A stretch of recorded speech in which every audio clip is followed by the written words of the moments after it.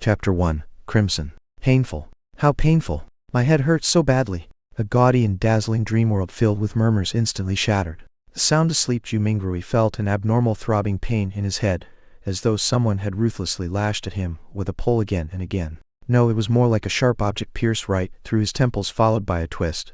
Ouch! In his stupor, Jumingrui attempted to turn around, look up, and sit up. However, he was completely unable to move his limbs, as though he had lost control over his body. From the looks of it, I'm still not awake. I'm still in a dream. Who knows, perhaps the next scene will be of me thinking I'm already awake, but in fact, am actually still sleeping. Jumingrui, who was not unfamiliar with similar encounters, tried his best to focus in order to escape the shackles placed upon him by the darkness and confusion. However, while still in his reverie, whatever will he could summon was ethereal like a fleeting fog. He found his thoughts difficult to control and introspect. No matter how much he tried, he still lost his focus as random thoughts surfaced in his mind. Why would I suddenly have such an excruciating headache in the middle of the night? And it's really painful. Could it be something like a cerebral hemorrhage? FK, don't tell me I'm going to die young. I need to wake up. Now. Why doesn't it seem to hurt as much as before? But why does it still feel like a blunt knife is slicing through my brains?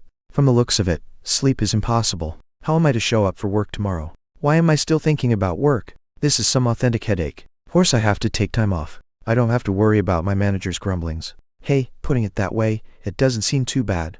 I can end up getting some spare time for myself. Throbbing pain inundated Jumingrui, allowing him to slowly accumulate immaterial strength until he was finally able to move his back and open his eyes. He finally broke free from his reverie. His vision first blurred before it was screened by a faint crimson red. All he could see was a study desk made of burly wood in front of him. Right in the middle was an open notebook with coarse yellow pages. The title was eye-catchingly written with strange, deep black lettering. To the left of the notebook was a stack of neatly arranged books, numbering about 8. The wall on their right was inset with grayish-white pipes with wall lamps connected to them. The lamp had a classical Western style to it. It was about half the size of an adult's head, with an inner layer of transparent glass, and an exterior gridded with black metal. Diagonally beneath the lamp was a black ink bottle shrouded in a pale red glow. Its embossed surface formed a blurry angel pattern. In front of the ink bottle, and to the right of the notebook, sat a dark, colored pen with a fully circular body. Its tip shimmered with a faint glint, while its cap rested right beside a brass revolver. A gun? A revolver? Jumingrui was completely taken aback. The things laid before him were alien to him.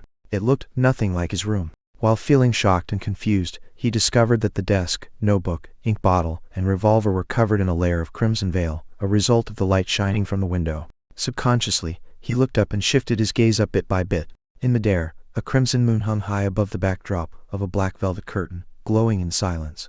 This, Jumingrui felt, inexplicably horrified, as he stood up abruptly. However, before his feet fully straightened, his brain protested with throbbing pain. It made him temporarily lose his strength, as he fell uncontrollably. His buttock slammed heavily onto the burly wood chair. Pain did little. Jumingrui stood up, again by propping himself up. He turned around in a fluster, as he began to size up the environment he was in. The room was not very large, with a brown door on each side of the room. Close to an opposite wall was a low wooden bed. Between the bed and the left door was a cabinet. Its 2 doors were swung open, and beneath it were 5 drawers. To the side of the cabinet, there was the same grayish-white pipe on the wall at the height of a person. However, it was connected to a strange mechanical device with exposed gears and bearings in several spots. Items resembling coal stoves sat in the right corner of the room near the table, along with soup pots, iron pots, and other kitchen utensils. Across the right door was a dressing mirror with 2 cracks. The bottom was made of wood, and the patterns were simple and plain. With a sweep of his gaze, Jumingrui noticed himself in the mirror that present him. Black hair, brown pupils, a linen shirt, thinly built, average-looking features, and a rather deep outline. This Jumingrui immediately drew a gasp, as many helpless and confused guesses surfaced in his mind. The revolver in ancient European style, and the crimson moon that looked different from Earth's moon could only mean one thing. Could I have transmigrated? Jumingrui widened his mouth slightly. He had grown up reading web novels, and had often fantasized over such scenes. However, he momentarily found it hard to accept the situation when he found himself in one. This was probably what it meant to love a fantasy one. In a minute, Jumingrui had already cursed himself while trying to make the best out of his adverse situation. If not for the still throbbing headache that made his thoughts high-strung but clear, he would have definitely suspected that he was dreaming. Calm down, calm down, calm down. After taking a few deep breaths, Jumingrui worked hard to stop panicking. That moment, as his mind and body calmed down, memories began flooding him as they slowly appeared in his mind. Klein Morty, a citizen of the northern continent's Lone Kingdom, Awa County, city of Tingen. He is also a recent graduate from the Department of History at Koi University. His father was a sergeant of the Royal Army, who had sacrificed himself during a colonial conflict with the southern continent. The bereavement allowance gave Klein the opportunity to study at a private language school and laid the foundation for his admission into university. His mother was a devotee of the Evernight goddess. She passed away the year Klein passed the entrance examinations to Koi University. He also had an elder brother and a younger sister. They stayed in a two-bedroom apartment together. Their family was not wealthy, and its situation could even be described as somewhat wanting.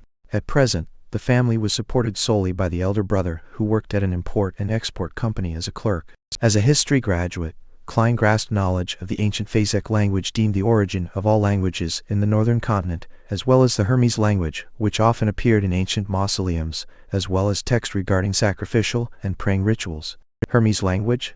Zhu Mingrui's mind stirred as he reached out to rub his throbbing temples. He cast his gaze toward the table at the open notebook. He noticed that the text on the yellowed paper turned from strange to alien, before turning from alien to something familiar. It then turned into something readable. It was text written in Hermes language. The dark ink wrote the following: "Everyone will die, including me." Zhu Mingrui felt inexplicably horrified. He instinctively leaned back in an attempt to widen the distance between him and the notebook, as well as the text on it. Being very weak, he nearly fell down but managed to extend his hands in a fluster to hold onto the edge of the table. He felt that the surrounding air was turbulent, as though there were faint murmurings resounding in it. The feeling was akin to hearing horror stories being recounted by elders when he was young. He shook his head, believing that everything was an illusion. Zhu Mingrui found his balance and shifted his gaze from the notebook as he heaved for breath. This time, his gaze landed on the shimmering brass revolver. He suddenly had a question arise in him. With Klein's family's situation, how can they have the money or means to buy a revolver? Zhu Mingrui could not help but frown. While in deep thought, he suddenly discovered a red handprint to the side of the table. The color was deeper than the moonlight and much thicker than the veil. It was a bloody handprint. A bloody handprint? Zhu Mingrui subconsciously flipped his right hand, that had been holding the edge of the table. Looking down, he saw that his palm and fingers were covered in blood. At the same time, the throbbing pain in his head continued. Although it had weakened a little, it continued incessantly. "Did I smash my head open?" Zhu Mingrui guessed as he turned around and walked towards a cracked dressing mirror. A few steps later, a black-haired figure of medium build and brown eyes appeared clearly in front of him. The person had a distinct scholarly air to him. "Is this the present me, Klein Morty?" Zhu Mingrui was stunned momentarily. Since there was insufficient lighting at night, he failed to see something clearly. He continued forward, until he was just a step short from colliding with the mirror. Using the crimson veil, like moonlight, as illumination, he turned his head and examined the corner of his forehead. A clear reflection appeared in the mirror. His temple had a grotesque wound with burn marks along its periphery. Blood stained the wound's surroundings, and there were grayish-white brain juices squirming slowly within. Chapter 2. Situation. Tap, tap, tap. Zhu Mingrui reeled back in fear at the sight that greeted him. It was as though the person in the dressing mirror was not himself, but a desiccated corpse. How could a person with such grievous wounds be still alive? He turned his head in disbelief again and checked the other side. Even though he was a distance away, and the lighting was poor, he could still see the penetrating wound and dark red blood stains. Zhu Mingrui drew a deep breath as he tried hard to calm himself. He reached out to press his left chest and sensed his racing heart that exuded immense vitality. He then touched his exposed skin. Beneath the slight coldness was flowing warmth. When he squatted down and after verifying that his knees could bend, Zhu Mingrui stood up again and calmed down. "What's happening?" he muttered with a frown. He planned to inspect his head injury seriously once more. He took 2 steps forward and suddenly paused. The moonlight of the sanguine moon was relatively dark, so it was insufficient for his serious inspection. A memory fragment triggered as Zhu Mingrui turned his head to look at the grayish-white pipes and the metallic, gridded lamp on the wall right beside the study desk. This was the most common gas lamp of the times. Its flame was stable and its illumination capabilities were excellent. With Klein Morty's family situation, even a kerosene lamp was a dream, much less a gas lamp. Using candles was most apt for their standing and stature. However, back when he burned the midnight oil 4 years ago to be admitted into Koi University, his elder brother, Benson, felt that it was an important matter which their family's future depended upon. Therefore, he insisted on creating conducive studying conditions for Klein, even if it meant taking on debt. Horace Benson, who was literate and had worked for several years, was not a rash person who did not think of the consequences. He had quite some tricks up his sleeve. He reasoned with the landlord to raise the apartment's standards by installing gas pipes to improve the likelihood of rentals in the future. The landlord was convinced, and provided the money to complete the basic modifications. Then, using the convenience of working at an import and export company, he purchased a brand new gas lamp, which was nearly at cost price. In the end, all he needed was to use his savings and did not need to borrow money. After the memory fragment flashed past his mind, Zhu Mingrui came to the desk where he turned the pipe's valve and began twisting the gas lamp switch. With a sputtering sound, a spark sounded from friction. Light did not descend upon Zhu Mingrui as he had expected. He twisted the switch a few more times, but all the gas lamp did was sputter and remain dark. Him retracting his hand and pressing on his left temple, Zhu Mingrui sought for the reason by rummaging through his memory fragments. A few seconds later, he turned around and walked toward the door. He arrived at the machine installation, which was similarly inset into the wall and had grayish-white pipes connected to it. This was a gas meter. After seeing the exposed gears and bearings, Zhu Mingrui took out a coin from his trousers pocket. It was dark yellow in color and had a bronze shimmer to it. The front of the coin was engraved with a portrait of a crown-wearing man, and there was a 1 on a clump of wheat on the back. Zhu Mingrui knew that this was the most basic currency of the Lone Kingdom. It was called a copper penny. 1 penny's purchasing power was roughly 3 to 4 yuan before his transmigration. Such coins had other denominations, such as the 5 pence, a halfpence and a quarter-pence. Despite the 3 types, the denominations were not in small enough units.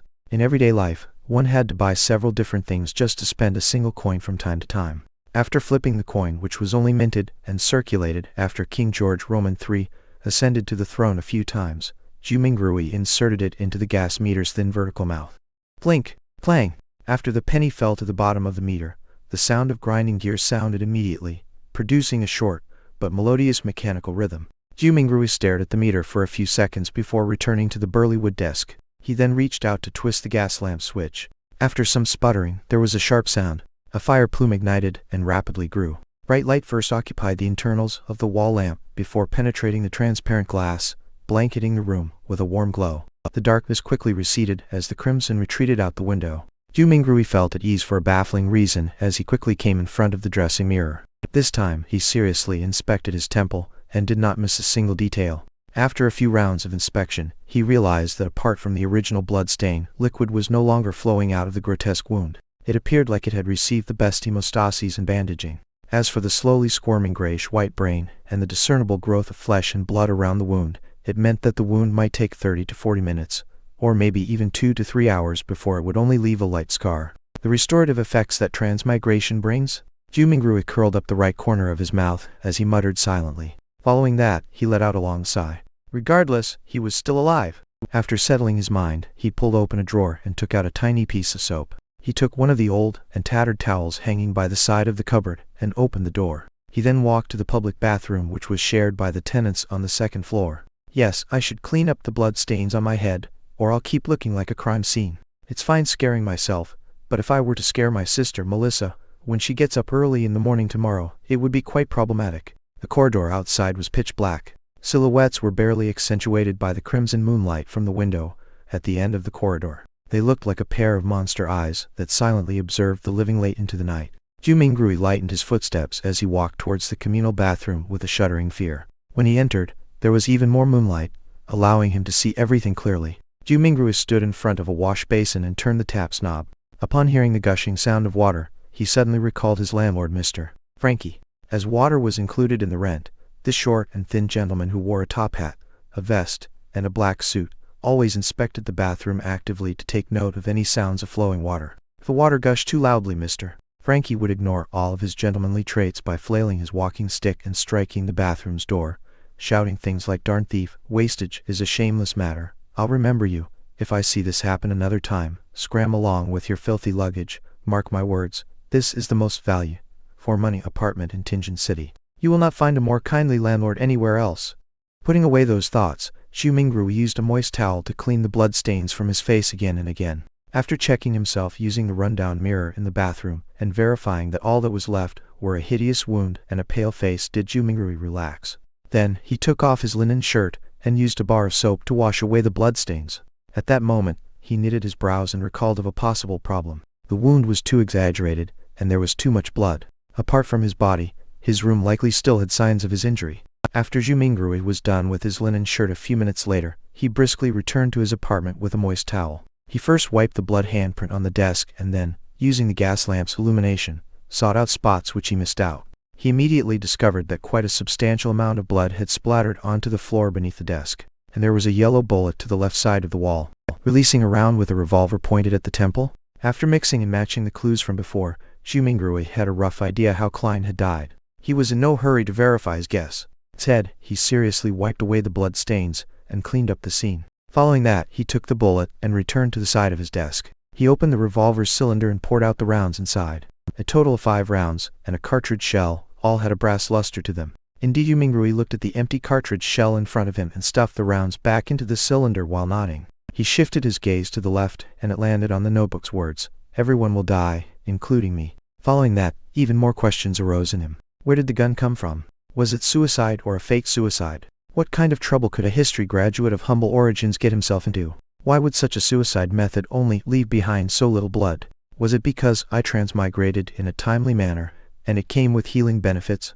After pondering for a moment, Zhu Mingrui changed into another linen shirt. He sat on the chair and began pondering over more important matters.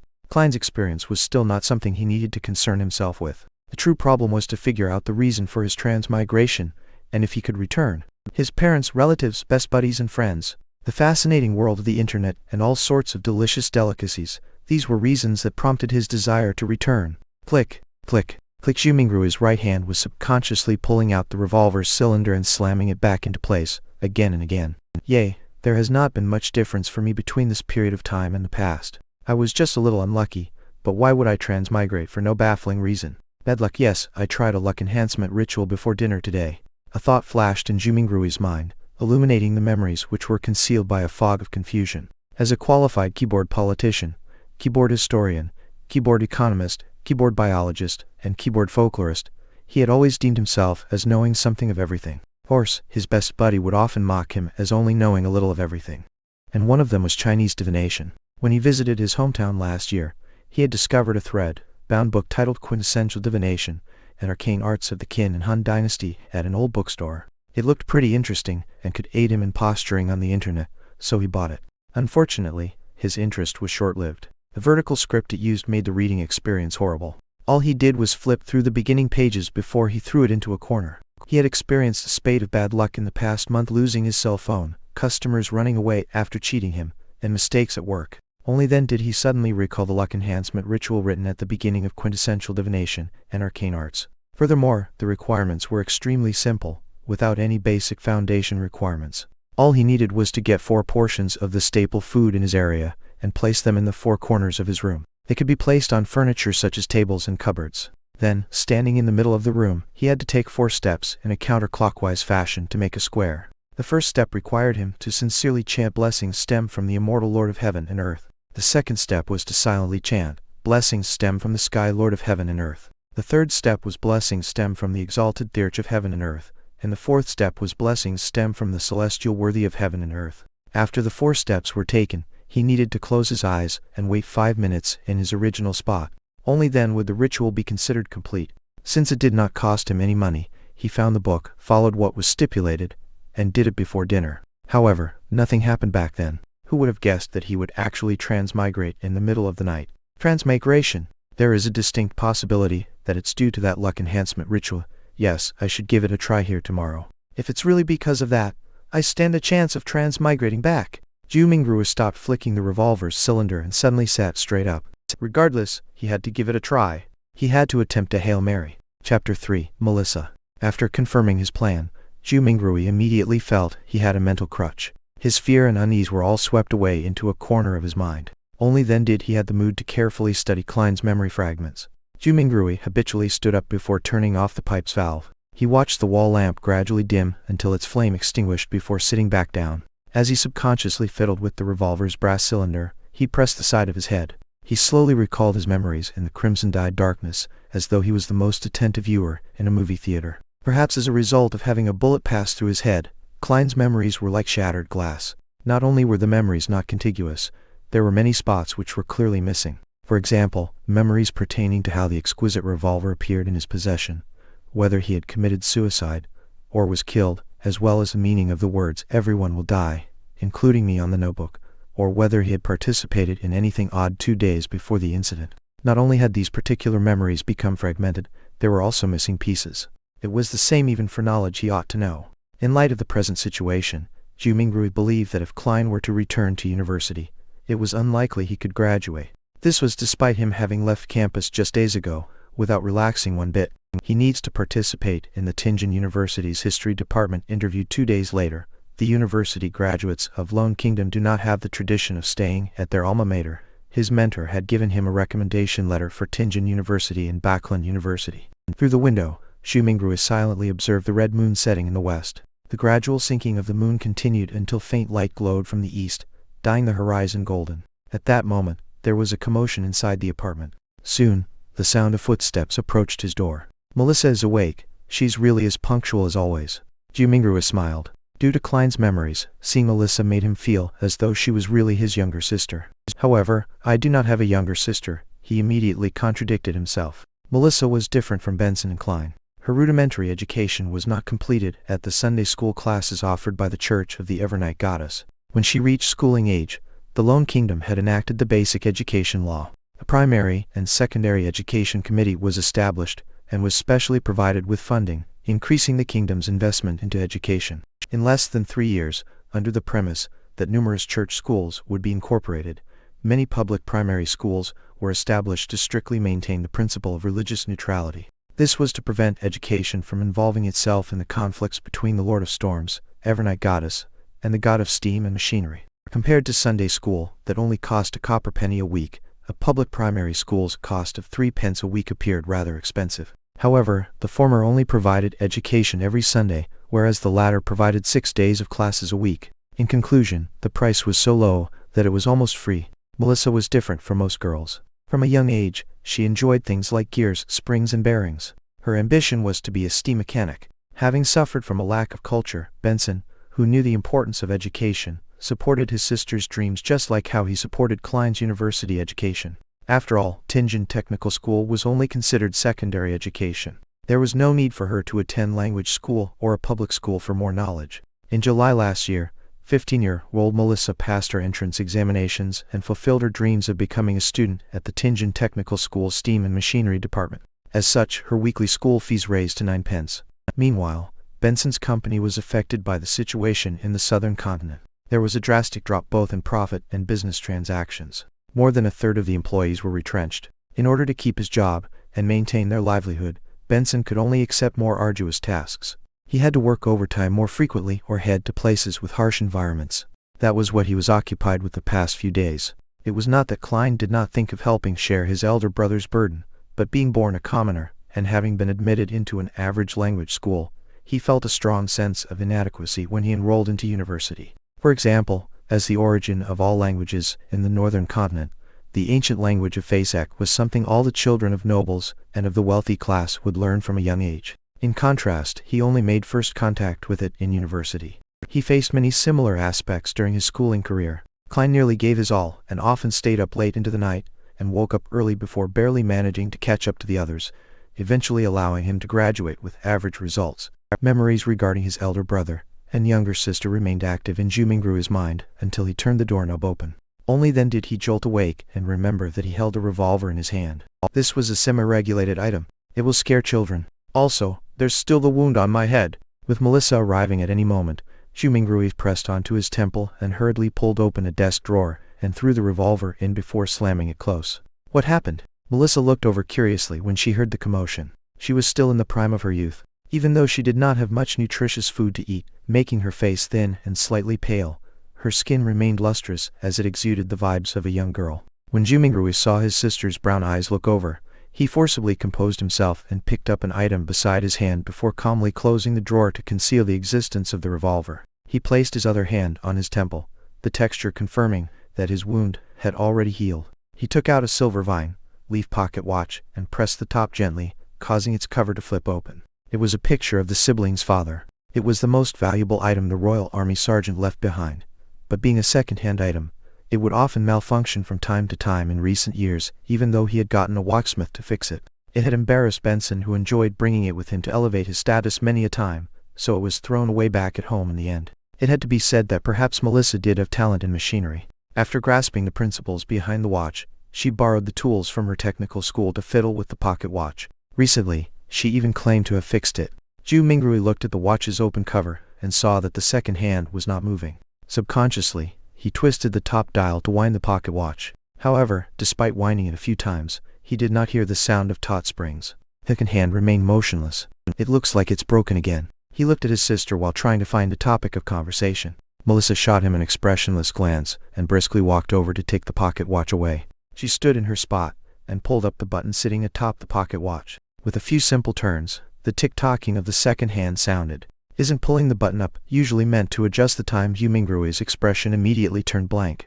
At that moment, a bell chimed from a faraway cathedral. It chimed 6 times, sounding distant and ethereal. Melissa tilted her head to listen to it and pulled the button up once again. Following that, she turned it to synchronize the time. "It's okay now," she said simply without emotion. She then pressed the top button back and handed the pocket watch back to Yu Mingrui's. Yu Mingrui returned a smile politely in embarrassment. Melissa gave her elder brother a piercing stare before turning to walk to the cupboard. She took her toiletries and towel before opening the door to leave. She headed for the public bathroom. Why did her expression have a look of disparagement and resignation? Is it a look of love and concern for a retarded brother? Yu Mingrui lowered his head and chuckled. He closed the pocket watch's cover with a click before opening it again. He repeated this action as his idle thoughts focused on a question. Klein committed suicide without a silencer. Well, I'll consider it a suicide for now. His suicide should have caused quite a commotion. Yet, Melissa, who was just a wall away, did not notice it at all. Was she sleeping too soundly? Or is Klein's suicide shrouded in mystery to begin with? Click. The pocket watch opened. Clack. The pocket watch closed. Melissa returned from washing up and saw her brother's subconscious act of constantly opening and closing the pocket watch. Her gaze was once again glazed with exasperation as she said with a sweet voice, "Klein, take out all the remaining bread. Remember to buy fresh ones today. There's meat and peas too. Your interview is soon. I'll make you mutton stewed with peas." As she spoke, she moved a stove out from a corner. With some charcoal, she boiled a pot of hot water. Before the water boiled, she opened the cupboard's lowest drawer and took out what seemed like a treasure, a can of inferior tea leaves. She threw about 10 leaves into the pot and pretended that it was real tea. Melissa poured 2 big cups of tea as she shared 2 pieces of rye bread with Yu Mingrui over tea. There is no sawdust or excessive gluten mixed in, but it is unappetizing. Yu Mingrui still felt weak and was starving. He forced himself to swallow the bread with the tea while complaining inwardly. Melissa finished eating a few minutes later. After she adjusted her black hair that reached down to her vest, she looked at Yu Mingrui and said, "Remember to buy fresh bread. All we need is 8 pounds. The weather is hot, so the bread will easily spoil. Also, buy the mutton and peas. Remember to buy them." Indeed, she was showing concern for her dull brother. She even had to repeat to emphasize it another time. Yu Mingrui nodded with a smile. "All right." Regarding the Lone Kingdom's pound, Yu Mingrui matched Klein's muscle memory with his. He believed it was close to half a kilogram of what he was accustomed to. Melissa did not say anything further. She stood up and tidied the area. After packing away the last bit of bread for lunch, she put on a tattered veil cap that their mother left behind, picked up a some bag used to carry her books and stationery, and prepared to leave. It was not Sunday, so she had an entire day of classes to attend. Walking from their apartment to Tingen Technical School took about 50 minutes. There were public horse carriages that cost a penny a kilometer, with a limit of 4 pence in the city and 6 pence in the city outskirts. In order to save money, Melissa would leave ahead of time and walk to school. Moments after she opened the main door, she paused in her footsteps and turned her body halfway, saying, "Klein, don't buy too much mutton or peas. Benson might come back on Sunday. Oh, and remember, we only need 8 pounds of bread." "All right, sure thing," answered Yu Mingrui exasperatedly. Simultaneously, he repeated the word Sunday a few times in his head. In the northern continent, a year was similarly split into 12 months. Every year, there was 365 or 366 days. A week was similarly split into 7 days. The splitting of months was a result of astronomical observations. It made Yu Mingrui suspect whether he was in a parallel world.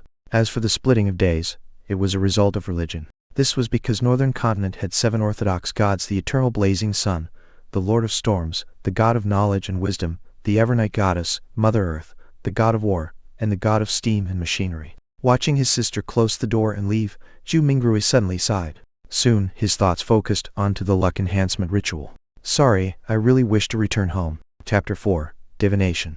Returning to his chair again, he heard the faraway cathedral's bells chime again. It continued 7 times before Yu Mingrui slowly stood up. He went up front to the cupboard and took out his clothes. A black vest with a matching suit, trousers that clung tightly to his legs, a half-top hat, and his faint scholarly air made Yu Mingrui feel like he was watching an English drama set in the Victorian era. He suddenly muttered softly as he shook his head with a wry smile, I'm not going for an interview. All I'm doing is buying some ingredients to prepare for my luck enhancement ritual. Klein was so concerned about his impending interview that it became instinct. When he was not focused enough, he habitually wore his only decent set of clothing. After taking a breath, Zhu Mingrui took off his suit and vest, switching to a brownish-yellow coat. He also changed to a felt hat with a rounded edge of the same color. With his outfit done, he walked to the side of the bed and lifted a square cushion. He reached his hand into an inconspicuous hole beneath and rummaged around before finding an intermediate layer. When he retracted his right hand, there was a roll of notes in his palm. There were about 8 notes with faded dark green colors. These were all the savings Benson had at the moment. It even included the living expenses for the next 3 days. 2 of them were 5 solely notes, and the remaining were 1 solely notes. In the Lone Kingdom's currency system, solely was ranked second. It originated from ancient silver coins. 1 solely was equivalent to 12 copper pence. They had denominations of 1 and 5 solely. At the top of the currency system was the gold pound. They were also paper-based, but were guaranteed by gold and pegged directly. A gold pound was equivalent to 20 solely. They had denominations of 1, 5, and 10 gold pounds. Zhu Mingrui spread a note and caught a whiff of the faint unique ink. This was the smell of money. Perhaps a result of Klein's memory fragments, or his constant desire for money, Zhu Mingrui felt like he had instantly fallen in love with these notes. Look, their designs are so beautiful. It makes the stern and old-fashioned George Roman III and his 2 mustaches appear especially adorable. Look, the watermark that can be seen when the note is placed against sunlight is so alluring. The exquisite design for the anti-counterfeit label makes it completely different from those fake fancy schlocks. Zhu Mingrui admired it for nearly a minute before pulling out 2 1 solely notes. He then rolled up the remaining notes and stuffed them back into the cushion's concealed layer. After arranging and flattening the cloth around the hole, Zhu Mingrui folded the 2 notes he had taken out neatly and placed them into the left pocket of his brownish-yellow jacket. He separated the notes from the few pence he had in his trouser pocket.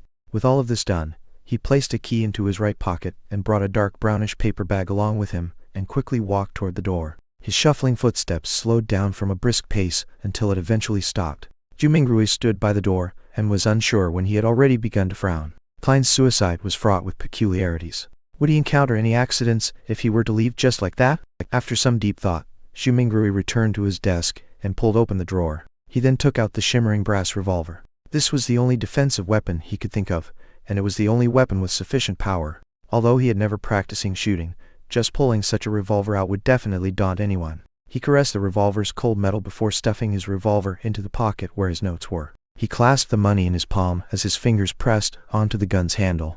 It was perfectly concealed. Feeling secure, he who knew a little of everything suddenly had a worry. Would I end up misfiring? Being deluged with such a thought, Zhu Mingrui quickly thought of a solution. He drew the revolver and released the cylinder. He then aligned the empty chamber, which was a result of the suicide, along the gun's hammer before closing it.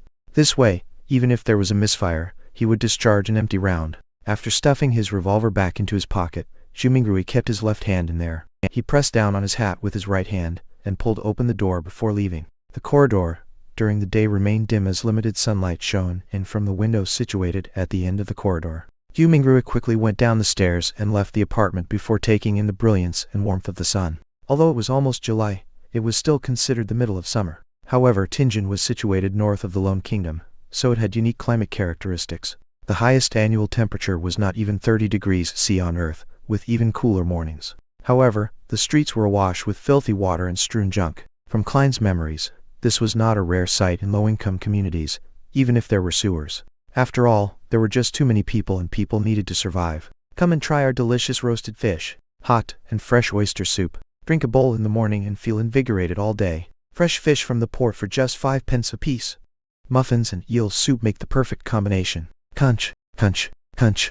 Vegetables freshly plucked from the farms outside the city. Cheap and fresh. The mobile hawkers who sold vegetables, fruits, and hot food shouted along the streets as they beckoned the rushing pedestrians. Some of them would stop and carefully compare before purchasing. Others would impatiently wave their hands as they had yet to find work for the day. Zhu Mingrui took in a whiff of the air that mixed both noxious and fragrant aromas.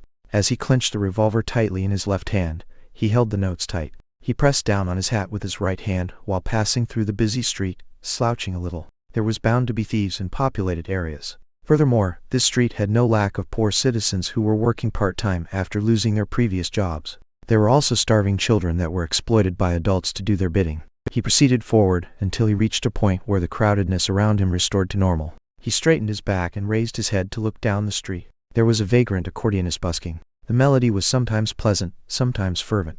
Beside him were several children in ragged clothes, with sallow complexions due to malnutrition. They listened to the music and moved to the beat, dancing self-made choreographies. Their faces were filled with joy, as though they were a prince or an angel. A deadpan woman passed by. Her skirt was dirty and her skin was dull. Her gaze appeared dull and sluggish. Only when she looked at the bunch of children did a faint glow flash. It was as though she had seen herself from 3 decades ago. Jumingrui overtook her and turned into another street before stopping at Smyron Bakery. The owner of the bakery was a 70-plus-year-old granny named Wendy Smyron. Her hair was completely grayish-white, and she always wore a genial smile. From the beginning of Klein's memories, she had been here selling bread and pastries. Oh, the Tingen biscuits and lemon cakes she bakes are very delicious. Jumingrui gulped a mouthful of saliva and smiled. Mrs. Smyron, 8 pounds of rye bread. Oh, dear Klein, where's Benson? Is he not back? Wendy asked smilingly. In a few more days, answered Jumingrui vaguely. As Wendy took the rye bread, she sighed. He sure is a hard-working lad. He will have a good wife. Upon saying this, the corners of her lips curled up as she said playfully, all is good now. You have already graduated. You are a history graduate of Arkoy University tilde. Oh, you will soon be able to earn money. You should not be staying in the apartment you are currently living in. At the very least, you should have a bathroom you can call your own. Mrs. Smyron, you seem to be a young and energetic woman today. All Jumingrui could do was respond with a dry smile. If Klein were to successfully pass his interview and become a lecturer at Tingen University, it was true that his family would immediately be pushed up to a higher socioeconomic status.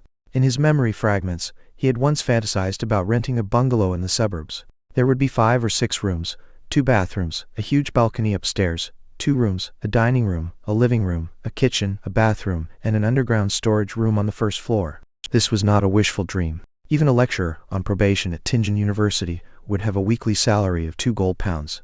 After the probationary period, the salary would be raised to 3 gold pounds and 10 soldi. One had to know that despite working for so many years, Klein's brother, Benson, only had a weekly salary of 1 pound and 10 soldi. Ordinary workers at a factory did not even get a pound or at best, a little more. And rent for a bungalow was about 19 soldi to 1 pound and 18 soldi. This is the difference between earning 3 to 4,000 yuan and earning 14 to 15,000 yuan a month. Jumingrui mumbled to himself. However, all of this was under the premise that he passed either the Tingen University or Backlund University interviews. There were not many other opportunities.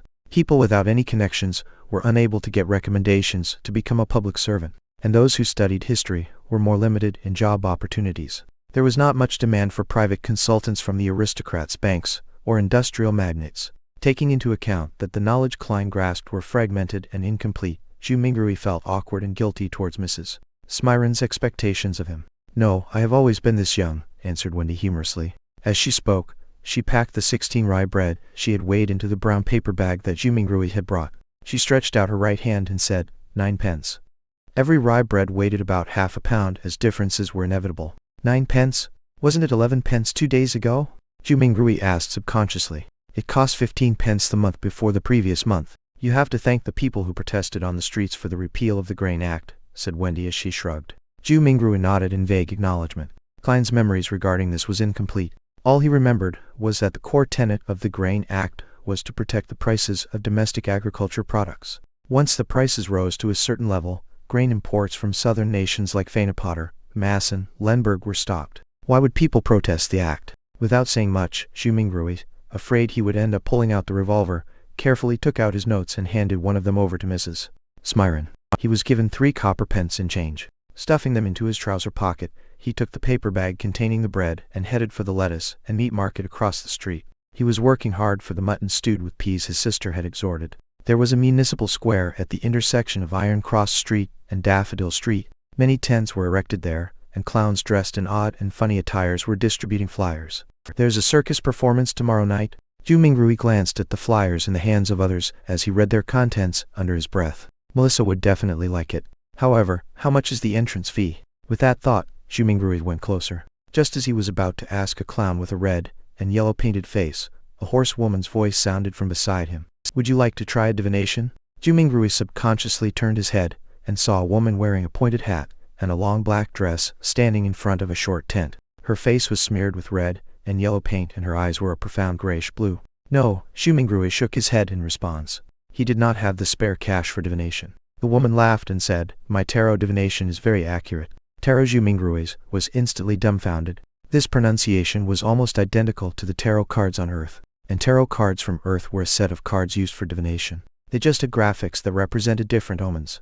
Wait, he suddenly recalled the origins of tarot divination in this world. It did not originate from the 7 Orthodox gods, nor was it an ancient legacy. Instead, it was created by the Antis Republic's consul of that era, Roselle Gusta, more than 170 years ago. This Mr. Roselle invented the steam engine, improved the sailing boat, overthrew the Antis kingdom's imperial rule, and was recognized by the god of craftsmanship. He also became the first consul of the Antis Republic. Later, he invaded other nations and placed Lemberg and other nations under his protection. He made the Lone Kingdom, Fenepotter, Fasek Empire, and other powerful northern continent nations bow down to the Antis Republic. Following that, the Republic was then changed to an empire, and he became the self-proclaimed Emperor Caesar. It was during Roselle's rule that the Church of Craftsmanship received its first public holy revelation since the 5th epoch. Ever since, the god of craftsmanship was changed to the god of steam and machinery. Roselle also invented tarot divination. He also established the contemporary system of paper-based cards and their playstyles. There were many familiar styles that Zhu Mingrui was familiar with, such as Upgrade, Fighting the Landlord, Texas Poker, and Quint. In addition, the marine fleets he sent out discovered a sea route that led to the southern continent through the stormy and turbulent seas.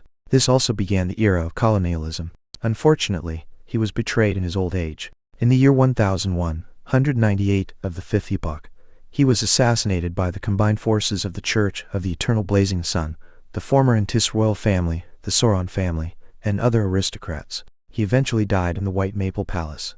This to recall such general knowledge suddenly made him facepalm. Could this be a transmigration senior? With this in mind, Zhu Mingrui was intrigued to see what tarot cards looked like. Therefore, he nodded at the pointy hat woman with the painted face and said, "If the price is reasonable, I'll give it a try."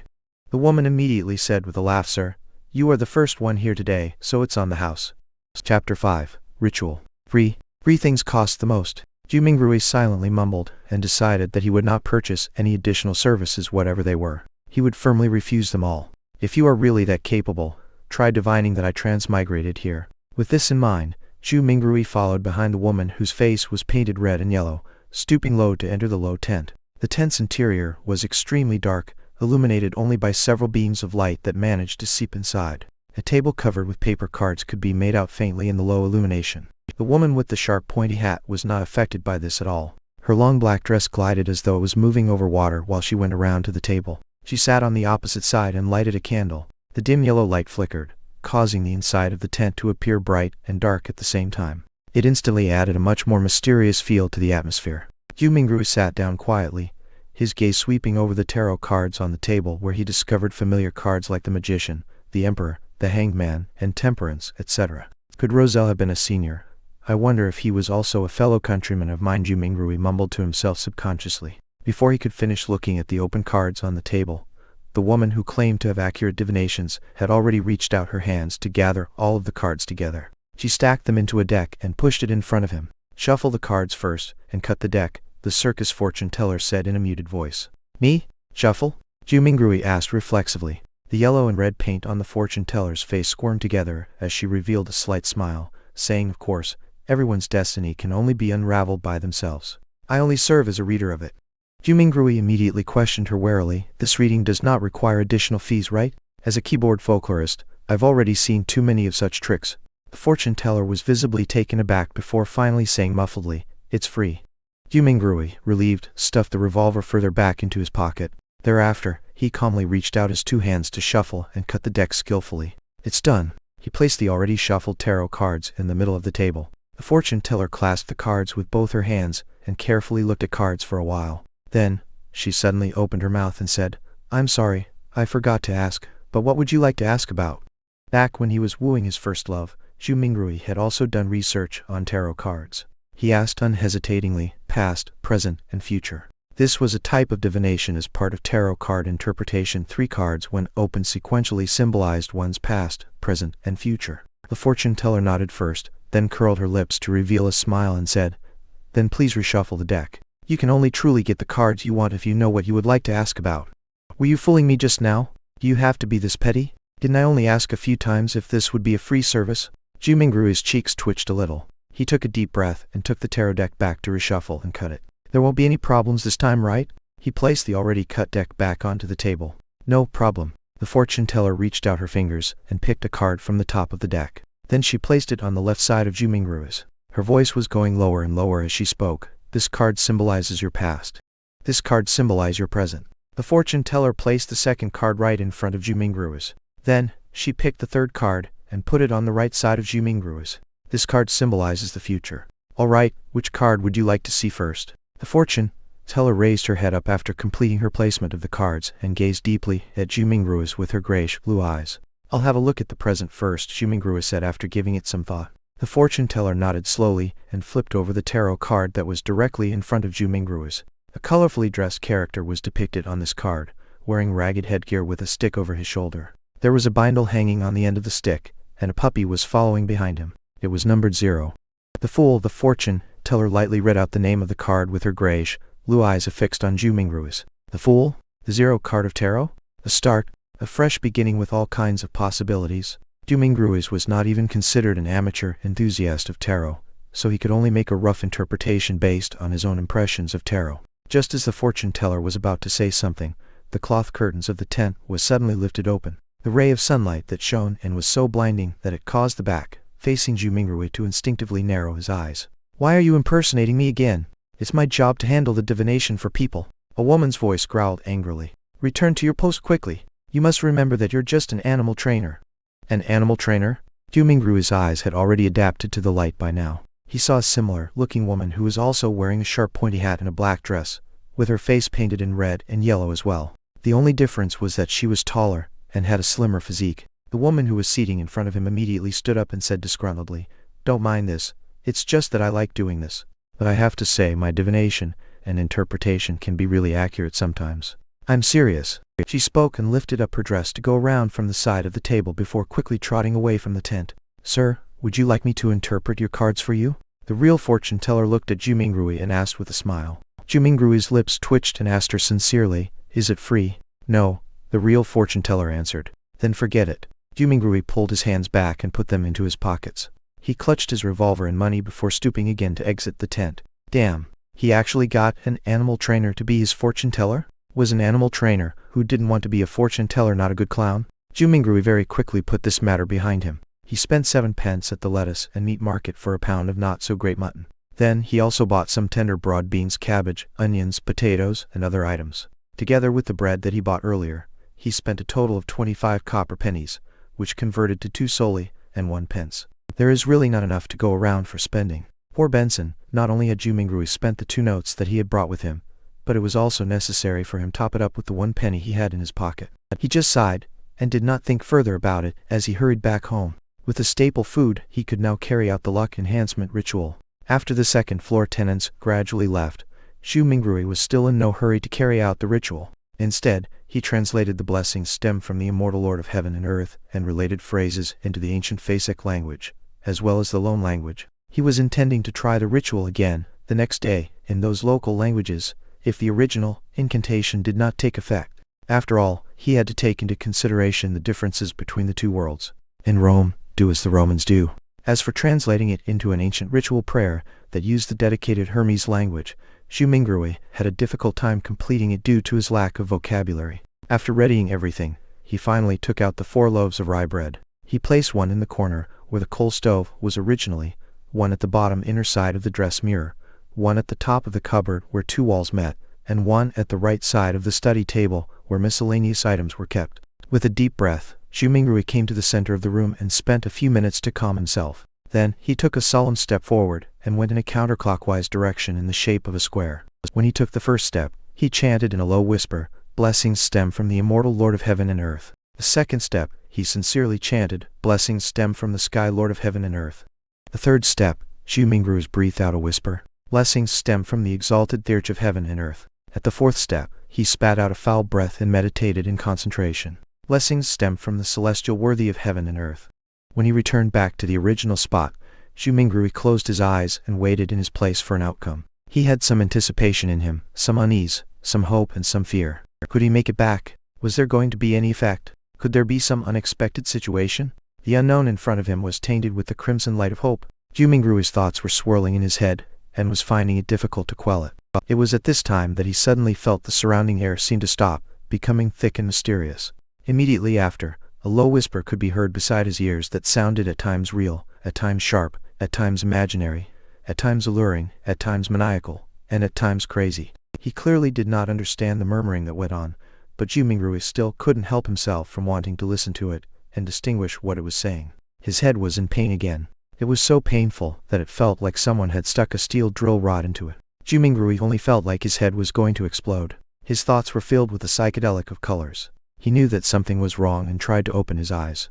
However, he wasn't even able to complete such a simple action. His entire body was getting tighter and tighter, and it felt like he could just break apart at any time. At this time, a self-mocking thought came up in Ju Mingrui's mind. If you didn't seek death, you wouldn't die. He could no longer bear with it. Just as his mind was going to break, the murmuring of voices faded away, and his surroundings became very quiet. The mood was an erratic one. It was not only the mood.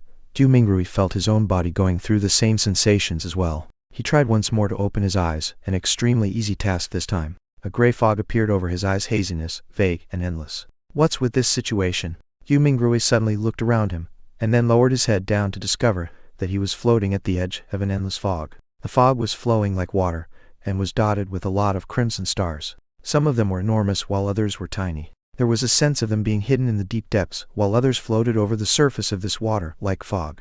Looking at the seemingly holographic sight, Ju Mingrui reached out his right hand in a half-confused, half-exploring manner to try to touch the crimson star that was seemingly floating on the surface. He was trying to find a way to leave this place. When his hand touched the surface of that star, a watermark suddenly appeared from within his body and agitated the stars into a crimson burst. It looked like a dreamlike burning of flames. Ju Mingrui got a fright from it. He retracted his right hand in a panic, but accidentally touched yet another crimson star. As a result, the star burst with splendid light as well. In turn, Ju Mingrui felt his mind empty and his spirit dissipated. In the Lone Kingdom's capital, Backland, inside a luxurious-looking villa at the royal district, Audrey Hall sat in front of a dresser. The markings on it were antiquated, and there was a cracked bronze mirror on the surface. Mirror, mirror, awaken! In the name of the Hall family, I command you to awaken! She switched between many different sayings, but there was no reaction from the mirror at all. After more than 10 minutes, she finally chose to give up and pouted her lips in grievance. She said in a soft murmur, "Father was indeed lying to me. He always tells me that this mirror was the treasure of the Roman Empire's Dark Emperor, and that it is an extraordinary item." Her voice trailed off. The bronze mirror which rested on the dresser suddenly glowed with a crimson light that shrouded her completely. In the Sanya Sea, a three-masted sailboat that looked like an obvious relic was navigating through a storm. Alger Wilson stood on deck, his body undulating with the currents at sea, maintaining his balance easily. He wore a robe embroidered with lightning patterns, and in his hand was a quirky, shaped glass bottle. Bubbles billowed inside the bottle at times, frost turned into snow at times, and signs of gusting wind could be seen at times. "We're still short on the ghost shark's blood," Alger murmured. Then at this moment, a crimson burst appeared in the space between the glass bottle and the surface of his palm. In an instant, it enveloped the surroundings as well. In the fog of gray mist, Audrey Hall regained her sight. She started reckoning the situation in a state of horror and confusion when she noticed the blurry image of a man on the opposite side of her doing the same as well. Immediately after, the both of them discovered another mystery person standing not far from them who was shrouded in a gray mist. The mysterious person was none other than Ju Mingrui. He was similarly dumbfounded. "Sir, where is this?" Audrey and Alger were startled at first, falling silent in the process. Then, they immediately started speaking in unison. "What are you planning on doing?" Chapter 6, Beyonder. Not only did they speak the same lone language, they also shared the same grim and tense vibes. "Where am I? What do I plan to do here? I would like to know too." Calming himself down, Ju Mingrui silently repeated the questions posed by the two. What left the deepest impression on him were neither the sentences formed by words nor the meanings behind them, but the display of bewilderment, vigilance, panic, and reverence by the couple. For some baffling reason, two people had been mysteriously dragged into this world surrounded by gray fog. As the perpetrator, Ju Mingrui was already feeling abnormally dumbfounded and startled, let alone the couple who was pulled into this mess completely passively. For them, such events and encounters might already be beyond their imaginations, right? Momentarily, Ju Mingrui thought of two options. The first option was feigning victimhood to hide his true identity, and in turn gain a considerable amount of trust. He could then take a wait and see approach and take advantage of his circumstances where necessary. The other option was to maintain his mysterious identity in the eyes of the couple. He could then affect the subsequent development while gleaning valuable information from them. Without the luxury of time to deliberate over the situation, he grasped hold of the thought that flashed across his mind. He made an immediate decision to try out the second idea. Exploit the psychological state of the others to gain the greatest advantage for himself. After a few seconds of silence in the fog, Jumingrui chuckled. With a low but not heavy tone, he calmly spoke as though he was replying to the polite greetings from the visitors. An attempt. An attempt. An attempt. Audrey Hall looked at the mysterious guy veiled in the grayish-white fog, and the only thought was that whatever was happening was absurd, funny, horrifying, and weird. She was at the dressing table inside her bedroom only moments ago, but just by turning around, she had come into this place that was filled with gray fog. How inconceivable! Audrey took a breath, revealing an impeccable, courteous smile. She asked in a somewhat perturbed way, "Sir, is the attempt over? Might you permit our return?" Alger Wilson also had the intentions to probe Jumingrui in a similar fashion, but his rich experience made him statelier. He held back his impulse and only took on the role of a silent onlooker. Jumingrui looked at the questioner. Looking through the hazy mist, he could roughly see the silhouette of the person in question. It was a tall girl with smooth blonde hair, but her exact countenance could not be seen clearly. He did not rush to reply the girl's question, but turned around to look at the man. He had messy dark, blue hair, as well as a medium stature that was not considered stout. Jumingrui suddenly realized something. Once he became stronger, or had a deeper understanding of the foggy world, perhaps it was possible for him to see through the fog and discern the girl and the man. In this situation, they are the visitors, and I'm the master. After changing his mindset, Jumingrui instantly noticed details that he had neglected earlier on. The girl with a melodious voice and the mature, withdrawn man both looked considerably incorporeal. Tainted by a faint crimson red, they resembled a projected image of the two crimson-red stars beyond the gray fog. This projection was based on the connection between the crimson red and himself, an intangible connection that only he himself could realistically grasp hold of. The projection would disappear once the connection was cut, and the couple would then return. Jumingrui nodded mildly and looked at the blonde, chuckling. "Of course, if you make a formal request, you can return this very moment." When she did not identify any ill intention from his tone, Audrey heaved a sigh of relief. She believed that since a gentleman who was capable of such miraculous things had given his word, he would definitely abide by it stringently. With her mind somewhat mollified, she surprisingly was in no hurry to request her leave. She rolled her virid eyes left and right, which sparkled with an abnormal radiance. She said in an anxious, anticipative, and tempted manner, "This is such a wonderful experience. Yes, I have always been hoping that something like this would happen. I mean, I like mysteries and supernatural miracles. No, my point is what I mean is that, sir, what can I do to become a Beyonder?" She got more excited as she spoke, so much so she was fumbling over her words. The dream that sprouted in her as a result of listening to thrilling fantasies as told by her elders finally saw the possibility of being materialized. However, with just a few words, she had already forgotten all her previous fears and horrors. "Good question. I would also like to know the answer," Jumingrui complained inwardly. He started to ponder on an answer to the question to maintain his unfathomable image. At the same time, he felt that it was quite unbecoming of him to talk while standing. Shouldn't he be in a palace, sitting at the head of a long table, and on a mysterious high-backed chair engraved with ancient patterns, while silently observing his visitors? As soon as this thought surfaced, the gray fog started to churn, giving both Audrey and Alger a shock. In an instant, they saw a number of towering stone pillars around them. Above them was a vast dome that encapsulated them. This entire edifice looked magnificent, grand and lofty, just like a legendary palace for giants. Directly under the dome, where the gray fog gathered, a long bronze table appeared with 10 high-backed chairs on either side in a symmetrical arrangement. The back of each chair dazzled and shone faintly with crimson red, drawing the outlines of weird constellations that differed from reality. Audrey and Alger sat face to face, sitting next to the seat of honor. The girl looked to her sides, and could not help but mumble, "How fascinating."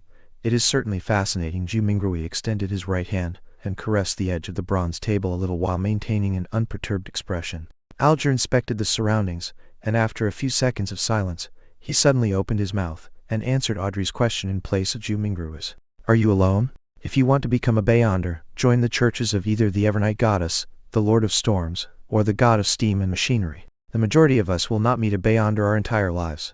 This has caused churches, and even some clergies within some of the biggest churches, to suspect the same. While this is the case, I am certain to tell you that Beyonders still exist in courts, tribunals, and execution agencies. They are still fighting against the dangers that grow in the dark, only that their numbers are much fewer as compared to before and during the early days of the Iron Age. Jumingrui listened attentively, but he tried his best to present himself as paying little attention to Alger's words, much like how young kids listen to stories. Relying on Klein's fragmented general knowledge of history, Zhu Mingrui knew clearly that the Iron Age referred to the current epoch, which was the fifth epoch that began 1,349 years ago. Audrey silently listened to Alger finish his sentence before sighing. "Mister, I know all about what you just said. I even know more than that, including the Nighthawks, the mandated Punisher, and the machinery hive mind, but I don't want to lose my freedom." Alger gave a low sounding laugh and said vaguely, "You can't become a Beyonder without sacrifices. If you don't consider joining churches and accepting their given challenges, you can only seek the royal families and a few nobles with family histories of more than 1,000 years. If not, you can rely on your luck to search for clandestine, evil organizations." Audrey puffed her cheeks subconsciously and looked around in a fluster. After confirming that both the mysterious man and Audrey did not notice her tick, she pressed, "Are there no other solutions?" Alger sank into silence. About half a minute later, he turned around to look at the mysterious man who was watching the two of them in silence. Realizing that Zhu Mingrui had no plans to make any comment, he looked back at Audrey and said with deliberation, "I have 2 sets of Sequence 9 potion formulas." "Sequence 9? Zhu Mingrui muttered to himself. "Really? Which 2 sets?" Audrey clearly knew what the Sequence 9 potion formulas meant. Alger leaned back slightly and replied unhurriedly, "As you know, humanity can only depend on potions to become real Beyonders, while the names of potions come from the blasphemy slate. After constant translations into Jotun, Elvish, Ancient and Modern Hermes, and Ancient Fasak, they have undergone changes to match the day and age of that era. The essence is not in their names, but whether they portray the core characteristics of the potions. I have a Sequence 9 potion named Sailor. It enables you to have excellent balancing capabilities. Even if you are on a boat in a rainstorm, you will be able to walk about freely as though you were on land. You will also gain immense strength and illusory scales under your skin. They will enable you to swim like a fish and be difficult to catch. You will move agilely underwater, just like marine animals. Even without any equipment, you will be able to easily submerge underwater for at least 10 minutes. Sounds great. The Keepers of the Seas from the Lord of Storms? It was called by that name in the past." Alger did not pause and continued. "The second set of Sequence 9 potions is called Spectator, although I am not sure what it was called in the past. This set of potions enables you to have an exceptionally sharp mind with acute observational abilities. I believe you can understand by what spectator means from watching operas and plays. Just like an audience, spectators judge the actors in the secular world, catching a glimpse of the real thoughts of them through their emotions, conduct, and mantras." At this point, Alger emphasized, "You must remember, regardless of whether you are at an extravagant banquet or a crowded street, spectators can only be spectators forever." Audrey's eyes shone as she listened and spoke after a long while. "Why? All right, this is a follow-up question. I think I have fallen in love with this feeling of being a spectator. How can I get this potion's formula? What can I use to trade with you for it?" Alger looked like he was already prepared as he said in a deep voice, "The blood of ghost sharks, at least 100 milliliters of it." Audrey nodded her head excitedly, but subsequently asked worriedly, "If I can get it, and I'm saying if, how do I hand it to you? How can you promise me that you can give the potion's formula to me in return for the ghost shark's blood, as well as the authenticity of the formula?" Alger said calmly, "I'll give you an address. I'll mail the formula to you, or tell you directly here, once I receive the blood of the ghost shark. As for promises, I think that both you and I can feel rest assured under the witness of the mysterious Sir." As he said this, he swept his eyes towards Zhu Mingrui, who was sitting up straight at the seat of honor. "Sir, the fact that you brought us here shows that you have tremendous strength unimaginable to us. Neither one of us would dare violate a promise with you as witness." "That's right." Audrey's eyes sparkled and agreed with excitement. From her perspective, the mysterious gentleman who had unimaginable abilities was definitely an authoritative witness. How could I or the guy opposite me dare trick him? Audrey half turned her body and looked at Zhu Mingrui earnestly. "Sir, please be the witness of our trade." At that moment, she then realized that she was all too impolite, having forgotten all along to ask a particular question. She asked hurriedly, "Sir, how should we address you?" Alger nodded slightly and echoed the same question in a serious manner. "Sir, how should we address you?" Zhu Mingrui was taken aback. He gently rapped his fingers on the bronze table. The contents of the earlier divination flashed across his mind suddenly. He leaned back, withdrew his right hand, and crossed his 10 fingers, placing them below his chin. He gave the duo a faint smile. "You can address me as." Upon saying this, he paused for a moment. He said amiably and calmly, "The Fool."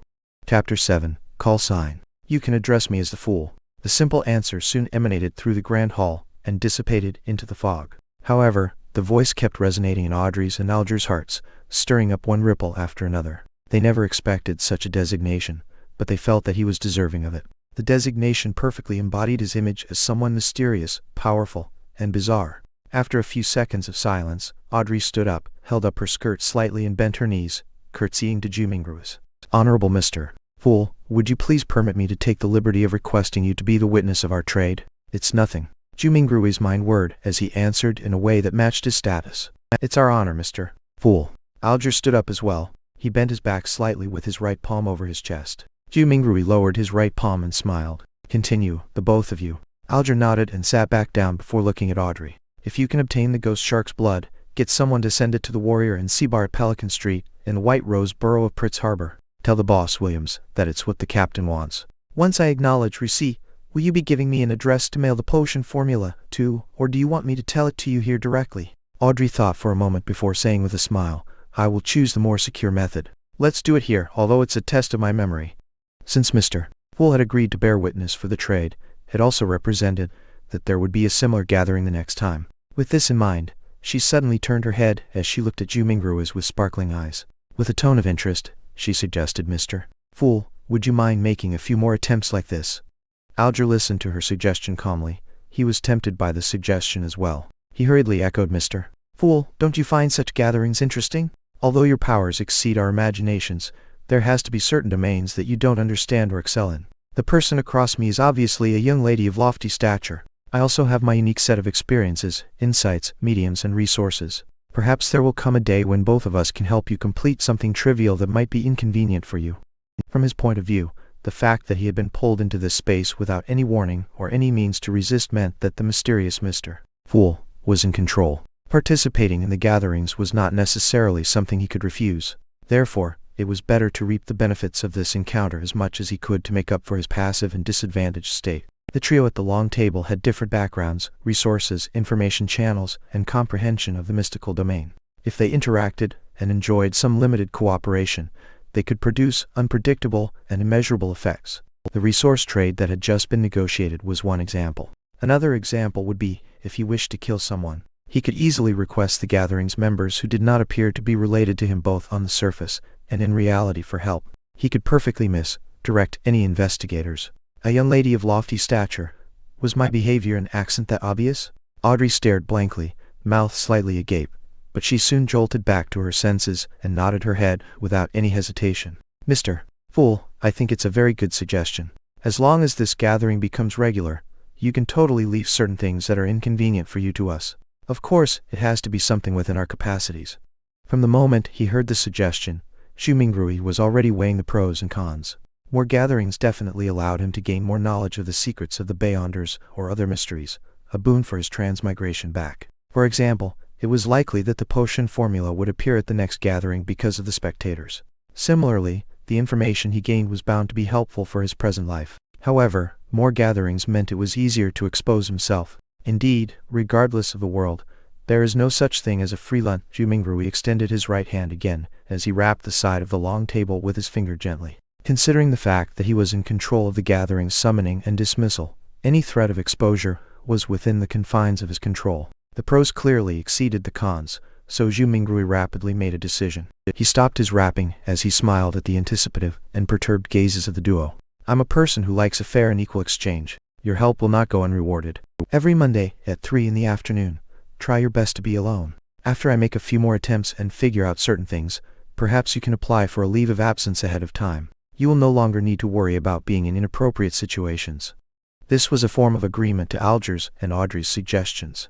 Audrey had just turned 17. Having been taken care of her entire life, she had the character of a young girl. Therefore, she could not help but clench her fist and gradually pump it in front of her chest when she heard the fool's reply. Without waiting for Alger to say a word, Audrey said in excitement, her eyes glowing then, "Shall we give ourselves call signs?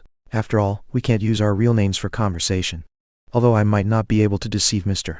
Fool regarding my true identity, the person opposite me poses some danger. I must not let him know who I am." "Good idea," answered Jumingrui in a simple and relaxed manner. Audrey's mind immediately began whirring as she aired her thoughts as they came to her. "You are Mr. Fool, which is derived from tarot cards. Then, as a fixed, long-term and secretive gathering, we should be uniform in our designations. Yes, I'll also choose one from the tarot cards. Her tone slowly turned joyous. I've decided. My designation shall be Justice. It was one of the 22 major arcana tarot cards. What about you, mister? Audrey cheekily smiled at her partner sitting across her. Alger frowned slightly before relaxing it immediately. The Hanged Man. It was another major arcana card. All right, then we can be considered as the founding members of the Tarot Club. Audrey was the first to blurt it out happily, only to look fearfully at the fog-concealed Jumingruis. Will that be all right, Mr. Fool? Jumingruis shook his head in amusement. You can decide on such trivial matters by yourselves. Thank you. Audrey was clearly thrilled. Following that, she looked at Alger. Mr. Hanged Man, can you repeat the address again once more? I'm afraid that my memories will fail me. No problem. Alger was very pleased with Audrey's seriousness as he repeated the address once more. After repeating it to herself silently thrice, Audrey said again in excitement, I heard that tarot cards were invented by Emperor Roselle as a game. In fact, doesn't it come equipped with the power to divine the future? No. Most of the time, divination stems from oneself. Everyone has something spiritual about themselves, allowing them to attune to the spiritual world and connect to information about themselves at an even higher level. However, ordinary folks are unable to notice this, much less be able to interpret the signs they receive. This information will present itself with the help of divination tools. Let me raise a simple example, dreams and dream interpreters. Alger took a glance at Jumingrui, and seeing no response from him, he refuted Audrey's claim. Tarot cards are in fact such a tool. It uses more symbolism and more logical elements to help us in conveniently and accurately interpreting the signs. Although Jumingrui appeared indifferent, he was actually listening very carefully. It was only at this point that his empty mind slowly became heavy as his head began to feel a throbbing pain. Got it. Audrey nodded in agreement. Following that, she emphasized, that's not what I meant. I'm not doubting the tarot cards, but I heard that Emperor Roselle had actually created another set of cards, secret and mysterious ones. They were paper cards which symbolized a particular unknown power. There was a total of 22 cards that he completed.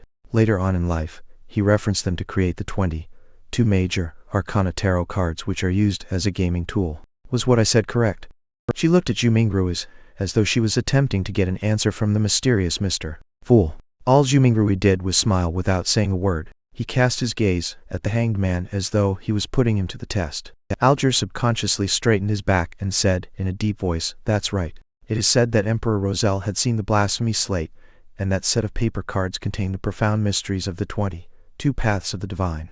22 paths of the divine, repeated Audrey with a longing tone. At that moment, Jumingrui's headache intensified. He felt that his invisible connection with the crimson stars and gray-white fog was beginning to falter. All right, that will be all for today's gathering, he said in a deep voice after making the decision immediately. By your will. Alger bowed his head respectfully. By your will. Audrey mimicked the Hanged Man. She still had many questions and thoughts. Thus, she was unwilling to have it end so soon. As Jumingrui severed the connection, he said with a smile, let us look forward to the next gathering. Stars brightened once more as the crimson light receded like water. Just as Audrey and Alger heard Mr. Fool's words, their figures turned into a blur as they phased away. In a second, the projection shattered as the gray fog restored its silence. As for Jumingruis, he felt himself turning heavy rapidly. His surroundings turned fleeting as his eyes met darkness before changing into dazzling sunlight. He was still standing in the middle of his apartment. It was like a dream. What the heck was that foggy world? Who or what sort of power created the changes that just happened? Jumingrui sighed softly. He was completely puzzled as he walked towards the study desk, as though his legs were filled with lead. He picked up the pocket watch he placed outside to determine how much time had passed. Time flowed at the same pace. Jumingrui made a rough judgment. After putting down his pocket watch, he found himself unable to endure the splitting headache any further. He sat on the chair and lowered his head, using his left thumb and middle finger to massage his temples. After a long while, he suddenly let out a sigh and said in Mandarin, from the looks of it, I won't be able to return any time soon. Only the clueless could be fearless. After witnessing such a fascinating event and learning the situation regarding Beyonders and the mysterious world, Jumingrui no longer dared to rashly try the luck enhancement ritual using ancient Faceak or loan language. Who knew what other kinds of situation would happen? Perhaps it would be more bizarre, horrifying, or even a living hell. At the very least, I should attempt only when I have a deep mastery of mysticism, thought Jumingrui helplessly. Thankfully, the so-called gathering could provide him with help. After another bout of silence, he muttered to himself with a tone of dismay, disappointment, agony, and grief, from this moment forth, I'm Klein. Klein tried his best to refocus his solutions and plans so as to purge the negative emotions in him. Perhaps he could learn the potion formula for spectator from the side. The gathering that just happened sure is fascinating. People who reside in different places across the world can reduce hundreds of kilometers to just mere inches and discuss face-to-face while supplying each other's needs. Speaking of which, this does sound a little familiar. Klein was stunned for a few seconds before he burst out in laughter. Pressing against his temple, he jested under his breath. Wasn't that a social networking platform? Chapter 8. A New Era. Whoosh! Howling wind accompanied a downpour. The three-mast sailboat was tossed around by the crests and troughs of the incoming waves, as if it was being toyed by a giant. Crimson glow in Alger Wilson's eyes faded. He found himself still remaining on the deck, and nothing appeared to have changed. Almost immediately, the quirky-shaped glass bottle in his palm shattered, and the frost within melted into the rain. In seconds, there were no longer any traces left that suggested the existence of the wondrous antique. A hexagonal crystal, like snowflake, emerged on Alger's palm. It then faded rapidly until it was seemingly absorbed by the flesh, vanishing completely in the process. Alger nodded his head in a hardly noticeable manner, as if he was thinking about something. He remained still and silent for a full 5 minutes. He turned around and headed for the cabin. As he was about to enter, a man who wore a similar robe embroidered with lightning patterns emerged from inside. This man, who had soft blonde hair, paused and looked at Alger. He held his right fist to his chest and said, "May the storm be with you." Alger replied with the same words and gesture. There were no emotions on his rough face, which had a well-defined structure. Alger entered the cabin after the greeting and proceeded to the captain's cabin situated at the far end of the corridor. Surprisingly, he did not encounter any sailors on the way. The whole place was as quiet as a graveyard. Behind the door to the captain's cabin, a soft brown carpet overlaid the floor. A bookshelf and a wine rack took the opposite side walls of the room. The books, with their yellowish covers, and wine bottles, with their dark red color, looked peculiar under the flickering candlelight. On the desk with the candle, there was a bottle of ink, a quill, a pair of black metallic telescope, and a sextant made of brass. Behind the desk sat a pale middle-aged man, wearing a captain's hat which had a skull on it. As Alger approached him, he said menacingly, "I will not give in." "I believe you can do it," Alger said calmly, so calm that it felt like he was commenting on the weather. "You?" The man seemed to be stunned by the unexpected answer. This very moment, Alger leaned forward slightly, and suddenly dashed across the room, until they were only separated by the desk. "Ha!" Alger tightened his shoulder, and reached out his right hand to choke the man. Illusory fish scales appeared on the back of his hand as he crazily mustered more strength to choke the man, giving him no time to respond. Crack! Amid the crisp cracking sound, the man's eyes widened as his body was lifted up. His legs twitched furiously before they soon became motionless. His pupils began to widen as he stared aimlessly. There was a stench from between his legs as his pants gradually turned moist. While lifting the man, Alger lowered his back and strode toward the wall. Bang! He used the man as a shield and smashed forward at the wall. His extremely muscular arm was monstrous. A hole cracked open in the wooden wall, and rain poured in, accompanied by the scent of the ocean. Alger flung the man out of the cabin, straight into the giant waves that resembled mountains. The wind continued to howl in the dark as almighty nature devoured everything. Alger took out a white handkerchief and wiped his right hand carefully before throwing it into the sea as well. He stepped back and waited patiently for company. In less than 10 seconds, the blond man from before rushed in and asked, "What happened?" "The captain has escaped," Alger answered in an annoyed manner as he panted. "I didn't know he still had some of his Beyonder powers." "Damn it." The blond man cursed softly. He went up to the opening and stared into the distance. However, nothing was visible except for the waves and the rain. "Forget it, he was just extra loot," the blond man said, waving his arm. "We will still be rewarded for finding this ghost ship from the Tudor era." Even if he was a keeper of the sea, he would not have hastily dived into the sea under this weather condition. "Captain will not be able to survive much longer if the storm continues," Alger said, as he nodded in approval. The wooden wall was repairing itself at a discernible rate. He gazed at the wall and turned his head subconsciously towards the rudder and the sail. He was perfectly aware of what was going on behind all the wooden planks. The chief mate, the second mate, the crew, and the sailors were not present. There was no living person on board. Amidst all the emptiness, the rudder and the sail moved eerily by themselves. Alger again pictured the fool who was covered in grayish-white fog and sighed. He turned back and looked outside at the mighty waves and spoke as though in a reverie while filled with anticipation and awe. "A new era has begun. Empress Borough, Backland, capital of the Lone Kingdom." Audrey Hall pinched her cheeks in disbelief of her encounter a while ago. On the dressing table in front of her, the old bronze mirror had shattered into pieces. Audrey cast her gaze downwards and saw the swirling crimson on the back of her hand. It was like a tattoo depicting a star. The crimson gradually faded and disappeared into her skin. Only at this point in time was Audrey certain that it was not a dream. Her eyes twinkled as she grinned. She could not help but stand up before bending down to lift up the hem of her dress. She curtsied towards thin air and started dancing lively. It was the ancient elf dance, the most popular dance among royalty at the moment. She had a bright smile on her face as she moved about gracefully. Knock, knock. Someone suddenly knocked at her bedroom door. Who is it?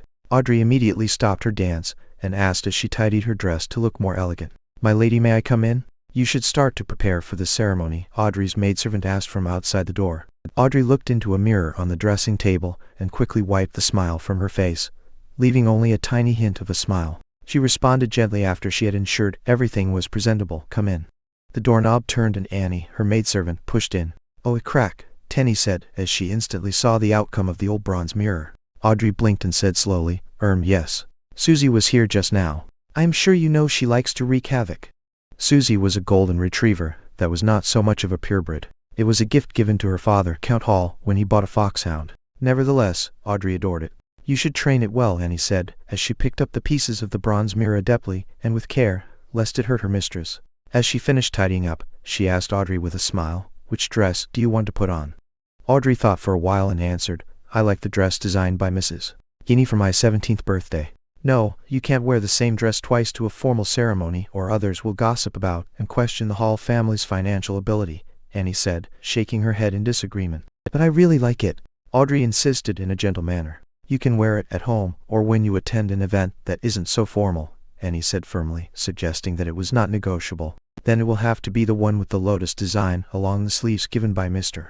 Sades 2 days ago, Audrey said as she drew in a gasp inconspicuously, maintaining her sweet smile. You always have such a good taste, Annie said, as she stepped back and shouted towards the door, the 6th dressing room. Ah, forget it, I shall fetch it myself. Maidservants began to work. The dress, accessories, footwear, hat, makeup, and hairstyle, everything had to be taken care of. When it was almost ready, Count Hall appeared at the door wearing a dark brown waistcoat. He had a hat sharing the same color as his clothes and a nice mustache. His blue eyes were filled with joy, but his loosening muscles, widening waist, and wrinkles were obviously destroying his handsome youth. The brightest jewel of Backland, it is time for our departure, Count Hall said, knocking at the door twice. Father, stop calling me that, Audrey protested as she got up with the help of the maidservants. Well then, it's time to set off, my beautiful little princess, Count Hall said as he bent his left arm, signaling Audrey to hold his arm. Audrey shook her head slightly and said, That is for my mother, Mrs. Hall, the Countess. Then aside, Count Hall bent his right arm with a smile and said, This is for you, my greatest pride. The Royal Navy Base, Prince Harbor, Oak Island. When Audrey took her father's arm and walked down the carriage, she was suddenly shocked by the juggernaut in front of her. In the military port, not far away, there was a huge ship shimmering with metallic reflections. It did not have a sail, leaving only an observatory deck, 2 towering chimneys, and 2 turrets at the ends of the ship. It was so majestic and large that the fleet of sails nearby were like newborn dwarfs clustering around a giant. Holy Lord of Storms, O Lord! An iron-clad warship. Amidst the furore, Audrey was also shocked by this unprecedented miracle created by mankind. It was an ocean miracle that had never been seen before. It took a while for the aristocrats, ministers, and members of parliament to compose themselves. Then, a black spot on the sky started to grow in size, until it occupied a third of the sky and entered everyone's view. The atmosphere suddenly became solemn. It was a gigantic flying machine, with a beautiful streamlined design hovering in midair. The deep blue machine had airbags made of cotton, which were supported by alloy structures that were strong but light. The alloy structures' bottom had openings mounted with machine guns, projectile launchers, and muzzles.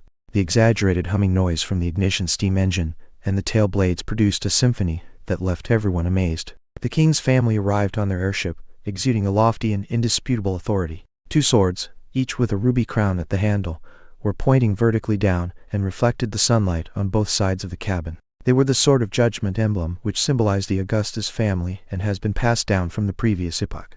Audrey was not yet 18, so she had not attended the introductory ceremony, which was an event led by the Empress that marked one's debut into the Backland social scene, to announce her adult status. Therefore, she could not be nearer to the airship and had to remain silent at the back to watch the entire event. Nevertheless, it did not matter to her. In fact, she was relieved that she did not need to deal with the princes. The miracle that mankind used to conquer the sky touched down gently. The first ones to step down the stairs were the handsome young guards who wore red ceremonial uniforms with white trousers. Decorated with medals, they formed 2 lines with rifles in hand. They were awaiting the appearances of King George Roman III, his queen, and the prince and princess. Audrey was not new to meeting important people, so she showed no interest at all.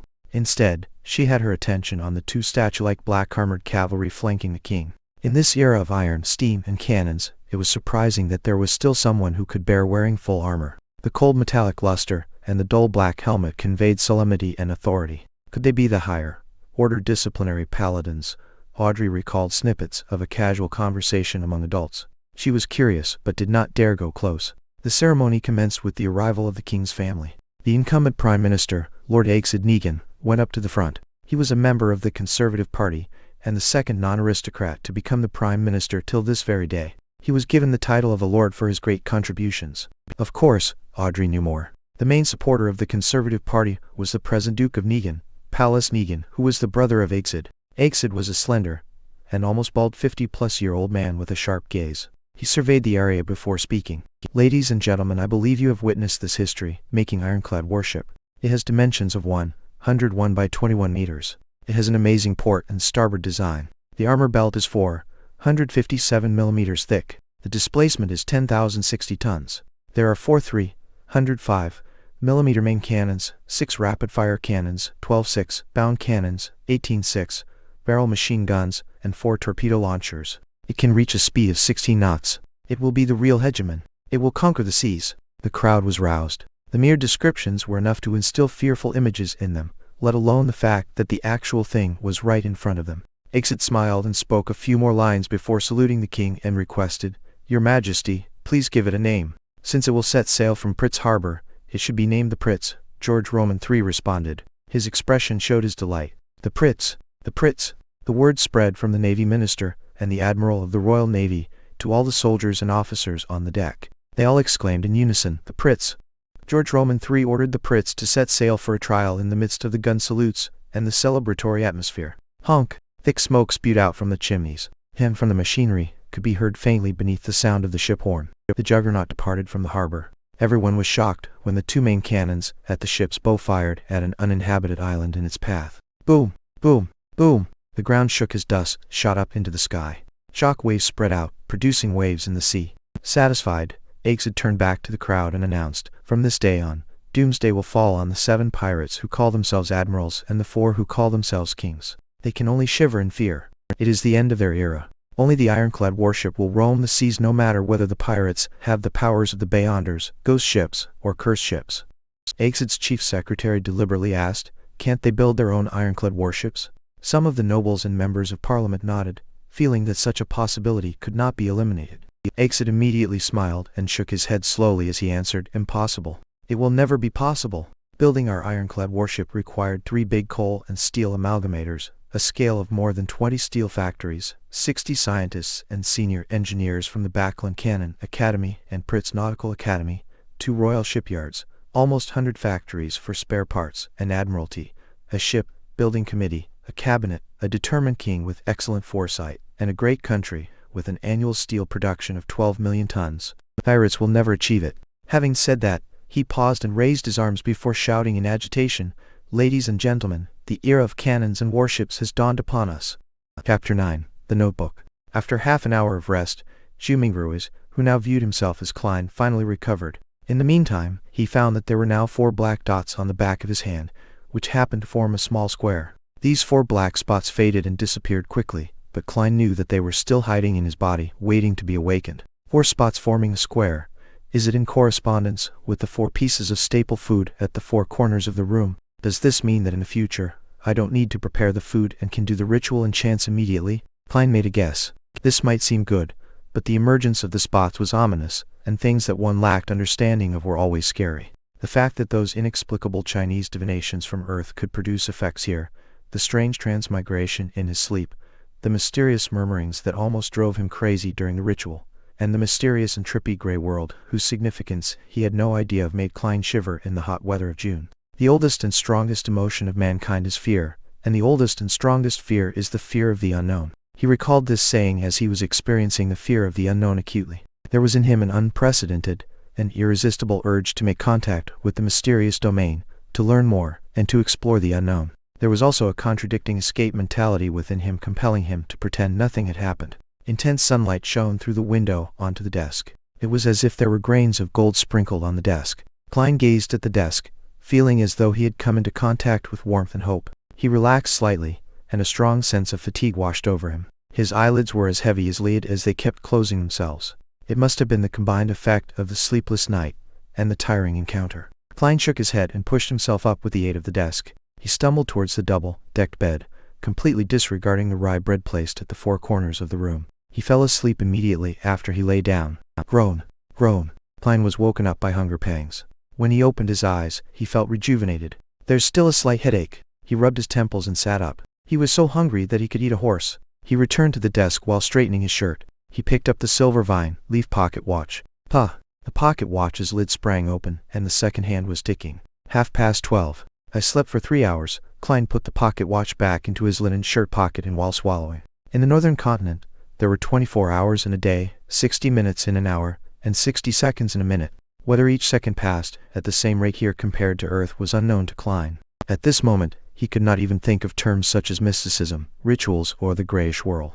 His mind was occupied by one thing: food. He would leave the thinking to after his meals.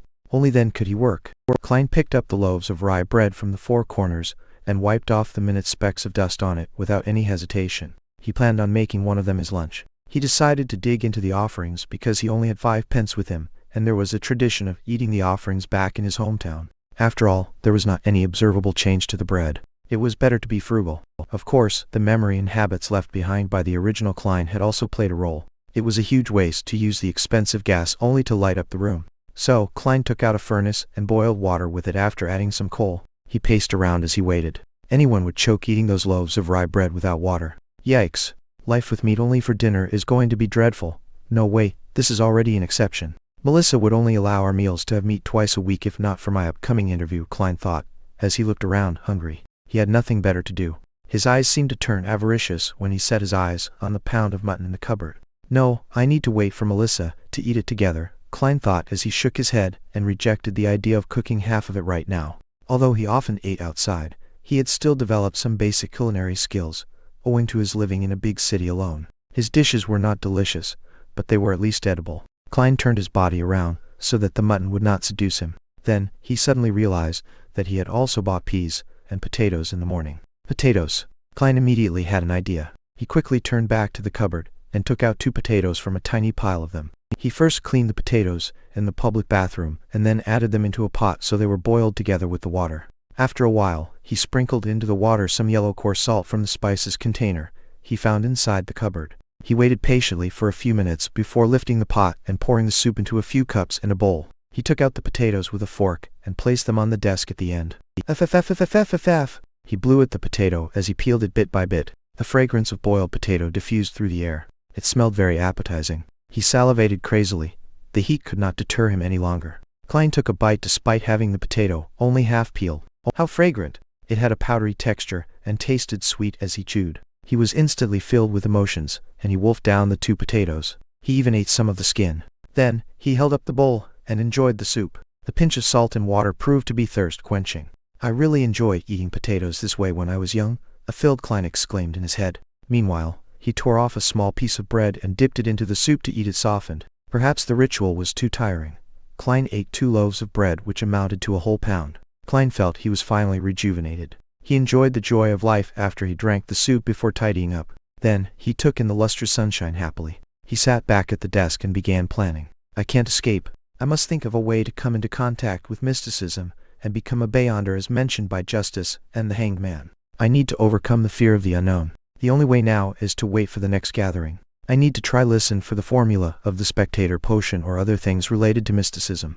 There are 4 more days before Monday. Before that, I need to first figure out the problem with Klein. Why did he commit suicide? What happened to him? Unable to transmigrate back and wash his hands of everything, Klein picked up the notebook that lay on the table. He wanted to find hints that could help him regain his lost memory fragments. The original Klein obviously had the habit of taking notes. He also liked to write diaries. Klein was fully aware that the cabinet that supported the desk on the right stored a whole stack of completed notebooks. The book he had began on the 10th of May. Matters regarding his school and mentor as well as content pertaining to knowledge were at the beginning. 12th May. Mr. Ezek mentioned that the common language used by the Balam Empire in the southern continent also developed from ancient Phasek, a branch of Jotun. Why is this so? Does this mean that every sentient living being once spoke the same language? No, there has to be a mistake. According to the revelation of Evernight and the Book of Storms, giants were not the only hegemons of the world in primordial times. There were also elves, mutants, and dragons. Anyways, these are just myths and fantasies. 16th May. Senior Associate Professor Cohen and Mr. Isaac discussed the inevitability of the Age of Steam. Mr. Isaac opined that it was just a coincidence because, if it wasn't for Emperor Roselle, the northern continent would still be wielding swords like the southern continent. Mentor argued that Mr. Isaac had placed too much emphasis on the contribution of an individual. He believes that with progress, even if there wasn't an Emperor Roselle, there would be an Emperor Robert. Therefore, the Age of Steam might come late, but eventually come nevertheless. Found little meaning in their discussion. I prefer discovering new things and unraveling the hidden past. Perhaps I am more suited to study archaeology than history. 29th May. Welch found me and told me that he had acquired a notebook from the Fourth Epoch. Oh my goddess! A notebook from the Fourth Epoch. He didn't want to ask the archaeology department's students for help, so he came to Naya and me to help him decode the contents. How can I refuse? Of course, I can only do it after my graduation defense. I can't afford diverting my attention at this stage. This caught Klein's attention. Compared to the notes about history and viewpoint disagreements, the appearance of a notebook from the Fourth Epoch might have led to Klein's suicide. The Fourth Epoch was the epoch before the present Iron Age. Its history was mysterious and incomplete, due to the fact that very few tombs, ancient cities, and records had been found.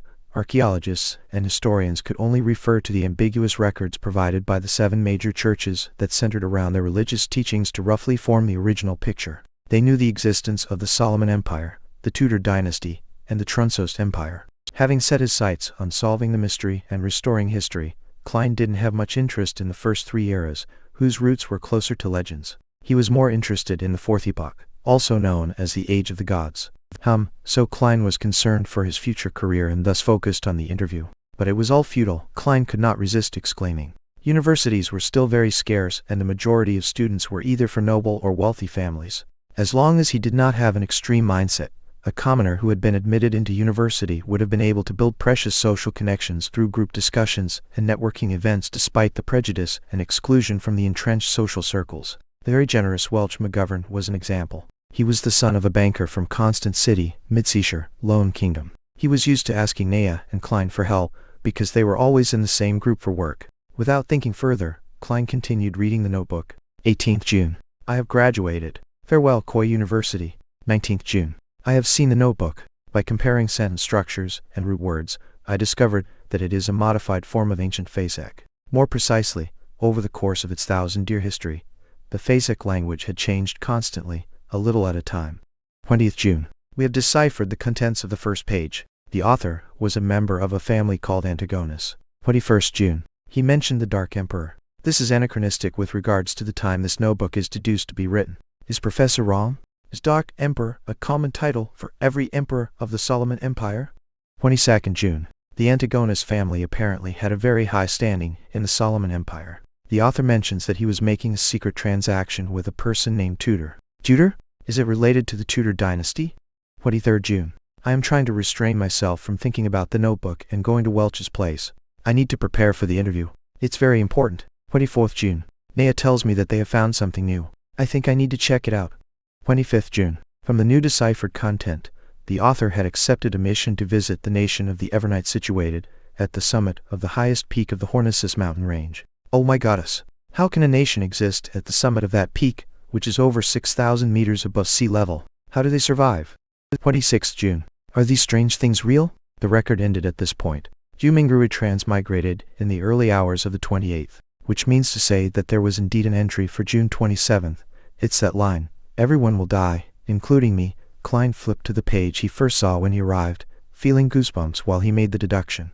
In order to solve the mystery of the original Klein's suicide, he thought that he should visit Welch and take a look at the ancient notebook. However, with a lot of experience from novels, movies, and T-drama series, he suspected that if they were really related, this visit would be very dangerous. Those who went investigating castles despite knowing that they were haunted served as a warning. However, he had to go since escaping would never solve the problem. It would only make things worse, until it welled over and completely drowned him. Perhaps call the police? But claiming to have committed suicide would be silly, right? Knock. Knock knock. There was a series of quick and forceful knocks. Klein sat straight up and listened. Knock. Knock knock. The knocks echoed through the empty hallway. Chapter 10. The Norm. Who is it? Klein was thinking about the mysterious suicide of the original owner of this body, and the unknown danger he might encounter when he heard the sudden knock on the door. He subconsciously opened the drawer, took out the revolver, and asked vigilantly. The other party was quiet for 2 seconds before a slightly sharp voice, in Owa's accent, replied, "It's me, Mountbatten, bitch Mountbatten." The voice paused for a moment before adding, "Police." Bitch Mountbatten. When Klein heard this name, he immediately thought of the owner of this name. He was the policeman in charge of the street where the apartment was located. He was a rude, brutal, hands-on man. But perhaps only such a man could be a deterrent for alcoholics, thieves, part-time thieves, villains, and hooligans. And his unique voice was one of his trademarks. "Okay, I'll be right there," Klein responded loudly. He had planned to put the revolver back into the drawer, but thinking that he had no idea why the police was outside, and that they might search the room or do other things, he cautiously ran to the stove, where the flames had already been extinguished, and put the revolver in it. Then he picked up the coal basket, shook a few pieces into the stove, covered the gun, and finally placed the kettle over the stove to conceal everything. After doing all of that, he tidied up his clothes and quickly approached the door and murmured, "Sorry, I just had a nap." Outside the door stood 4 policemen in black and white checkered uniforms with peaked caps. Bitch Mountbatten, the one with a brown beard, coughed and said to Klein, "These 3 inspectors have something to ask you." "Inspectors?" Klein looked at the shoulder badges of the other 3 reflexively and found that 2 of them had 3 silver hexagons, and 1 had 2, both of which looked superior to Bitch Mountbatten, who had only 3 chevrons. As a history student, Klein did little to no research into the ranks of police epaulets, except that Bitch Mountbatten often boasted of being a senior sergeant. So these 3 are inspectors? Influenced by conversations with Benson, Welch, and his classmates, Klein had the common sense to make way and point into the room. "Please come in. How might I help you?" The leader of the 3 inspectors was a middle-aged man with sharp eyes. He seemed to be able to read the mind of a person and make them fearful. His eyes were wrinkled, and the edge of his hat revealed light brown hair. He looked around the room and asked in a deep voice, "Do you know Welch McGovern?" "What's wrong with him?" Klein quivered and blurted back, "I'm the one asking the questions." The dignified middle-aged police inspector had a stern look in his eyes. The inspector next to him, also wearing 3 silver hexagons, looked at Klein and smiled gently. "Don't be nervous.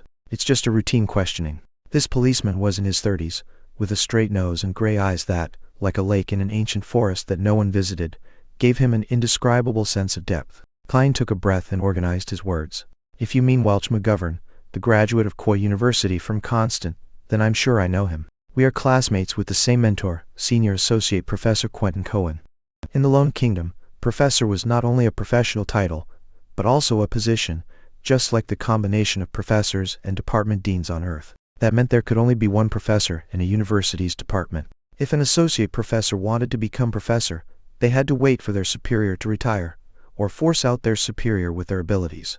As talents needed to be retained, the Kingdom's Higher Education Commission had added senior associate professors in the 3-level system of lecturers, associate professors, and professors after years of observation. This title was given to anyone with high academic achievements, or with enough seniority, but did not make it to the position of professor. His point, Klein looked into the eyes of the middle-aged police inspector and thought for a second. "To be honest, our relationship is quite good. During this period, I met with him and Naya frequently to interpret and discuss the 4th Epoch notebook that belonged to him." "Sectors, did something happen to him?" Instead of answering, the middle-aged police inspector looked sideways at his gray-eyed colleague. The inspector with the peaked cap and ordinary looks replied mildly, "I'm sorry, Mr. Welch has passed away." "What?" Despite having some hunches, Klein could not help but shout out in astonishment. "Welch died just like the original owner of this body? That is a little scary." "What about Naya?" Klein questioned hurriedly. "MS. Naya passed away too," the gray-eyed police inspector said quite calmly. "Both of them died in Mr. Welch's house." "Killed?" Klein had a vague guess. Perhaps it was suicide. The gray-eyed inspector shook his head. "No, the scene suggests that they committed suicide. Mr. Welch hit the wall with his head many times, covering the wall with blood. MS. Naya drowned herself in a basin. Yes, the kind used to wash your face."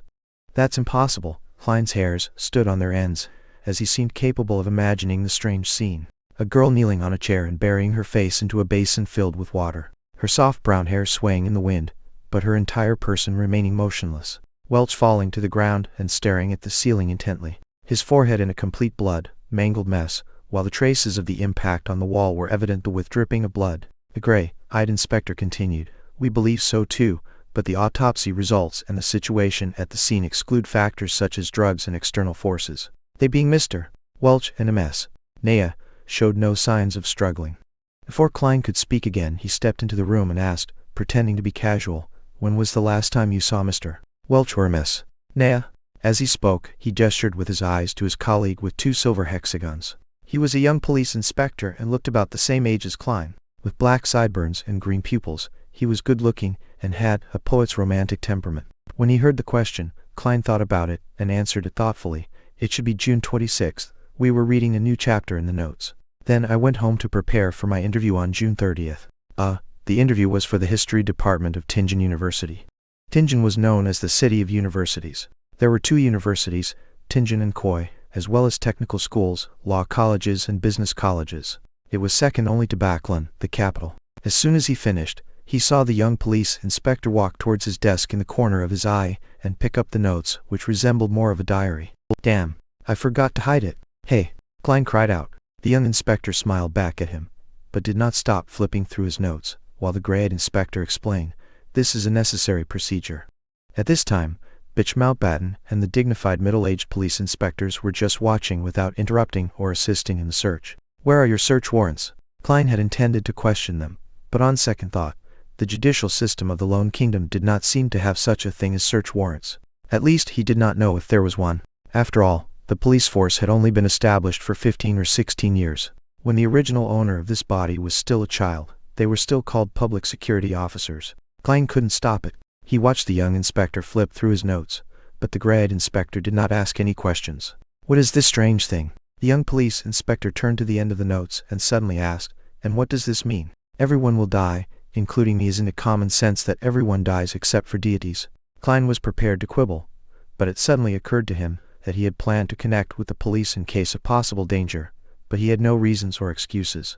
He made a decision in less than a second. Putting his hand over his forehead, he answered painfully, "I have no idea. I really have no idea. When I woke up this morning, I felt I wasn't quite right, as if I had forgotten something. Especially true for whatever happened recently. I don't even know why I had written such a sentence." Sometimes being frank was the best way to solve a problem. Of course, it required skills. There were things that could be said and could not be said, and the order of what was said first mattered. As an expert keyboard warrior, Klein was also good at sophistry. "That is ridiculous. Do you think we are fools?" Bitch Mountbatten could not help but interject angrily. "This is such a bad lie that it insults the intelligence of his and his colleagues.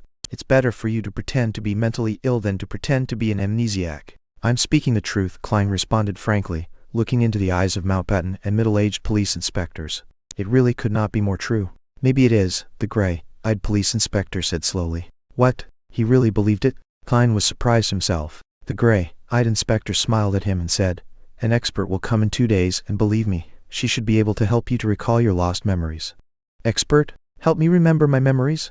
In the field of psychology?" Klein frowned. Hey, what if his memories of Earth were exposed? He suddenly felt like facebumming himself. The young police inspector put down his notes and searched his desk and room. Fortunately, he focused on books instead of lifting the kettle.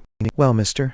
Klein, thank you for your cooperation. We advise that you'd better not leave Tianjin for the coming days. If you have to, please notify Inspector Mountbatten, or you'll become a fugitive," the gray-eyed police inspector warned. "That's it?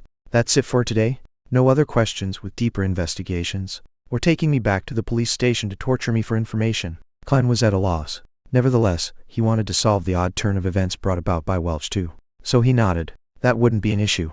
The inspectors exited the room one by one, and the young man at the end suddenly patted Klein on the shoulder. "It's really nice. Very lucky." "What?" Klein's face was puzzled. The green-eyed police inspector with a poet's temperament smiled and said, "Generally speaking, the norm is for all the involved parties to die in such an event. We are very glad and fortunate to see you still alive." After that, he exited the room and closed the door behind him in well-mannered manner. "The norm is for everyone to die together? Very glad that I'm still alive? Fortunate that I'm still alive." On this June afternoon, Klein was chilling all over. Chapter 11. Real Culinary Skills. "The norm is for everyone to die together? Very glad that I'm still alive? Fortunate that I'm still alive." Klein shivered and quickly ran to the door, trying to catch up with the policeman and ask for protection. But as soon as he reached the handle, he suddenly stopped. That officer talked so horribly about it. Why didn't they protect me, an important witness or key lead? Isn't that too careless? Were they just probing me? Or maybe it's a bait? All kinds of thoughts rushed into Klein's mind. He suspected that the police were still secretly watching him, observing his reaction. He felt much calmer after thinking of this, and was no longer so panicked. He slowly opened the door, deliberately shouting with a trembling voice at the staircase. "You guys will protect me, right?" Tap, tap, tap. There was no response from the police officers, and there was no change in the rhythm of the contact between the leather shoes and the wooden stairs.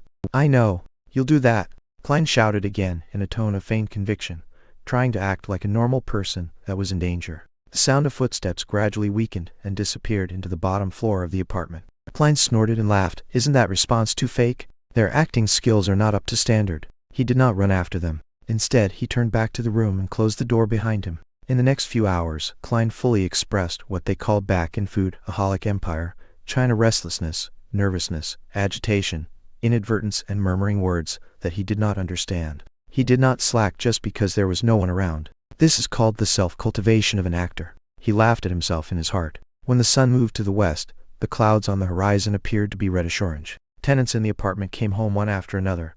Klein shifted his focus elsewhere. "Melissa is almost done with school." He looked at the stove, lifted the kettle, peeled off the coal, and took out the revolver. Without pause or delay, he reached to the back of the board under the double-decked bed where more than 10 wooden strips were staggered out. After clipping the left wheel between a piece of wooden strip and board, Klein straightened up and waited uneasily, fearing that the police would burst open the door and rush into the room with guns in their hands. If it was an age of steam, he was certain he would not be seen by anyone when he did that. However, there were extraordinary powers here, ones that he had proven through his own experiences. After waiting for a few minutes, there was no movement at the door. There was only the chatter between two tenants who were heading for the heart of the Wild Bar on Iron Cross Street. "Phew," Klein exhaled, feeling assured. All he needed to do was wait for Melissa's return and cook the stewed mutton with tender peas. When the idea came to Klein's mind, his mouth seemed to taste the rich flavor of the gravy. He remembered how Melissa cooked stewed mutton with tender peas. First, she boiled the water and stir-fried the meat. Then, she added onions, salt, a little pepper, and water. After a specific period of time, the peas and potatoes were added, and the stew was to be cooked for an additional 40 or 50 minutes with the lid on. It's indeed a simple and crude way to do it, supported purely by the flavors of the meat itself. Klein shook his head, but there was no other way about it. It was hard for commoners to have many kinds of condiments and various cooking methods. They could only pursue simple, practical, and economical methods. As long as the meat was not burnt or spoiled, anything was good for people who could only eat meat once or twice a week. Klein was not a very good cook himself and ordered takeout food most of the time. But by cooking 3 or 4 times a week, after many weeks of accumulated practice, he had a passing standard and felt that he would not let the pound of mutton down. When Melissa comes back to cook it, it will be done after 7:30 p.m. She would be starving by then. It's time for her to see what real cooking is. Klein made an excuse for himself. First, he started the fire again, went to the bathroom to collect water, and washed the mutton. Then he took out the kitchen boards and knives before chopping the mutton into tiny chunks. As for the explanation for his sudden culinary skills, he decided to blame it on the dead Welch McGovern, who had not only hired a chef who was good at the Midsischer flavor, but also often created his own delicacies and invited people to try them. Well, the dead cannot refute me. Nevertheless, Tisk, this is a world with beyonders. The dead are not necessarily unable to speak. With that in mind, Klein was a little guilty conscience. He threw aside his confused thoughts and put the meat into the soup bowl. Then he took out the condiment box and added in a spoonful of the crude salt, half of which had begun yellowing. In addition, he cautiously took some black pepper grains from a special small bottle, mixing and marinating them together. He placed the saucepan on the stove, and, while waiting for it to heat up, Klein rummaged for the carrots from yesterday and cut them into pieces with the onions he bought today. When he was done with his preparations, he took out a small can from the cupboard and opened it. There was not much lard left in it. Klein took a spoonful, put it in the pan, and melted it. He added in the carrots and onions and stirred it for a while. As the fragrance began to pervade, Klein poured all the mutton into the pot and fried it with care for a while. He should have added cooking wine in the process, or red wine at least. However, the Morty family did not have these luxuries and could only drink a glass of beer a week. Klein had to make do with whatever was available and poured in some boiled water. After stewing for about 20 minutes, he opened the lid, put the tender peas and cut potatoes in it, and added a cup of hot water and 2 spoons of salt. He closed the lid, lowered the fire, and exhaled satisfactorily, waiting for his sister to reach home. As seconds turned into minutes, the fragrance in the room intensified. There was the allure from the meat, the rich smell of potatoes, and the refreshing scent of onions. The smell gradually mixed up, and Klein swallowed his saliva from time to time, keeping track of the time with his pocket watch. After more than 40 minutes, some not so brisk but rhythmic footsteps approached. A key was inserted, the handle was turned, and the door opened. Before Melissa came in, she whispered doubtfully, "Smells good." With her bag still in her hand, She stepped in and glanced over at the stove. You made this? Melissa took off her veil hat and her hand paused midair, looking at Klein in astonishment. She twitched her nose and inhaled more of the fragrance. Her eyes quickly softened and she seemed to find some confidence. You made this? She asked again. Are you afraid I'd waste the mutton? Klein smiled and returned with a question. Without waiting for an answer, he said to himself, Don't worry, I specifically asked Welch to teach me how to cook this dish. You know, he has a good cook. First time? Melissa's eyebrows creased subconsciously, but they were smoothed by the fragrance. It looks like I'm talented. Klein laughed. It's almost done. Put your books and veil hat down somewhere. Go to the bathroom and wash your hands, and then get ready to taste it. I'm very confident about it. When she heard her brother's orderly arrangements and saw his gentle and calm smile, Melissa stood rooted at the door and failed to respond in her daze. You prefer the mutton to be cooked longer? Klein urged with a laugh. Okay. Melissa jolted back to her senses. With handbag and veil in each hand, she rushed into the room quickly. When the lid of the saucepan was uncovered, a sudden blast of steam appeared before Klein's eyes. 2 pieces of rye bread were already placed to the side of the mutton and tender peas, allowing them to absorb the fragrance and heat to become soft. By the time Melissa had packed her items, washed her hands and face, and returned, a plate of stewed mutton with tender peas, potatoes, carrots and onions was already placed on the table. 2 pieces of rye bread, colored by a light dip into the gravy, were on their plates. Come on, try it. Klein pointed to the wooden fork and spoon next to the plate. Melissa was still a little confused. She didn't refuse. She picked up a potato with her fork, put it into her mouth and bit it lightly. The taste of the starchy potato and gravy fragrance flooded her mouth. Her saliva secretion went crazy as she gobbled down the potato in a few mouthfuls. Try the mutton. Klein gestured at the plate with his chin. He had tasted it just now and thought it was barely at a passing standard, but it was enough for a girl who was inexperienced with what the world had to offer. After all, she only ate meat occasionally. Melissa's eyes were filled with anticipation as she carefully forked some mutton. It was very tender, and, as soon as it entered the mouth, nearly melted. The fragrance of the meat exploded in her mouth, filling it with delicious meat juices. It was an unprecedented feeling, and that made Melissa unable to stop eating. By the time she realized it, she had already eaten several pieces of the mutton. Line, this was supposed to be prepared for you. Melissa blushed and stammered. I'd nibbled some of the food just now. It's the privilege of being a cook. Klein smiled and soothed her sister. He picked up his fork and spoon. At times, he would eat a piece of meat and sometimes, he would stuff his mouth full of peas. At other times, he would put down the utensils, break off a piece of rye bread and dip it in gravy. Melissa relaxed and was immersed in the delicacy again by Klein's normal behavior. It's really delicious. It doesn't seem like you were doing it for the first time. Melissa looked at the empty dish and praised him with all her heart. Even the gravy was finished. It's a long way from Welch's chef. When I'm rich, I'll take you and Benson out to the restaurant and have a better meal, Klein said. He was beginning to look forward to it himself. Your interview, burped Melissa, did not finish her words because she suddenly let out a sound of contentment involuntarily. She put her hand over her mouth in a hurry and looked embarrassed. The fault is with the stewed mutton with tender peas just now. It was just too delicious. Klein laughed secretly and decided not to make fun of his sister. He pointed to the plate and said, This is your mission. All right. Melissa stood up immediately, took the basin, and rushed out the door. When she came back, she opened the cupboard to check the condiment box and other items as per normal. Did you just use them? Melissa was surprised and turned to Klein, holding the black pepper bottle and lard can. Klein shrugged his shoulders and laughed. Just a little. It's the price of a delicacy. Melissa's eyes twinkled, her expression changing for a few moments, before she finally said, Let me cook in the future. You have to hurry up and prepare for the interview. You have to think about your job. Chapter 12, here again. Melissa, can you not rub my nose in it? Klein muttered inwardly. He felt a throbbing pain in his head. The amount of content Klein had forgotten was considered a lot, but neither was it negligible. The interview was in 2 days, so how could he find the time to make up for it? Furthermore, he was involved in such strange paranormal activity, so how would it be possible that he would be in the mood to revise? Klein gave his sister a perfunctory response and began putting on the appearance of studying. Melissa moved a chair over to sit beside him. With light shining from the gas lamp, she began working on her assignments. The atmosphere was serene. When it was almost 11 o'clock, the siblings bade each other good night and went to bed. Knock, knock, knock. Poundings on the door roused Klein from his dreams. He peered out of the window to see the first glimmer of dawn. In a daze, he flipped over and sat up. Who is it? Look at the time now. Why didn't Melissa wake me up? It's me. Dunn Smith, a man with a deep voice outside the door replied. Dunn Smith? Don't know him.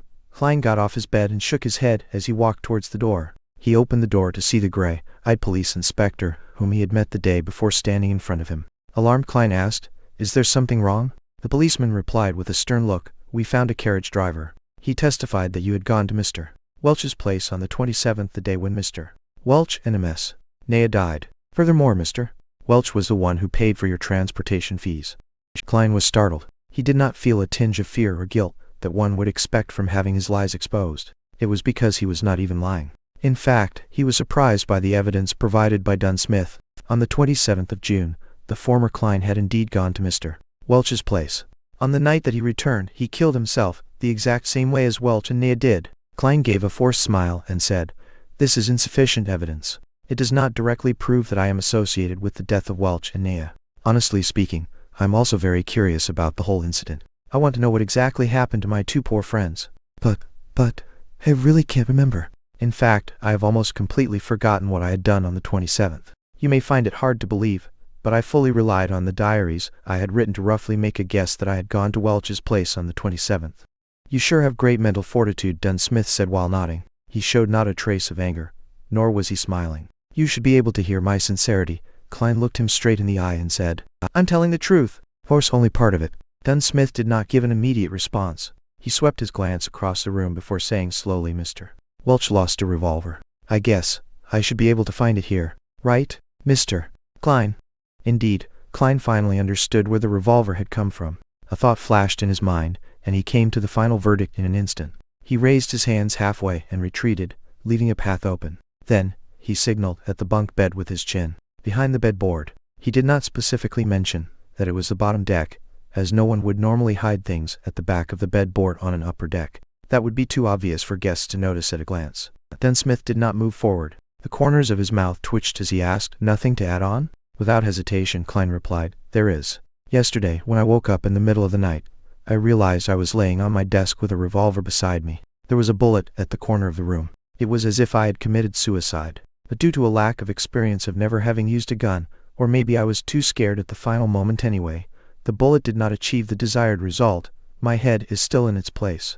I am still alive now. And since then, I have lost some memories, including what I saw and did at Welch's place on the 27th. I'm not lying. I really can't remember. For the sake of being eliminated as a suspect, for the sake of getting rid of all these strange events surrounding him, Klein explained almost everything that had happened, except the transmigration and gathering. Also, Klein was careful with his words, allowing every sentence to be amenable, such as not revealing the fact that the bullet had hit his brains, but only mentioning that it did not achieve the desired result, and that his head was still in its place. To others, these two statements might seem to convey the exact same ideas, but in reality, they were like chalk and cheese. Dunn Smith listened quietly, then said, "This corresponds with what I had surmised. It also corresponds with the hidden logic of similar incidents in the past. Of course, I have no idea how you managed to survive. I'm glad you believe in me. I don't know how I survived either." Klein heaved a small sigh of relief, but Dunn threw out a conjunction. "There is no use in me believing you. You are currently the prime suspect. You have to be confirmed by an expert that you have indeed forgotten what you went through, or that you indeed have nothing to do with the deaths of Mr. Welch and Miss Naya." Huffed, his expression becoming serious. "Mr. Klein, I seek your cooperation on coming with me to the police station for the investigation. This should take roughly 2 to 3 days, if it is confirmed that there are no issues with you." "The expert is here?" Klein asked blankly in return. "Didn't they say it would take another 2 days? She came earlier than expected."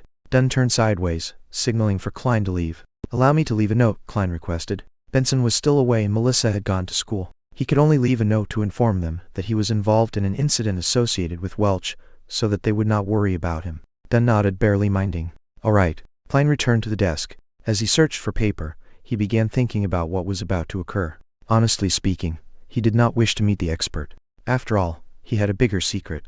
In a place where there were 7 major churches, under the premise that Emperor Roselle, who was suspected to be a transmigrator predecessor, was assassinated.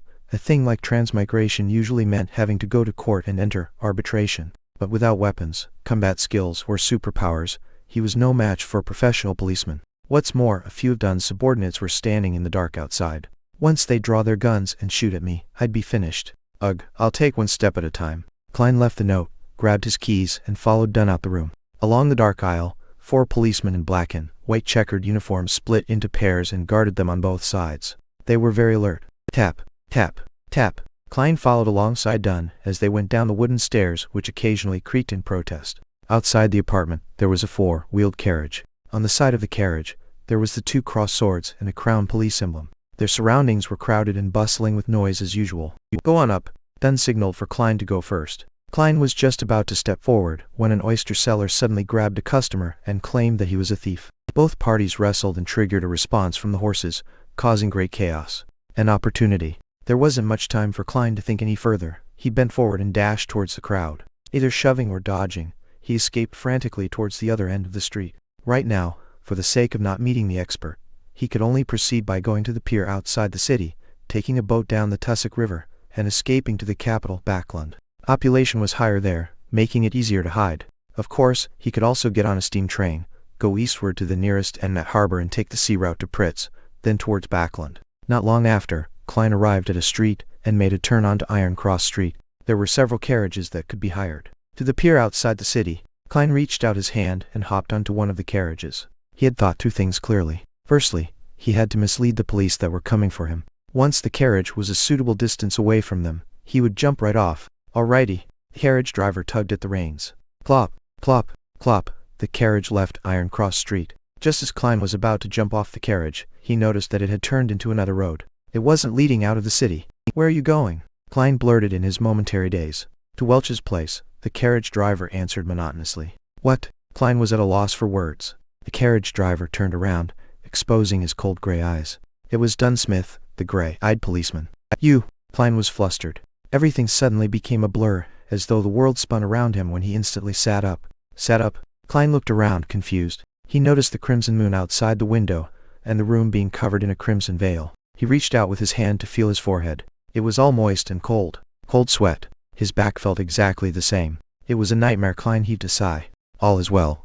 All is well. He found it weird. He was rather clear-minded in his dream. He was even able to think calmly. After calming down, Klein looked at his pocket watch. It was only 2 in the morning. He got out of bed quietly and planned to head to the washroom where he could wash his face and empty his burgeoning bladder. He opened the door and walked along the dark corridor. Under the dim moonlight, he walked lightly towards the washroom. Suddenly, he noticed a silhouette outside the window at the end of the corridor. That silhouette was wearing a black windbreaker that was shorter than a coat, but longer than a jacket. That silhouette was partly camouflaged in the darkness, bathing in the crimson moonlight. That silhouette turned around slowly, his eyes deep gray and cold. Dunn Smith, Chapter 13, Nighthawk. Plop. Klein could not help but take a step back. For a moment he was unsure if he was awake or still in his dreams. The silhouette took off his black top hat and bowed a little as he said with a smile, reintroducing myself, Nighthawk, Dunn Smith. Nighthawk, one of the code names of the Church of the Evernight Goddess Beyonder teams, which Justice and the Hanged Man mentioned before. Klein suddenly realized something and exclaimed after making a connection. "You can control dreams? You just made me dream of that?" Nighthawk Dunn Smith wore his black hat again, concealing his slightly high hairline. With deep gray eyes he said, "No, I only entered your dream and made the necessary guidance." His voice was deep and soothing. It reverberated through the dimly lit corridor, without disturbing the sweet dreams of others in dreams. Even though much of your usually suppressed emotions and various dark thoughts in you are amplified, making everything seem chaotic, absurd, and crazy, they are all rooted in reality, since reality exists. For veterans like me, everything is crystal clear. Compared to a conscious you, I believe you in your dreams more. What normal human being could control his dream? If I had dreamed of something on Earth, wouldn't Dunn Smith have noticed? Klein was petrified by what had happened in the dream, yet he quickly found it bizarre. He remembered being very much sober and rational, knowing what to say and what not to say. To put it simply, it did not feel like dreaming at all. So Dunn Smith only saw what I wanted him to see. Klein's mind whirled as he gained a glimmer of understanding. This is a perk that resulted from transmigration? Like having a special body and soul? Or was it the effects of that luck enhancement ritual? So, Mr. Smith, do you believe that I really lost my memory? Klein organized his thoughts and asked in reply. Dunn Smith did not answer him directly. Instead, he looked at him keenly. You are actually not surprised by the course of events? I've met people who wouldn't believe in the power of the Beyonders, and they would rather believe that they haven't really woken up.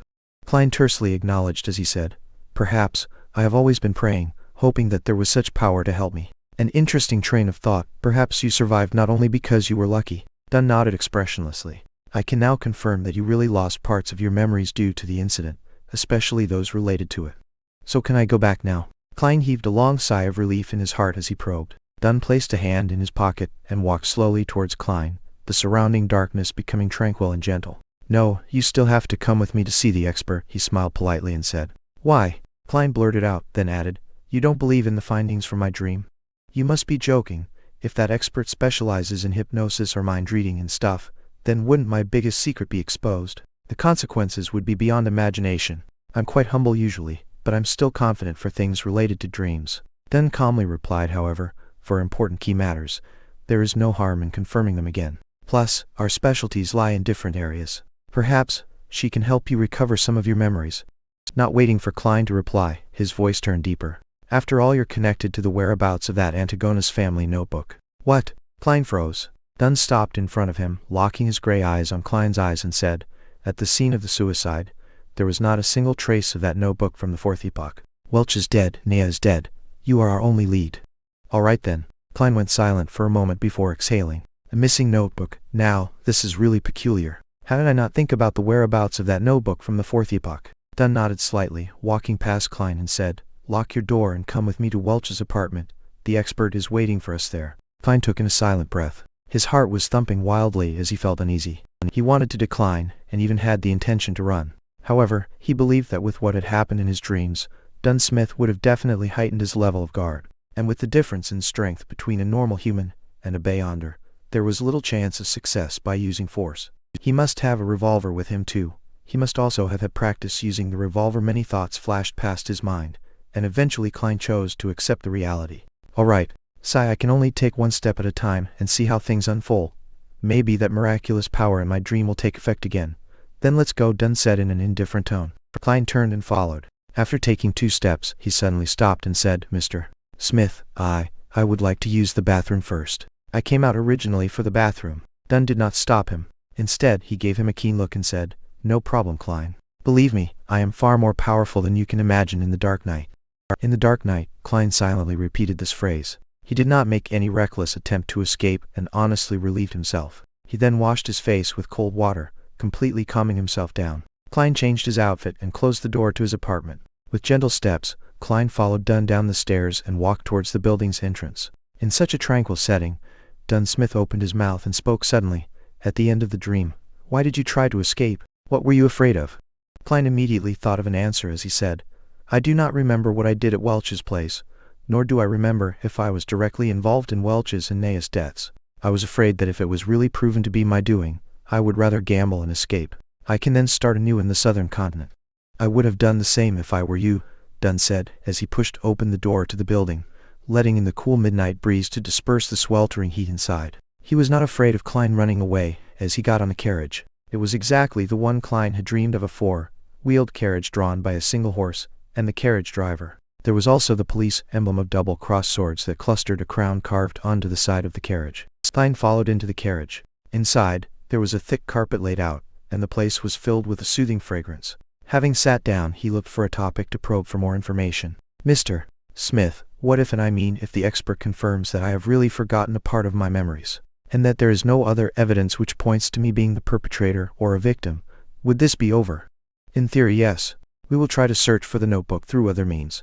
As long as it exists, it can be found. Of course, before that, we will have to make sure you are not cursed or have any scent of cacodemons, and that there are no related psychological problems lingering. We must ensure that you can embrace the rest of your life peacefully and healthily." Dunn Smith had a smile on his face, a rather unusual smile. Klein caught on to this point keenly, and promptly inquired, "In theory?" "Yes, only in theory. In this field of work, there are always twisted, unorthodox, and inexplicable things happening." Dunn looked Klein in the eye and said, "Their continuation or end are not what we can foresee or control at times."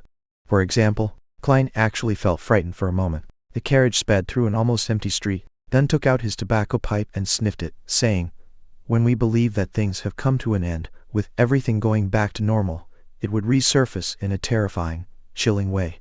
A few years ago, we handled a case regarding an evil cult. They did live sacrifices to please an evil god by making followers commit suicide. When one of the followers was chosen, his survival instincts triumphed over his foolishness, twisted beliefs, and psychedelic drugs. He secretly escaped and reported to the police.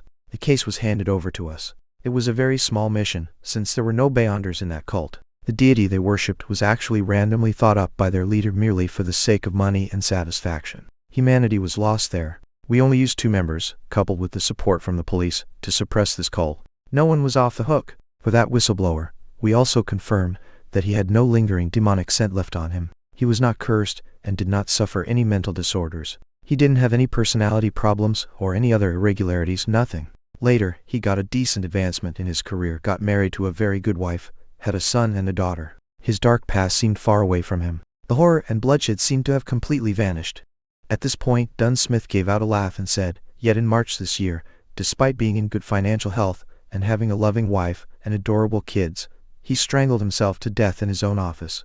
The crimson moonlight outside the carriage window shone upon Dunn Smith. At that instant, his seemingly self-derisive smile made Klein feel unspeakably horrified. Strangled himself to death. Klein drew in a gasp of cool air silently, as if seeing his own tragic end. Even if I escaped at once, it might just be temporary. Is there any way to resolve this completely? Become a Beyonder to fight it? The carriage returned to silence. Countless thoughts welled in Klein's mind. Under an awkward silence, the carriage traveled for a long time at high speeds. Just as Klein made up his mind to consult Dunn Smith for any solutions, the carriage came to a halt. "Mr. Smith, we have reached Welch's apartment." The carriage driver's voice was heard. "Let's get down." Dunn straightened out his black coat that reached his knees. "Oh, let me introduce beforehand. The official disguise of the expert is the most renowned spirit medium of Ottawa County." Klein suppressed his other thoughts and asked curiously, "Then, what is her actual identity?" Dunn half-turned his body and turned his head back. With his abstruse gray eyes he said, "A true spirit medium." Chapter 14. The Medium. A true medium. Klein repeated this description inwardly, and did not speak again. He followed Dunn Smith down the carriage. Welch's place in Tingen was a detached house with a garden. The road outside the hollowed metal gates allowed 4 carriages to pass through at once. Street lamps lined the sides of the road every 50 meters. They looked different from the ones Klein had seen in his previous life. They were gas lamps, and the height of every lamp was about that of an adult male, so that it was convenient to light the lamps. The black metal was closely pressed to the glass, forming a checkered pattern, casting out classical paper lantern-like artworks. Coldness and warmth were intertwined while darkness and light coexisted. Walking along the pathway blanketed by rays from the sunset, Klein and Dunn Smith entered Welch's rented place through the ajar metal gate. Facing the main entrance was a cemented road that led straight to a 2-floored bungalow. 2 carriages could go at once. There was a garden on the left and a lawn to the right. The pleasantly faint fragrance from the flowers, mixed with the cool scent of the fresh grass, made one feel happy and relaxed. As soon as he stepped in, Klein shivered and peered around. He felt that in the garden, somewhere in the lawn, on the roof, behind the swing, somewhere in a dark corner, pairs of eyes were observing him. There was clearly no one here, yet Klein felt as if he was on a crowded street. This strange contrast, this peculiar feeling tensed him up. A chill ran up his spine. "Something's wrong," he couldn't help but exclaim to Dunn. Dunn's expression remained unchanged as he walked beside him and replied calmly, "Just ignore them." Since the Nighthawk had said so, Klein tolerated the chilling feeling of not being able to notice the perpetrator despite being followed, spied, and observed. Step by step, he arrived at the main entrance of the bungalow. "If this goes on any longer, I will go crazy." As Dunn reached out his hand to knock on the door, Klein quickly turned around. Flowers swayed in the wind, without a person in sight. "Come in, gentlemen." A seemingly ethereal voice came from inside the house. Dunn turned the doorknob, pushed the door open, and said to a woman on the sofa, "Dolly, any results?" The chandelier in the living room was unlit. A set of 2 leather couches surrounded a marble coffee table. On the table was a lit candle, but the light emitted a cobalt blue glow. It covered the half-enclosed living room, dining room, and kitchen in a strange, eerie hue.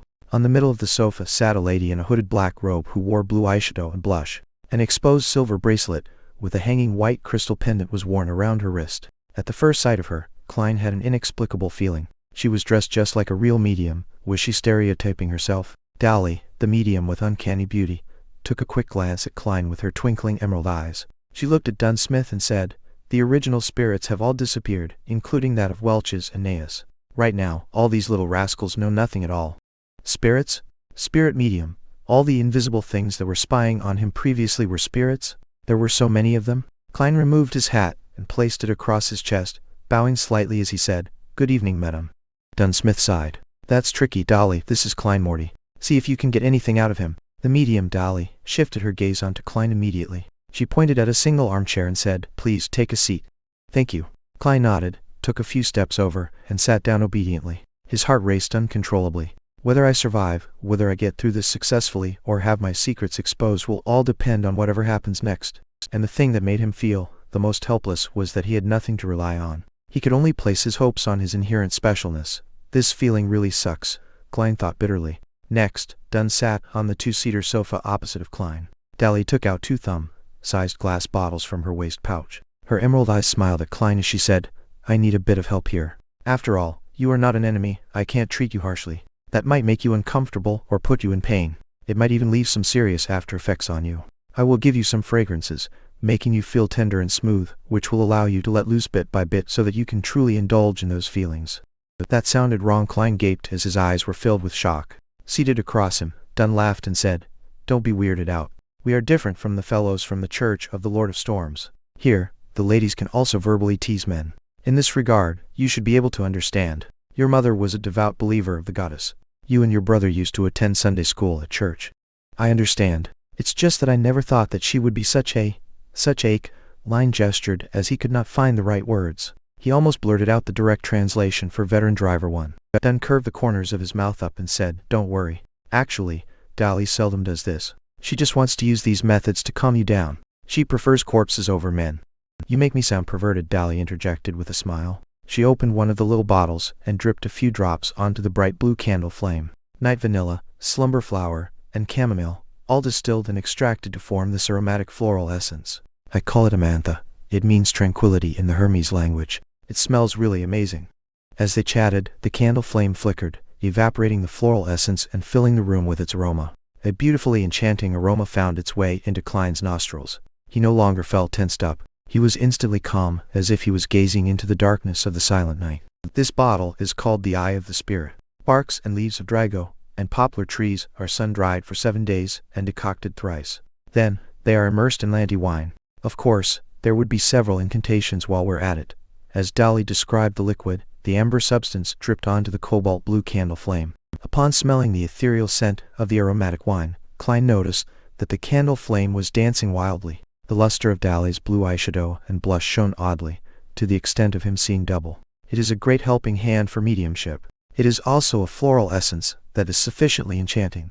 As Dahlia explained continuously, Klein felt as if her voice was coming from all around. Bewildered, Klein looked around and realized that everything was swaying and in a blur. He felt like he was shrouded by layers and layers of fog. Even his body was swaying as it phased away before he began floating, and then losing his balance. Colors blended like an impressionist painting. The reds were redder, the blues were bluer, and the blacks were blacker, appearing more defined than usual. It was dreamy and hazy. Distinct murmurs from the surroundings came through, as if hundreds and thousands of people who could not be seen were debating. This feels similar to the luck enhancement ritual I did before, but without the kind of madness that makes your head feel like exploding. Klein looked around and thought questioningly. At this moment, his vision was locked onto a pair of eyes that were crystal clear like emerald. On a blurry sofa sat Dahlia in a black robe. Eccentrically, her gaze concentrated on the tip of Klein's head. She smiled and in a gentle voice, said, "Let me properly introduce myself. I am the spirit medium, Dahlia. I can still have rational thoughts. It's like when I was at that luck enhancement ritual and that gathering." The thought crossed Klein's mind as he intentionally behaved muddled and said, "Hello there. The mental worlds of humans are extremely vast. Many secrets are hidden within the mind. Look at the ocean. What we know about it is all on the superficial level, but in reality, deep in the ocean, there is a larger unseen portion. Other than islands, there is the entire ocean. There is the boundless sky that symbolizes the spiritual world. You are the spirit of your body. Not only do you know of the islands above, but you also know of the things hidden beneath the sea, as well as the entire ocean. Anything that exists leaves some traces behind. The superficial memories of the islands may be wiped out, but what is left under the sea and the entire ocean will definitely have a corresponding projection left in it." Dahlia went on and on, bewitching Klein. The vague surrounding winds and shadows took on similar forms. It is as though Klein's spirit was fully exposed in the form of an ocean, waiting for him to search and discover. Klein watched patiently as he churned the ocean occasionally. Then, in an airy voice, he replied, "No, I can't remember. I have forgotten." He expressed his agony at just the right level. Dahlia tried to guide him once again, but the clear-headed Klein was unaffected. "Okay, we shall end here. You may leave." "Leave, leave." The airy voice lingered and Dahlia disappeared. The wind and shadows began calming as the ethereal smell and subtle scent of the aromatic wine became more distinct again. The colors returned to their normal state, and the fuzzy feeling was no longer around. Klein's body quivered, and he found his balance again. He opened his eyes, which he had no memory of closing, and noticed that the candle with the bright blue flame was still before him. Dunn Smith was still resting comfortably on the couch. Same for Dahlia with the black, hooded robe. "Why did you use the theory that belongs to that bunch of evil madmen, The psychology alchemists. Dunn furrowed his eyebrows and stared at Dolly. As Dolly put away the 2 little bottles, she replied calmly, I think it's pretty accurate. At least, it corresponds with some of the things I've made contact with before. Without waiting for Dunn's reply, Dolly shrugged and said, this tricky fellow did not leave a single trace behind. Upon hearing this, Klein heaved a huge sigh of relief. Pretentiously, he asked, oh, it's over? What happened? It felt like I just took a nap. That was a pass, right? Thankfully, I had the luck enhancement ritual as a rehearsal. Just take it as such. Dunn interrupted him and looked at Dolly. Have you examined Welch's and Nea's bodies? The corpses can tell us a lot more than you can imagine. It's such a pity that Welch and Nea had indeed committed suicide. So, the force that drove them to it is to be feared. Not a single trace was left behind. Dolly stood up and pointed at the candle. I need some rest. The cobalt blue glow vanished, and the house was instantly inundated with a blurry shade of crimson. Congratulations. You can return home now. But do remember, do not reveal this incident to your loved ones. You have to promise this, Dunn said as he led Klein to the door. Surprised, Klein asked, is there no need to examine the curses or the trails left behind by the evil spirits? Dolly didn't mention anything about it, so there's no need for it, Dunn answered simply. Klein calmed down. As the thought of his previous worries came to mind, he asked hurriedly, how can I be sure that I will be free from trouble from now on? No worries. Dunn twitched his lips and said, based on statistics of similar incidents in the past, 80% of the survivors of the incident do not experience any horrifying after effects. Yeah, this is based on what I know, roughly, more or less. Then, there's still 1/5 of those poor souls. Klein did not dare to try his luck. Then you can consider joining us as a civilian staff. This way, even if there are any precursors, we can discover it in time, Dunn said casually as he approached the carriage. Or simply become a Beyonder. After all, we are not nannies. We can't babysit you all day long and even watch what you do with women. Can I? Klein questioned the statement. Of course he did not expect much. After all, how was it even possible to be a part of the Nighthawks so easily and obtain the power of the Beyonders? That was the power of the Beyonders. Dunn paused and turned his head sideways to look at him. It's not that you can't, it depends. What? Transition in his words shocked Klein. Klein stared blankly beside the carriage before answering, really? Who are you kidding? Is it so easy to become a Beyonder? Dunn laughed lightly. His gray eyes were hidden in the shadow of the carriage. You don't believe me, huh? Actually, when you become a Nighthawk, you lose a lot. For instance, freedom. Even if we don't talk about this now, there is another issue. Firstly, you are not a member of the clergy, nor a devotee. You can't pick whatever you want or choose the safest approach. And secondly, Dunn held on to the handle and hopped onto the carriage as he went on. Among the cases that the mandated Punisher, the machinery hive, mind, and other judiciaries have to deal with annually, 1/4 of them were a result of Beyonders who lost control. 1/4 Beyonders who lost control. Klein was dumbfounded. Just then Dunn turned slightly. His gray eyes were deep. With no sign of a smile, he continued, and among the 1/4 of cases, a large number of them are our teammates. Chapter 15. The Invitation. A wave of tumultuous emotions rose up in Klein's heart after he heard Dunn. Instinctively, he uttered, why? The Beyonders have serious hidden dangers? So much so that the Church's internal judiciary and the Beyonders, who dealt with bizarre phenomenon, are also prone to problems. Dunn stepped into the carriage and sat back in his seat. His expression and tone remained the same. This is not something that you need to understand. Neither is it something you can understand, unless you become one of us. Klein was struck dumb for a moment, after which he sat down and questioned in a tone that was half dubious and half joking. If I don't come to understand, how is it possible for me to make a decision to join? And not joining would mean Klein could not understand. This would end in a deadlock. Dunn Smith took out the pipe once again, placed it against his nose, and took a whiff. You probably misunderstood. A civilian staff member is also one of us. In other words, as long as I become one of your civilian staff members, I will be able to understand the relevant secrets, figure out the hidden dangers that plague Beyonders, and the dangers that may be encountered, as well as consider whether I want to become a Beyonder later. Klein reorganized his thoughts and paraphrased what Dunn had shared. Dunn smiled and said, yes, that is the case, except for one point. You cannot simply become a Beyonder just because you want to, because every church will be equally strict in this aspect. It would be odd if the churches were not strict. Klein lampooned silently, as he added with a more intense tone coupled with stronger body language, what about civilian staff members? This should be quite strict as well, right? There shouldn't be any problems if it's you, said Dunn with half-closed eyelids, as he whiffed the pipe with partially relaxed countenance. However, he did not ignite it. Why? Klein asked as he was once again grappled by doubt. At the same time, he jested inwardly. So my uniqueness and halo as a transmigrator are akin to the fireflies in the night, ever so bright and outstanding? Dunn opened his half-closed eyelids, his silver-colored eyes reflecting the same tranquility as before. First, you managed to survive without our help in such a situation. Certain exceptional qualities are not present in others. For instance, luck. Lucky people are often welcomed. Seeing that Klein's expression had turned blank, Dunn smiled slightly. All right, just treat this as a humorous statement. Second, you're a graduate of the history department from Koi University. This is something we urgently need. Although a believer of the Lord of the Storms, Lumi perceives women in a way that is loathsome, his views regarding society, humanities, economics, and politics remain incisive. He said before that talents are key to maintaining a competitive advantage and positive development, a point that I very much agree with. Noticing that Klein was slightly furrowing his eyebrows, Dunn casually explained, you should be able to imagine that we often encounter documents and objects from the Fourth Epoch or earlier. Many cults and heretics have tried to gain power from these things. Sometimes, they themselves can lead to strange and terrible things. Except for the Beyonders in special fields, most of us are not good with our studies, or have passed that age. Having said that, Dunn Smith pointed to his own head, and the corner of his mouth turned up slightly as if he was mocking himself. He then said, those dry, boring knowledge always puts us to sleep. Even the sleepless can't help it. In the past, we would cooperate with historians or archaeologists, but this posed the risk of exposing secrets, and mishaps might befall on these otherwise uninvolved professors and associate professors.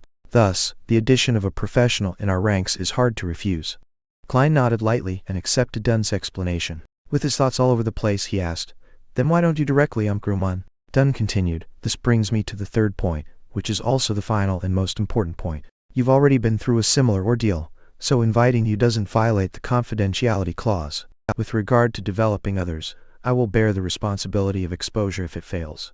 Most of our team members, our civilian staff members, come from within the church. After Klein finished listening silently, he asked curiously, why are you so strict about maintaining confidentiality? Wouldn't spreading the news publicly to more people and increasing awareness lessen the chances of a similar mistake from happening again? The greatest fear stems from the fear of the unknown.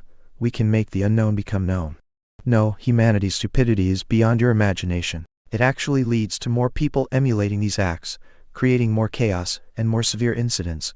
Dunn Smith shook his head and replied. Klein acknowledged as he replied in enlightenment. The only lesson that humans can learn from history is that humans do not gain any lessons from history, and they're always repeating the same tragedies. That famous quote from Emperor Roselle is indeed filled with much philosophical meaning, agreed Dunn. Emperor Roselle said that? This transmigrator senior really did not give the latecomers any chance to posture.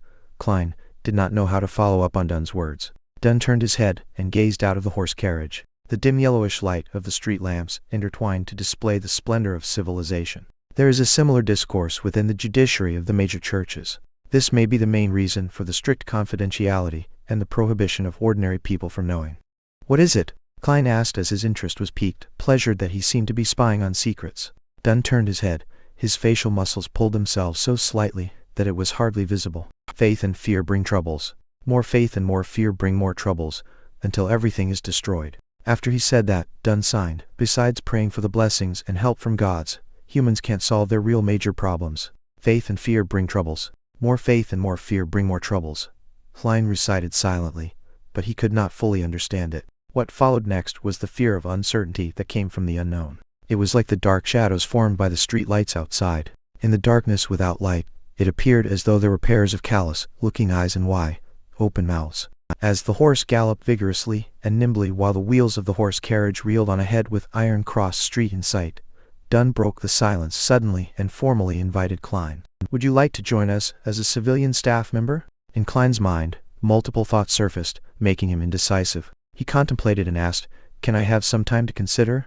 Since this matter had serious implications, he could not hastily and recklessly make the decision. No problem, just give me a reply before Sunday. Dunn nodded and added, of course, remember to keep this a secret and don't disclose the information regarding Welch to anyone, including your brother and sister. Once this is violated, it'll not only bring them trouble, but you might also have to attend a special court.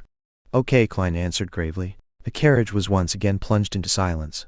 Seeing that they were nearing Iron Cross Street, and that he was almost reaching home, Klein suddenly thought of a question. He hesitated for a few seconds before asking, Mr. Smith, what kind of salary and benefits do civilian staff get?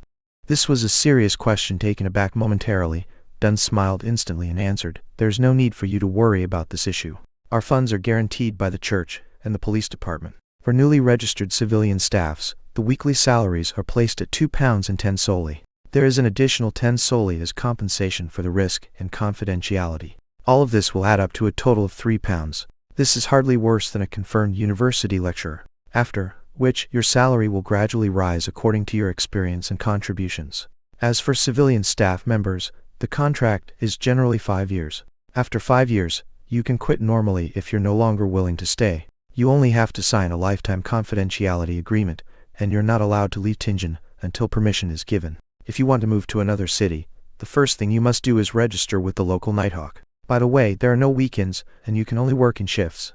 At any point in time, there should be 3 civilian staffs on duty, and if you wish to go to the South or Daisy Bay for a vacation, you'll need to arrange it with your colleagues. Just as Dunn finished speaking, the horse carriage pulled to a stop, and the apartment building where Klein and his siblings resided and appeared on the side. I get it now. Klein turned around and walked down the horse carriage. He stopped at the side and asked, "By the way, Mr. Smith, where do I find you after I've come to my decision?" Dunn gave a deep and low throaty laugh before saying, "Go to the Hound Pub at B6th Street and find their boss right. Tell him that you want to hire a small mercenary squad for a mission." "Huh?" Klein asked confusedly. "Our location is confidential too. Before you agree to become one of us, I can't tell you directly." "All right, Mr. Klein Morty. I wish you a good dream tonight as well," Dunn smiled as he said. Klein took off his hat and saluted, watching as the pace of the departing horse carriage gradually sped up. He took out his pocket watch. Click, he pressed it open and saw that it was only a little past 4 in the morning. The street was filled with a relaxing, cool breeze. A dim yellowish light from the street lamps illuminated the surroundings. Klein drew a deep breath and took in the deep silence of the night around him. The busiest and noisiest district in the day could be so lifeless and quiet at night. This was in stark contrast to the silent observations and mediums séance in Welch's residence. It was only then that Klein realized that the back of his linen shirt was unknowingly drenched in sweat, cold and clammy. Chapter 16.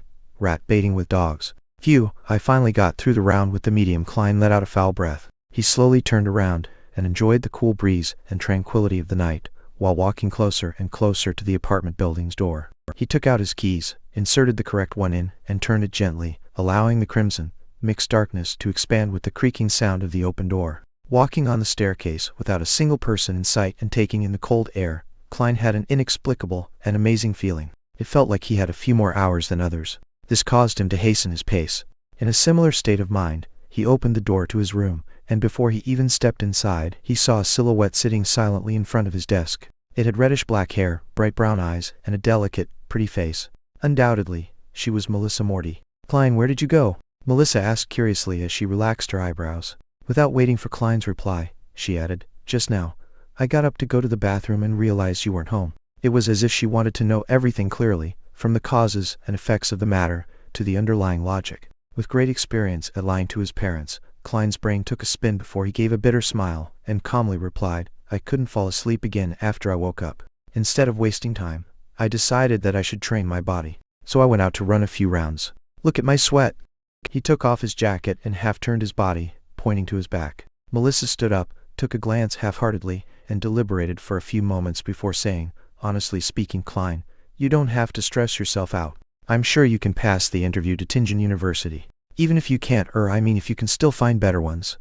"I haven't even thought about the interview." Klein nodded his head and said, "I understand." He did not mention the offer that he had gotten because he had not decided whether he wanted to join them or not.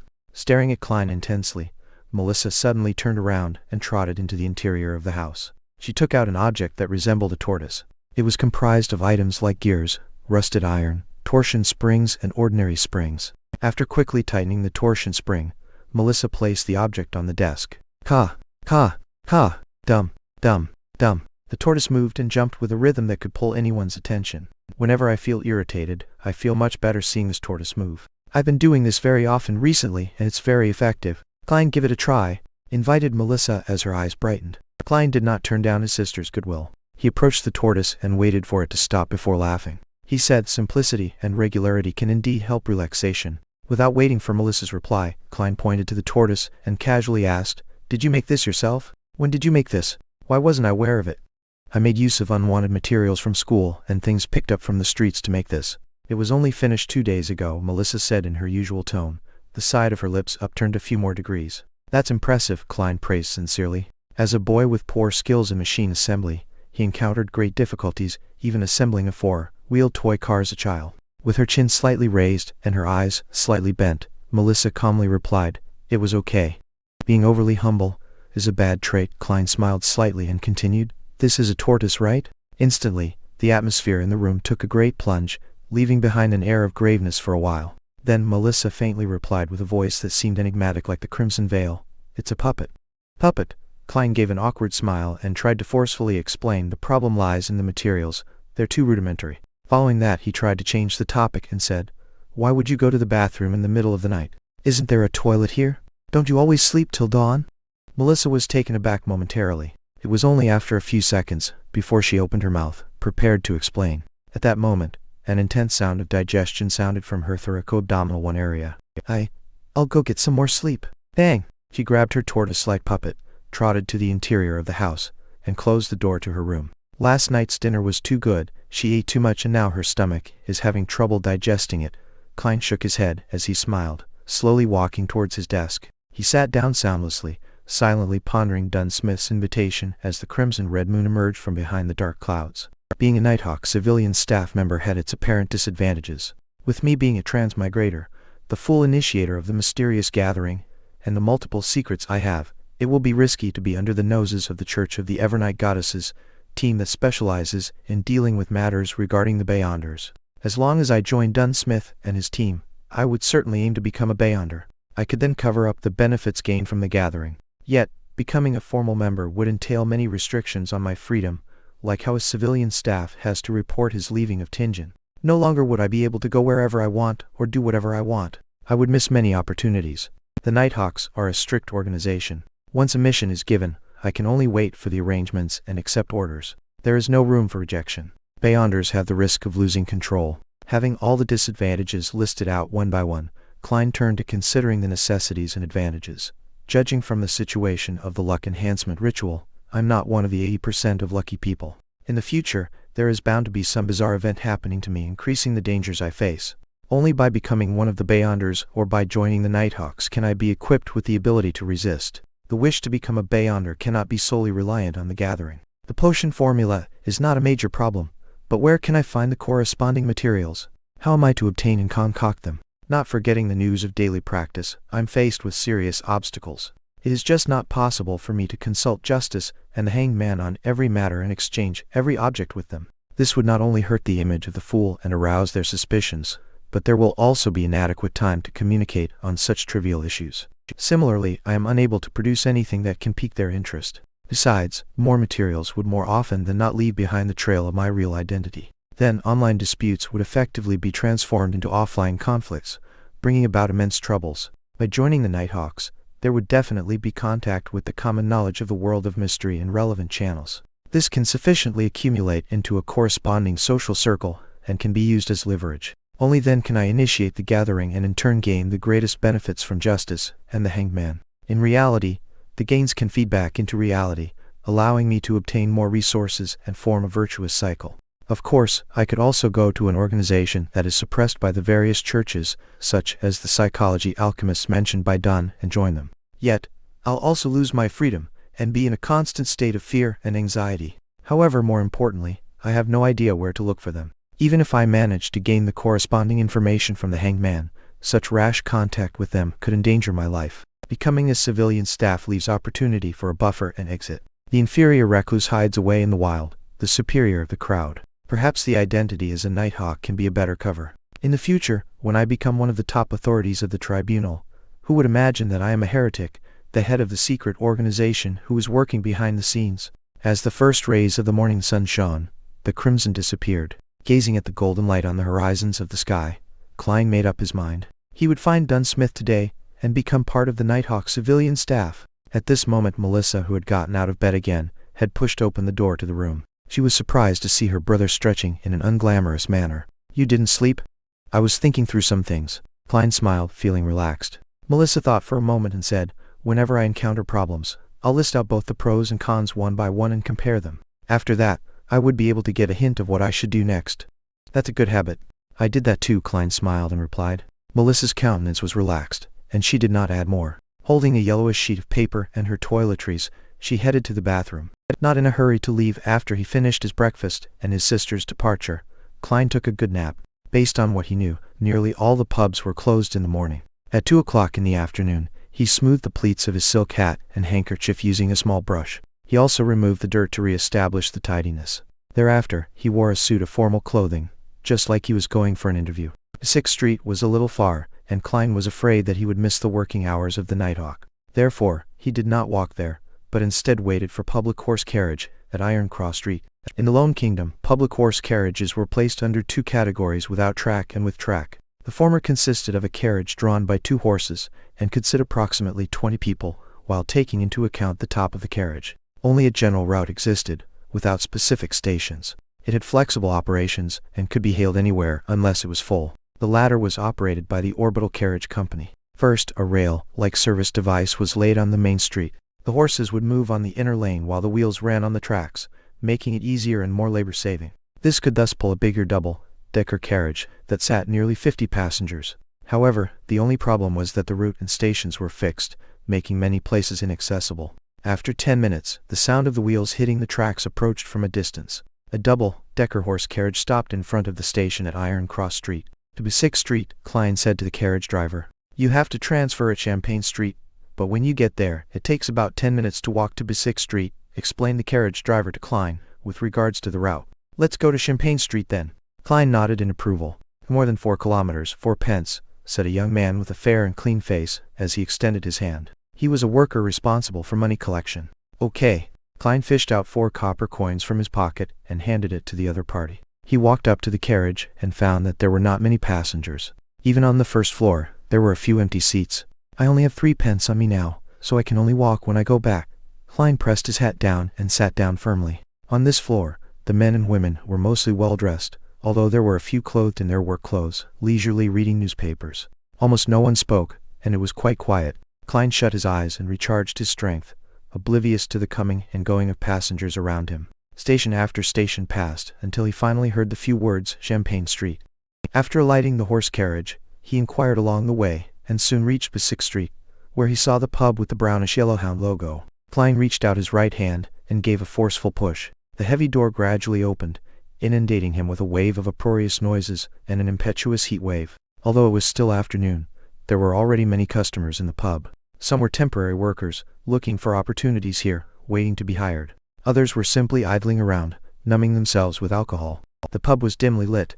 In the center, there were 2 large iron cages, with a third of its bottom sinking deep into the ground without any gaps. People held wooden wine cups and surrounded it, sometimes discussing loudly while laughing, sometimes cursing loudly. Giving a curious glance, Klein found 2 dogs caged inside. One was black and white, similar to the husky found on Earth. The other was wholly black, with shiny fur, making it look healthy and fierce. "You want to bet? Doug has won 8 games in a row," said a little man wearing a brown beret, as he neared Klein and pointed to the black dog. "Bet?" Taken aback at first, Klein regained his senses immediately. Dog fighting? When he was at Koya University, those aristocratic and wealthy students would always ask him contemptuously and curiously if the boorish workers and unemployed hooligans enjoyed participating in boxing and gambling at the pubs. Besides being able to gamble on boxing and card games, didn't it also include cruel and bloody activities like cock fighting, dog fighting, and others? The short man smirked. "Mister, we're civilized people. We don't engage in such unglamorous activities." Having said that, he whispered, "Besides, laws were introduced to ban these things last year."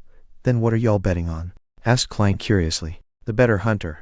Just as the short man finished his sentence, a resounding cacophony sounded. He turned his head, waved his hands excitedly, and said, "You can't place a bet for this round as it has started. Wait for the next one then." Upon hearing that, Klein tipped his toes, lifted his head, and looked as far as he could. He saw 2 strong men, each dragging a sack, coming to the side of the iron cage and opening the prison door. They then dumped the contents of the sack into the cage. They were gray and disgusting animals. Klein tried to identify them carefully before realizing that they were rats. Hundreds of rats. As the iron cage was deep underground without any gaps, the rats moved in all directions, but could not find a way out. Right then, just as the door of the cage was closed, the chain of the 2 dogs were untied. Woof! The black dog pounced ahead and killed a rat in one bite. The blackened, white dog was dazed at first before it started playing excitedly with the rats. The surrounding people either raised their wine cups and intensified their gaze, or shouted loudly, "Bite it! Kill it! Doug, Doug! Motherfucking rat! baiting with dogs took. Klein regained his senses, and the corner of his mouth twitched unceasingly. The objective of the gamble is to determine which dog can catch more rats. Perhaps one can even bet on the specific number of rats caught. No wonder there were people purchasing live rats at Iron Cross Street. That's really unique. Klein shook his head, laughing as he backtracked, and circled along the edge of the alcoholic customers, and reached the front of the bar. "New here?" said the bartender as he spared Klein a glance while wiping the cups. He continued, "1 cup of rye beer is a penny, and Matt beer costs 2 pence. 4 pence for Southhill beer, or do you want a cup of purely brewed malt Lanty?" "I came here for Mr. Right," said Klein directly and bluntly. The bartender whistled and shouted to the side, "Old man, someone is looking for you." "Oh, who?" a vague voice sounded, and an intoxicated old man stood up from behind the bar. He rubbed his eyes, shifted his gaze to Klein and asked, "Lad, were you looking for me?" "Mr. Right, I would like to hire a small mercenary squad for a mission," replied Klein, according to what Dunn had instructed. "A small mercenary squad? Are you living in an adventure story? This hasn't been around for a long time." The bartender interrupted and smiled. Wright went silent for a few seconds before saying, "Who told you to look for it here?" "Dunn Smith," replied Klein in all honesty. Instantly Wright broke out in a chuckle and replied, "I see. Actually, the small mercenary squad still exists. It's just in another form, with a more contemporary name. You can find it on the 2nd floor of No. 36 Zoutland Street." "Thank you," thanked Klein sincerely before he turned and squeezed out of the pub. Before he went out the pub, the alcoholic customers who surrounded him suddenly quieted down, as they murmured, "Doug was actually defeated." "Defeated?" Klein smiled and shook his head. Then he left quickly and found his way to the nearby Zoutland Street after asking around. 30, 32, 34, here. He counted the house numbers and walked into the stairwell. Going around the corner, and slowly climbing up the stairs, he saw the vertical sign with the current name of the so-called Small Mercenary Squad, Blackthorn Security Company. Chapter 17. Special Operations Department. Blackthorn Security Company. Upon seeing the signboard, Klein felt surprised yet found it reasonable. "Man, what do I say about this?" He shook his head and laughed before walking up the steps and knocking gently on the half-closed door with his right hand. "Knock, knock, knock." The sound echoed slowly, but rhythmically, but there was no response. Only a faint sputtering sound could be heard. "Knock, knock, knock." Klein repeated, only to be met with the same outcome. He switched to pushing the door, making the gap larger, as he stared inside a classic sofa which might have been for serving guests, a soft fabric armchair, and a burly wood coffee table. There was a girl with brown hair behind a table right across with her head drooped. "Even though security company is just a guise, isn't this just too unprofessional? How long has this place been out of business?" "Right, you guys don't need any business." Klein drew closer as he complained silently and knocked on the table just beside the girl's ear. "Knock, knock." The brown-haired girl sat up immediately and swiftly took the newspaper in front of her, covering her face. "Tingen City Honest Paper, nice name." Klein silently read the title of the page facing him. "The steam train service Soaring Express that directly reaches Constant City is starting operations today. Oh come on, when will there be one that goes straight to Brindisi Bay? I really don't want to take the ship there again. It's too awful, really awful. Hey, who are you?" The girl with brown hair read pretentiously and gave her opinion. As she spoke, she lowered the newspaper and revealed her bright forehead and light, brown eyes, looking at Klein with a fawning and startled look. "Hello, I am Klein Morty, and I am here at the invitation of Dunn Smith," Klein said as he took down his hat to his chest and bowed slightly. The brown-haired girl looked to be in her early 20s. She wore a light green loan-style dress. She was set off with beautiful laces on her sleeves, collar, and chest. "The captain all right. Wait here for a moment. I'll go get him." The girl scurried up and went into the room beside her. She didn't even serve a cup of water or anything. The level of service awareness is worrying. Klein smiled faintly as he waited at his spot.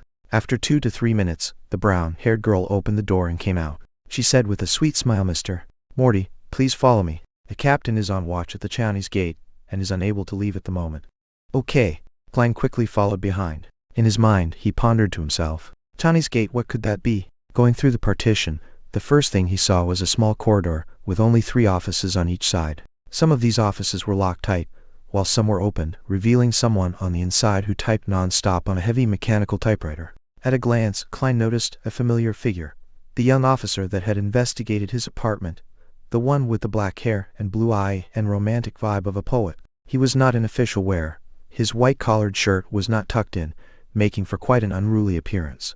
"Perhaps he really is a poet." Klein nodded in greeting, and was greeted with a smile. The brown-haired girl pushed open the left office door at the end of the room and pointed inside, chirping, "We still have to go down a few levels." This office had no furniture in place, only a grayish-white stone staircase that extended downwards. The two sides of the stairs were lit up by gas lamps. The stable glow dispelled the darkness and gave a sense of harmony. The brown-haired girl walked in front, staring at her feet while walking carefully. Although I walk here often, I am still constantly afraid of falling down, tumbling down like a barrel. You don't know Leonard did such a folly. On the first day of becoming a sleepless, the first day, where he had not mastered his new powers, he tried to rush down the flight of stairs. And he became a cartwheel. Haha, it was hilarious if you think about it. Oh yes, it was the guy that greeted you just now. This was about 3 years ago. Speaking of which, I have been with the Nighthawks for 5 years.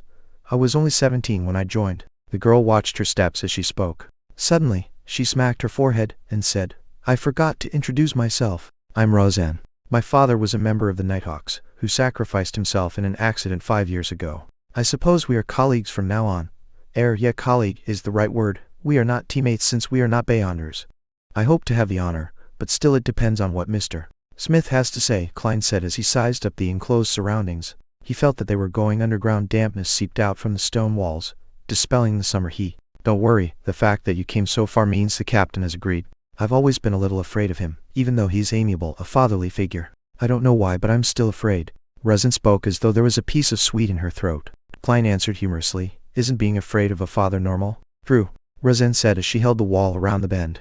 As they spoke, the two finished walking down the stairs and reached a stone, paved floor. It was a long aisle. Both sides of the walls were mounted with gas lamps, surrounded by metal gratings. Klein and Roseanne's shadows were elongated under the illumination. Klein keenly noticed that there was a dark sacred emblem every few meters, the symbol of the Evernight goddess. A deep black background dotted with sparkling embellishments, as they clustered precisely half the crimson moon. These emblems did not seem special, but walking between them gave Klein a sense of serenity. Roseanne also stopped talking, unlike her previous talkative state. Before long, an intersection appeared up front.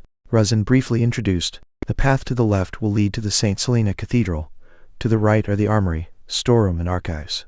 And straight ahead is the Chinese Gate. St. Selena Cathedral? Then Zoutland Street is just behind Red Moonlight Street. Klein was a little stunned. St. Selena Cathedral of Red Moonlight Street was the headquarters of the Church of the Evernight Goddess in Tingen, a sacred ground where local followers yearned to visit. Along with Holy Numeric's Cathedral of the Church of the God of Steam and Machinery in the suburbs, and the River and Sea Cathedral of the Church of the Lord of Storms in North Tingen, they sustained the religious circles in Tingen City and its affiliated towns and villages.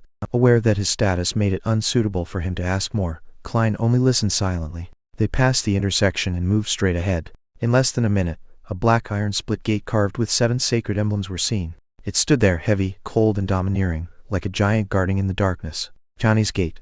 Roseanne reminded him and pointed at the room beside them, saying, Captain is inside. Go on and by yourself. All right, thank you. Klein replied politely. The room Roseanne was referring to was just in front of Chinese Gate.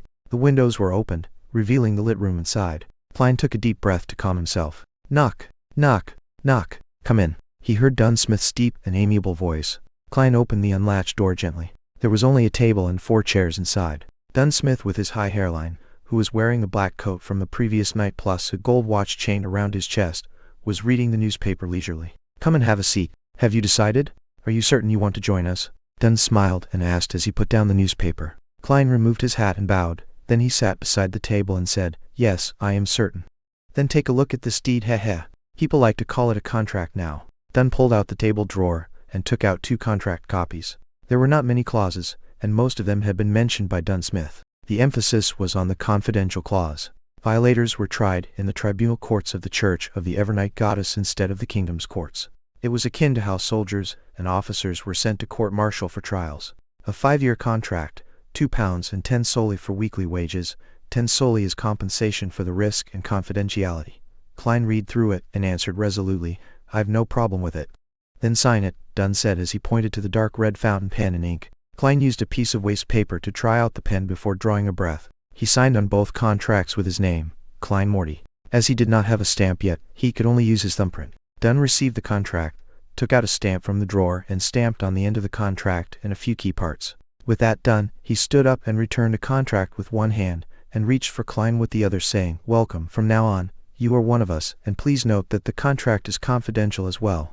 Klein stood up as well. He received the contract, shook his hand, and said, So, I shall be addressing you as Captain? Yes. Dun's grayish eyes seemed especially deep in the dim surroundings. After shaking hands, they sat down. Klein glanced at the stamp on the contract. It read, Nighthawk Squad, Tingen City, Awa County, Lone Kingdom. I can't believe you guys would use the name Blackthorn Security Company as a disguise, he laughed and said. Actually, we have other signboards. Dunn pulled out a piece of paper from the drawer. It was stamped with the stamps of the city government and the police department. The content were as follows: 7th Unit, Special Operations Department, Awa County Police, Lone Kingdom. The first 4 units are the regular police responsible for general security, like the VIP Protection Unit and Key Installations Protection Unit. And from Unit 5 onwards are the ones dealing with supernatural incidents in each city. Our unit is responsible for incidents related to the followers of Evernight Goddess in Tingen. If there are different types of followers, then we divide the area accordingly. We are mainly in charge of places like the North, West, and the Golden Indus region. Dunn briefly introduced. Unit 6 of the mandated Punisher Squad under the Church of the Lord of Storms is in charge of the Pier region, the East, and the South. The university area and the suburbs are under Unit 5, which is the Machinery Hive Mind Squad in Tingen. Right. Klein had no questions about it. He then laughed. What happens if someone really comes here due to the Blackthorn Security Company signboard and requests for our services?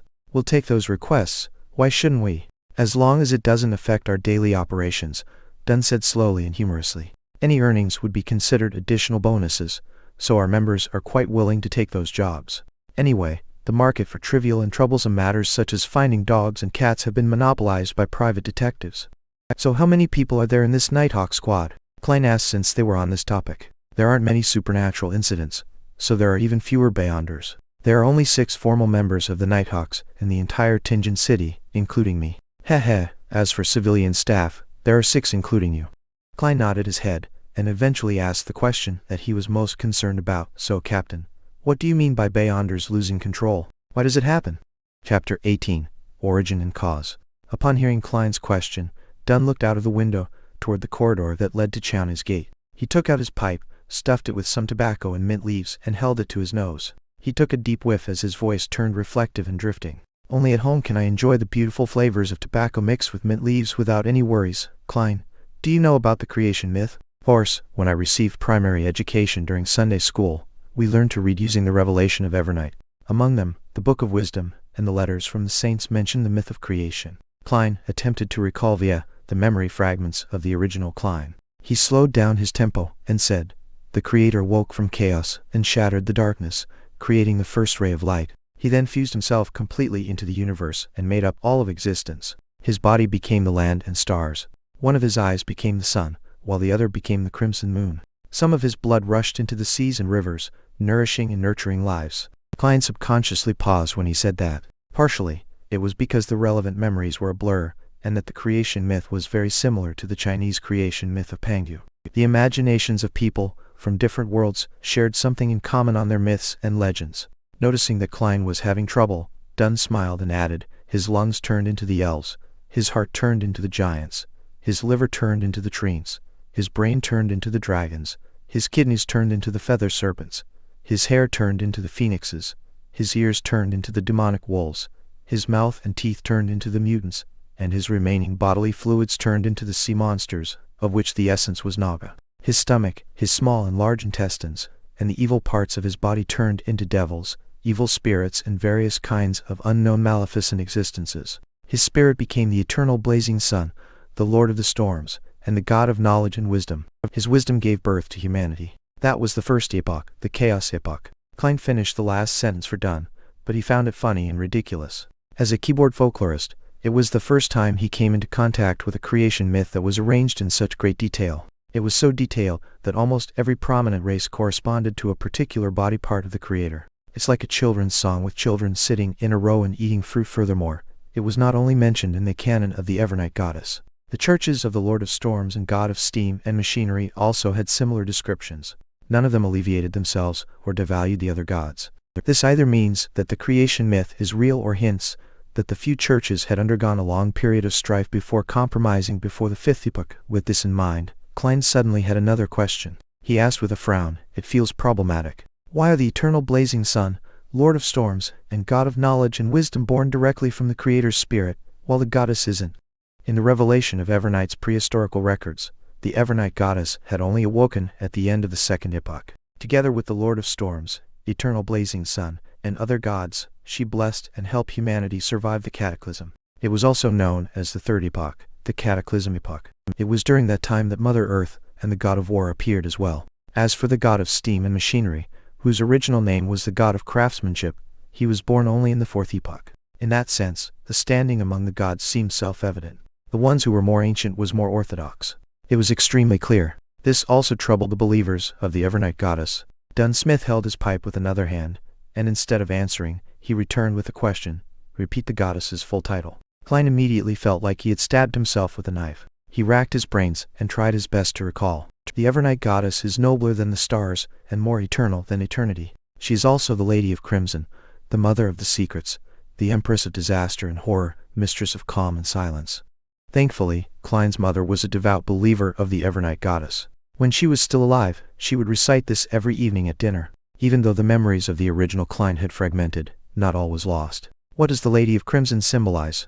Dunn asked with a guiding tone. The red moon. The moment Klein answered, he immediately understood. Then which part of the Creator did the red moon come from? Asked Dunn with a smile. A single eye. Klein and Dunn smiled at each other. This was no way less impressive than the Lord of Storms, who was formed from a third of the Creator's spirit. As for the churches of Mother Earth and the god of war, they likely had similar explanations.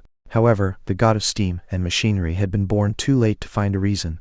Thus, their church had been weak in the past 1,000+ years. It was only with the invention of the steam engine that they seized the opportunity to truly be on par with the other gods. Dunn stroked his pipe gently. Humanity was born out of the wisdom of the Creator, so we have clever and extraordinary brains, but lack other magical powers. However, from the creation myth, we can form a simple but clear conclusion. Everything stems from the same origin. Stems from the same origin, Klein repeated the last few words. According to this conclusion, humans who are protected by the gods were able to resist the giants, devils, and the mutants. Gradually, they figured out means to obtain the power of the Beyonders. That is, by using the corresponding parts of the evil spirits, dragons, monsters, magical trees, flowers, or crystals, and combining them with other materials to form potions. By consuming and absorbing the potion, one will gain different powers. This is common knowledge among mysticism studies. Dunn did not elaborate in detail, and only gave a brief introduction.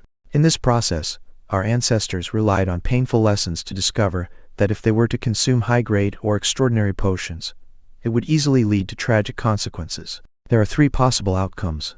Which 3? Pressed Klein curiously. First, mental death and the complete breakdown of a body. Every piece of flesh would become a terrifying monster. Second, their personality will be changed by the powers contained in the potion. They will turn cold, sensitive, irascible, cruel, and indifferent. Third, Unn put down his pipe and picked up a porcelain cup and took a sip. Vermo coffee from the Paz River Valley is bitter, but very fragrant. It leaves a splendid aftertaste. Do you want one? I prefer coffee from the Fainapotter Plateau. Horse, I have only drank it a few times at Welch's place. Klein politely declined. What's the third outcome? Mental disorder. Turning crazy on the spot, becoming more devilish than the devil. This is what it means by losing control. Dunn emphasized the words losing control. Without waiting for Klein to say a word, he put down his coffee cup and continued. After a long period of experimentation and exploration, together with the birth of the blasphemy slate, humans have finally perfected the potion system. We formed a tiered system that chains into stable progression paths known as sequences. The lower the number in a sequence, the higher the grade of a potion. At this point, the 7 major churches each control at least one complete sequence. Besides, there are also incomplete paths that they have gathered over the past hundreds or 1,000 years. Blasphemy slate? Klein sharply noticed the term. At the gathering, the Hanged Man had also mentioned it. According to the Hanged Man, the blasphemy slate was the most critical factor of a potion system formation and completion. That seemed to contradict what Dunn had just said. Those were things created by some evil gods. As for which era it appeared, what it contains, or what's so special about it, I am unsure as well. If you discover any clues, you have to immediately report it to me. It deserves the highest level of response, said Dunn vaguely. I mentioned one of the types of losing control. I'll now tell you the remaining 4. All right. Klein pushed the question of the blasphemy slate to the back of his mind and listened attentively. Although humans have clever minds, they lack extraordinary powers. It is not absolute. There are always a few lucky ones. Perhaps I should call them the unlucky ones. They are born with relatively higher perception. Well, it also means the ability to sense spirits. They can hear voices that others cannot hear and see things that others cannot see. They have partial characteristics of Beyonders. While Dunn spoke, he looked at the empty air around him and watched Klein shudder in fear. In other words, if they are half a sequence, 9 beyonder, and have fixed characteristics.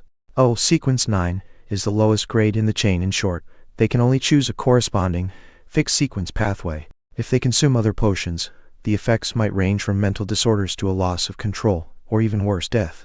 Got it. Klein nodded slowly. The third kind is similar to the second kind. Once you choose a sequence chain, you will be forced to go down that path. There will be no room for regret. If you were to consume potions from the corresponding sequence of other paths, there will be a high probability you will get mixed, unusual and warped powers. But it is almost certain that you would be in a semi-deranged state, sensitive and irascible, cruel and bloodthirsty, and silent and melancholic. And there is only one such opportunity. After that, regardless if you consume the potions from the original path or potions in the present sequence, the only result is a loss of control. The outcome could then be mental death. Alternatively, the body breaks down into monsters, or even transforms into an evil spirit. As Dunn spoke, he lifted his coffee cup to take a sip. Klein, who turned alarmed and fearful after hearing this, fell silent for a few seconds before asking, "What about the fourth kind?" "The fourth kind, haha. That is the most common problem. When we consume potions to gain powers that originally belong to extraordinary beings, we undergo an unnatural transformation. Therefore, we would more or less be affected by the remnant spiritual powers. While perhaps the symptoms might not manifest and are undetectable to others, it will definitely lurk in one's mind. If one rushes to consume the corresponding potion ranked higher in the sequence before fully grasping the extraordinary powers the potion brings and eliminating the subtle traces, the madness will accumulate, increasing the chances of losing control." Dunn suddenly fell silent. After a short pause, he said with a sigh, "As per the internal rules of us Nighthawks, even if a teammate were to make a great contribution, they must have consumed the last potion 3 years ago and be examined before they can be promoted. Even so, there are still many who lose control every year." "How terrifying!" Klein drew a gasp as he asked, "Then, what about the final kind?" There was no trace of a smile despite Dunn's curved lips. "Fifth kind is the most common reason for a loss of control. For beyonders, one's spiritual perception would be enhanced more or less. The smaller the number in the sequence, the more enhanced their perception. Therefore, they would hear what others cannot hear, see what others cannot see, and encounter things others would not encounter. They are constantly met with mysterious enticement and illusionary bewitchment. Once they are overstimulated, or have greedy desires, they will slowly go down the path of losing control." As he spoke, Dunn looked straight at Klein, his gray pupils reflecting Klein's figure. His tone turned bleak as he said, "The founder of the Nighthawks, Archbishop Chownes, once said, 'We are guardians, but also a bunch of miserable wretches that are constantly fighting against dangers and madness.'" Chapter 19. Sealed Artifacts. "We are guardians, but also a bunch of miserable wretches that are constantly fighting against dangers and madness." The corridor outside the window was sealed, its walls ice cold. The room was illuminated with bright yellow lights. Dunn Smith's delivery echoed, sending blow after blow to Klein's heart. It left him temporarily at a loss for words. Dunn shook his head and smiled when he saw Klein silent. "Are you very disappointed? Beyonders are not like what you imagine them to be. We are always treading alongside danger. There is always a price to any gain." Klein recovered from his shock as he answered with a quivering voice. It was true that he never imagined that the halo, extraordinariness, and the inordinary aspects of a beyonder would have such hidden threats.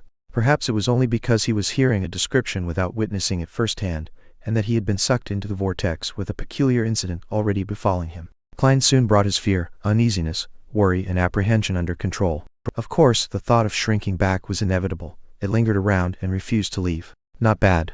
Very mature and rational." Dunn finished the last mouthful of coffee and added, "Also, beyonders are not as powerful as you imagine them to be, especially a low sequence beyonder. Why would we use 1 to represent the highest grade and 9 the lowest? Isn't this against intuition and logic? The low sequence we often mention refers to a low grade, or a high number. They are the starting point of the sequence chain." "All right, where was I?" "Yes, beyonders are not as powerful as you imagine. A low sequence beyonder's power is no match for guns, much less cannons. They are just more fascinating and indefensible than firearms. If you have a chance to become a beyonder in the future, you must consider what I said today carefully. Do not make a rash decision." Klein gave a self-deprecating smile. "I don't even know when I will have the chance." He felt that he would not miss the opportunity if it presented itself to him. Consuming the wrong potion or a higher ranked potion in the sequence could be mostly avoided. The major potential danger was the subtle influences the potions had and what he experienced from having heightened auditory and visual perceptions. For the former, he could draw on the experiences from generations of people before him. As long as he was not in a rush to advance himself and patiently grasped control over his powers, the chances of losing control were relatively low. Furthermore, he still had to resolve the potential problem that he currently faced. He had to understand the essence of mysticism and seek a way to transmigrate back. These were the underlying reasons for taking the first step. He did not aim for higher sequence spots. If it was easy to lose control, he could just forget about advancement, stay in his original sequence, and rely on knowledge to plan a way home. It was needless to elaborate on the potential risks. Back when Klein held the luck enhancement ritual, he was nearly driven crazy. The murmurings that nearly blew up his head were still fresh in his mind. They were not unavoidable by not becoming a Beyonder. Therefore, it was better to gain power that allowed him to defend himself. With this in mind, Klein felt that the pros clearly outweighed the cons. It made his thoughts of withdrawal almost disappear. Dunn picked up his pipe again as his gray eyes carried a smiling trace to them. I cannot give you an accurate answer on this. To become a Beyonder, firstly, you must make enough contributions. Perhaps tomorrow, or the day after, you would be able to interpret critical ancient documents. Maybe you would be able to give us valuable ideas for one of our cases? Secondly, it depends on the arrangements of the higher-ups. No one can be sure. All right, I believe you should know quite a bit about Beyonders now. In the future, do not make a rash decision. Now, I'll introduce you to our Nighthawk team's civilian jobs. He stood up and walked to the door. He pointed in the opposite direction of Chaney's gate and said, We have an accountant and someone else who is in charge of procuring necessities and collecting supplies handed out by the church and the police department, while standing in as a carriage driver. They are professionals and do not need to take shifts, so they can rest on weekends. The other 3 civilian staff are Roz and Brett and Old Neil. Their jobs include attending to visitors, cleaning rooms and writing case files and inventory registration lists. They also guard the armory, storeroom, and the archives, strictly enforcing the registration should someone wish to enter, take out or return an item. Each of them has 1 day off a week, other than Sundays. They negotiate among themselves on the arrangement of night shifts and rest days. So is my job scope the same as Rozen and the rest? Klein swept away his thoughts about Beyonders and tried to clarify his job responsibilities. No, there's no need. You are a professional, said Dunn with a smile. You currently have 2 tasks. First, every morning or afternoon, go take a stroll outside. Focus on the various streets that lead from Welch's place to yours. What? Klein was dumbfounded. What kind of job is this? Is that very professional? Dunn inserted his hands into the pockets of his black windbreaker and said, After you confirm that you have lost your memories, we will close the case on Welch and Naya. Similarly, that diary of the Antigonus family has vanished completely. We suspect that you brought it with you. You might have hidden it on your way home, which might be why we did not find any clues at your place. This is also likely the reason why you were not there and chose to commit suicide at home. Although you were mysteriously influenced and have forgotten this piece of memory, the human spirit and brain is very fascinating, so there might be residual traces. Dali might not be able to obtain them through her means as a medium, but it does not mean that they do not exist. Perhaps you will feel a sense of deja vu at a familiar and critical spot. That is what we wish to obtain. Got it. Klein was enlightened. The Nighthawk's deduction of the diary's location was indeed reasonable. He was the only one alive among the people involved. Only he had the time and motive to take the diary away and hide it on his way back. If you can find the diary this way, you will likely made enough of a contribution to become a Beyonder, encouraged Dunn, indirectly revealing the importance of the diary. I hope. Klein nodded. Dunn changed the subject again. Secondly, you get a day off every week. You can decide which day it is for now. When you are not outside, go to our armory and read the literature and canon books. This is a job for a professional historian. When you finish them all, you will have to begin taking shifts with Old Neil and the rest. All right, no problem. Klein heaved a sigh of relief. This is not something too difficult. At this moment, Dunn turned his body halfway and pointed to the black outward swinging gates that was engraved with 7 sacred emblems.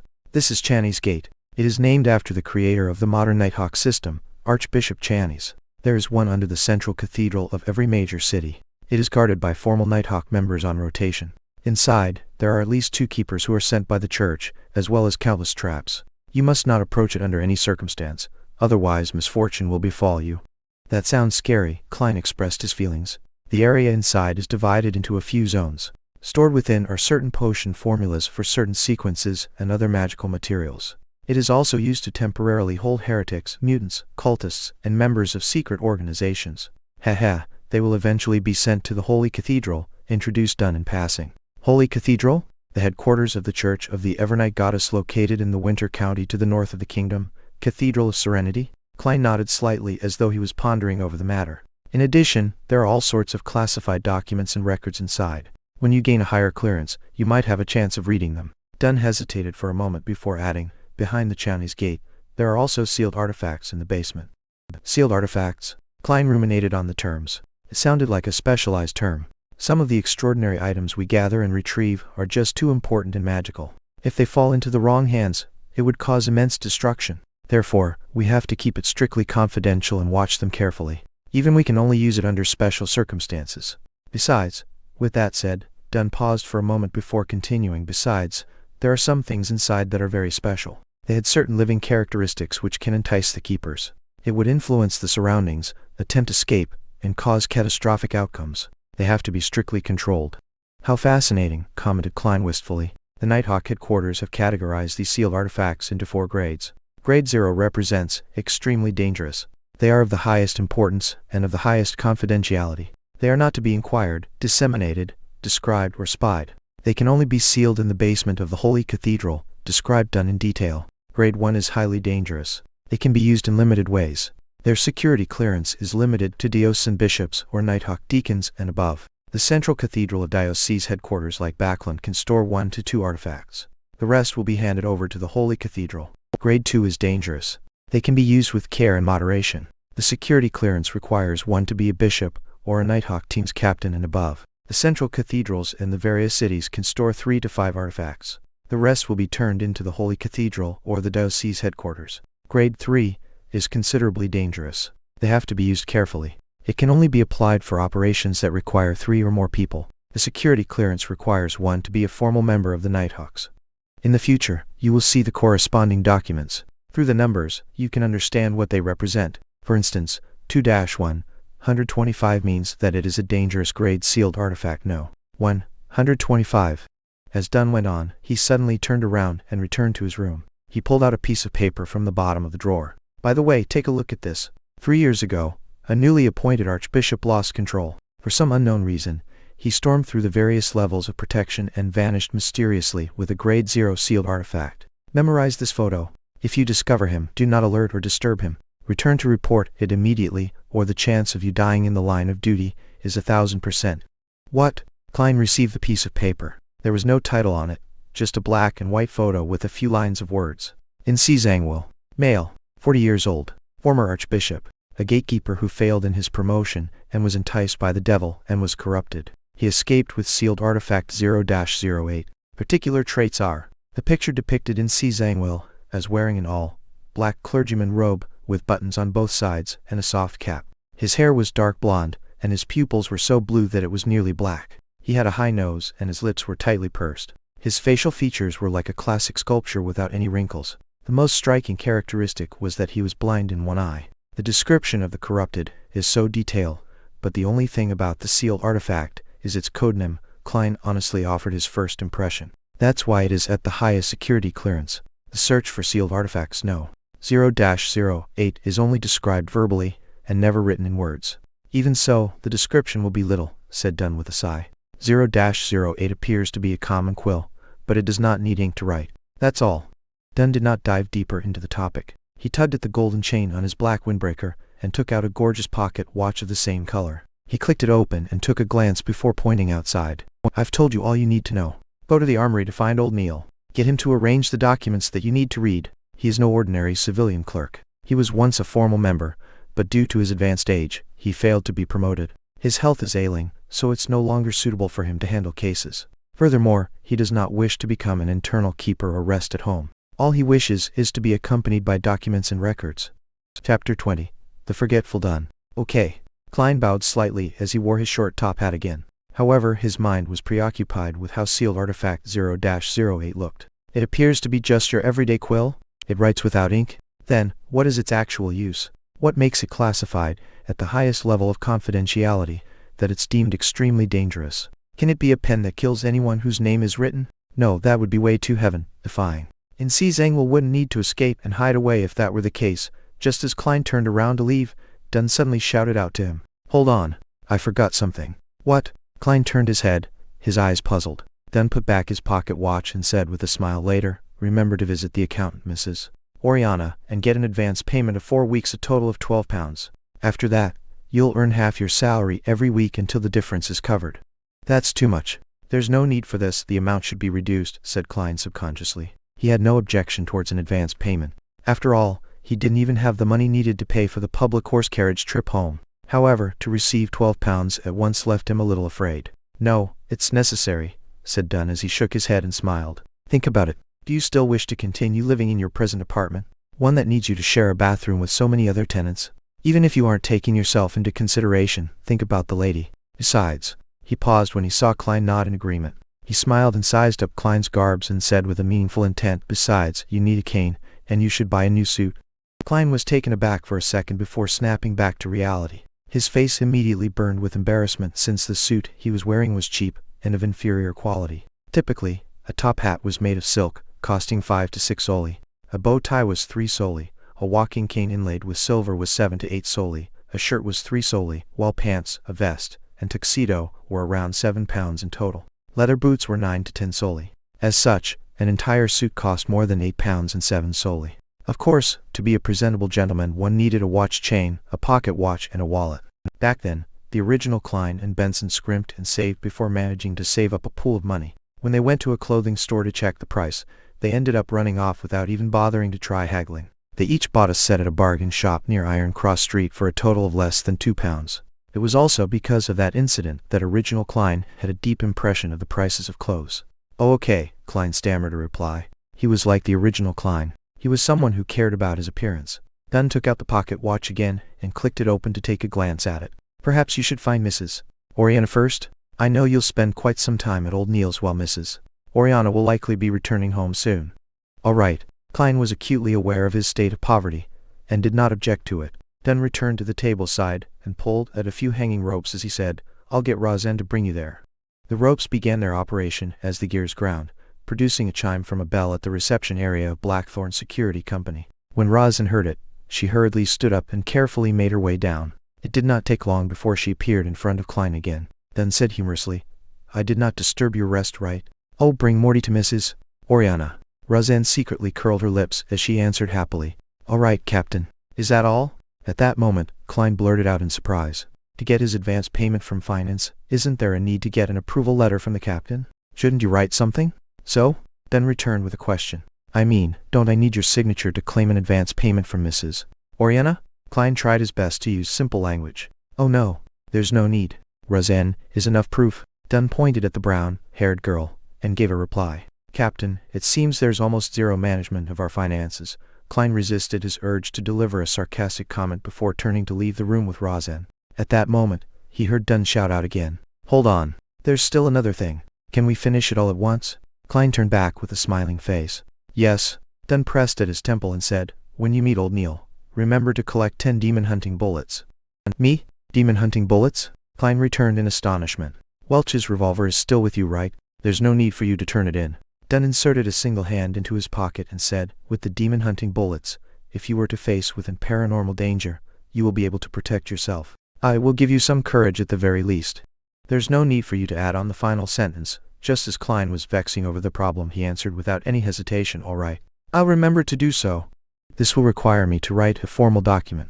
Wait a moment. Dunn sat down and picked up the dark red fountain pen. He scribbled a note, signed it, and stamped it. Thank you, Captain. Klein received it sincerely. He slowly walked back before turning around. Hold on. Dunn shouted one more time. Captain, you look to be in your 30s. Why do you have the symptoms of dementia? Klein squeezed out a smile and turned around to ask anything else. I forgot earlier that you are not trained in shooting, so getting demon-hunting bullets would be useless. Let's do this. Collect 30 normal bullets every day. Take the opportunity when you are out to go to the street corner, the underground shooting range at No. 3 Zoutelen Street. Most of it belongs to the police department, but there is one that is specially for us Nighthawks. Oh right, you also need to get a badge from Old Neil. Otherwise, you won't be able to enter the shooting range. Dunn smacked his forehead and took back the note from Klein. He then added the information and stamped it with another seal. A good marksman is produced by expending bullets. Do not think lightly of it.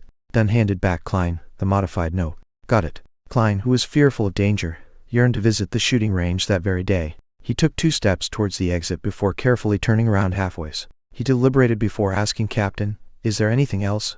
No. Dunn nodded firmly. Klein heaved a sigh of relief and walked straight out the door. While walking, he had the strong urge to turn around to ask another, Are you sure there's nothing else? He resisted that urge and finally left the keeper room successfully. Captain has always been this way. He often forgets things. As Rosen walked by his side, she softly disparaged the captain. Even my granny has a better memory than him. Horse, he only forgets the trivial stuff. Yay, trivial stuff? Klein, I'll call you Klein in the future. Mrs. Oriana is a very affable person. It is easy to hit it off with her. Her father is a watchsmith with excellent skill. As Klein listened to the brown-haired girl rattle on, he stepped into the stairwell and returned to the upper floor. He found Mrs. Oriana in the far office on the right-hand side. She was a black-haired woman dressed in a flounced lace dress. She appeared in her 30s and had fashionable curly hair. Her pair of green eyes were clear and smiling, and she seemed refined and elegant. After Oriana heard Rosen repeat Dunsmith's instructions, she took out a note and wrote an advance slip. Sign here. Do you have a seal? If not, you can leave a thumbprint. All right. Now familiar with the procedures, Klein completed the formalities. Oriana took out a copper key and opened the safe in the room. As she counted the pounds, she said with a smile, "You are lucky. We have enough cash today. By the way, Klein, were you invited by Captain because you were involved in a paranormal activity, and the fact that you have a specialty?" "Yes, you have an impeccable intuition." Klein was not stingy with his compliments. Oriana took out 4 notes with light gray backgrounds with deep black patterns printed on them. After locking the safe, she turned around and smiled. "That's because I had a similar experience too." "Really?" Klein showed an appropriate level of surprise. "Do you know about the serial killer that sent Tingen City into a frenzy 16 years ago?" Oriana handed over the 4 gold pounds to Klein. "Yes. It's the one which had 5 girls killed consecutively. Some had their hearts and stomachs removed by that bloody butcher. My mother often used that matter to scare my sister when we were young," said Klein as he thought about it. He received the notes and discovered that 2 of them were in 5-pound denominations and 2 of them were in 1-pound denominations. All of them had a gray background and were inked in black. The 4 corners had complicated patterns and special ink to prevent counterfeiting. The former notes were slightly bigger, and in the middle of them was Lone Kingdom's 5th king, George Roman III direct ancestor, Henry Augustus I. He wore a white hairband above his rotund face. His eyes were slender, and he had an abnormally serious expression. However, Klein felt an indescribably sense of closeness to him. This was a 5-pound note. It's almost equal to 4 weeks of Benson's salary.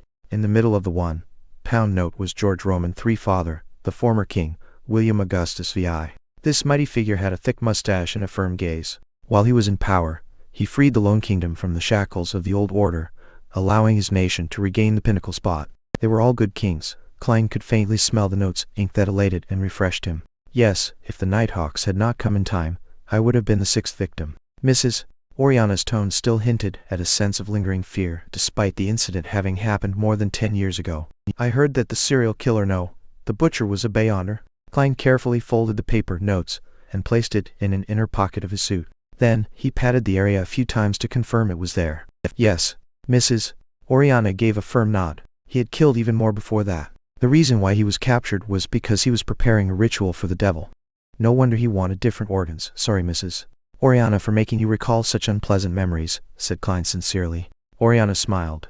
"I'm no longer afraid. I was studying accountancy in business school back then. After that incident, I've been here ever since." "All right, I'll stop keeping you from what you should do. You still need to head to Old Meals." "Goodbye, Mrs. Oriana." Klein took off his hat and bowed before leaving the office. Before he went downstairs, he could not help but pat his inner pocket to make sure the 12 pounds was still there. He did a turn at a cross junction and headed right.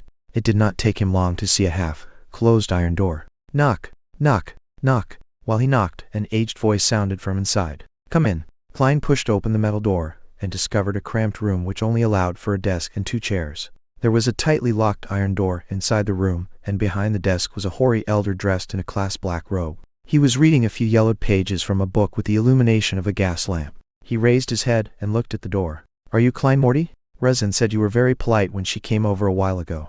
Miss Rosen is really a friendly person." "Good afternoon, Mr. Neil." Klein took off his hat as a gesture of respect. "Have a seat." Neil pointed to the silver tin can with complex flowery patterns on the table. "Would you like a cup of hand-ground coffee?" The wrinkles at the edge of his eyes and mouth were deeply recessed. His dark red pupils appeared slightly turbid. "It doesn't seem like you drink coffee." Klein acutely noticed that Neil's porcelain cup was filled with clear water. "Ha, it's a habit of mine. I do not drink coffee after 3 in the afternoon," Neil explained with a laugh. "Why?" Klein asked in passing. Neil held back his smile as he looked into Klein's eyes and said, "I'm afraid that it would affect my sleep at night. It will make me hear the murmurings of the unknown existence." Klein was momentarily unable to answer him as he changed the subject. Mr. Neil, what documents and books should I read? As he spoke, he took out the note written by Dunn. Anything that has to do with history, or are complicated and incomplete. To be honest, I have always been trying to learn, but all I can achieve is a rudimentary grasp. It's just too troublesome for the other material, such as people's diaries, contemporary books, epitaphs, etc., amended Neil. For example, the things I have here require more detailed historical records to determine the exact content. Why? Klein turned confused. Neil pointed to a few yellowed pages in front of him. These are from Roselle Gustav's lost diary before his death. In order to keep things secret, he used strange symbols he invented to take records. Emperor Roselle? Transmigration Senior? Klein was taken aback as he immediately listened attentively. Many people believe that he did not truly die, but instead became a hidden god. Therefore, cults which revere him have always been holding various rituals to attempt at gaining power. We will occasionally encounter such incidents and obtain a few original or duplicated copies of the diary, Neil said with a shake of his head. Till date, no one has been able to decipher the special symbol's true meaning. Therefore, the Holy Cathedral has permitted us to keep copies for research, hoping that it would bring them a pleasant surprise. With that said, Neil revealed a smug smile. I have already deciphered a few symbols and have confirmed that they represent numbers. Look at what I discovered. It's actually a diary. Yes, I wish to use history from different periods, especially events that revolved around the emperor. By comparing those records to the ones written in the diary for the corresponding day, I can try to interpret more of the symbols. That's the mind of a genius, right? The old gentleman with white hair and deep wrinkles looked at Klein with bright eyes. Klein nodded in agreement. Yes. Haha, you can also take a look at it. Tomorrow, you will have to help me with this diary. Neil pushed the few yellowed pages towards Klein. Klein turned them around and took a glance at them, but it immediately stunned him. Although the symbols had been copied in terribly ugly fashion, to the point of looking a little distorted, there was no way he could be mistaken. This was because they were words he was most familiar with. Chinese. And it's King simplified Chinese. Chapter 21. An old friend in a different world. In that instant, Klein even believed that he had transmigrated back. However, the elegant gas lamp surrounded by brass grids, and the silver inlaid tin, which old Neil kept his hand round coffee in, made him recognize the reality he was in. Transmigrator Emperor Roselle is really a fellow countryman of mine? He was using simplified Chinese, which doesn't exist in this world, to record secrets? With the indescribable feeling of identifying an old friend in a different world, Klein quickly read through the 3 pages. 18th November. Truly a fascinating matter. A blue sky experimentation, and a chance mistake made me discover the pathetic fellow lost and trapped in the deep darkness amid the storms. He can only approach the reality of this world on the day of the full moon every month. Yet, he is unable to transmit his cries. He is lucky to have met me, the protagonist of this era. After reading the paragraph I wrote above, I suddenly felt a little down. Even my Chinese is written like a translation. 4 decades have passed in a finger snap. My past memories feel more like a dream. 1184, 1st January. At the Grand New Year Gala, Lady Florna was truly splendid. 2nd January. My diplomats are all idiots. 3rd January. I made a hasty choice back then. In hindsight, I should have chosen the apprentice, the seer, or the bandit. Unfortunately, there is no way of redoing it. 4th January. Why are my children so stupid? I've repeated myself so many times. Do not be fooled by those charlatans. The key thing about potions is not about grasping them, but digesting them. It's nothing about tapping powers but acting. And the name of a potion is not solely symbolic at its core, but a concrete imagery, and the key to digestion. 9th September. An alliance opposing me has been established. Fasak from the north, Lone from the east, Fainapotter from the south. My enemies have finally joined forces, but I have no fear. I will use facts to teach them that the generations of weapons and knowledge cannot be compensated by mere numbers and low-grade sequencers. Besides, it's not as though I do not have subordinates. As for the higher grades, have they forgotten who I am? 23rd September. I have lost communications with the ship seeking the forsaken land of the gods. I should consider inventing wireless telegraphs. I hope it would not be affected by the storm. 24th September. Miss Ithaca is more mesmerizing than Lady Florna. Perhaps I'm just being nostalgic about my youth. Due to the complexity of characters in simplified Chinese, the font was slightly larger than normal, leading to less content on each page. Furthermore, for preservational and research purposes, the back of each page was left empty. But even so, Klein still felt an upheaval of emotions when he read the diary. In particular, Emperor Roselle's description of the crux of potions made him feel like he found the path to the solution. He was thrilled at having learned a priceless secret. Perhaps this will be a beacon for my future path as a Beyonder. Well, the 3 pages belong to entries at different times. It seems Emperor Roselle only writes the year on the first entry of each year. It cannot be determined which year the 2 pages with September and November belong to. Who is the pathetic fellow he discovered? What do digesting and acting actually mean? Where is the forsaken land of the gods? These questions bubbled in Klein's head.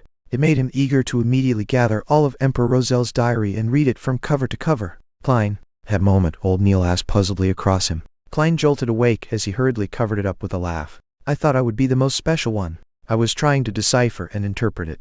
You are young indeed. Old Neil nodded, laughing. I once believed that I was the most special one as well. Klein flipped through the 3 pages in his hand, and after confirming that he had not missed anything, he handed it over to old Neil and thoughtlessly asked, Do we only have these few pages?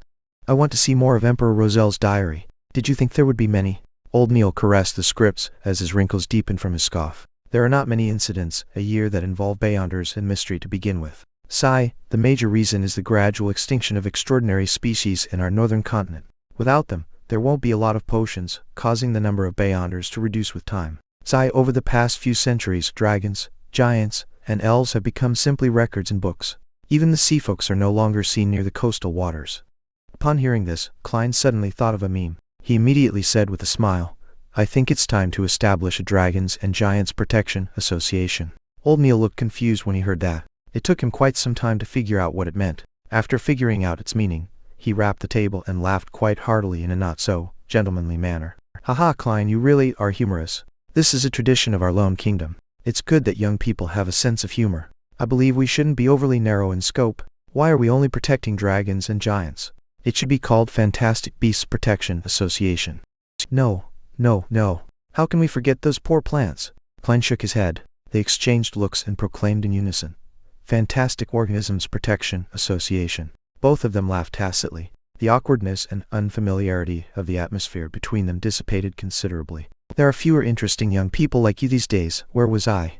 Old Neil's wrinkles suffused a smile as he said, I remember. There are not many incidents a year that involve beyonders and mystery to begin with. The retards who revere Emperor Rozel are the minority of the minority. It's already pretty good that we can obtain 3 scripts. Well, the other larger cathedrals or dioceses might have some. After muttering a few words, he took the approval note which Klein had placed on the table earlier and took a look. Are they pistol bullets, rifle bullets, or steam-pressured bullets? It's a revolver, answered Klein honestly. All right, I'll go get them. Ahem, do you have an armpit holster? As a gentleman, we can't let you have something bulging below your waist in public. Old Neil made a joke that all men understood. No. Do I need to get Captain to include it? Klein smiled cooperatively. Old Neil stood up and said, There's no need. I just need to make a record. It's an accessory item. Repeat after me, accessory item. Were you a teacher in the past? Joked Klein. I spent some time at the church's Sunday school and free schools. Old Neil waved the note and took out a key from the drawer. He then opened the iron door that led into an inner chamber. Beyonders do not seem much different from commoners, Klein murmured silently before casting his gaze on the table where the 3 pages of the diary were. Emperor Rozel is indeed involved in the realm of mystery. His diary is invaluable. To others, they are just pieces of scrap paper. It is unknown when they will be deciphered, but they are a valuable treasure to me. I wonder where the remaining parts of the diary are. I have to think of ways to get more. Klein's mind went through upheavals as he could hardly calm down. This continued until old Neil came out and closed the iron door. 10 demon hunting bullets, 30 revolver bullets, an ox hide armpit holster, and a 7th Unit Special Operations Department badge. Please count them and give them a try. Remember to sign the log book. Old Neil placed the items down on the table. The revolver bullets were arranged neatly in a paper box, which was divided into 3 layers. The bullets shimmered with a yellow sheen, just like the bullets back home, but they appeared narrower. As for the demon hunting bullets, they were kept in a small iron box. The shape was identical to regular revolver bullets, but their surface was silver in color. Upon a more careful examination, there were complicated and dazzling patterns with tiny sacred emblems, a black background dotted with stars, and a half-crimson moon engraved at the bottom. The ox hide holster felt solid, and it came with a belt and buckle. Beside it was a badge half the size of a palm. It had a metallic background with Alwa County Police Department and 7th Unit Special Operations Department inscribed in silver text. They formed almost 2 sealed circles and surrounded the 2 crossed swords and a crown police emblem. Unfortunately, it's not a Nighthawk's badge, Klein said half wistfully and half probingly. Old Neil smiled and urged Klein to test the armpit holster. After he took off his jacket, Klein took quite a bit of effort to buckle up the holster which hung close to his left armpit. Not bad. He put on his jacket again. Old Neil sized him up and nodded in satisfaction. It suits you well. My judgment is as accurate as usual. After putting away the other items into his pockets and signing the log book, Klein had a short, casual conversation with old Neil before leaving. Halfway, he slapped himself in the forehead. I forgot to learn more about the sequences and potions. It's all the fault of Emperor Rosel's diary. At this point, he was still unaware of what the first sequence of the complete pathway the Church of the Evernite Goddess possessed. All he knew was that it started with sequence 9. Rosen had apparently mentioned something. The sleepless? Just as Klein was slowly walking towards the stairs, a person came down. He wore tight trousers which made movement easy. His white shirt was not tucked in, and he had a clear romantic temperament of a poet. He was none other than the black-haired, green-eyed police inspector who had previously came to search Klein's place. They had met upstairs previously, but they had not exchanged words. "Good afternoon," greeted the young poet like Nighthawk with a smile. "Good afternoon. I believe I do not need to introduce myself," answered Klein humorously. "There's no need. I have a deep impression of you." The young Nighthawk extended his right hand and said, "Leonard Mitchell. Sequence 8 Midnight Poet." "Sequence 8. He's really a poet." Klein smilingly shook his hand as he returned with a question. "You have a deep impression of me?" Leonard Mitchell's green eyes were deep as he replied, with a very faint smile. "You have a special disposition." "He feels and sounds so gay." The corners of Klein's mouth moved slightly as he barely said with a smile, "I don't think so myself. After encountering an accident like that, you remained alive despite not receiving our protection immediately. That makes you special enough." Leonard pointed ahead. "I have to replace Captain. See you tomorrow." "See you tomorrow." Klein turned to make way for the Nighthawk. As he walked to the ends of the stairwell, Leonard Mitchell suddenly turned around and stared at the stone paved ground which was illuminated by the yellow sunset. He muttered into the air softly, "Did you manage to notice anything?" "Indeed, there's nothing special about him." Chapter 22. Starting Sequence. After he went up the stairs and returned to the reception hall, Klein was about to bid Roseanne farewell when he heard the brown-haired girl mention briskly, "Captain says that you can come on Monday. He wants you to settle your household affairs first." "All right." Klein never expected the Nighthawk's management to be so humane and accommodating. It made him feel a little grateful. He was planning on waking early the next morning and make use of the opportunity to wander around to visit Tingen University. He planned on informing the staff in charge of the interview that he was not participating in the follow-up interviews. After all, he had originally obtained the opportunity to make the interview because of his professor's recommendation letter. Regardless, it was basic courtesy to have formal closure. Even if it was not for himself, he had to respect his mentor's efforts. And in a world without telephones, where telegrams were charged by the character, and the fact that it would be too late to send a letter, he felt that taking the public carriage to the university was the most economical and suitable solution. Having received the captain's special approval, Klein did not need to tire himself out. He would wake up late and still make his way there on time. Klein was just about to take off his hat to bid Roseanne farewell when he suddenly thought of something. He looked around and suppressed his voice. "Roseanne, do you know what the starting point of the church's complete sequence is?" He had forgotten to ask old Neil. Roseanne's eyes widened as she looked at Klein in astonishment. "You wish to become a Beyonder? Was I that obvious?" Klein's body language betrayed him as he answered in embarrassment. "Having learned that extraordinary and mysterious powers exist in the world, it's inevitable that I have some yearnings for it." "Oh my goddess! Do you know how dangerous it is? Didn't Captain tell you? The enemies of Beyonders are not just cultists or dark warlocks, but themselves. People lose control nearly every year. Some even end up sacrificing themselves. Aren't you going to consider how your family will feel?" Roseanne's hand gestures amplified her tone as her reaction appeared overly agitated. "Klein, I think the better choice is to be a civilian staff. There's nearly no danger, and our salary increases every year. After a few years of work, you will have saved up much money, allowing you to rent a bungalow in the North Borough or in the suburbs. You can then marry a rich and charming lady and have a wonderful family, having adorable and naughty little angels." "Roseanne, stop! Hold up!" Klein hurriedly stopped her in exasperation when he realized that she was changing the subject. "I just want to understand the basics for now." "All right." Roseanne fell silent for a few seconds as she lowered her gaze, feeling somewhat sorry. "Due to what happened to my father, whenever I face similar problems, I tend to be, a little agitated. However, to be honest, I'm filled with respect towards any man or woman who willingly wishes to be a Nighthawk." I understand," echoed Klein. Roseanne blinked her light brown eyes and added, "My father once said that one should never think that they can resolve hidden risks or combat danger by simply becoming more powerful or a higher sequencer. In fact, it's the opposite. They will encounter more terrifying matters. When facing the unknown, or a terrifying existence, death and insanity are the only two outcomes." He ended up sacrificing himself 2 weeks after saying that. "Klein, don't look at me with pity. My life is great now, really great. It's only right to feel fear towards these matters. I only want to know the basics, Klein repeated his previous reply, not sure whether he should laugh or cry. Captain explained it more clearly than you.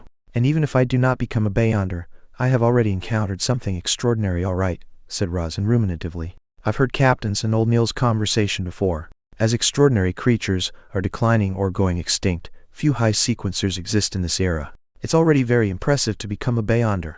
Combining our Tingen city and the suburbs, there are hundreds of thousands of people, or maybe even more. Yet, there are only about 30 plus Beyonders. Well, it's just my guess. I'm not counting the cultists and dark warlocks who hide in the dark. Without waiting for Klein's reply, she seemed to regain her vibrancy as she clenched her fist and brought it to her chest. And among these 30 plus Beyonders, most of them are at sequence 9. It seems I have gone off topic. It's okay. That was something I wanted to know as well. Klein wished that Rosin could be like her usual self, revealing more information as she rambled on. Anyways, it's already very, very impressive to become a Beyonder. Rosin repeated herself. The starting sequence of our church's complete sequence is sleepless. Sequence 9, sleepless. Indeed, Klein nodded as he watched Rosin, finding hard to stop herself from describing in detail. You should be able to guess from the name. A sleepless is someone who does not need to sleep at night. 3 to 4 hours of rest in the day would be sufficient. Man, I'm so envious. No, not at all. Sleep is a gift bestowed upon us by the goddess. It's the truest bliss. Where was I? Right. A sleepless can see through the darkness even without any lights. The deeper into the night, the more powerful they become. I mean more powerful in the aspects of their physical strength, their intuition, and their mental capabilities. However, although they can detect unknown dangers that lurk in the dark, they will still rely on demon-hunting bullets and other items to handle monsters they are unable to deal with via normal means. My father was once a sleepless. Without waiting for Klein to press on, Rosin continued. After that, it's sequence 8 Midnight Poet, and one level higher is sequence 7 Nightmare. Nightmare? Klein instantly recalled that Dunsmith had guided his dreams. He asked as a confirmation, Captain? You know about it? Rosin's mouth nearly turned into an O shape. Captain once entered my dream. Klein glanced around as he lowered his voice once more. Goddess Rosin was enlightened as she answered with a whisper. She picked up a coffee cup beside her and took a sip before saying wistfully, There are only 2 sequence 7 Beyonders in our Tingen city's church. It's likely that Captain is one of them. Even if he goes to a large diocese like Backland, he is still an impressive figure. Some deacons might not even be stronger than he is. So Captain is that impressive? Klein echoed with a smile. Frankly, Dunsmith's appearance last night had left a deep impression on him. He had basically believed that Dun was an extremely powerful Beyonder. Of course! Rosin proudly straightened her back. In moments, the scatterbrained her said with a vexed expression, As for what's above sequence 7, I have no idea. Among all the Nighthawks, perhaps only Captain will know.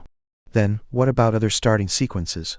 The ones that aren't complete? Klein was satisfied, as he changed the subject. It had to be said that Rosin's description of sleepless did match his imaginations and expectations of Beyonders. However, it was not the kind he wished to become. The perfect sequence 9 was likely one that could study and grasp more knowledge of the mystery. By doing so, he could leverage on them to figure out the reason for his transmigration and lay the foundations of his future transmigration back. Rosin thought for a moment before saying with a sigh, I'm not that interested in this aspect. I only know we have more than other churches. After all, the goddess is the mother of the secrets. Well, there should be 2 or 3. Some of our teammates are cold and distant, making me fear them. They also have a strange smell to them. Some members, well, I mean you should talk to old Neil. He knows a lot as well as quite a number of interesting magical rituals. Let me think. He once mentioned his sequence 9 title, which is also the name of the potion formula. Yes, it's called Mystery Prior. Quite a number of interesting magical rituals. Mystery Prior sounds very close to what I want. Klein was slightly delighted. In addition, I also know of the name of a sequence 7, the kind that's incomplete, Rosin said with a flaunting tone. She had just thought of it while recollecting. What is it? Klein was abnormally curious. In a world where high sequencers were scarce to the point of them possibly not existing, sequence 7 was probably considered quite a potent force in the church. Rosin revealed a sweet smile as she replied smugly, Spirit medium. MDM, Dolly? Asked Klein subconsciously. After his initial surprise, he realized that it was nothing unexpected. Only a sequence 7 Beyonder could achieve such an impressive performance as a medium. Rosin's eyes widened once again as she said in disbelief, How do you know of that too? I've met MDM, Dolly. Klein did not hide the matter. All right, said Rosin with an envious tone. If I can become a spirit medium, one just like MDM, Dolly, then I'll be willing to be a Beyonder. No, I'll consider it carefully for 10 minutes. Yes, MDM, Dali fulfills all my imaginations, as a beyonder, echoed Klein in a slightly exaggerated manner. Having fulfilled his goals, he chatted idly with Rozen for a few minutes until he realized he was not getting any new information. He took off his hat and bowed before leaving. As he walked down the stairs, Klein suddenly stopped after taking a few steps. He reached out to pad the notes in his inner pocket. Immediately following that, he took out 12 gold pound notes and clenched them tightly in his left palm. Then, he reached his hand into his pocket and refused to release or pull them out again. Without realizing it, a smile appeared on his face. According to the customs of the foodaholic Empire China, a treat had to be given after earning money. It's time to give Melissa a treat tonight. Chapter 23, Sidearm. As Klein walked down Zoudeland, and while taking in the warm, humid breeze, he suddenly realized something. He only had 3 pence of change. If he returned to Iron Cross Street via public carriage, it would cost him 4 pence. If he were to hand over a 1 gold pound note, it would be akin to using a $100 bill to buy a bottle of cheap mineral water back on Earth. There was nothing wrong with that, but it was just quite awkward to do so. Should I use 3 pence to travel 3 kilometers and walk the rest of the journey? Klein reached into his pocket with one hand as he slowed down his pace, considering other solutions. That won't do. Soon he rejected the idea. It would take him a while to walk the remaining journey. Considering how he was carrying 12 pounds, a massive fortune, it was not safe. Furthermore, he had deliberately not brought the revolver with him, afraid that the Nighthawks would confiscate it. If he were to encounter the danger that instigated Welch's death, there was no way he could fight back. He hadn't changed from a nearby bank. No way. There's a 0.5% processing fee. That's way too extravagant. Klein shook his head silently. Just the thought of the fees involved pained his heart. Having ruled out one solution after another, Klein's eyes suddenly lit up when he saw a clothing shop in front of him. That's right. Wouldn't the normal course of action be to buy something appropriately priced to get some change? A formal suit, shirt, vest, trousers, leather boots, and a cane were all within budget. They had to be bought sooner or later. Oh, it's very troublesome when fitting clothes. Besides, Benson knows more about this than me and he's better at bargaining. I should consider it only after he's back. Then should I buy a cane? That's right. As the saying goes, a cane is a gentleman's best choice of defense. It is half as good as a crowbar. A gun in one hand, and a cane in the other, is the combat style of a civilized person. After debating internally, Klein made up his mind. He turned around and entered the clothing shop, Wilker Clothing and Hats. The clothing store's layout resembled the clothing stores on Earth. The left wall was filled with rows of formal attires. The middle rows were decked with things like shirts, trousers, vests, and boaties. On the right were leather shoes and boots placed inside glass cabinets. Sir, may I help you? A male salesperson dressed in a white shirt and red vest came over and asked politely. In Lone Kingdom, rich and powerful gentlemen of high standing enjoyed wearing black suits comprising of white shirts matched with black vests and trousers. Their colors were relatively monotonous, so they required their male servants, salespeople, and service attendants to dress more brightly and colorfully in order to distinguish themselves from their masters. In contrast, ladies and mistresses wore dresses of all kinds and glamorous fashions. As such, maidservants would wear black and white. Klein thought for a moment before answering the male salesperson's question. A cane. Something that's heavier and harder. The kind that can crack the skulls of others. The red-vested salesperson sized up Klein furtively before leading him into the store. He then pointed at a row of canes in the corner. That cane inlaid with gold is made of Ironheart wood. It's both very heavy and hard, and costs 11 solely 7 pence. Do you want to give it a try? 11 solely 7 pence? Why don't you go rob a bank? Big deal with the gold inlay. Klein was shocked by the price. With an unperturbed expression, he nodded gently. All right. The salesperson took down the Ironheart wood cane and carefully handed it to Klein, seemingly afraid that Klein would drop and break the merchandise. Klein took the cane and found it heavy. He tried moving with it and discovered that he could not sway it smoothly as he wanted. It's too heavy. Klein shook his head in relief. This is not an excuse. The salesperson took back the cane and pointed at another 3 canes. This is made of walnut wood, created by Tingin's most famous cane artisan, Mr. Hayes. It's priced at 10 solely 3 pence. This is made of ebony wood and inlaid with silver. It's in hard as iron, costing 7 solely 6 pence. This is made from the core of a white bolly tree and also inlaid with silver, costing 7 solely 10 pence. Klein tried each one of them and found them of appropriate weight. He then tapped them with his fingers to gain an understanding of their hardness. Finally, he chose the cheapest one. I'll take the one made from ebony wood. Klein pointed at the cane with the silver inlay which the salesperson was holding. No problem, sir. Please follow me to proceed with the payment. In the future, if this cane is scuffed or stained, you can hand it to us for handling for free. The salesperson led Klein to the counter. Klein took the opportunity to release the 4 gold pound notes from his tight grip and remove 2 of the smaller denominations. Good day, sir. It will be 7 solely 6 pence. The cashier behind the counter greeted with a smile. Klein was planning on maintaining his gentlemanly image, but when he extended his hand with the 1 gold pound note, he could not help but ask, "Can I get a discount?"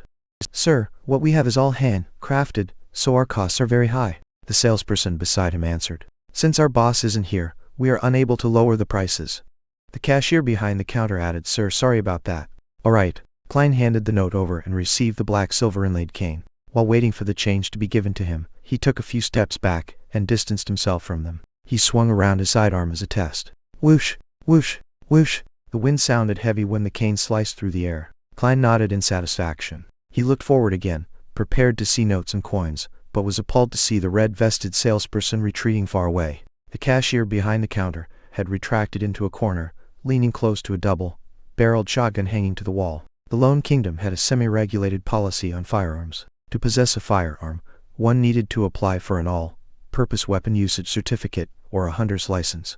Regardless of which type, one could still not be in possession of restricted military firearms such as repeaters, steam-pressured guns or 6-barrel machine guns. An all-purpose weapon usage certificate could be used to purchase or store any kind of civilian firearm, but earning the certificate was extremely troublesome. Even merchants of substantial standing might not be approved. A hunter's license was relatively easy. Even farmers in the suburbs could receive approval. However, the license was limited to hunting guns with restricted numbers. People with sizable assets would tend to apply for one to use it for self-defense in emergency situations, such as now.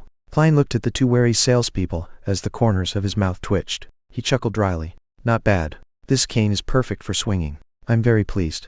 Realizing that he had no intention to assault them, the cashier behind the counter relaxed. He handed over the notes and coins he had taken out over with both hands. Klein took a look at what he received and saw 2 5-solely notes, 2 1-solely notes, a 5-pence coin and a 1-penny coin. He could not help but nod inwardly. After a 2-second pause, he ignored the way the salespeople looked at him and unfurled the 4 notes towards the light to ensure that the anti-counterfeit watermarks were present. Klein put away the notes and coins when he was done. With the cane in hand, he tipped his hat and walked out of Wilker Clothing and Hats. He extravagantly spent 6 pence by taking a short-distance trackless carriage before transferring once before reaching home safe and sound.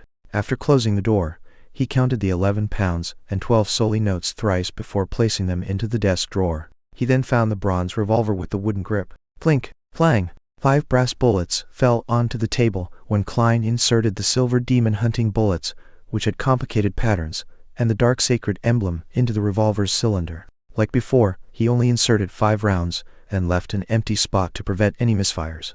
The remaining rounds were placed together with the 5 ordinary bullets in a small iron case. Ha! He snapped the cylinder in place, giving him a sense of security. He excitedly lodged the revolver into the holster at his armpit and buckled it securely. Then, he repeatedly practiced unbuckling and drawing the gun. He rested whenever his arms ached, and this continued until sunset, when he heard the sounds of tenants walking along the corridor outside. Phew!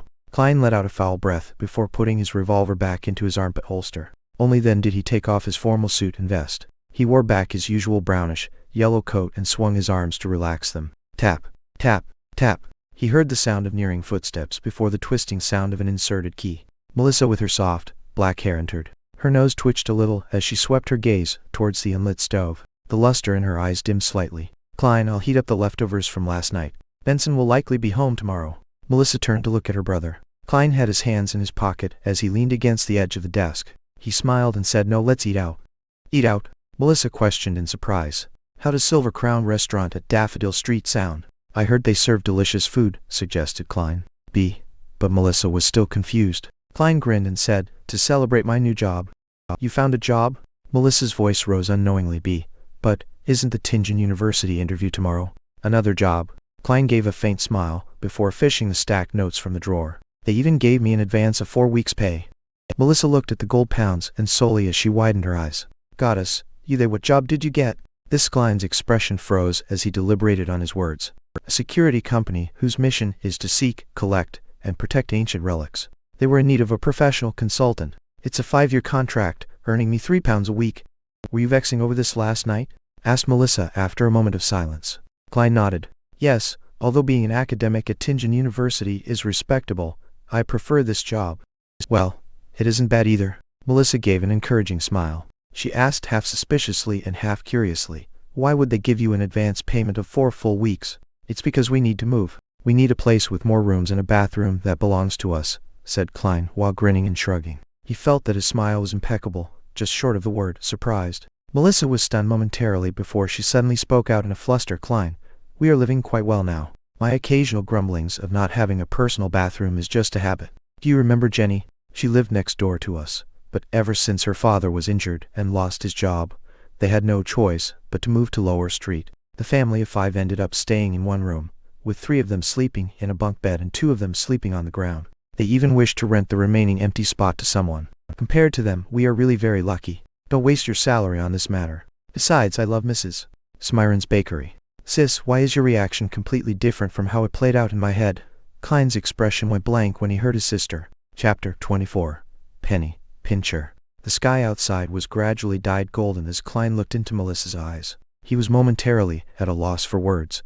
None of the lines he prepared could be used. He coughed lightly twice as he quickly racked his brains. Melissa, this isn't a waste of salary. In the future, my colleagues, as well as Benson's colleagues, might visit. Are we going to host them in such a place? When Benson and I get married and have wives, are we still going to sleep in bunk beds?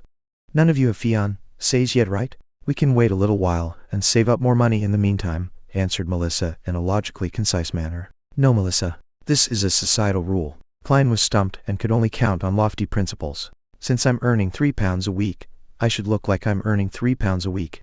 To be honest, having rented an apartment before with others, Zhu Mingrui was no stranger to his present living conditions as Klein. He was very used to it, but it was because of his past experience that he knew how inconvenient such an environment was for a girl. Furthermore, his goal was to become a Beyonder and study mysticism to find his way home. In the future, he was bound to conduct some magical rituals at home. Having too many people in the apartment building made incidents prone to happen. Klein saw that Melissa was about to continue arguing, and hurriedly added, "Don't worry. I'm not planning to get a bungalow, but probably a terrace. Basically, it has to have a bathroom we can call ours. Also, I like Mrs. Smyron's bread, Tingeon biscuits, and lemon cakes too. We can first consider places near Iron Cross Street and Daffodil Street." Melissa pouted her lips slightly and fell silent for a moment before nodding slowly. "Besides, I'm in no rush to move either. We have to wait for Benson to return," said Klein with a chuckle. "We can't have him be shocked when he opens the door to find nothing, right? Imagine him saying in astonishment, 'Where are my things? Where are my siblings? Where's my home? Is this my home? Did I make a mistake? Goddess, wake me up if this is a dream. Why is my home gone after a few days of absence?'" His mimicking of Benson's tone made Melissa involuntarily smile as her eyes scrunched up and revealed her shallow dimples. "No, mister. Frankie would definitely be waiting by the door to get Benson to hand over the apartment keys. Benson wouldn't even be able to come up." The girl disparaged the miserly landlord. In the Morty household, all of them would like to make Mr. Frankie the butt of their jokes for every trivial and major matter. It was all thanks to Benson who initiated this practice. "Right, there's no way he would switch locks for the tenants after us," Klein echoed with a smile. He pointed at the door and quipped, "Miss Melissa, shall we head to Silver Crown Restaurant for a celebration?" Melissa sighed gently and said, "Klein, do you know Selena, my classmate and my good friend?" "Selena?" An image of a girl with wine, red hair and deep brown eyes surfaced in Klein's mind. Her parents were Evernight goddess believers. They had named her after St. Selena as a blessing. She was not yet 16, and was half a year younger than Melissa. She was a happy, cheerful, and outgoing lady. "Yes." Klein nodded in affirmation. "Her elder brother Chris is a lawyer. He currently earns close to £3 a week as well. His fiancée works part-time as a typist," described Melissa. "They have been engaged for more than 4 years. To ensure a decent and stable life after marriage, they are still saving money to this very day. They have yet to go down the wedding aisle and plan to wait for at least another year. According to Selena, there are many people like her brother. They typically get married after 28. You have to make advanced preparations and save up. Don't squander your money. It's just a meal at a restaurant. Is there a need to preach at me?" Klein was rendered at a loss whether to laugh or cry. After a few seconds of thought, he said, "Melissa, I'm already earning £3 a week, and I'll have increments every year. There's no need for you to worry. But we need to save some money in the case of any unexpected emergencies. For example, what if that security company suddenly closes down? I have a classmate whose father's company went bankrupt. He had to find temporary work at the pier, and their living conditions turned terrible instantly. She had no choice but to quit school," advised Melissa with a serious expression. Klein extended his hand to cover his face. "Hey, that security company, and the government, yes, has some connections with the government. It will not easily close down. But even the government isn't stable. After every election, if the party in power changes, many people will have their positions stripped off. It turns into a mess. Melissa retorted in an unyielding manner. Sis, you sure know a lot. Klein found the humor in his exasperation as he shook his head. All right then I'll boil some soup with the leftovers from yesterday. Buy some pan-fried fish, a slab of black pepper beef, a small bottle of butter and a cup of malt beer for me. Anyway, there should still be some celebration. They were commonly sold items by hawkers on Iron Cross Street. A piece of pan-fried fish was 6 to 8 pence. A not-so-big piece of black peppered beef was 5 pence. A cup of malt beer was a penny. And a bottle of butter weighing about a quarter pound was 4 pence. But buying a pound of butter would only cost one solely 3 pence. The original Klein was responsible for buying ingredients during holidays, so he was no stranger to the prices. Klein did a mental estimate that Melissa would need about one solely 6 pence. Therefore, he took out 2 one solely notes. All right. Melissa did not object to Klein's proposal. She put down her backpack of stationery and took the notes. When he saw his sister taking out a tiny bottle for the butter and pots for the other food before briskly walking to the door, Klein thought for a moment and shouted out to her. Melissa, use the remaining money to buy some fruits. There were many hawkers on Iron Cross Street who would buy low-quality or expiring fruits from other places. The residents were not outraged about this because the prices were extremely cheap. They could taste the magnificent flavors after removing the rotten parts, so it was a cheap enjoyment. With that said, Klein took a few brisk steps forward and took out the remaining copper pennies from his pocket and stuffed it into his sister's palm. Melissa's brown eyes looked at her brother in puzzlement. Klein took 2 steps back and smiled. Remember to go to Mrs. Smiron's. Reward yourself with a tiny lemon cake. Melissa's mouth widened as she blinked. Finally, she said a single word, okay. She quickly turned around, opened the door, and ran toward the stairwell. A river tore through the land, with cedar and maple trees lining the banks.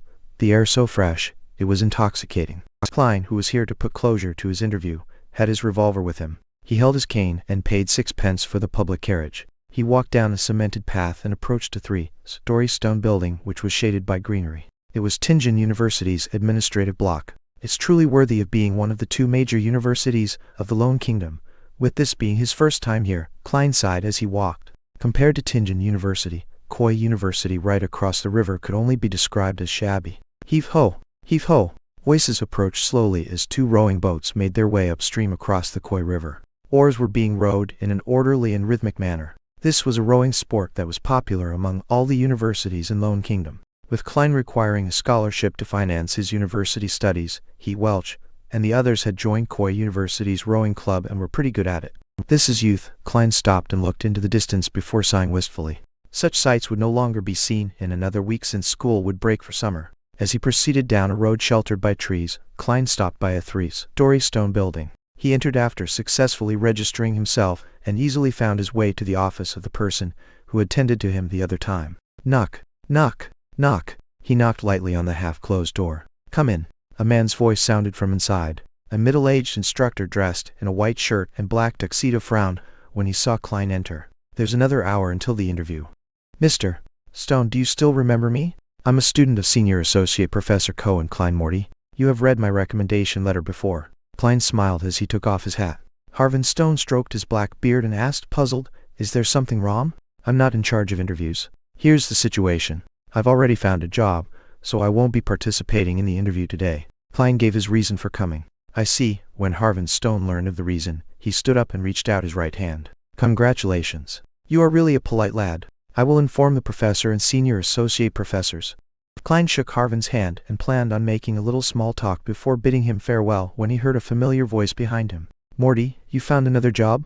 Klein turned around and saw an elder with a head of silver hair that left a deep impression on his silhouette. His deep, blue eyes sunk deep into his face, and he had few wrinkles. The man looked sharp in his black tuxedo. Good afternoon, mentor. Mr.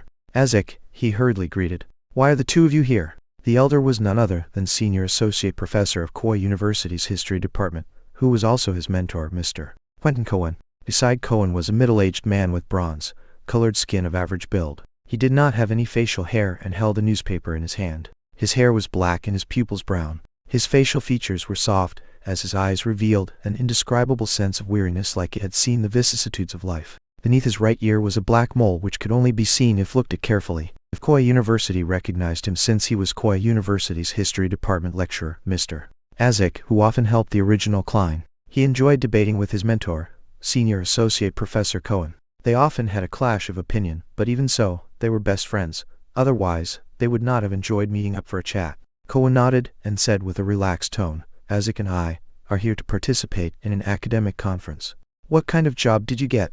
"It's a security company which seeks, collects, and protects ancient relics. They were in need of a professional consultant and are paying me £3 a week." Klein repeated what he said to his sister yesterday. "Following that," he explained, "as you know, I prefer exploring history instead of summarizing it." Cohen nodded slightly and said, "Everyone has their own choices. I'm very happy that you bothered to come to Tingen University to inform them instead of just not showing up." At that moment, Isaac interjected, "Klein, do you know what happened to Welch and Naya? I read on the newspapers that they were killed by burglars. The incident has become a case of armed burglary, and why it is already on the newspapers." Klein was taken aback as he weighed over his words. "I'm not very clear of the specifics as well." Welch had obtained a diary of the Solomon Empire's Antigona's family from the Fourth Epoch. My help on interpreting it was sought. I helped them for the first few days, but I later got busy with job hunting. The police even came to me 2 days ago.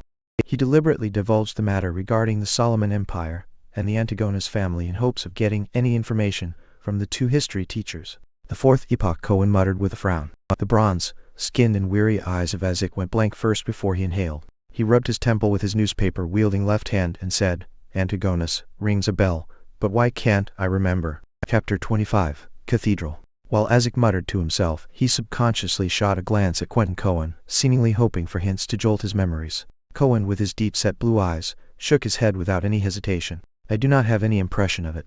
"All right then. Perhaps it just shares a root word." Isaac lowered his left hand and gave a self-deprecating laugh. Klein was rather disappointed with the outcome, and he could not help but add on, "Mentor, mister?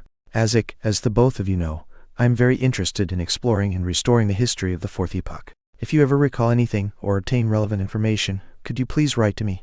"No problem." As a result of Klein's actions today, the silver-haired senior associate professor was rather pleased with him. Isaac also nodded and said, "Is your address still the same as before?" "For now, but I'll be moving soon." "I'll write a letter to inform you when the time comes," replied Klein in a respectful manner. Cohen shook his black cane and said, "It's indeed about time you moved to a place with a better environment." At that moment, Klein caught a glance at the newspaper in Isaac's hand. He deliberated on his words before saying, "Mentor, mister." "Isaac, what did the newspapers say regarding Welch and Naya?" "I only learned a little from the police who were in charge of the investigations." Isaac was just about to answer when Cohen suddenly pulled out the pocket watch that was linked to his black tuxedo by a golden chain. Click! He opened the pocket watch and tapped his cane. "The meeting is about to begin. Isaac, we can't be delayed any further. Give the newspaper to Morty." "All right." Isaac handed over the newspaper he had read to Klein. "We will be going upstairs. Remember to write a letter. Our address has yet to change. It's still the Koi University History Department office." "Ha ha!" He laughed as he turned around and left the room with Cohen. Klein took off his hat and bowed. After watching the 2 gentlemen leave, he bade farewell to owner of the office, Harvin Stone. He proceeded across the corridor and slowly exited the gray 3-story building. With his back against the sun, he lifted up his cane and unfolded the newspaper and saw the title, Tingen Morning Post. Tingen sure has all sorts of newspapers and magazines. There is the Morning Post, Evening Post, the Honest Paper, Backlund Daily Tribune, Tussock Times, family magazines, and book reviews. Klein casually recalled the several names that surfaced in his mind. Of course, a number of them were not local. They were distributed via steam locomotives. Now that the papermaking and printing industries were getting more advanced, the cost of a newspaper has already decreased to the price of a penny. The audience it reached also grew wider and wider. Klein did not scrutinize the details of the newspaper, quickly flipping to the news section with the report armed burglary murder. According to the police department, the scene at Mr. Welch's home was a horrible sight. There was missing gold jewelry and money, as well as anything valuable that could be easily taken away. Not even a penny was left behind. There is reason to believe that this was done by a merciless group of criminals that would not hesitate to kill the innocent, such as Mr. Welch and Madame Naya, if sight of their faces are caught. This is outright contempt for our kingdom's laws. This is a challenge to public security. No one wishes to have such an encounter. Of course, one piece of good news is that the police have located the murderer and captured the main culprit. We will do our best to provide news on any follow-ups. Reporter, John Browning. The matter has been handled and covered up. As Klein walked through the boulevard, he nodded in a hardly noticeable manner. He flipped through the newspaper as he strolled down the path, reading the other news articles and serials in the process. Suddenly, he felt the hairs on the back of his neck stand, as though needles were stabbing at him. Someone is watching me, observing me, monitoring me. Various thoughts welled up in him as Klein had a faint realization. Back on Earth, he had once felt an invisible gaze before ultimately discovering the source of the gaze. However, it had never felt as crystal clear as what he was experiencing now. This was the same in the original Klein's memory fragments. Was it the transmigration, or the mysterious luck enhancement ritual which enhanced my sixth sense? Klein fought back the urge to seek out the observer. Using his knowledge from reading novels and watching movies, he slowed his pace and put away the newspaper before looking toward Koi River. Following that, he acted as if he was admiring the scenery, slowly turning his head in different directions. He acted natural as he turned around, taking in everything with his eyes. Other than the trees, grassy plains, and students passing by in the distance, there was no other person there. But Klein was certain that someone was watching him.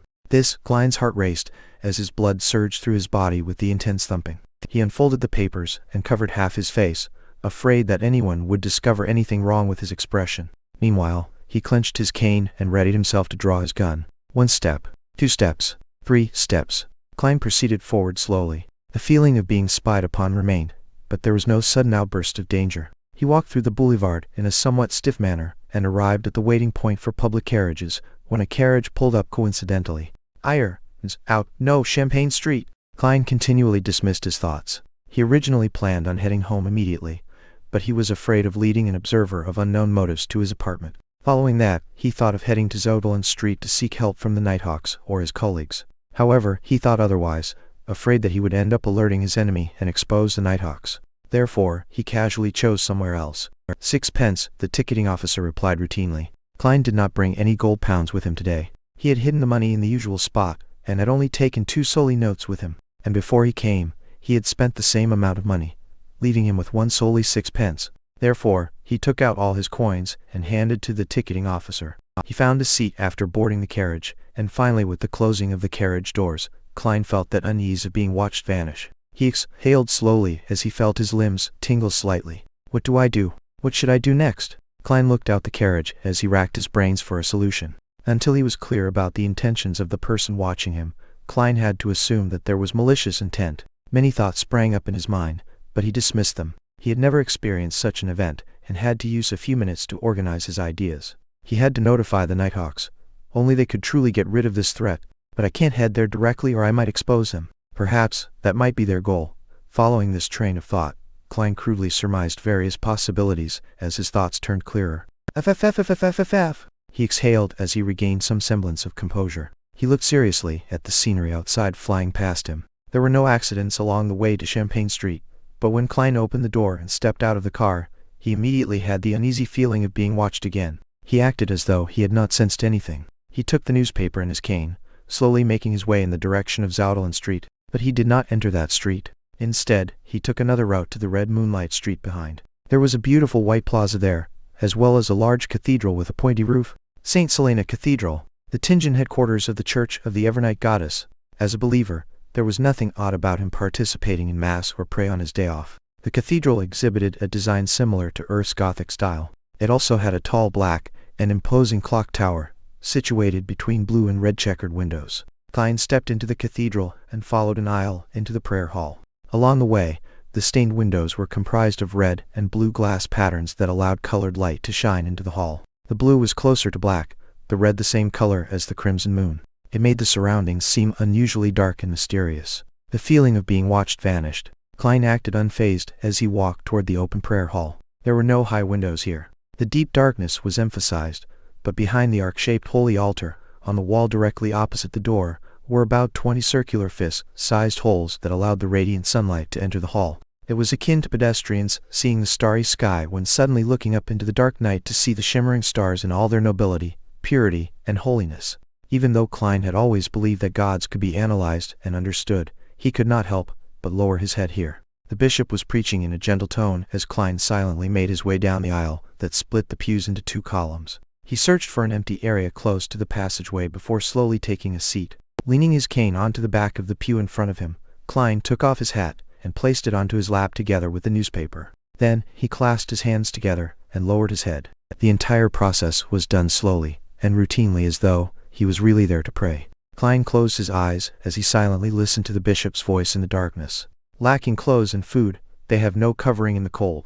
They are drenched by rains and huddle around the rocks for lack of shelter. They are orphans snatched from the breast, hope lost on them. They are the poor that have been forced off the proper path. The Evernight did not forsake them, but bestowed them with love. Sup one sup. Echoes amplified as they entered his ear. Klein saw a swath of darkness in front of him as he felt his spirit and mind cleansed. He calmly took it in until the bishop finished his preachings and ended mass. After which, the bishop opened a confessional door beside him. Men and women began lining up. Klein opened his eyes and donned his hat once more. With his cane and newspaper, he stood up and found his place in line. It was his turn after more than 20 minutes. He stepped in and closed the door behind him. There was darkness in front of him. "My child, what do you wish to say?" The bishop's voice sounded from behind the wooden damper screen. Klein took out the 7th Unit, Special Operations Department badge from his pocket and handed it over to the bishop through an opening. "Someone is tailing me. I wish to find Dunsmith." As though he had been infected by the silent darkness, his tone turned softer as well. The bishop took the badge and after a few seconds of silence he said, "Turn right from the confession booth and walk to the end. There will be a secret door to the side. Someone will lead the way after you enter." As he spoke, he pulled a rope inside the room, causing a particular priest to hear a chime. Klein retrieved his badge and took off his hat and pressed it to his chest. He gave a slight bow before turning around and exiting. After confirming that the feeling of being watched was gone, he wore his half-top hat.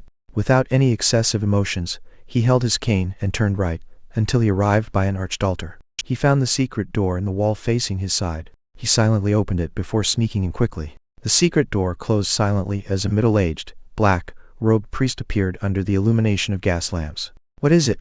the priest asked tersely. Klein showed his badge and repeated what he said to the bishop. The middle-aged priest did not ask further questions. He turned around and proceeded forward in silence. Klein nodded and took off his hat. With his black cane, he followed silently in tow. Rosen had once mentioned that heading left from the crossroads towards Chana's Gate would reach St. Selena Cathedral. Chapter 26, Practice. Tap, tap, tap. The sound of footsteps echoed through the dark, narrow corridor, which was otherwise silent. Klein kept his back straight as he kept up with the priest's pace. He did not pose questions or chat idly with him, remaining silent like a windless body of water. After passing through the heavily guarded passageway, the priest opened a secret door with a key and pointed down a stairwell made of stone. "Turn left at the intersection to reach Chana's Gate. May Goddess bless you." Klein gestured the sign of the crimson moon on his chest. Commoners practiced etiquette, while the religious partook in ritual blessings. "Praise the Lady." The priest returned with the same gesture. Klein did not speak further as he walked down the dark stone stairwell, with the aid of the refined inlaid gas lamps on both sides of the wall. Midway, he subconsciously turned back and saw the priest standing at the entrance. He was in the shadows, and appeared like an immobile wax statue. Klein looked away and continued to proceed down. It did not take long before he hit ground laid with ice, goldstone slabs. This led him to the intersection. He did not turn towards Chana's Gate because Dunsmith, who had recently finished his shift, was definitely not there. He turned right and saw the familiar path. Klein went back up another flight of stairs and appeared inside Blackthorn Security Company. Seeing doors that were tightly shut or half closed, he did not rush into them. Instead, he went to the reception and saw a brown-haired girl focused on a magazine with a sweet smile. "Hi, Rosen." Klein came to her side and deliberately rapped the table. "Knock." Rosen stood up suddenly and knocked over a chair and said in a fluster, "Hi, nice weather today." "Why, you Klein, why are you here?" She patted her chest and heaved a few sighs of relief. She was like a young lady afraid that her father had caught her skiving. "I need to find Captain," answered Klein simply. "You gave me a fright. I thought Captain came out." Rosen glared at Klein. "Don't you know how to knock?" "You should be thankful that I'm a tolerant and kind woman." "Well, I do prefer the term lady. Is there a reason why you are looking for Captain?" "He's in the room opposite Mrs. Oriana." Even though he felt uptight, Klein was so amused by Rosen he smiled. He pondered for a moment before saying, "A secret." Rosen's eyes widened, and while she reeled in her disbelief, Klein did a slight bow before bidding her farewell. He went through the reception's partition and knocked on the door of the first office on the right. "Come in." Dunsmith's deep and gentle voice sounded. Klein pushed the door and opened before closing the door behind him. He took off his hat and bowed. "Good morning, Captain." "Good morning, how can I help you?" Dun's black windbreaker and hat were hanging on a clothes stand to his side. He was dressed in a white shirt and black vest. Even though his hairline was rather high, his gray eyes were deep, and he appeared much fresher. "Someone is following me," Klein honestly answered without any embellishments. Dun leaned back and clasped his hands together. His deep gray eyes silently looked at Klein's eyes. He did not follow up on the topic of being followed and instead asked, "You came from the cathedral?" "Yes," Klein answered. Dun nodded gently. He did not comment on its merits or demerits as he switched the subject back. "It might be that Welch's father doesn't believe the cause of death that we reported, and had hired a private investigator from Wind City to investigate the matter. Mid-Seashire's Constant City was also known as Wind City. It was a region with extremely advanced coal and steel industries. It was one of the top 3 cities of Lone Kingdom. Before waiting for Klein to give his opinion, Dunn continued, "It might also be a result of that notebook. We happen to be investigating where Welch received the Antigonus family's notebook. Of course, we can't eliminate other people or organizations that might be seeking out this notebook." "What should I do?" Klein asked in a serious voice. Without a question, he hoped that it was the first reason. Dunn did not immediately answer him. He raised his coffee mug and took a mouthful, his eyes not showing the sliver of a ripple. "Return the way you came, then do anything you wish." "Anything?" Klein returned with a question. "Anything." Dunn nodded with certainty. "Of course, do not scare them off or violate the law." "All right." Klein took a deep breath and bade him farewell. He left the room and went back underground. He turned left at the intersection, and bathed in the light from the gas lamps on the 2 walls, he arrived silently to the empty, dark, and cold passageway. The sound of his footsteps echoed, making him sound more alone and terrified. Soon Klein arrived at the stairwell. He went forward and saw a shadow standing there, the middle-aged priest. The 2 did not say a word when they met. The priest turned around in silence and made way. He proceeded silently before returning to the prayer hall. The circular holes behind the arched altar were still as pure and bright, while the darkness and silence of the building's interior remained. There were still men and women lining outside the confessional, but much fewer than before. After waiting for a moment, Klein slowly left the prayer hall with his cane and newspaper as though nothing had ever happened, successfully leaving St. Selena Cathedral. The moment he walked out, he saw the burning sun. He immediately regained the familiar feeling of being observed. He felt like he was prey being eyed by a hawk. Suddenly, a question surfaced in his mind. Why didn't the observer follow me into the cathedral? Although I could have still used the dark environment and the priest to conceal my temporary disappearance, would it be hard for him to continue monitoring me by pretending to pray? If he had not done something wrong, there would be no problem walking in with an open and above-board manner, right?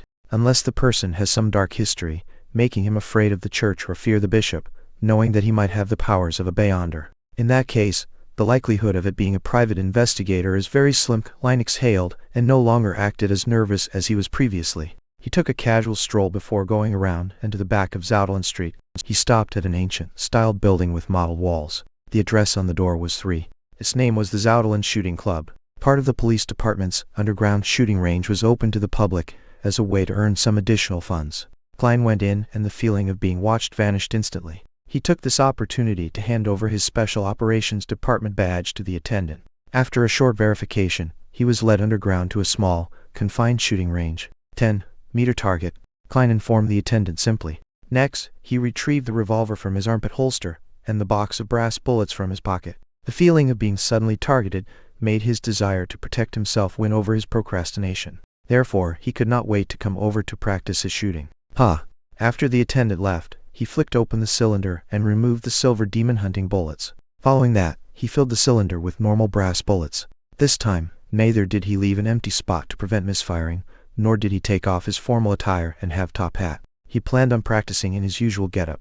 After all, it was impossible for him to shout, "Wait a minute, let me change into something more comfortable," after encountering an enemy or danger. Click! Klein closed the cylinder and rolled it with his thumb. Suddenly, he held the gun in both hands, raised it up straight, and aimed at the target more than 10 meters away. However, he was in no hurry to shoot. Instead, he recalled his experience at military training SUP, how to form a line with the iron sights, and knowledge about a gun's recoil. Rustle, rustle. While his clothes rustled, Klein repeated his aiming and his holding stance. He was as serious as a student taking a high school exam. After repeating it several times, he retreated to the wall and sat down on a long soft bench. He placed the revolver to the side, began massaging his arms, and rested for quite a while. He spent a few minutes recalling his practice before he picked up the revolver with the wooden handle and bronze cylinder. He got into standard firing position and pulled the trigger. Bang! His arm trembled as his body moved back from the recoil. The bullet missed the target.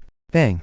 Bang! Bang! Drawing from the experience he gained, he shot again and again until all 6 rounds were finished. "I'm starting to hit the target." Klein stepped back and sat down again as he exhaled. Click! He swung the cylinder out and allowed the 6 shells to fall to the ground. Then, without a change in expression, he inserted the remaining brass rounds in. After relaxing his arm, Klein stood up again and returned to his shooting position. Bang! Bang! Bang! Ringing shots echoed as the target shook. Klein practiced and rested repeatedly. He expended all 30 normal rounds and the remaining 5 from before. He gradually hit the target and started aiming for the bullseye. He swung his sore shoulders and threw out the final 5 shells. He lowered his head and inserted the demon-hunting bullets with the complicated patterns back into gun, leaving an empty spot to prevent misfiring. After putting the revolver back into his armpit holster, Klein patted the dust from his body and walked out the shooting range to return to the streets. The feeling of being observed arose once again. Klein felt calmer than he previously felt as he slowly walked to Champagne Street. He spent 4 pence on a tracked carriage to return to Iron Cross Street before returning to his own apartment. The feeling of being spied upon vanished without a trace. Klein took out his keys and opened the door to see a short-haired man nearing his 30s and wearing a linen shirt seated at a desk. His heart tensed up before relaxing immediately. Klein greeted with a smile. "Good morning, no good afternoon, Benson." This man was none other than Klein's and Melissa's elder brother, Benson Morty. He was only 25 this year, but his receding hairline and decrepit appearance made him look nearly 30. He had black hair and brown eyes, resembling Klein somewhat, but he lacked the faint scholarly air which Klein had. "Good afternoon, Klein. How was the interview?" Benson stood up as he grinned. His black coat and half-top hat were hanging on a protrusion of their bunk bed. "Horrible," Klein replied in a deadpan manner. When he saw Benson stunned, Klein chuckled and added, "In fact, I didn't even participate in the interview. I found a job ahead of the interview and it pays £3 a week." He repeated what he told Melissa again. Benson's expression calmed down as he shook his head with a laugh. "It feels like I'm seeing a child grow up. Well, this job is pretty good." He sighed and said, "It's great that the first thing I heard is such good news after being away for work. Let's celebrate tonight and buy some beef?" Klein smiled. "Sure, but I believe Melissa will feel the pinch. Let's buy some ingredients later in the afternoon. Let's bring at least 3 soli. Well, to be honest, a pound exchanges for 20 soli, and 1 soli exchanges for 12 pence. There are even denominations like the halfpence and quarterpence. Such a coin system just goes against logic. It's so troublesome. I think it must be one of the most foolish coin system in the world." When he said that, he saw Benson's expression turn stern. Feeling a little uneasy, he wondered if he had said anything wrong. Could it be that in the lost memory fragments of the original Klein, Benson was an outright, extreme nationalist who showed no tolerance for any negativity? Benson took a few steps and refuted him with a stern expression. "No, it is not one of, but the most foolish coin system." "Not one of." Klein was taken aback, but he quickly snapped to his senses. He looked at his brother in the eye and laughed. Indeed, Benson was great at mocking humor. Benson lifted the corners of his lips and said in all seriousness, "You should understand that to institute a reasonable and simple coin system, one needs to know how to count and grasp the decimal system. Unfortunately, there are too few talents among those important figures." Chapter 27, Siblings' Dinner. "It's simply sharp and incisive." Klein burst out in laughter. Using the rich experience he had from his previous incarnation, he added another insult. "In fact, there is no evidence to suggest that those important figures have any brains at all." "Good. Very good." Benson roared with laughter as he gave a thumbs up. "Klein, you are a lot more humorous than before." After taking a breath, he continued, "I have to go to the pier in the afternoon. I'm only off work tomorrow. After that I'll have time to go to Tingen City Housing Improvement Company with the both of you. Let's see if they have cheap and good terrace houses for rent. Also, I need to pay Mr. Frankie a visit." "Our landlord?" the perplexed Klein asked. "Does our current landlord have some terrace houses from pretty good districts under his name?" Benson shot his brother a glance and said, amused, "Have you forgotten the 1-year rental contract we have with him? It has only been 6 months. His Klein immediately drew a gasp of cold air. He had really forgotten the matter. Although rent was paid once a week, the lease was a year long. If they were to move now, it was equivalent to a breach in contract. If they were taken to court, they would have to compensate large sums of money. You are still lacking in societal experience." Benson touched his receding black hairline and said wistfully, "This was a clause I fought so hard back then. If not, Mr. Frankie was only willing to lease it to us for 3 months each contract. To those with money, landlords would sign leases for a year, 2 years, or even 3 years to seek stable income. But for us, the past us, and our neighbors, landlords would have to be constantly worried that something bad might happen, depriving them of their rent. Therefore, they would only sign short-term contracts. In that case, they can offer to raise prices according to the situation." Klein summarized and added, using the original Klein's memories and his own experience as a tenant. Benson sighed and said, "This is the cruel reality of today's society. All right, you don't have to worry. The issue with the contract can be easily resolved. To be frank, even if we owe him a week's rent, Mr. Frankie would have immediately thrown us out and confiscated whatever valuable items we have. After all, his intelligence is below that of a monkey's. There's no way he can comprehend overly complicated matters." Upon hearing this, Klein suddenly recalled a particular Sir Humphrey's meme. He shook his head and said seriously, "No, Benson. You are wrong." "Why?" Benson was puzzled. "Mr. Frankie's intelligence is still slightly higher than a monkey's, Klein replied in all seriousness. Just as Benson seemed to smile in response, he added, if he is on form. Ha ha! Benson lost it and burst out in laughter. After a series of rapturous laughter, he pointed at Klein, momentarily unable to put his thoughts in words. Only then, he returned to the topic at hand. Of course, as a gentleman, we cannot employ such shameless tactics. I will discuss this with Mr. Frankie tomorrow. Believe me, he's easily convinced easily. Klein had no doubts regarding Benson's point. The existence of the gas pipes was excellent proof. After some idle chatter between the brothers, the remnants of pan-fried fish from the previous night were made into a soup with some vegetables. During the boiling process, the steam moistened the rye bread. Smearing a little butter on the bread, Klein and Benson had a simple meal, but they were very satisfied with it. After all, the fragrance and sweetness of butter brought them endless aftertastes. After Benson left, Klein headed to the lettuce and meat market with 3 solely notes and some spare pennies. He spent 6 pence on a pound of beef and 7 pence on a fresh and succulent fish with few bones. Additionally, he bought potatoes, peas, radishes, rhubarbs, lettuce, and turnips, as well as spices such as rosemary, basil, cumin, and cooking oils. During this entire time, he continued to feel like he was being watched, but there was no physical interaction. After spending some time at Smyron Bakery, Klein returned home and began weightlifting with heavier items such as books to train his arm strength. He had planned to exercise by military boxing, which he learned from his compulsory military stint for students. However, he had already forgotten the radio exercise routines from school, much less boxing, which was only taught during the military stints. Exasperated, he could only do something simpler. Klein did not over-exert himself, since it would lead to fatigue, and thus put him in greater danger. He took an appropriate break, and began reading the original Klein's notes and study material. He wished to read anything regarding the fourth epoch again. In the evening, Benson and Melissa sat in front of a desk. The food was placed neatly like children in upper primary school. The fragrances of the dishes were composed of a rich melody of scents, the soul-captivating fragrance of the stewed beef, the obviously tender potatoes, the sweetness of the thick pea soup, the mellow flavors of the stewed rhubarb, and the sweetness of the buttered rye bread. Benson gulped a mouthful of saliva as he turned around to see Klein placing a crispy fish onto a plate. He felt the fragrance of the oil permeate through his nostrils into his throat, and then into his stomach. Groan. His stomach made a distinct protest. Klein rolled up his sleeves and held up a plate of fried fish before placing it in the middle of the tidy desk. Following that, he returned to the cupboard and took out 2 large cups of ginger beer and placed them where he and Benson sat. He smiled at Melissa and took out a lemon pudding as if he were performing a magic trick. We'll have beer while you'll have this. Thank you. Melissa took the lemon pudding. When Benson saw this, he raised his calm and said with a smile, "This is to celebrate Klein's finding of a decent job." Klein raised his cup and clinked it with Benson before clinking it with Melissa's lemon pudding. Praise the lady. Gulp. He tilted his head back and drank it down. The spicy feeling warmed his gullet, bringing him great aftertastes.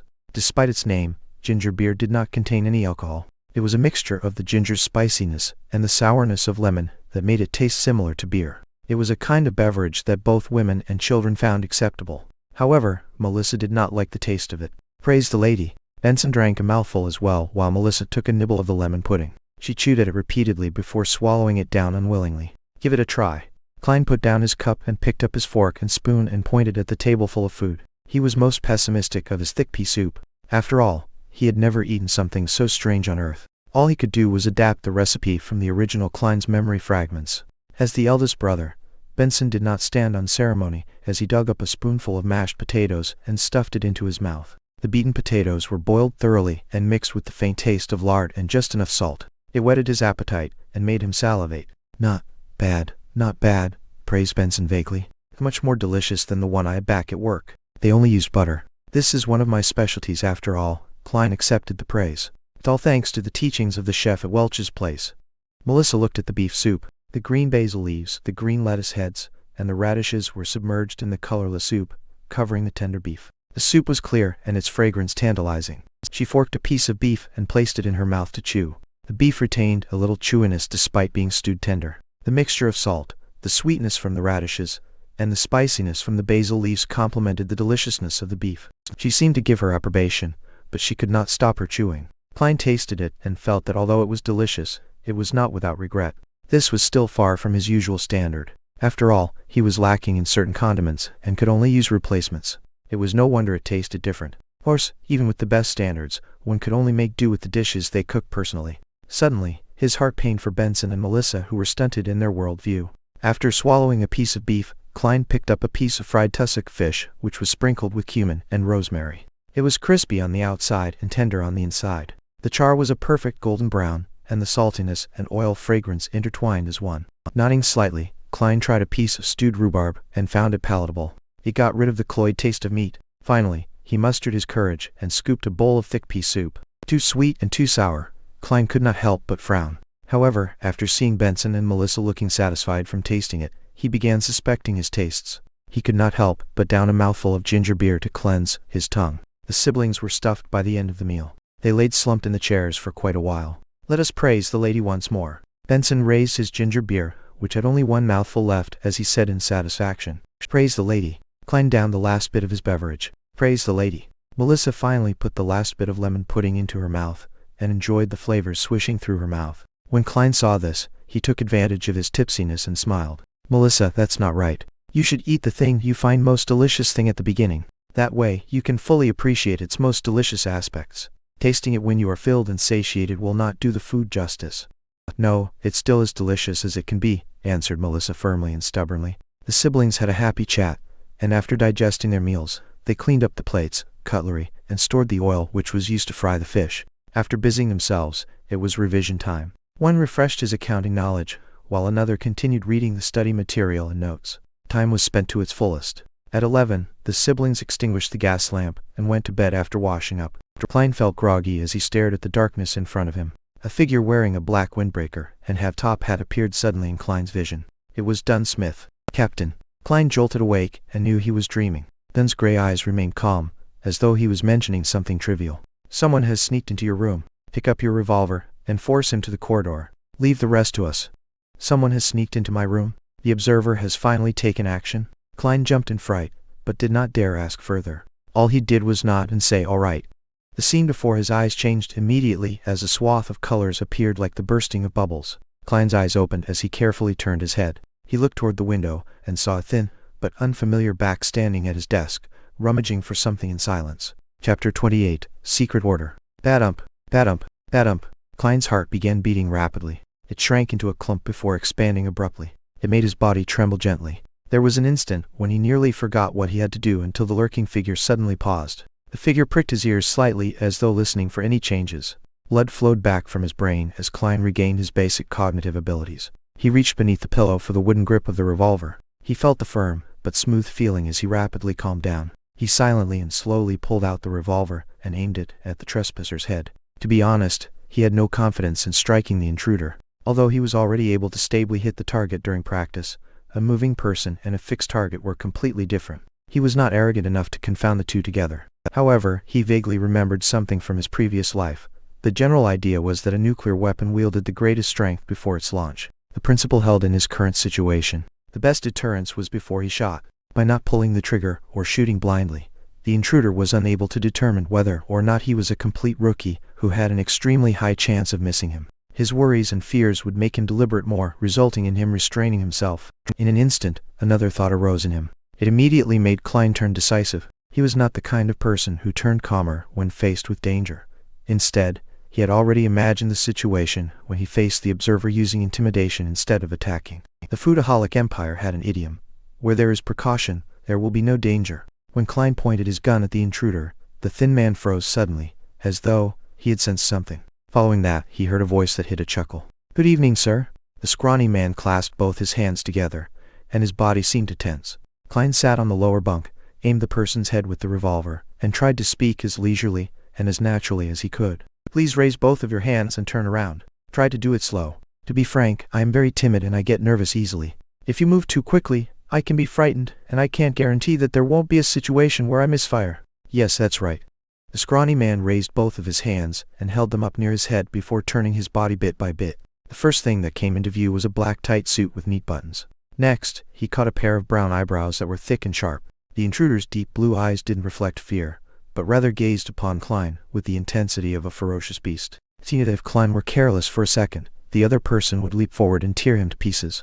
He clenched the handle tightly as he tried his best to appear calm and indifferent. It was only when the thin man faced him completely did Klein jerk his chin towards the door. He softly and gently said, "Sir, let's take this outside. Do not disturb the beautiful dreams of others. Oh, do keep your motion slow." Lighten your footsteps a little too. It's basic courtesy for a gentleman. The thin man's cold pupils rolled as he swept Klein a glance. He continued raising his hands as he walked slowly to the door. Under the revolver's aim, he twisted the handle and slowly opened the door. When the door was half opened, he suddenly lowered himself and rolled forward. The door was pulled by a strong wind, and it closed with a slam. Benson, who was on the top bunk, was stirred. He almost woke up in a daze.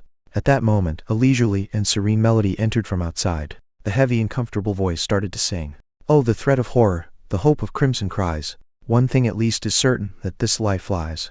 One thing is certain, and the rest is lies. The flower that once has bloomed forever dies one.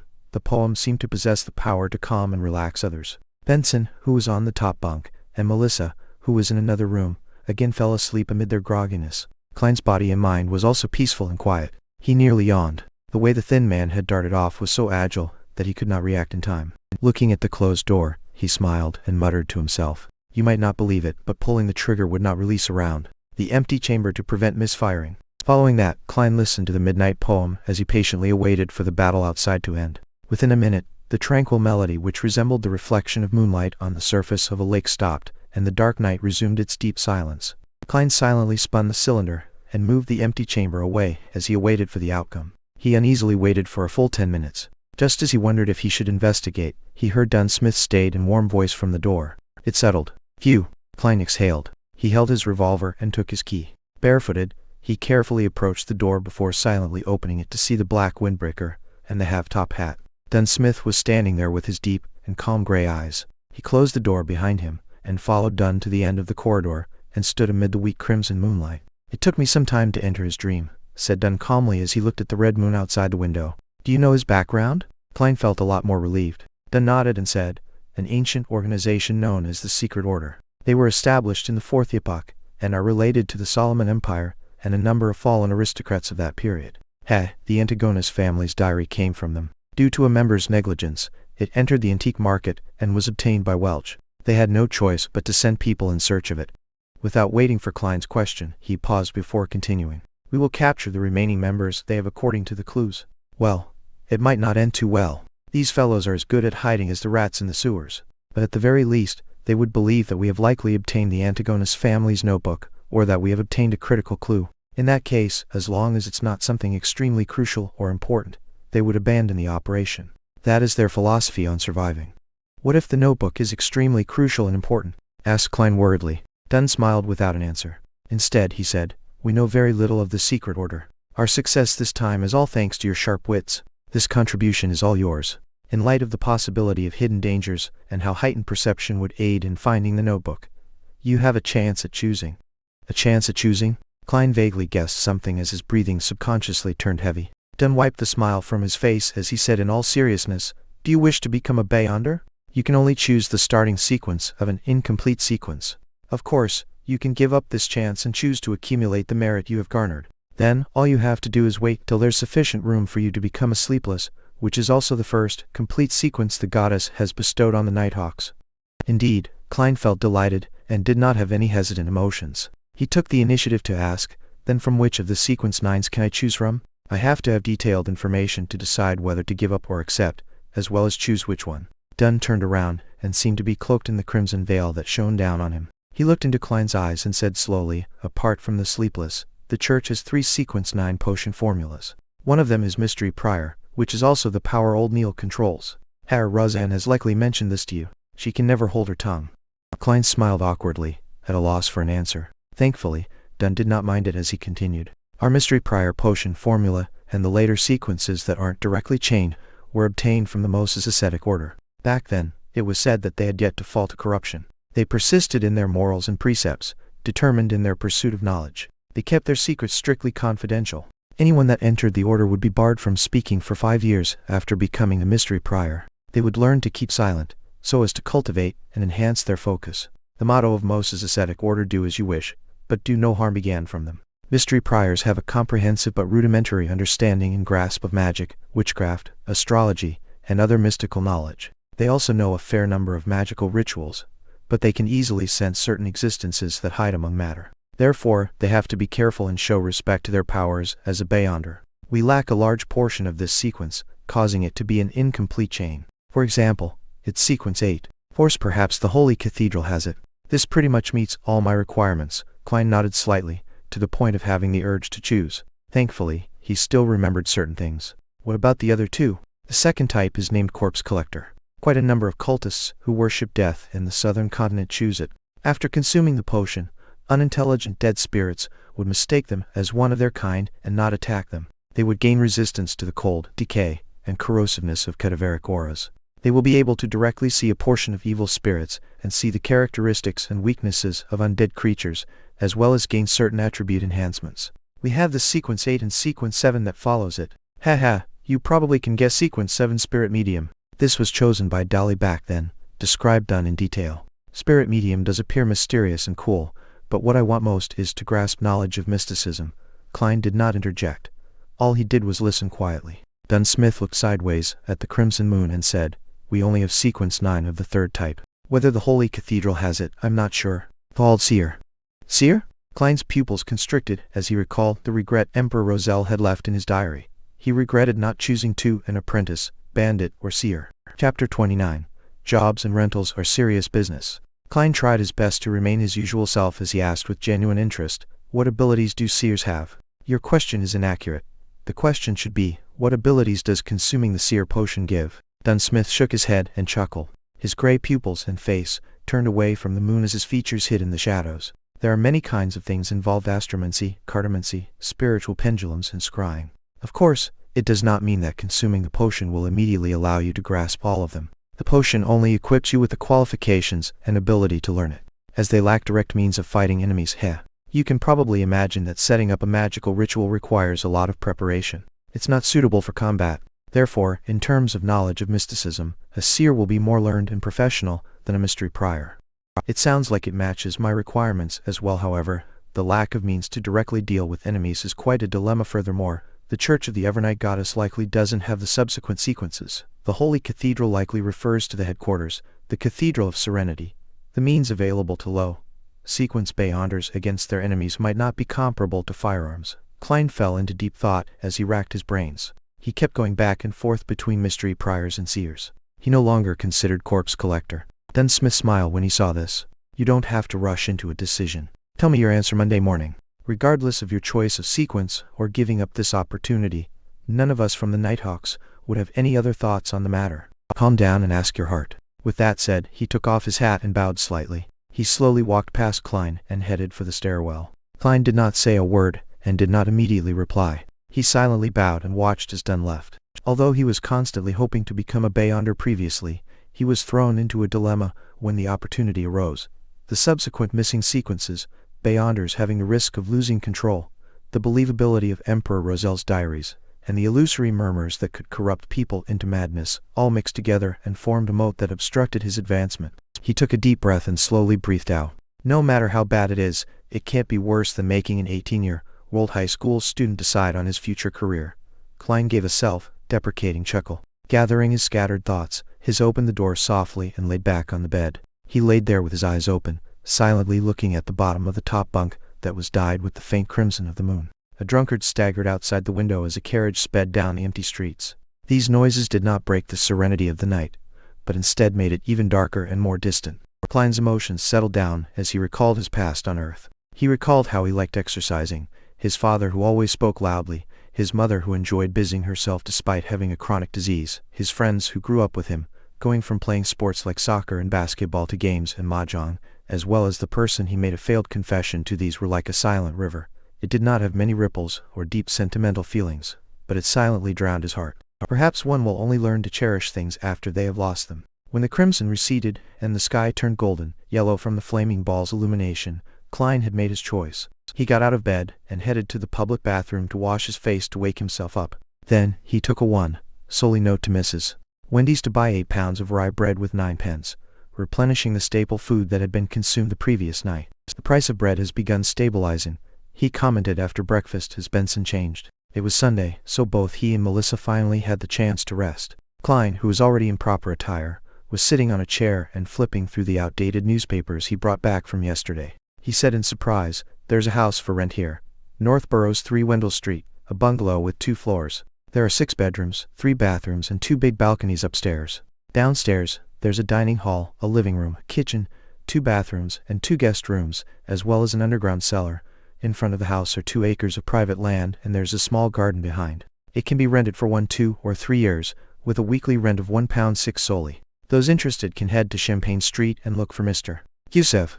That's our goal for the future. Benson wore his black half-top hat as he smiled to say, the rent for the places and newspapers is usually a little too expensive. The Tianjin City Housing Improvement Company has options that do not pale in comparison to that for cheaper.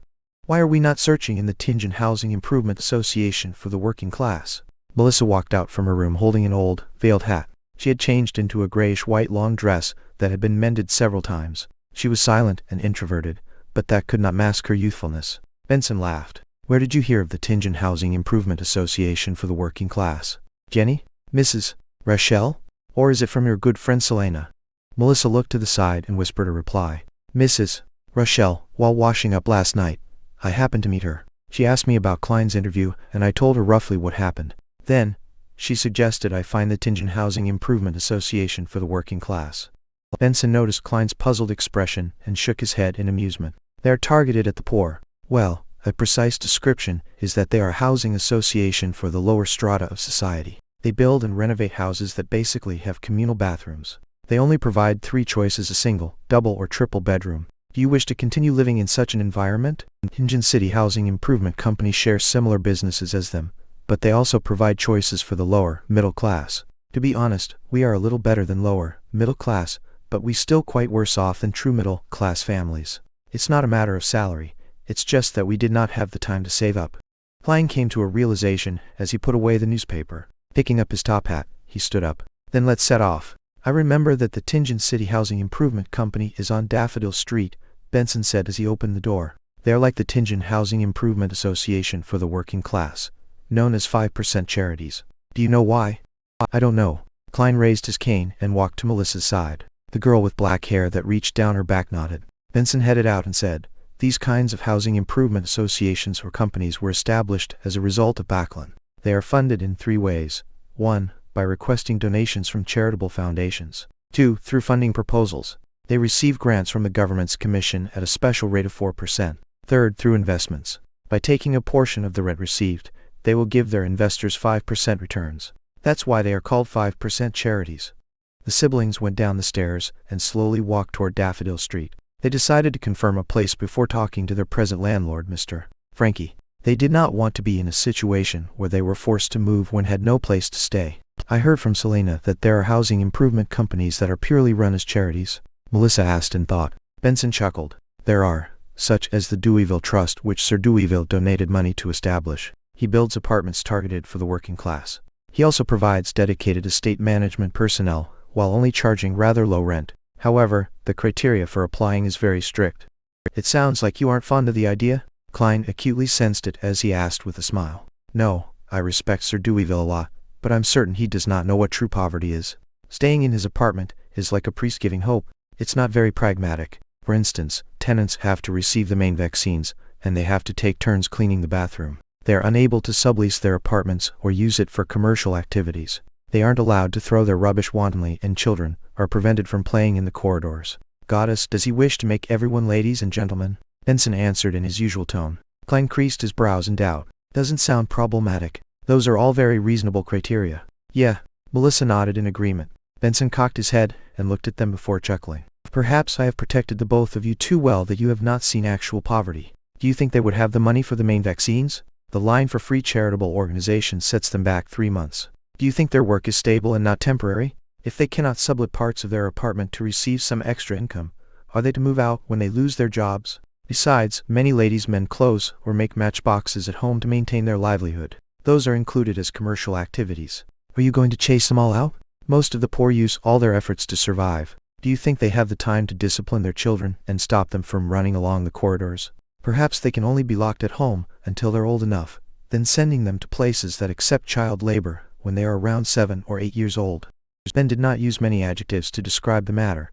It caused Klein to shudder a little. This was how people from low socioeconomic classes lived. Beside him, Melissa fell into silence. It took a long while before she said in an ethereal tone, Jenny no longer wished for me to visit her after she moved to the lower street. Let's hope her father gets back on his feet after that injury and finds a stable job. However, I have seen too many alcoholics use alcohol to numb themselves." Benson laughed with a somber tone. Klein was at a loss for words. Melissa seemed to be the same. As such, the siblings walked silently down Daffodil Street and found Tingen City Housing Improvement Company. The person who served them was a middle-aged man with an amiable smile. He did not wear a formal attire or a hat, but instead wore a white shirt and black vest. "You can call me Scarter.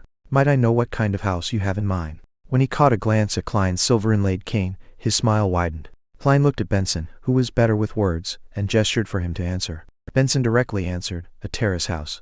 Scarter flipped through the files and documents in his hand before smiling. "There are currently 5 that haven't been rented out. To be honest, we are geared more to serving customers, laborers, and their children who have housing difficulties where 6, 8, or even 10 or 12 people squeeze into a house. There aren't many terrace houses. There's one at 2 Daffodil Street, one in the North Borough, one in the East Borough. The weekly rent goes from 12 to 16 solely. You can take a look at the detailed introductions here." He handed over a document to Benson, Klein, and Melissa. After reading through it, the siblings exchanged looks and pointed to the same spot on the piece of paper simultaneously. "Let's take a look at 2 Daffodil Street first," said Benson. Klein and Melissa nodded in response. This place was a district they were familiar with. Chapter 30. Brand New Beginning. 2, 4, and 6 Daffodil Street were terrace buildings with multifaceted hipped roofs. Their exteriors were painted grayish-blue, and 3 chimneys stood erected. The place obviously did not have lawns, gardens, or porches. The entrances directly faced the street. Tingen City Housing Improvement Company's Scarter took out a bunch of keys, and while opening the door, introduced, "Our terrace houses do not have foyers, so you enter directly into the living room. There's an oriel window facing Daffodil Street, so there's pretty good lighting." Klein, Benson, and Melissa were greeted by a fabric sofa bathing in the golden rays of the sun, and an area more spacious than their previous 2-bedroom apartment. This living room can be used as a guest hall. To its right is the dining room, and on the left is a fireplace that will keep you warm in winter. Scarter pointed around with great familiarity. Klein looked around and confirmed that it was a crude, open-style concept. The dining room and the living room were not separated by any partitions, but they were also far from the oriel window, making those spots rather dim. There was a rectangular red wooden table surrounded by 6 hardwood chairs with soft cushions. The fireplace on the left wall looked exactly like the ones in foreign movies and TV series that Klein used to watch. Behind the dining area is the kitchen, but we do not provide any appliances. Opposite to the living room is a small guest room and a bathroom. Scarter walked around and described the remaining layout of the house. The bathroom was separated into 2 parts. The outer area was where one would wash their face and brush their teeth, while the inner area was the toilet. There was an accordion door that separated them. The guest room was described to be small, but it was as big as the room that Melissa currently stayed in. She was stunned at the sight. After looking around the first floor, Scarter brought the 3 siblings to the stairway next to the bathroom. Down below is the underground cellar. It is quite stuffy downstairs, so you must remember to let some fresh air in first before entering. Benson nodded casually and followed Scarter to the 2nd floor. "On my left, there's a bathroom. On the same side, there are an additional 2 bedrooms. It's the same layout on my right, but the washroom on this side is next to the balcony." As he spoke, Scarter opened the bathroom door and stood sideways so that he would not obstruct Klein, Benson, and Melissa from looking in. The bathroom had an extra bathtub. Like the other bathroom, there was an accordion door next to the toilet. Although it was a little dusty, it wasn't dirty, smelly, or cramped. Melissa looked in a daze until Scarter walked to the bedroom next to it. Only then did she stop looking and follow the rest slowly. She took another few steps before looking back. Klein, who was experienced in life, was delighted and excited as well. Even though their landlord often supervised their cleaning up of the bathroom, it still was not clean enough. It was often nauseating, let alone the fact that they would easily encounter a line when they needed to relieve their urgencies. The other bathroom was similar. One of the 4 bedrooms was slightly bigger and was furnished with a bookcase. The rest were about the same size as each other and had a bed, table, and wardrobe. The balcony is very tiny, so you won't be able to dry too many clothes in the sun at a time. Scarter stood at the end of the corridor and pointed to a spot with a door and lock. There is a complete underground drainage, gas piping, meter, and other facilities. It is very suitable for you gentlemen and a lady like yourselves. It only requires 13 solely of rent and 5 pence for use of the furniture weekly. In addition, there is a deposit that amounts to 4 weeks of rent. Without waiting for Benson to say a word, Klein looked around and asked curiously, roughly how much would it cost to buy the house? As a transmigrator from the Foodaholic Empire, the desire to buy property still existed within him. Upon hearing that question, Benson and Melissa were shocked. They looked at Klein as though they were seeing a monster. Scarter replied calmly and firmly, "Buy? No, we do not sell property. We only provide rental properties. I'm just trying to have a general sense of the prices, Klein explained awkwardly. Scarter hesitated for a few seconds before saying, last month, the owner of 11 Daffodil Street sold a limited period land deed with a similar property sitting atop the land. £300 for 15 years. It is much cheaper than renting directly, but not everyone can fork out such a large sum of money. If one would like to buy it over completely, the owner's posted price £850. £850?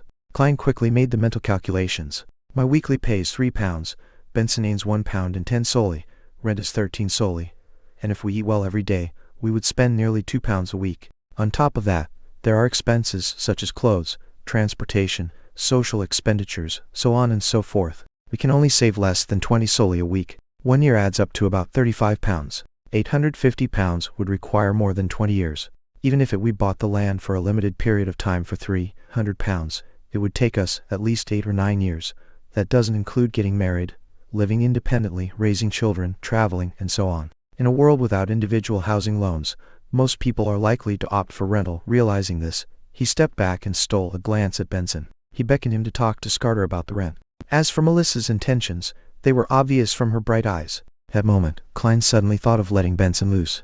Benson tapped his plain cane and looked around before he said, "We should take a look at other houses. The dining area's lighting isn't good, and the balcony is very small. Look, only that bedroom has a fireplace, and the furniture is too old. When we move in, we have to at least change half of these." He pointed out faults, in a hurried tone, spending 10 minutes to persuade Scarter to lower the rent to 12 solely, and the furniture usage fee to 3 pence, while rounding up the deposit to £2. Without further ado, the siblings returned with Scarter to the Tingen City Housing Improvement Company and signed 2 copies of the contract.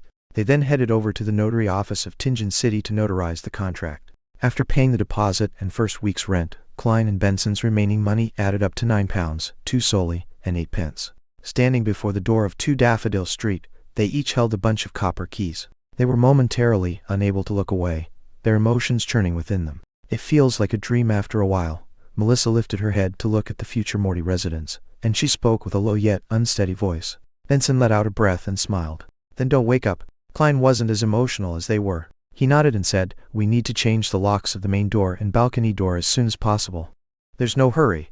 The reputation of Tingen City Housing Improvement Company is very good. The rest of the money is for your formal suit. However, before that, we need to pay Mr. Frankie a visit." Benson pointed in the direction of the apartment. The siblings made do with rye bread at home before heading for a terrace apartment on Iron Cross Street. When they knocked on their landlord's door, Mr. Frankie declared imposingly, while his short frame perched on a sofa, "You know my rules. No one is allowed to be behind their rent." Benson leaned forward and smiled. "Mr. Frankie, we are here to give up our lease." "That straightforward? Would negotiating this way work?" Standing beside Benson, Klein was shocked when he heard him. On the way here, Benson had said that his bottom line was a compensation of 12 solely. "Give up your lease?" "No. We have a contract, and there's still half a year left." Frankie glared at Benson as he flailed his arms. Benson looked at him seriously and waited for a moment before saying calmly, "Mr. Frankie, you should understand that you could have made much more money." "Make much more?" Frankie asked with interest, touching his skinny face. Benson sat up straight and explained with a smile. "The 2-bedroom unit was rented to the 3 of us for 5 solely and 6 pence. But if you were to rent it to a family of 5 or 6 people, with 2 or 3 of them working and getting paid, I think they would be willing to pay more to stay there instead of staying at Lower Street, where it's ridden with crime. I think 5 solely 10 pence or 6 solely would be a reasonable price." Frankie's eyes brightened up, and his throat moved as Benson continued to say, "Besides, you are certainly aware that rental prices have been increasing in recent years. The longer we stay, the greater a loss you incur. But I need time to look for a new tenant." Mr. Frankie, who had inherited the apartment building, obviously liked the idea. "I believe you can find one very quickly since you have the ability and resources to do so. Maybe 2 days, maybe 3 days. We will pay for the losses you incurred during this time." "How about the deposit of 3 solely that we have paid?" "It is very reasonable." Benson immediately decided for Frankie. Frankie nodded in satisfaction. "Benson, you are such a conscientious and honest young man. All right then, let's sign the termination of contract." Klein was dumbfounded watching this happen. He completely understood how easy it was to convince Mr. Frankie. That's way too easy. With the problem of the previous contract resolved, the 3 siblings first helped Klein buy his formal wear and then got busy with moving house. They didn't have anything heavy or bulky, as bulkier items belonged to the landlord. Thus, Benson and Melissa rejected Klein's idea of hiring a carriage, and instead carried their things themselves. They went back and forth between Daffodil Street and Iron Cross Street. The hot sun outside the window set in the west, and golden rays shone through the oriel window, scattering across the desk surface. Klein looked at the rack that had books and notebooks arranged neatly before putting an ink bottle and a fountain pen on the table, which he had wiped cleaned earlier. Finally over, he let out a breath of relief and heard his stomach growl. He loosened his rolled-up sleeves as he walked towards the door. He had a bed that belonged to him. The bed, sheet and blanket were white old but clean. Klein twisted the doorknob and walked out of his bedroom. Just as he was preparing to say something, he saw both doors on the opposite side open simultaneously as Benson and Melissa came into his view. Looking at the dust and dirt marks on their faces, Klein and Benson suddenly burst out into laughter, sounding abnormally cheerful. Melissa bit her lips lightly, but the laughter was contagious. She eventually let out a soft laugh. The next morning, Klein stood before a full-length mirror with no cracks, seriously smoothing out his collar and sleeves of his shirt. The outfit included a white shirt, black tuxedo, silk top hat, black vest, a set of trousers, boots, and a bow tie. He felt the pinch of paying £8 in total. However, the effect was great. Klein felt that his reflection in the mirror exhibited greater scholarly qualities and made him look more handsome. Click! He closed his pocket watch and put it into his inner pocket. He then took his cane and hid his revolver. He took the tracked public carriage and arrived at Zoudeland Street. The moment he entered the Blackthorn Security Company, he realized that he was so used to his previous lifestyle that he had forgotten to give Melissa extra money but allowed her to walk to school instead. Shaking his head, he took note of it before stepping into Blackthorn Security Company. He saw the brown-haired girl Roseanne making coffee. A rich aroma permeated throughout the office. "Good morning, Klein. The weather is great today," Roseanne greeted him with a smile. "To be frank, I have always been curious. In such weather, don't you men feel hot wearing those formal suits? I know for a fact that Tingin's summer isn't as hot as the South's, but it is still summer." "It's the price of style," Klein replied humorously. "Good morning, Miss Roseanne. Where's the captain?" "Same old place." Roseanne pointed inside. Klein nodded. He went through the partition and knocked on Dunn Smith's office door. "Come in." Dunn's voice was deep and gentle as usual. When he saw Klein, who looked quite different in a set of nice formal wear, he nodded and his gray eyes smiled. "Have you decided?" he asked. Klein took a deep breath and answered seriously, "Yes, I have made a decision." Dunn slowly sat up straight. His expression became solemn, but the deep recesses of his gray eyes remained the same. "Tell me your answer." Klein replied without hesitation, "Seer." Chapter 31, Potion. Dunn Smith stared at Klein with his gray eyes for a full minute without a word. Klein did not cower under the pressure of the silence and his gaze. He continued locking his eyes with Dunn. "You must understand that once you consume the potion, there will be no room for regret." Finally, Dunn spoke again, in a deep emotionless voice. Klein grinned and said, "I know, but I respect the voice in me. First, Sleepless does not meet my requirements." It was the same for Spectator, which he heard from the Tarot Club based on description. He was unsure when he would come into contact with other Beyonder pathways. A slow remedy could not work for an urgent situation. Therefore, there was no need for him to wait. By the same logic, Corpse Collector was eliminated as well, leaving the two choices Mystery Prior and Seer. Under the premise that potions of the same sequence were equally dangerous and him unable to obtain more information, as well as the fact that both Mystery Prior and Seer met his requirements, then regardless of whether Emperor Roselle was making a passing remark, or if he really regretted not choosing Apprentice, Marauder, and Seer, it was enough to tip the balance in his heart. Furthermore, he could tell from the diary that as long as he figured out the true essence of digestion and acting, he would be able to avoid the negative effects the potion would bring to a significant extent. As for the murmurings and illusory enticements that could drive people to corruption and madness, he had already encountered that even without being a Beyonder. "All right." Dunn stood up and picked up his hev-top hat. As he put it on, he said, "Follow me down." Klein nodded and gave a gentleman's bow in gratitude. Tap, tap, tap. Both of them ventured down, their footsteps echoing through the silent and vast stairwell and passageway. Klein suddenly felt gripped by anxiety as he tried to find a topic of conversation. "Captain, you mentioned that taking the potion would not directly give me the corresponding knowledge on mysticism, that I'll only have the qualifications to learn it. Then, where does the basic knowledge of mysticism come from? Did our predecessors risk their life for it or obtain it via other means?" Every time he went underground, he would find the air especially fresh. Clearly, the ventilation was excellent. However, the occasional gust of wind made one shiver. Dunn glanced at him, the darkness in his gray eyes appearing abnormally deep. He answered calmly, "One of them is, as you said, experimentation, summarization, and enhancement. Second, being bestowed by the gods. Third, the dangerous murmurs that others can't hear do not only growl and roar senselessly. At times, they will describe some matters regarding mysticism. But according to what I know, People who truly listen to the murmurs on a long-term basis have gone mad without exception, or they would fall to corruption and become monsters. Thus, we must thank them. The notebooks they've left behind are precious treasures in the field of mysticism. Human lab rats? The underground passage's cold humidity made Klein shudder suddenly. Then, would my luck enhancement ritual, which turned into social network magic, eventually lead to similar effects due to the crazy and horrible murmurs? At the intersection, Dunn did not proceed toward Chowne's gate, nor did he turn to the weapons, materials, and archives. Instead, he took Klein to the left and approached St. Selena Cathedral. Midway, he stopped. It was unclear what he touched to open a secret door. "This is our Nighthawk team's alchemy room. I will get old Neil to retrieve the seer potion formula and the corresponding materials from inside Chowne's gate." "Heh, you have pretty good luck. The goddess has blessed you with her favor. We should still have the materials needed for 2 seer potions. If not, you would have to wait a long while." Dunn pointed at the room behind the door. "Wait in here. Later, watch old Neil concoct the potion. It's the most basic part of mysticism studies. Oh, do not randomly touch things in there. They are either very dangerous, expensive, or both."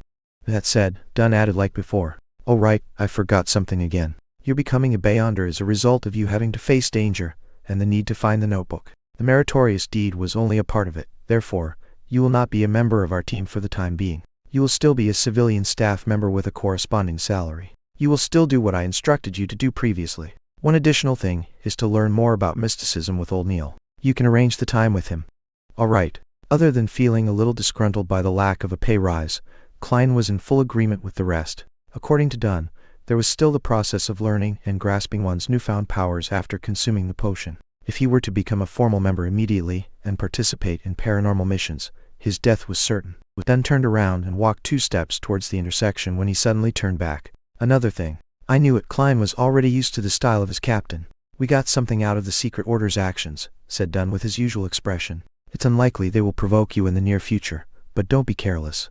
It has to do with them being temporarily unable to confirm whether the Antigonus family's notebook is important to them. From what we discovered, they have preserved some of the ancient customs, and we can confirm that they are related to the Solomon Empire and the corrupted nobles of that period."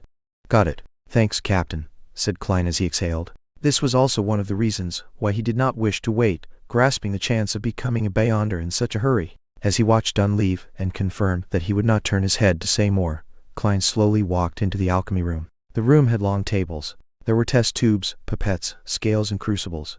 It resembled a chemistry laboratory from his previous life. It was just more Spartan and ancient. Other than that, there was a huge cauldron, a dark wood ladle, a translucent crystal ball, and other items. The dark sacred emblem and other strange emblems were visible everywhere. They gave the room a tint of mystery. Klein looked around with interest, but he was not stupid enough to touch the things. After a while, he heard footsteps. Old Neil carried a tiny silver chest with complicated patterns. He was still wearing his unique classic black robe that seemed anachronistic, matched with a felt hat with a rounded edge of the same color. "Lad, I never expected you to choose seer." Old Neil put down the chest and used his somewhat turbid red eyes size up Klein. "Your personality is just like mine when I was young. You just don't want to follow the masses. Not bad. Light these few gas lamps and close the door." "All right." Klein tried hard not to tremble as he lit each gas lamp in the alchemy room. He made dim light rule over the place once again. Tack, tack, tack. The secret door was closed. He turned back to see the white-haired and deep-wrinkled old Neil using a bunch of strange tied tree branches to scrub the black cauldron. The concoction of a sequence potion is extremely simple, at least for sequence 7 and below. There's no need for a special flame or any additional ritual, much less an incantation. There's no need for one to participate in it spiritually. All one needs to do is go according to the formula's steps, add the precise amounts, and mix it. That will be all. Old Neil's wrinkles seemed to bloom from his smile. "For real?" Klein questioned in surprise. "This sounds as simple as my luck enhancement ritual. Man, it's quite frightening when you come to think of it. Perhaps it's a gift of the gods." "Praise the lady." Old Neil drew a haphazard circle over his chest. Following that, he opened the silver chest and pulled out goatskin parchment that exuded antiquity. The yellowish-brown goatskin unfurled inch by inch, revealing words on it. Klein looked from a distance and realized it was in Hermes, a language he was very familiar with. It was written in ink that resembled blood, seeming to still having its fluidity intact. But other than that, it did not seem extraordinary in any way. Seer, 100 milliliters of pure water, 13 drops of night vanilla liquids, 7 gold mint leaves. Klein silently recited the formula's content, but the rest of it was blocked by old Neil's wrist, preventing him from reading it. "Pure water is water that is repeatedly distilled. Thankfully, I made some previously, so there's no need to waste time on it. While old Neil gave the introduction, he took a large sealed glass bottle from the table with great familiarity. He took off the stopper and poured about 100 milliliters of pure water into the cauldron without much thought. Klein did not dare ask, afraid he would affect old Neil's concoction. After all, he was the one drinking the potion. 13 drops of night vanilla juices. This can be extracted and stored as an essential oil ahead of time. Old Neil took out a tiny brown bottle from the silver chest, and with a pipette and dripped 13 drops into the cauldron in a relaxed manner. A faint but easing fragrance emanated, making Klein feel an abnormal sense of peace. 7 gold mint leaves. Old Neil picked up a silver pattern can and removed its lid. With his bare hands, he picked up a few leaves and scattered it into the cauldron. He caught a whiff of a fresh and stimulating scent. 4, 5, 6, 7. Perfect. Old Neil chuckled and looked at the potion formula on the goatskin. 3 drops of poison hemlock. This isn't something you should drink randomly. It can cause your entire body to numb to the point of death. In ancient times, it proved to be the best option for committing suicide. It's not like I'm silly, Klein lampooned. Old Neil changed pipettes and dripped the poison hemlock into the cauldron. The mixture caused a strange smell that freshened one's mind. 9 grams of dragon blood grass powder. Old Neil took his time to reach his hand into the silver chest and pulled out a transparent test tube. There was some deep black powder inside. He used a beaker and a scale to measure 9 grams of powder and poured it into the cauldron. He then stirred the mixture twice with the dark wood ladle. The laid-back process to making the concoction made Klein a little worried. In fact, the materials from before were just supplemental. The exact amount doesn't really affect the final outcome. Should I put a little bit more? Old Neil made a joke. The last 2 is what's crucial. The amount can be slightly lowered, but it cannot be too far from the requirement, or your enhancement can fail. Oh, the quantity cannot be any more, even just by a bit. If so, you will have to be treated for mental problems. It's not impossible to die immediately. Klein immediately tensed up as he saw old Neil pull out a black glass bottle from the silver chest. Lavos squid's blood, 10 milliliters. This kind of squid is considered an extraordinary biological species. It is clearly mutated. It is covered in mystery. Its blood will rapidly break down under sunlight and lose its unique qualities. It has to be stored in opaque material. Old Neil's tone no longer sounded relaxed. He quickly and carefully retrieved 10 milliliters of blood with a test tube. The blood was blue like the sky. From time to time, it produced illusory bubbles, as though it was connected to the spiritual world. After pouring the blood inside the test tube, the remaining drops are ignored, as a form of precaution, whispered old Neil. The moment the blue blood entered the cauldron and made contact with the liquid from before, it produced bubbling sounds. The surrounding light was dyed with a light blue tinge, making Klein feel a strange sense of distance, but also familiarity. It felt like the feeling of being in a mother's womb. It elevated a human soul. The final item, stellar aqua crystal, 50 grams. Old Neil's voice sounded in Klein's ears, jolting him awake as he looked at the table. In the old gentleman's hand was a piece of extremely pure crystal. Furthermore, the crystal appeared gelatinous, as though it was jelly from Earth. It lacked hardness. Under the blue light's illumination, it reflected bits of light, as it seemed to contain a resplendent void of stars within. This is excellent material for the creation of divination crystals, just a little less in consideration of any mistakes. As old Neil measured, he used a tiny patterned silver blade to extract the crystal. Pure water, night vanilla, gold mint leaves, poison hemlock juice, dragon blood grass, lavos squid blood, and stellar aqua crystal make up a seer. At that moment, Klein could not help but recall the formula. With everything done, old Neil poured in a few blocks of stellar aqua crystal into the cauldron. Sizzle! Illusory fog instantly spewed forth, turning the alchemy room into a blur. Klein seemed to see a vast array of stars amid the fog, and felt like he was being observed by an invisible existence. A few seconds later, the fog dissipated. Old Neil used the dark wood ladle and scooped out some sticky dark, blue liquid. It had strange characteristics, gooey and inseparable. Not one bit was left in the black cauldron. The dark, blue liquid was poured into an opaque cup before old Neil pointed at it. It's done your seer potion. Chapter 32. Spirit Vision. Klein looked at dark, blue gelatinous liquid, finding it hard to describe it as either a block or cup of liquid. He swallowed his saliva and said in great difficulty, "Am I to drink it just like that? Is there no need for any other preparations? Like a ritual, an incantation, or a prayer?" Old Neil acknowledged tersely before saying, "Preparation? There is. Get a cup of Intis or grape wine, suck on a daisy cigar, then whistle a relaxing tune, and dance a beat court dance. You can do a tap dance if you prefer that. Finally, play a round of Gwent cards." When he saw Klein's expression turn dumbfounded, old Neil laughed and summarized what he had just said. "If you feel nervous, you are quite humorous, aren't you?" The corners of Klein's mouth twitched as he resisted the urge to draw his gun. He put his cane down and extended his right hand. As though he held something heavy, he raised the opaque cup. The smell of the potion was faint and seemingly ethereal. Lad, do not hesitate. The more you hesitate, the more nervous and afraid you will be. That will only affect the absorption that follows, said old Neil with his back facing Klein. It was as though he had said it casually. It was unknown when he arrived by the nearby water basin. He turned on the tap and washed his hands. Klein nodded silently and took a deep breath. Just like he was back when he was a child, he pinched his nose and drank it like medicine. He moved the opaque cup to his mouth and tipped his head, drinking it down with a gulp. A cool and smooth feeling quickly filled his oral cavity. It then flowed through his gullet and into his stomach. The sticky, dark, blue liquid seemed to grow out thin and long tentacles, bringing stimulation and coldness to every cell in Klein's body. He could not help but convulse as his vision rapidly went into a blur. All colors seemed to saturate.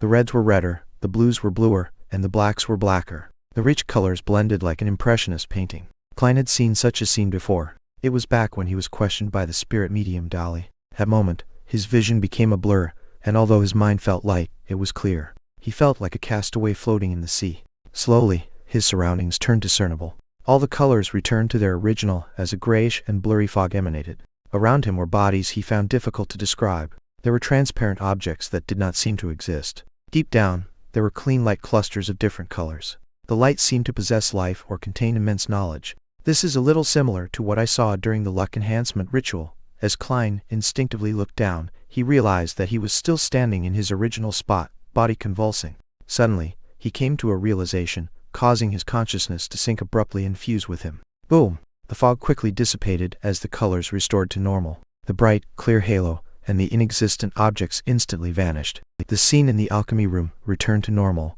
but Klein felt his head swell. He felt like it was being yanked apart. Whatever he saw had countless afterimages. His ears were overwhelmed by an ethereal murmur. Hornicis flagrio, Hornicis flagrio, Hornicis flagrio. Klein felt a stabbing pain at his forehead as he quickly had thoughts of causing destruction to vent the discomfort in him. He frowned and hurriedly shook his head. Is your vision abnormal? Are you also hearing things you did not used to hear? Said old Neil, at his side with a concealed smile. Yes, mister.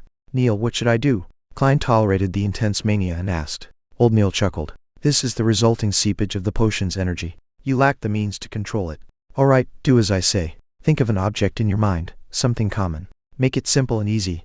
Klein quickly focused, as he envisaged his own half-top hat woven from black silk. He recalled the feeling when he touched it and its exact shape. Place all your focus on it. Keep repeating that while creating the outlines. Does it feel a little better? Old Neil's voice penetrated into his mind like a serene song. Klein turned his focus bit by bit to the imagined top hat. He felt the murmurs subside into a whisper before they vanished. The afterimages he saw also stacked upon one another, and no longer appeared a blur. Much better, said Klein after calming his mind of chaotic emotions and having exhaled. He looked down at his body, and discovered that nothing abnormal had happened. He moved his limbs and with half anticipation and half doubt, asking, I succeeded? I'm now considered a seer? Old Neil pulled out a mirror, like mercury plate, and shoved it in front of him. Look at your eyes. Klein focused his gaze, and saw that he was wearing a black top hat. His outlines stood out and his facial features looked normal. Apart from having his face covered in sweat, he did not seem different in any way. He followed old Neil's instruction and carefully looked at his eyes. Only then did he discover that his brown eyes had deepened quite significantly. It was so much deepened that it was like the night one in complete darkness. It felt so deep that it could absorb the souls of others. Normally, dark brown pupils are easily recognized as black. Without looking very carefully, even Klein himself would not have noticed. This is a physical manifestation of the potion's powers. When you learn cogitation and how to converge your power, your eyes will return to normal. Old Neil smiled as he reached out his right hand. Congratulations, our new Beyonder, our seer. Thank you. Klein reached out his hand and shook it. Mr. Neil, when can I learn how to cogitate? You can learn it now. The initial steps of cogitation is relatively simple. It's even more so for Beyonders, said old Neil with a smile. Just now, producing an object in your mind to divert your attention and turning the energy seepage inwards is actually the first step to cogitation. Try doing it again. Klein closed his eyes and once again, his mind depicted the half-top hat. His concentration seemed to be more easily focused than before. Soon random thoughts that surfaced would quickly vanish, leaving the hat's outline. Let your brain go somewhat blank. Exchange the object you imagined. Use something that does not exist in this world, an object you imagine completely out of thin air. You have to follow this rule. Only by doing so can you enter cogitation. Only then can you exceed the concept of I. The limitless I will become one with the universe, giving you the ability to see and understand the truth. You will obtain knowledge only you yourself can understand. In the domain of mysticism studies, it's called a mystic experience, said old Neil using a pacifying tone. You just need to listen to the descriptions that I'll get to later. What's most important is to enter cogitation. Something that doesn't exist in this world. Imagine something completely out of thin air. Would things from Earth count? Klein attempted using an earthy, green intercontinental missile he saw on television. He replaced the half-top hat with this long and thick missile. However, regardless of how he outlined it or imagined it, he ultimately only ended up focusing his attention. It doesn't seem like it will work. Klein had no choice but to let his imagination run wild. He outlined a sphere of light, and then many similar objects, gathering them together. The spheres of light stacked upon one another. It felt like an object of fantasy.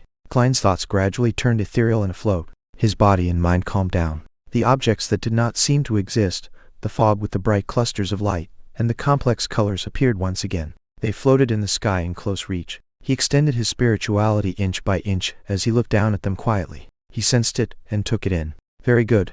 As expected of a seer. You entered cogitation very smoothly. You are just slightly worse than me back then. Slightly, said old Neil with a chuckle. In that case, I'll begin teaching you the most common, easiest to grasp, and most useful ability in the future in mysticism.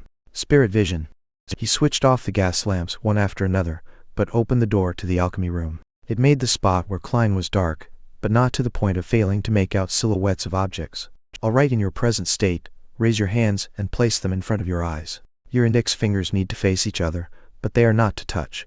Open your eyes and keep them open until you are accustomed to the darkness. Klein completed each step according to old Neil's description. He saw the silhouettes of his fingers and the surrounding objects. Actually, you should be lying down to let your body be entirely relaxed. But since the effect of your cogitation is not bad, let's continue. Old Neil laughed. Focus your gaze on a spot behind your hands. It has to be behind. Then, slowly move your fingers and maintain the same pose without touching them. Also, do not pull them out of your sight. Klein calmly listened to it and cast his gaze at an empty spot behind his palms. He then slowly moved his index fingers within his vision. Once, twice, thrice. Suddenly, Klein saw fiery, red color in between his fingers. He let out a sound. You see color? That's right. That's the initial step to spirit vision. The color you see is your aura, said old Neil with a chuckle. No rush. Do it a few more times. After stabilizing it, look elsewhere. I'll also take this opportunity to explain to you the different meanings of the different colors. All right. Klein moved his fingers back and forth while having his vision trained on the fiery red. Old Neil thought for a moment before saying, to put it simply, the mainstream way of mysticism is to split non-physical parts of a human into 4 levels. At its core is the spirit body, which is also everyone's basic spirituality. There is a school of thought that believes all biological creatures have spirituality and have a spirit body.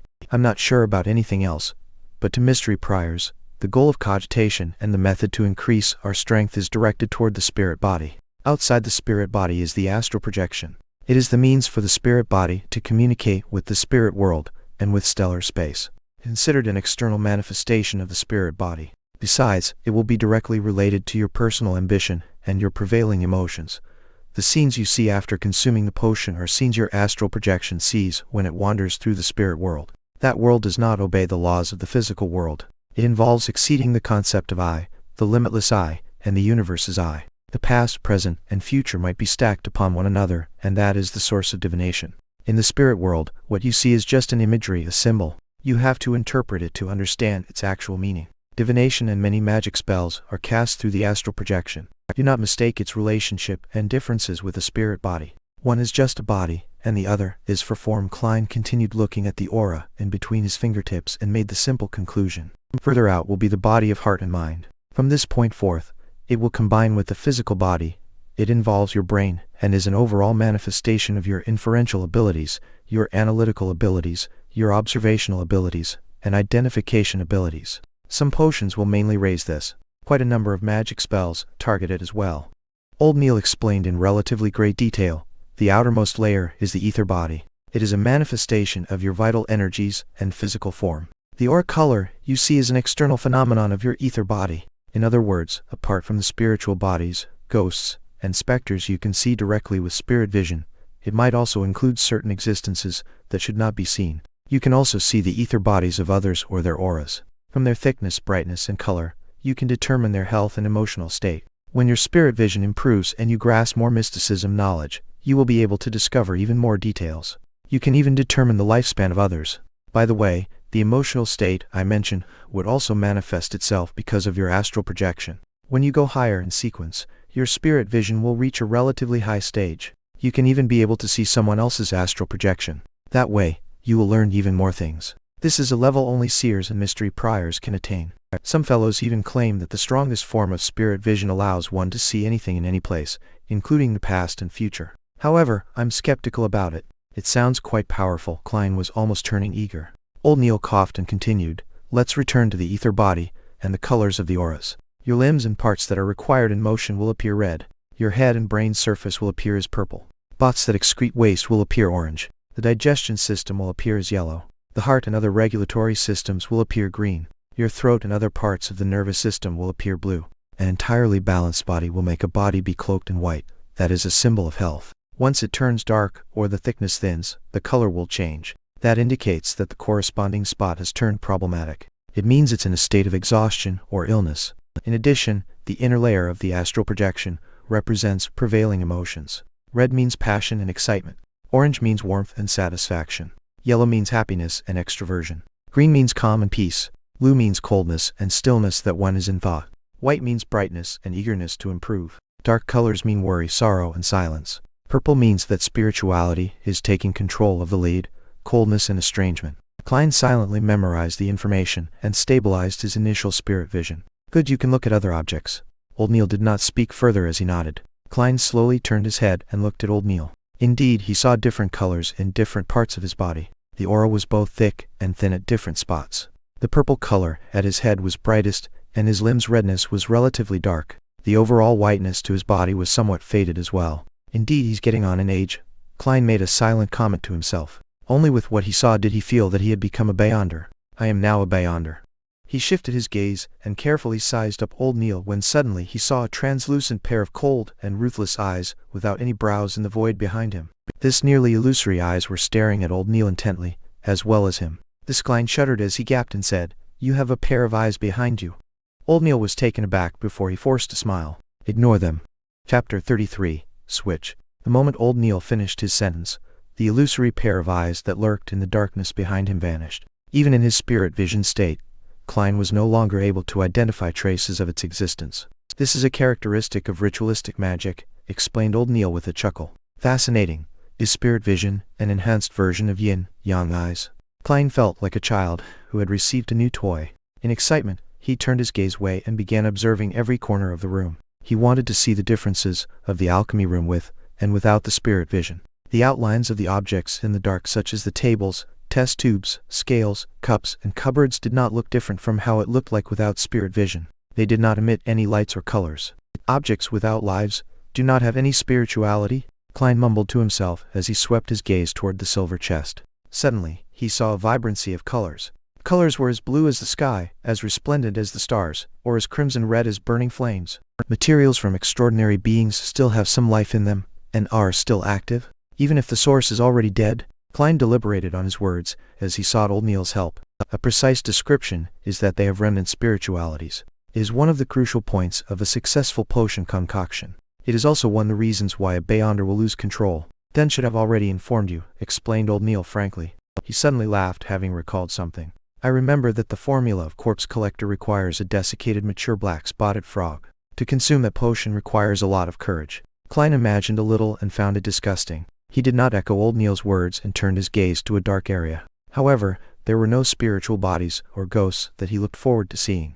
"Isn't it said that the world of spirits is everywhere?" he asked out of curiosity. Old Neil chuckled tersely before saying, "Punk, repeat after me. This is the headquarters of a Nighthawk squad. This is the ground beneath the church of the Evernight goddess. There are many beyonders in here. Do you think we will allow spirits and souls to wander around in here? Furthermore, the spiritual world and spirit are two different concepts." Klein felt a little embarrassed as he turned his head, pretending to look at the faint light from the gas lamps at the entrance. "I get it." While speaking, the area between his brows began to spasm. "What's happening?" Just as Klein turned around to ask, he suddenly saw a figure standing quietly by the door at the periphery of the light. It appeared human, though its aura's colors and the darkness blended perfectly, making it impossible to discern. Klein felt a painful spasm at his glabella 1. His vision turned chaotic as he focused his attention again, but there was no formless figure. Strange, he turned around and asked, "Mr. Neil, the spot in between my brows is a little painful from spasms. Haha, this is very common. You are a new beyonder. Spirit vision places a great burden on your spirit body. Furthermore, it drains you constantly. Physical effects can be glabella spasms, headaches, oversensitivity, and minor bouts of hallucinations. And while viewing things with spirit vision, it's very easy to feel uncomfortable as a result of the unfamiliar surroundings. It's also very easy to have your emotions affected by others. These are things that require you to pay attention. You can become accustomed to and eliminate them with repeated practice. In addition, use it sparingly and end it in a timely fashion, answered old Neil with a smile. Why does it feel like you are delighted by this? Klein hurriedly asked for advice then. How do I exit from the state of having spirit vision? He had planned on mentioning the invisible figure he had seen, though when he heard of the minor bouts of hallucination among the symptoms, he struck that thought away. From the glabella spasm and headache, he could completely guess old Neil's answer. Like before, think of an item to divert your attention. It will bring you out of cogitation. Close your eyes and control your spirituality and repeatedly tell it to end. When you open your eyes again, you will discover that your spirit vision has ended. Old Neil described leisurely, and when he was done, added, of course, that is the most trivial and clumsy method. We can repeatedly hint to ourselves in cogitation from practice to affect our spirituality. That way, you will have a simple switch. For instance, tapping at your glabella twice lightly would allow you easily activate spirit vision. Another 2 taps will simply end it. As for how you set it up, it depends on your habits and preferences. Got it. Klein thought for a moment and planned to imitate old Neil to use tapping his glabella twice as a switch for his spirit vision. Tapping once was easily mistaken as an instinctive knock to his head, and tapping thrice could be a waste of valuable time in dangerous situations. As for actions like snapping fingers, they were too attention-drawing. He eased his focus and imagined the stacked spheres of light and re-entered a state of cogitation.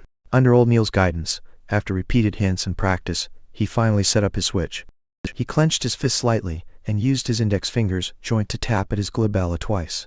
Immediately, there were glowing auras of differing thickness and colors appearing before his eyes. After another 2 taps, everything returned to normal. Finally grasped it, he sighed with delight. Only then did he realize how exhausted he was, feeling like he could fall asleep at any time. His mind hurt as though he had stayed up for 3 nights.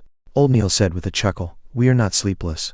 Every practice and every time spirit vision is used excessively, you will need some sleep. You can now go back and have a good rest. In the afternoon, go to Iron Cross Street where Welch's place is and walk around. Try your best to find clues about the Antigonus family's notebook as soon as possible. Tomorrow, I'll continue teaching you about mysticism. Of course, do not forget to read the historical documents." All right. Klein was in full agreement with old Neil's arrangements. He picked up his cane and left the alchemy room. He watched the door close as old Neil returned to the armory. Klein massaged his glabella and temples and, with the help of his cane, sauntered up the stairwell. At that moment, Dunsmith came from behind him with the corners of his lips hooked. With a deep gaze, he said, "I heard from old Neil that you are a very suitable candidate. Even without cogitation, you were able to use spirit vision." "Perhaps it's a unique trait of being a seer," replied Klein humbly. He guessed that Dunn had been watching the armory for old Neil. Dunn slowed down and went ahead of Klein a little. After a few seconds of silence, he turned around and said, "You have to remember that curiosity killed the cat. It can also kill beyonders. Do not attempt to probe the murmurings you should not be listening or see existences you should not see." All right. Klein knew this was another reminder of how beyonders lost control. After entering Blackthorn Security Company, he greeted Razan, who obviously did not know that he had become a beyonder.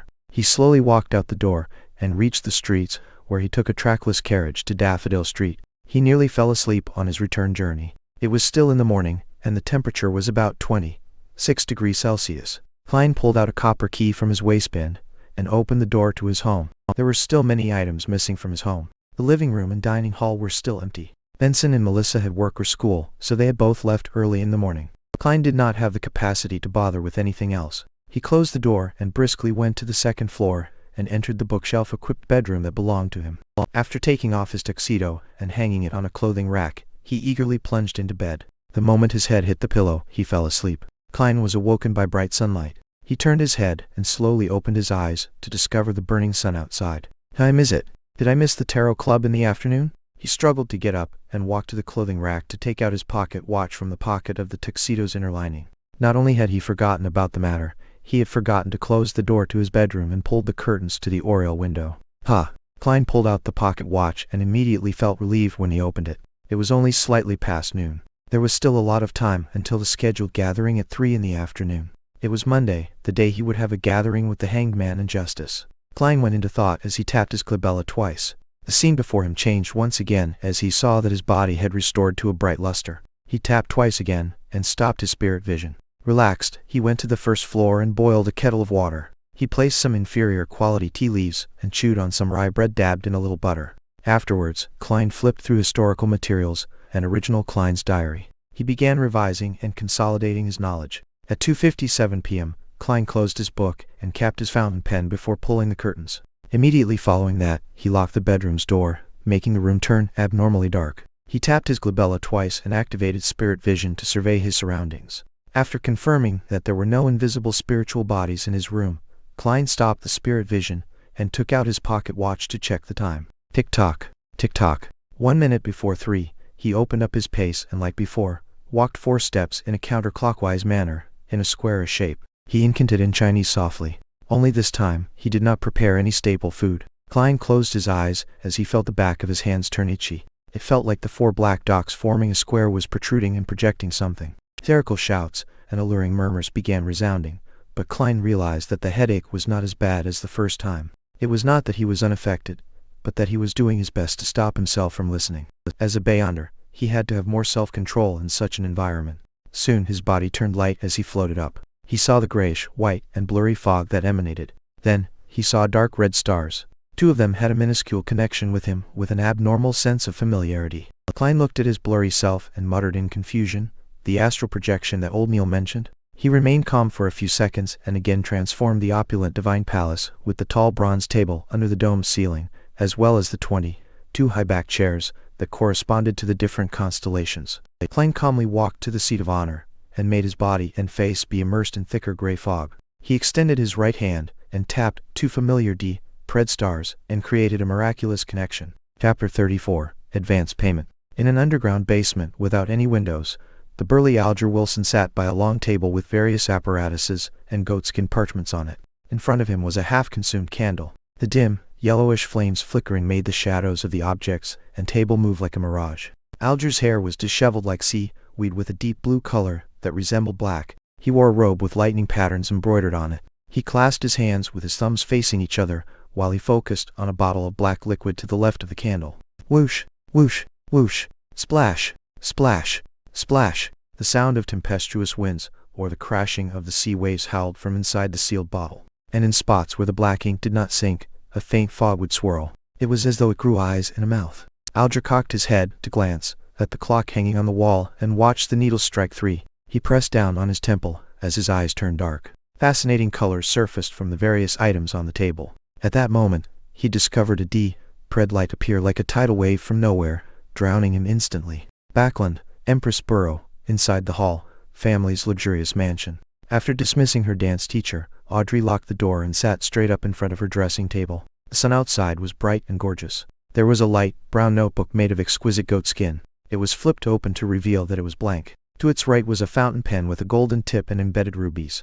Audrey did a test and made sure that she could pick up the fountain pen and write down the formula the moment she left the gathering. "I'm so looking forward to it," she inhaled to repress her excited emotions as she looked at the mirror with puckered lips. However, she did not see it reflect herself. Instead, a dark red and illusory beam burst out from her body. Above the gray fog stood a majestic divine hall that looked like a giant's residence. Dark red colors bloomed on both sides of the bronze table. They surged upwards like a fountain before pattering down. It carved 2 blurry figures who sat in the same spots as before. Audrey, with her soft blonde hair and tall, slim build, instinctively looked towards the seat of honor. She saw the figure immersed in thick gray fog sitting back. One hand was flat, touching the table's side while the other hand was stroking his chin. "Good afternoon, Mr. Fool Tilda," Audrey shouted with a cheery voice. Following that, she turned her head and looked at the person opposite her. With the same tone, she said, "Good afternoon, Mr. Hangman Tilda. This lady sure is unsophisticated. Is she so sure that I'm a good person? Why isn't there any fear from her? Is she a noble lady who has been protected well?" Klein smiled and maintained his unfathomable image. "Good afternoon, Miss Justice." As he spoke, he lowered his head slightly and moved his left hand and tapped his glabella twice. What he saw changed instantly. He saw Justice and the hanged man emit the colors of their aura, and the surrounding gray fog and dark red stars remained the same.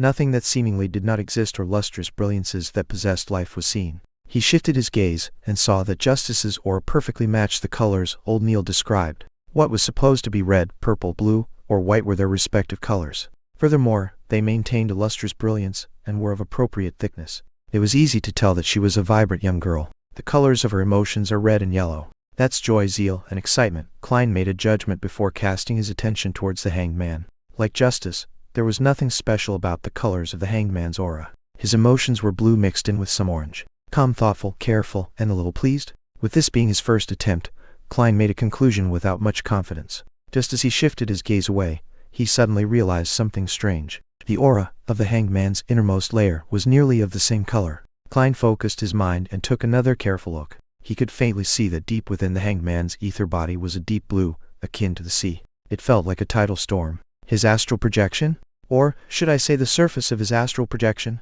From the looks of it, he's really a beyonder, and one that's apparently stronger than old Neil. Klein analyzed as his mind was filled with questions. Not necessary. It might have to do with this being a unique environment. It's only because this is my home ground that I'm able to see these things that old Neil did not manifest. He turned his head toward Justice again and confirmed that it was a characteristic only beyonders possessed. At that moment, Alger also completed his greetings. Audrey drew a light gasp as she asked in anticipation, "Mr. Hanged Man, did you receive the box of ghost shark blood?" Alger took a look at Klein and saw him tapping his glabella, as though he was considering other matters. "Thank you very much. It perfectly met my expectations. I never expected you to send it to me so quickly." "The ghost shark blood is not the typical extraordinary creature," said Alger frankly. Audrey smiled humbly and said, "I'm very happy to see this outcome." As she loved anything to do with mystery from a young age, she had befriended those in aristocratic circles with similar interests. They have exchanged information, books, and rare artifacts among each other. But before this, none of them had ever obtained any supernatural power to become a real beyonder.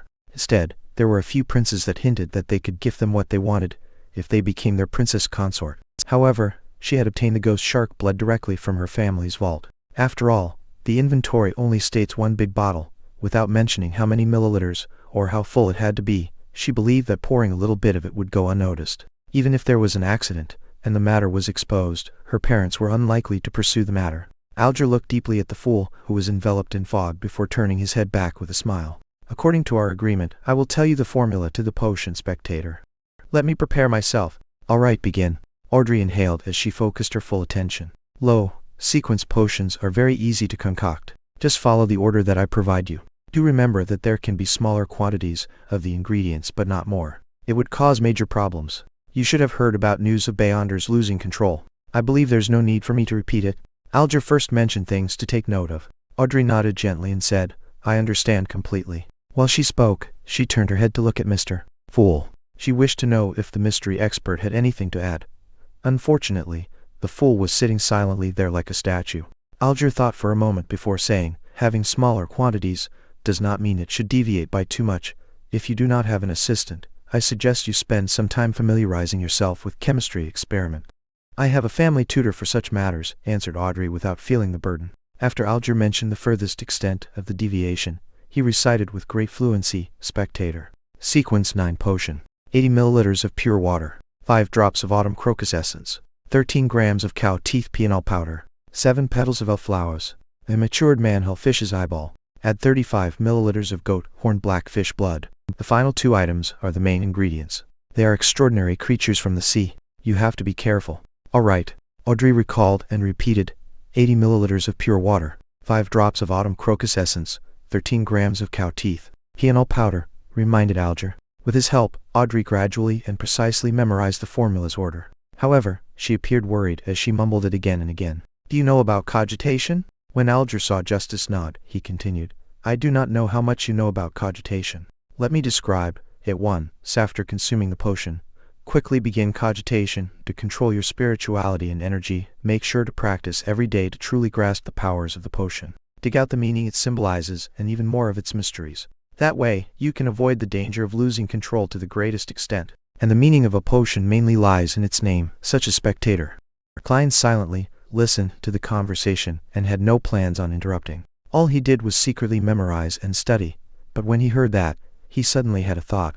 Audrey listened to the hanged man's explanations attentively, and just as she was about to inquire about something more detailed, she suddenly heard the rapping sound on the table. She and Alger turned their heads and looked at the fool. They realized that the mysterious and mighty figure was tapping gently with his fingers. He said in a deep voice, "It's not about grasping them, but rather digesting them. It's not about discovery, but rather acting. The name of a potion is not only symbolic, it's also imagery.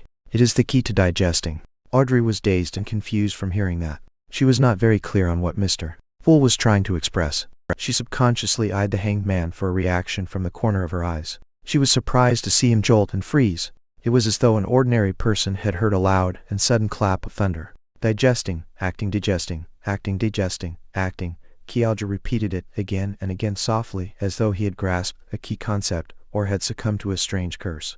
After a while, he raised his head and said with a hoarse voice, "Thank you, Mr. Fool. Your hint is as valuable as my life. You have enlightened me greatly. Of course, I believe I have yet to fully understand or comprehend it." Klein maintained his mysterious and unfathomable image by saying with a smile, that was an advance payment. In fact, he did not truly understand the exact meaning of what was said. He was just certain that Emperor Roselle was more powerful than the typical Beyonder and stronger than the hanged man. Advance payment. Audrey looked at the hanged man's reaction and knew that the hint from before was precious. As she ruminated over it, she asked Mr. Fool, "What do you wish for us to do?" Opposite to her, Alger said with a nod, "What matter might you wish to entrust us with?" Klein leaned back slightly as he glanced at the two of them before saying in a soft and pleasant voice, "Collect Roselle Gustave's secret diary on my behalf, even if it's just one page of it." Chapter 35. Exchange of Information. Roselle Gustave's secret diary? Emperor Roselle? Indeed, only such matters are worth the concern of a mighty figure like Mr. Fu. Audrey was first taken aback before she realized that she found it nothing surprising. Rumor had it that Emperor Roselle had once seen the blasphemy slate. It was said that the secret cards he created hid the 22 paths of the divine. This was something every Heis Equins Beyonder would definitely pay attention to. Diary? That's a diary. Alger frowned slightly as he keenly noticed this tidbit. The item which Roselle Gustave had left behind had been described by Mr. Fool as a diary. How did he know? How did he determine it? Could he know the way to decipher Roselle's cryptic text? Faced with the hanged man's question, and having obtained the desired effect, Klein leaned back into his chair and interlocked his hands. He answered in a relaxed manner, "Let us first view it as a diary for now." He did not deny or confirm it. Audrey had heard the children of other nobles mention the matter. However, she had never really learned much of it. With her curiosity piqued, she asked, "It said that Emperor Roselle's, well, diary was written in a cryptic language or symbols he invented." "Yes," answered Alger simply. "Some people believe that it is a unique set of symbols for mysticism. Others believe that it is a hieroglyph. But up to today, no one has found the correct way of deciphering it. At the very least, that's all I know." With that said, he turned his head at Klein in a bid to get some confirmation or show his suspicions. They are texts that have been passed down for generations, so are no longer in their original state. According to your line of thought, how can it be deciphered? Klein maintained his calm as he secretly gave a self-deprecating laugh. As for how to handle the symbols of mysticism, he instantly thought of a ridiculous and funny scene. Dressed in a black, pointed hat and long robe, an evil mage pulls up his sleeve to reveal a symbol tattooed on his arm. It was said that this was a symbol with mysterious power left behind by Emperor Roselle. They were written in two blue, large, simplified Chinese characters. "Retarded joker." The corners of Klein's mouth curved up slowly as he found himself in a good mood. After hearing the hanged man's description, Audrey said in a stumped manner, "We can't understand the symbols or the words. Then, how are we to pass the information to you, Mr. Fool? Or are we to mail it somewhere?" "This is quite an important question. I do not have the means to accept an item secretly." Klein was in no hurry to answer. He repeatedly released his thumbs from his interlocked hands before tapping them back again. Soon, he thought of a solution. "Since I can create a divine palace and table according to my wishes in here, would it be possible to project the content in the minds of others here? I'll give it a try." At that moment, Audrey and Alger saw Mr. Fool slowly sit up amid the thick grayish fog.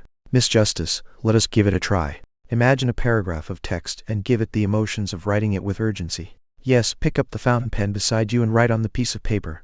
Before Klein finished his sentence, Audrey saw a piece of yellowish-brown goatskin parchment and a dark red fountain pen in front of her. She picked up the fountain pen both curiously and doubtfully. In accordance with the instructions, she imagined a poem Emperor Roselle once wrote. "If winter comes, can spring be far behind one?" After scrutinizing the text, she picked up her fountain pen and imbued them with the desire of projecting them out. Klein sensed the emotions, and using the fountain pen as a medium, he guided her. The moment Audrey landed her fountain pen, she saw a line appear on the goatskin parchment. "If winter comes, can spring be far behind? Goddess, how fascinating!"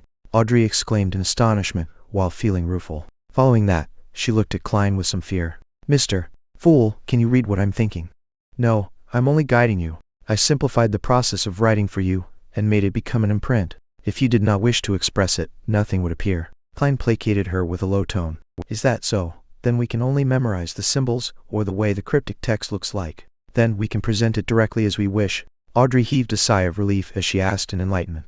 Yes, Klein answered. That's not a bad method. Miss Justice, do not doubt your memory. After becoming a spectator, you will receive immense improvement in this aspect. Alger had watched the attempt from the side, fully coming to the realization that the fool was more powerful and mysterious than he imagined. As for his memory, he believed that the next advancement would improve it sufficiently. Regarding this, Audrey nodded in delight. You have delighted me with this reminder. Mr. Hanged Man, do you have any other guidance on spectators? With that said, she looked toward the seat of honor. Mr. Fool, I will work hard to complete your mission. I will do my best to gather more of Emperor Rosel's secret diary. I mentioned before that I'm a person who likes a fair and equal exchange. The advance payment I gave is only equivalent to 2 pages of the diary for each person. If there are more, I will give additional in return, Klein said calmly, like he was an adult who did not take advantage of children. As for where the additional payment could come from, it was naturally from the newly acquired Emperor Rosel diary pages. This formed a virtuous cycle. You are truly a generous gentleman. Alger fell silent for a few seconds before bowing slightly with his hand by his chest. After the bow, he turned to Justice and said, Let me emphasize once more. A spectator will forever be a spectator. I know that many spectators enjoy imagining themselves to be the protagonist or some other character. As a result, they invest a lot of feelings into it, to the point of crying, laughing, raging, and turning sorrowful because of the drama. However, that is not what a spectator should do. While faced with the various dramas of society and figures who knowingly or unknowingly act the role of particular characters, you have to maintain the attitude of being an absolute bystander. Only then can you calmly and objectively observe them. You will discover their habits, their tics from lying, or their scent of nervousness. From those minute clues, you can grasp their true thoughts. Believe me, everyone is different because of their emotions. They will secrete different things and different smells. However, only a real spectator can sniff it out. Once you invest too many of your emotions, your observation will be influenced. Your sensitivity towards the emotions of others will deviate. Audrey listened attentively as her eyes brightened gradually. It sounds really interesting. Klein's heart stirred when he heard that. The spectator potion's requirement, when summarized, seemed to be an absolutely objective and neutral spectator. In a particular sense, it was equivalent to acting. Was this the acting which Emperor Rosel was referring to? Then, I will have to act as a seer, and from there digest the potion bit by bit? Just as Klein was immersing himself in thought, Alger finished explaining the demands he knew of a spectator. He sighed before saying, It seems like there's nothing else. Perhaps we can have a casual chat. We can talk about things happening around us. Perhaps it is something very normal to you, but in the ears of others, it might be a very important clue. Sure. Klein snapped back and nodded slightly. He was already planning to attempt to act as a seer. After all, it did not seem like there were any negative effects from doing so. Then, shall we begin with you, Mr. Hanged Man? Audrey agreed in excitement. Alger thought for a moment before saying, The infamous pirate who calls himself Lieutenant General Douiville has begun his voyage to explore the eastern end of the Sanya Sea again. Oh, the owner of the Black Tulip? Returned Audrey with a question after some thought. Yes, Alger replied with a nod. I don't even know who that is. Klein listened silently while he pondered over the news he planned on sharing. It had to be something that did not expose him while also allowing him to gain feedback. Soon, he decided. He maintained his unfathomable image as the fool and caressed the side of the bronze table with his fingers. According to what I know, the Secret Order has lost an Antigonus family notebook. This news was not only known by the Nighthawks from Tingen City. The Secret Order as well as Beyonders with close ties with them similarly knew. An Antigonus family notebook? Alger repeated before smiling with a shake of his head. I'm really curious as to what reaction the Church of the Evernight Goddess will have if they learn of it. Why would he mention the Church of the Evernight Goddess? Klein acutely sensed a problem, but it was not appropriate for him to ask. That would shatter his image as the mysterious and profound fool. At that moment, Audrey asked out of curiosity, Why are you curious? What sort of special reaction would the goddess's church have? Alger smiled and said, The Antigonus family was destroyed by the Church of the Evernight Goddess. I'm not really sure if it happened at the end of the Fourth Epoch, or the early stages of the present epoch. This Klein's pupils constricted as a chill suddenly swept through him. From the looks of it, the value the Nighthawks have placed on this Antigonus notebook far exceeds my imagination. The reason why they nominated me as a Beyonder having some contribution, and to prevent danger to me, are likely negligible reasons, is that they wish for me to raise my spiritual sensitivity to aid them in finding the notebook. This was not kept from me by Captain. He had mentioned it, but I just didn't pay much attention to it, After hearing the hanged man's explanation, Audrey said with deep interest, "I never imagined that such a thing would happen. All right, my turn. Let me think of what I have to share." She cocked her head, and held her head up with her hand before chuckling. "Yesterday, my etiquette teacher taught me how to faint elegantly without any faux pas. It's a practical skill used at social events to avoid awkward situations or nasty guys. Heh. I was just organizing my thoughts. What I really wanted to say is that ever since the failure of the battle on Balam's eastern shore, the king, premier, and gentlemen are under immense stress. They eagerly wish to change." Chapter 36. A Simple Question. While Audrey recalled the conversation between her father and elder brother about the situation, she put in her own words, "They believe that the government structure is too chaotic. Every election, if there is a change of the ruling party, there will be a change of personnel from top to bottom. It makes things a mess and lowers efficiency tremendously. Not only does it cause the battle loss, it also brings great inconvenience to the civilians." Klein knew very well that, as there was no example to reference, the Lone Kingdom had yet to evolve into a system that examined public servants. The political situation was still in its preliminary stages. Therefore, after every election victory, many so-called positions would be awarded to members and supporters. Emperor Roselle, not establishing such an institution in Intis does not match his personality. Could it be that he diverted his focus to other things later in life? When the hanged man, Alger, heard that, he interjected with a soft chuckle. "They believe? Then their beliefs are a little slow. Perhaps they will only feel the itch a year after they get bitten by black mosquitoes." Black mosquitoes were a type of creature that resided in the south of the Lone Kingdom. It was extremely venomous, and its venom made victims have the urge to rip apart their skin. Audrey extended her palm and covered her mouth. Ignoring the hanged man's mockery, she expressed the core information of what she said. "Unfortunately, they are temporarily unable to find a good solution to replace the system." Klein listened carefully and felt that the topic was in the domain of his expertise. He smiled faintly and said, "This is a simple problem. The Foodaholic Empire and the decadent countries that studied the Foodaholic Empire had very advanced experiences of success." "Simple?" Audrey returned with a question in puzzlement. Although her education did not include politics, she often heard from the discussions of her father, brother, and people around her. She had a sufficient understanding of similar matters. Klein felt as though he had returned to the message boards of yesteryear. "Compose," he said, "an examination, just like an entrance examination for college. Hold an exam that is open to the public. It can be split into 2 rounds or 3 rounds. Use the most objective method to select the elite." But Audrey knew what sort of objection this would entail. Before she had the chance to arrange her thoughts, Klein continued, "After which, use these elites to fill the positions of the cabinet, the county government, the city government, and the various towns. Yes, the positions that are directly handling matters, such as the secretary of the cabinet. Different positions should be given different requirements. The second or third rounds can be tested based on locale and region. Professional matters should be left to the professionals. As for political positions, such as ministers, governors, or mayors, they will be left to the parties that win the election. That is a slice of the pie they deserve." Alger, who lacked interest in such matters, unknowingly turned his head and listened carefully. Audrey frowned slightly as she fell into deep thought. "There's no hurry in replacing everyone at once. Cabinet and various agencies in the civil service will be crippled if that happens. You can have an examination every year or every 3 years. They can be gradually replaced. Finally, in light of the kingdom's expansion and the salaried civil servants' resignations that will bring in vacancies, you can systematically allot spots."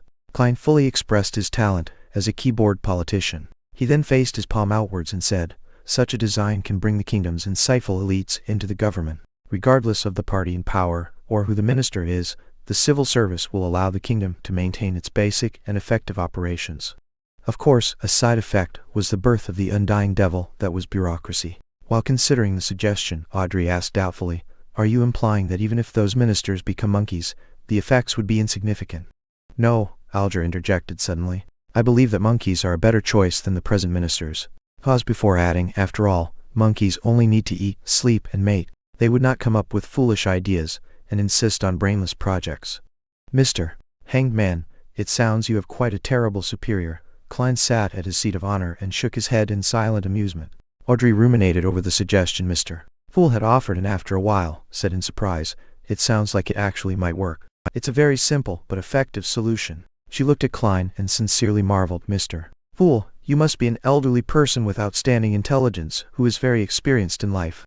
The corners of Klein's mouth twitched a little as he looked at the hanged man and Justice for a few silent seconds. "Let us end today's gathering here. If Miss Justice is able to influence her family and effect change on this matter, I can guide Benson ahead of time and give him a chance at becoming a civil servant. On careful thought, Benson was indeed suitable for such a career. However, it is unlikely Justice would take the initiative to do it.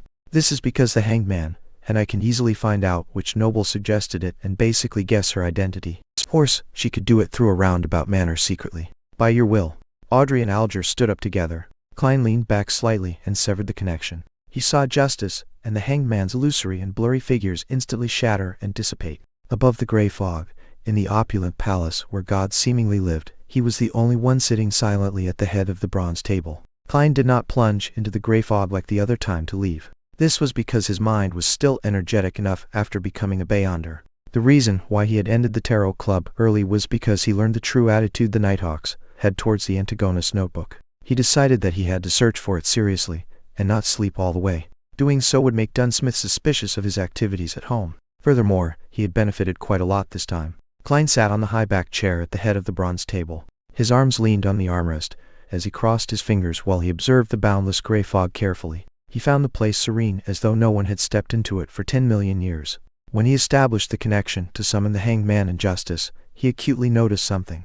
That was the fact that as a Beyonder himself, he had the ability to touch another dark red star. Does this mean I can summon one more? Klein recalled the feeling and muttered in confirmation. However, he did not have the urge to make an attempt since he did not know what the identity of the newcomer would be or what sort of attitude they would have. After all, not everyone was like Justice or the Hanged Man, who had unique personalities that easily blended in and took whatever they needed. They even seemed willing to conceal matters. If he pulled someone like Dunsmith, then the mysterious organization he had just established would instantly come under the watch of the church. As an evil organization's boss, his future would be worrying. Klein knew that the gray fog was special. He knew it was not something a Beyonder at Dunsmith's sequence could see through. But the problem was that since he had the powers of a Beyonder, he had to consider the existence of the gods.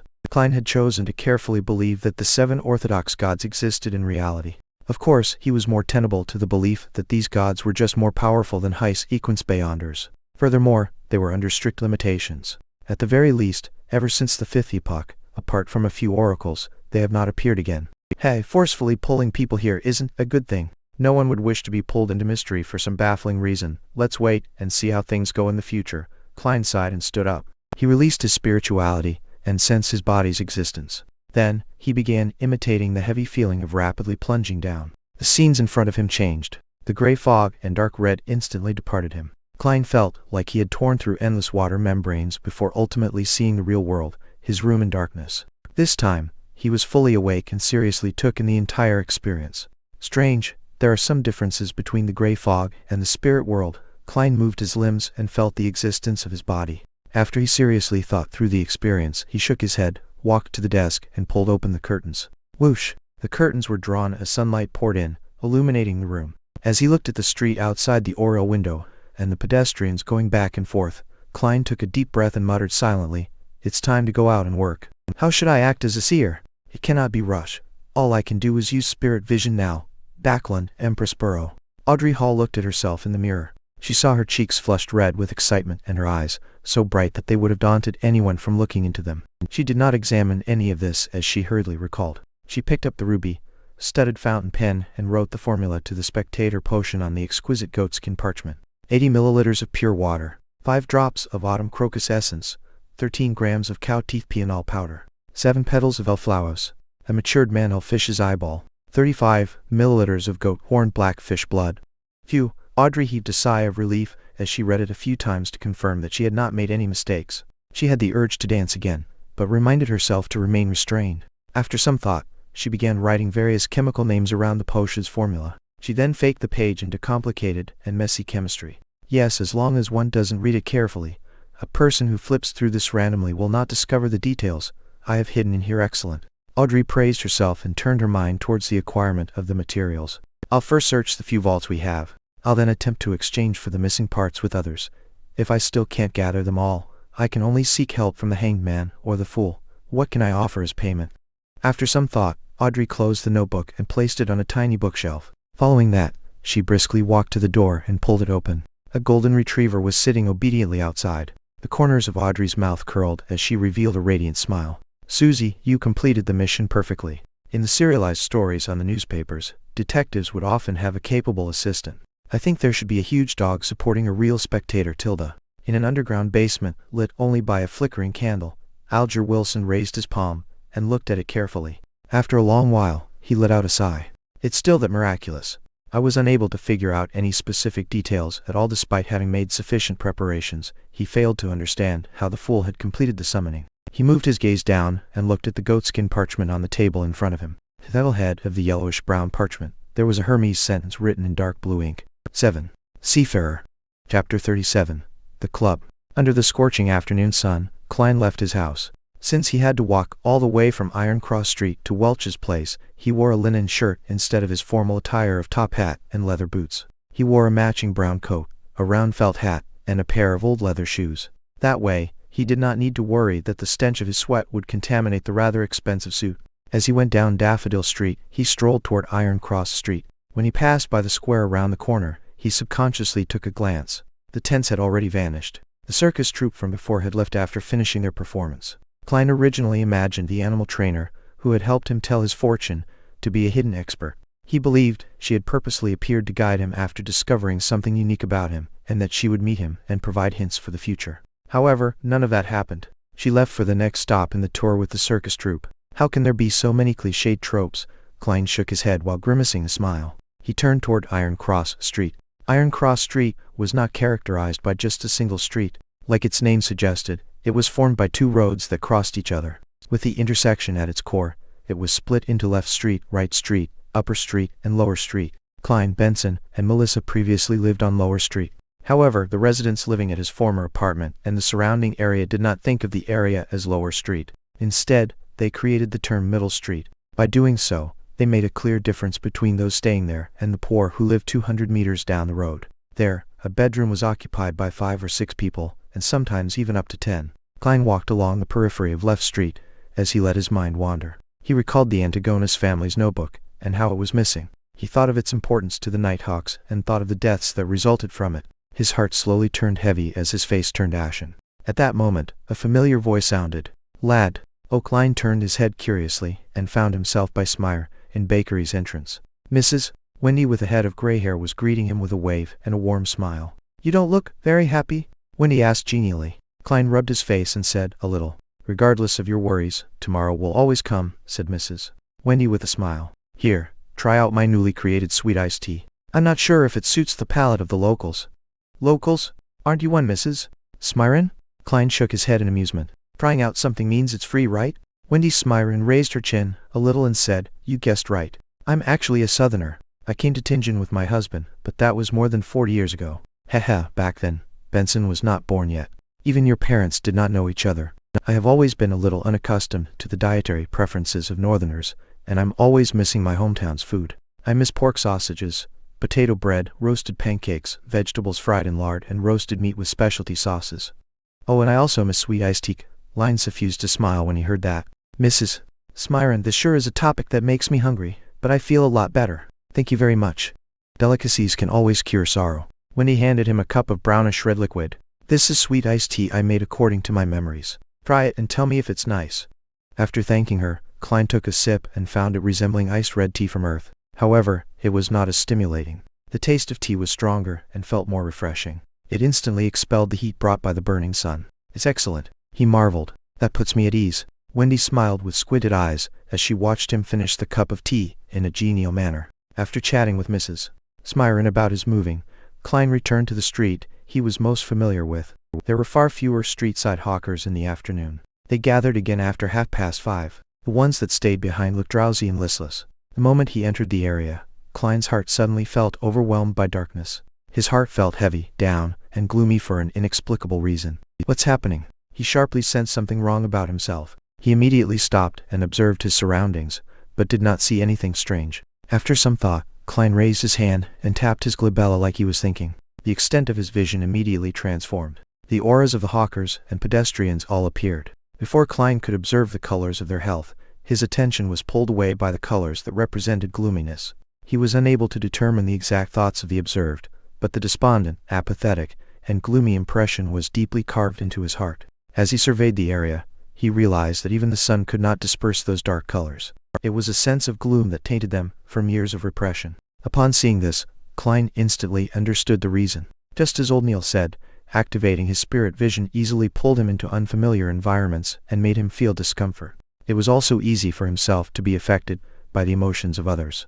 A similar principle could be used on an ability like perception. This was an ability he obtained without additional practice after becoming a seer. It was a passive sense that could not be declined. It allowed him to directly sense the existence of anything abnormal. There was bound to be a level of interaction when perceiving things.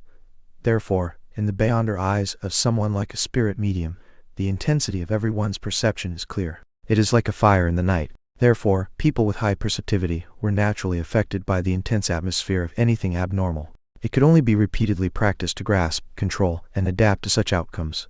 Such a repressed color is probably formed over extended periods of time, right? Klein sighed as he shook his head, feeling somewhat affected. He tapped his glabella twice again and tried hard to converge his spirituality. Tap, tap, tap. Klein walked toward the apartment and sensed for any abnormal existences or tiny connections, while also searching for the Antigonus family's notebook, which he had hidden. The streets were the same as usual. There was filthy water and trash on the streets. It only cleared up when he reached the apartment's entrance. Klein pushed open the half-closed door and circled the first floor in the darkness that the sunlight could not reach. The wooden stairs creaked constantly as he went up them. The second floor was as dim as always. Klein released his perception and looked into the darkness.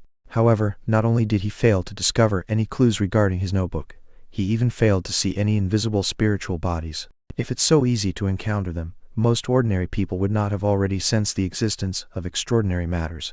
Klein sighed in reflection. He had already understood that most spirits did not exist in the form of spiritual bodies, but in the form of spirituality. Only a spirit medium could effectively communicate with them. After circling the third floor once, Klein left the apartment and retraced his memory's footsteps towards Welch's place. He walked for a full hour, but did not discover anything along the way. Standing outside the garden bungalow, Klein looked at the building through the locked iron gates and mumbled to himself, "There's no need for me to search Welch's place, right? Captain and Madame Dally must have done a carpet search of the place.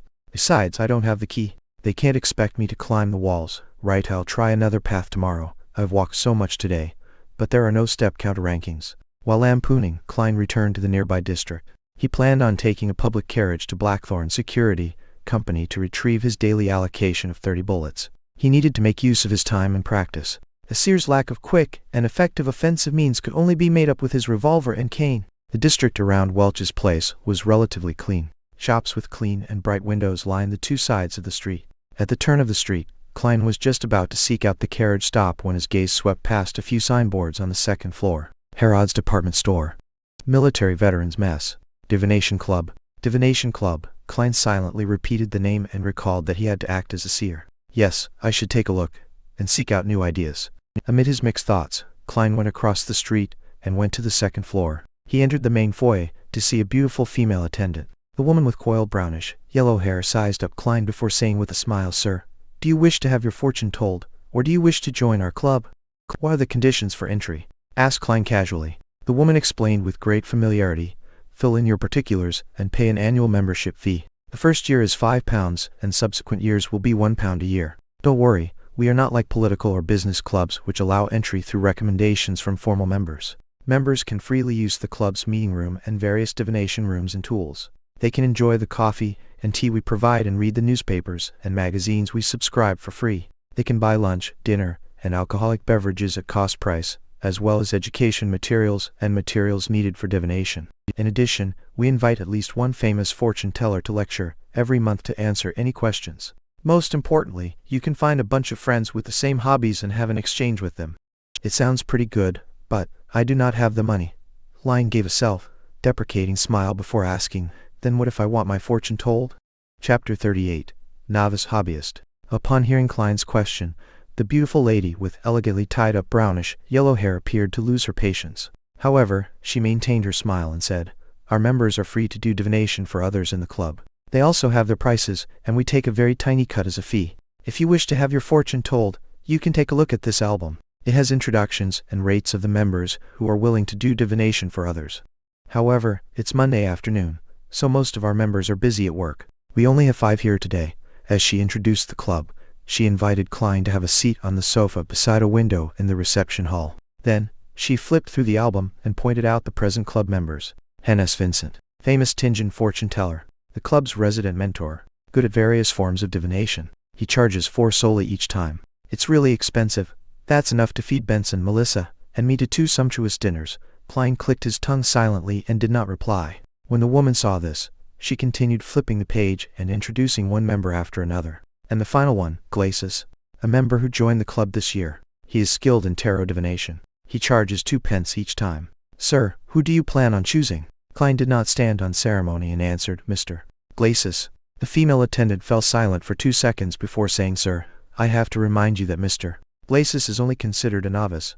I understand. I will be responsible for my own decision. Klein nodded with a smile. Then please follow me. The woman stood up and led Klein through a door beside the reception hall. It was not a very long corridor, and an open meeting room was situated at its end. There was enough sunlight, and it was equipped with tables and chairs. There were newspapers, magazines, and paper cards. A faint coffee aroma drifted out. About 2 rooms from the meeting room, the attendant gestured for Klein to stop. She sped up her pace and entered the room. She shouted gently, Mr. Glacis, someone wishes for your divination. Me? A voice filled with surprise and doubt immediately sounded. Following that, there was the sound of a chair moving. Yes, which divination room would you like to use? Replied the lady without any emotion. Topaz room. I like Topaz. Glacis appeared by the meeting room's door, and looked curiously at Klein, who was waiting not far away. He was a man in his 30s. His skin was slightly dark and his pupils were a dark green shade. Under his light, yellow and soft hair, he was dressed in a white shirt and black vest. A monocle hung from his chest, and he seemed to have a good disposition. The attendant did not say anything further as she opened the door to the Topaz room, which was next to the meeting room. The curtains inside were tightly shut, making it dim. It appeared that only by doing so would one gain revelations from the gods and spirits to obtain an accurate divination outcome. Hello there. I'm Glacis. I never expected you to choose me for your divination. Glacis gave a gentleman's bow, briskly stepped into the room, and sat behind a long table. Frankly, I'm only attempting divination for others. I do not have much experience. For now, I'm not a good fortune teller. He'll have a chance for regret. After Klein returned the bow, he entered and closed the door behind him. By the light seeping through the curtains, he said with a smile, You are a really honest man. But I'm someone who is very firm on his choices. Please have a seat. Glacis pointed at the seat in front of him and thought for a few seconds. Divination is my hobby. Heh. In life, one often receives guidance from the divine, but the ordinary person is unable to accurately understand the meaning. This is the reason why divination exists and also why I joined this club. In this aspect I still lack confidence. Let's make the divination that follows an exchange, a free exchange. How do you like my suggestion? I'll cover the fees the club requires. It's just a quarter-pence. Klein did not agree or shake his head. Instead, he smiled. From the looks of it, you have a pretty well-paying and decent job. While he said so, he leaned his body forward slightly. He held his forehead with his right fist and tapped at it twice. But that does not enhance the accuracy of my divination, answered Glacis humorously. Does your head hurt? Do you want to divine problems regarding health? A little. I wish to divine where an item is. Klein had already thought of an excuse as he slowly leaned back. In his eyes, Glacis's aura clearly presented itself. The orange colors by his lungs were dark and sparse. They even influenced the brightness in other areas. This is not a symptom of exhaustion. Klein nodded in an indiscernible manner. Are you searching for a lost item? Glacis thought for a few seconds before saying, Then let's do a simple determination. He pushed the neatly stacked tarot cards on the black table toward Klein. Calm down. Think of that item and ask yourself, can it still be found? While doing so, shuffle and cut the deck. All right. Klein actually did not remember what the ancient notebook looked like.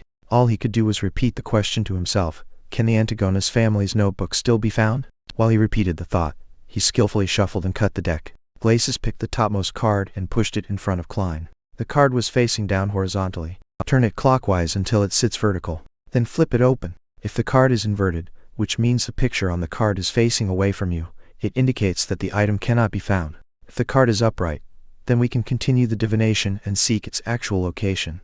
Klein followed his instructions and turned the horizontal card vertical. He clasped the end of the tarot card and flipped it over. It was an inverted card. What a pity. Glacis sighed. Klein did not respond because his attention was focused on the tarot card in front of him. The inverted card's picture was dressed in gorgeous clothes and splendid headdress. The Fool. It's the Fool again. It can't be so coincidental, right? According to the Hanged Man and Old Neil, divination is the outcome of the communication of spirituality and the spirit world with a higher dimension only. Tarot cards are only a convenient tool to read what the truth symbolizes.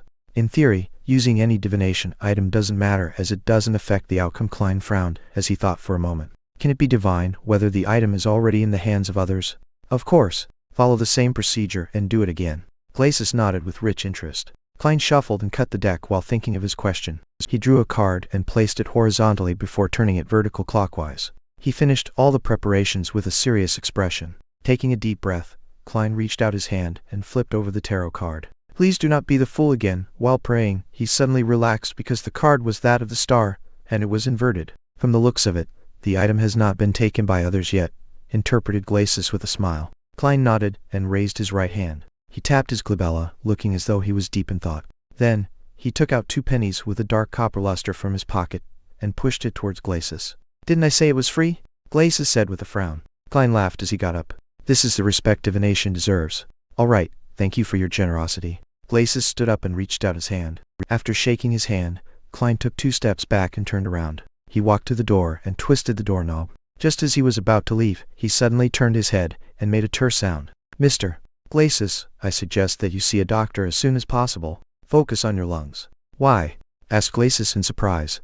Are you cursing me because you aren't pleased with the divination results? Klein thought for a moment before saying, It's a symptom based on the color of your face. Your glabella seems dark one. Glabella seems dark. It was the first time Glacis was hearing such a description. Klein did not explain further as he walked out the room with a smile. He closed the wooden door behind him. Is he an unlicensed doctor, or a herbalist? Glacis shook his head, amused. He then picked up his monocle for divination. On careful look, he realized his glabella was indeed dark. But this was a problem of the environment. In the darkness, due to the closed curtains, not only was his glabella dark, his entire face was shrouded in darkness. It's not a very likable joke, Glacis muttered. He worriedly divined his own health to make sure that everything was all right. After leaving the divination club, Klein had an additional plan for the future. It was to save as much money as possible to pay the annual fee to become a member of the club, after which he could begin acting as a seer. As for why he did not choose to do it independently, it was because he temporarily lacked the resources and channels. He could not bring himself to stand on the streets as a hawker since he cared for his reputation. A few minutes later, the public carriage arrived. He spent 2 pence and reached Southland Street, which was not very far off. He pushed open the door to Blackthorn Security Company, but did not see the familiar brown-haired girl. He only saw the black-haired, green-eyed Leonard Mitchell with his poetic bearing behind the reception counter. Good afternoon. Where's Roseanne? Klein asked after taking off his hat and bowing. Leonard smiled and pointed at the partition. It's her shift tonight at the armory. Without waiting for Klein to ask another question, Leonard said, as though he was pondering over a matter. Klein, I have a question that has always puzzled me. What is it? Klein was puzzled. Leonard stood up and smilingly said with a relaxed tone, Why did Welch and Naya commit suicide on the spot while you returned home? It likely has to do with how the unknown existence made me take the Antigona's family's notebook away to hide it, answered Klein with the official surmise.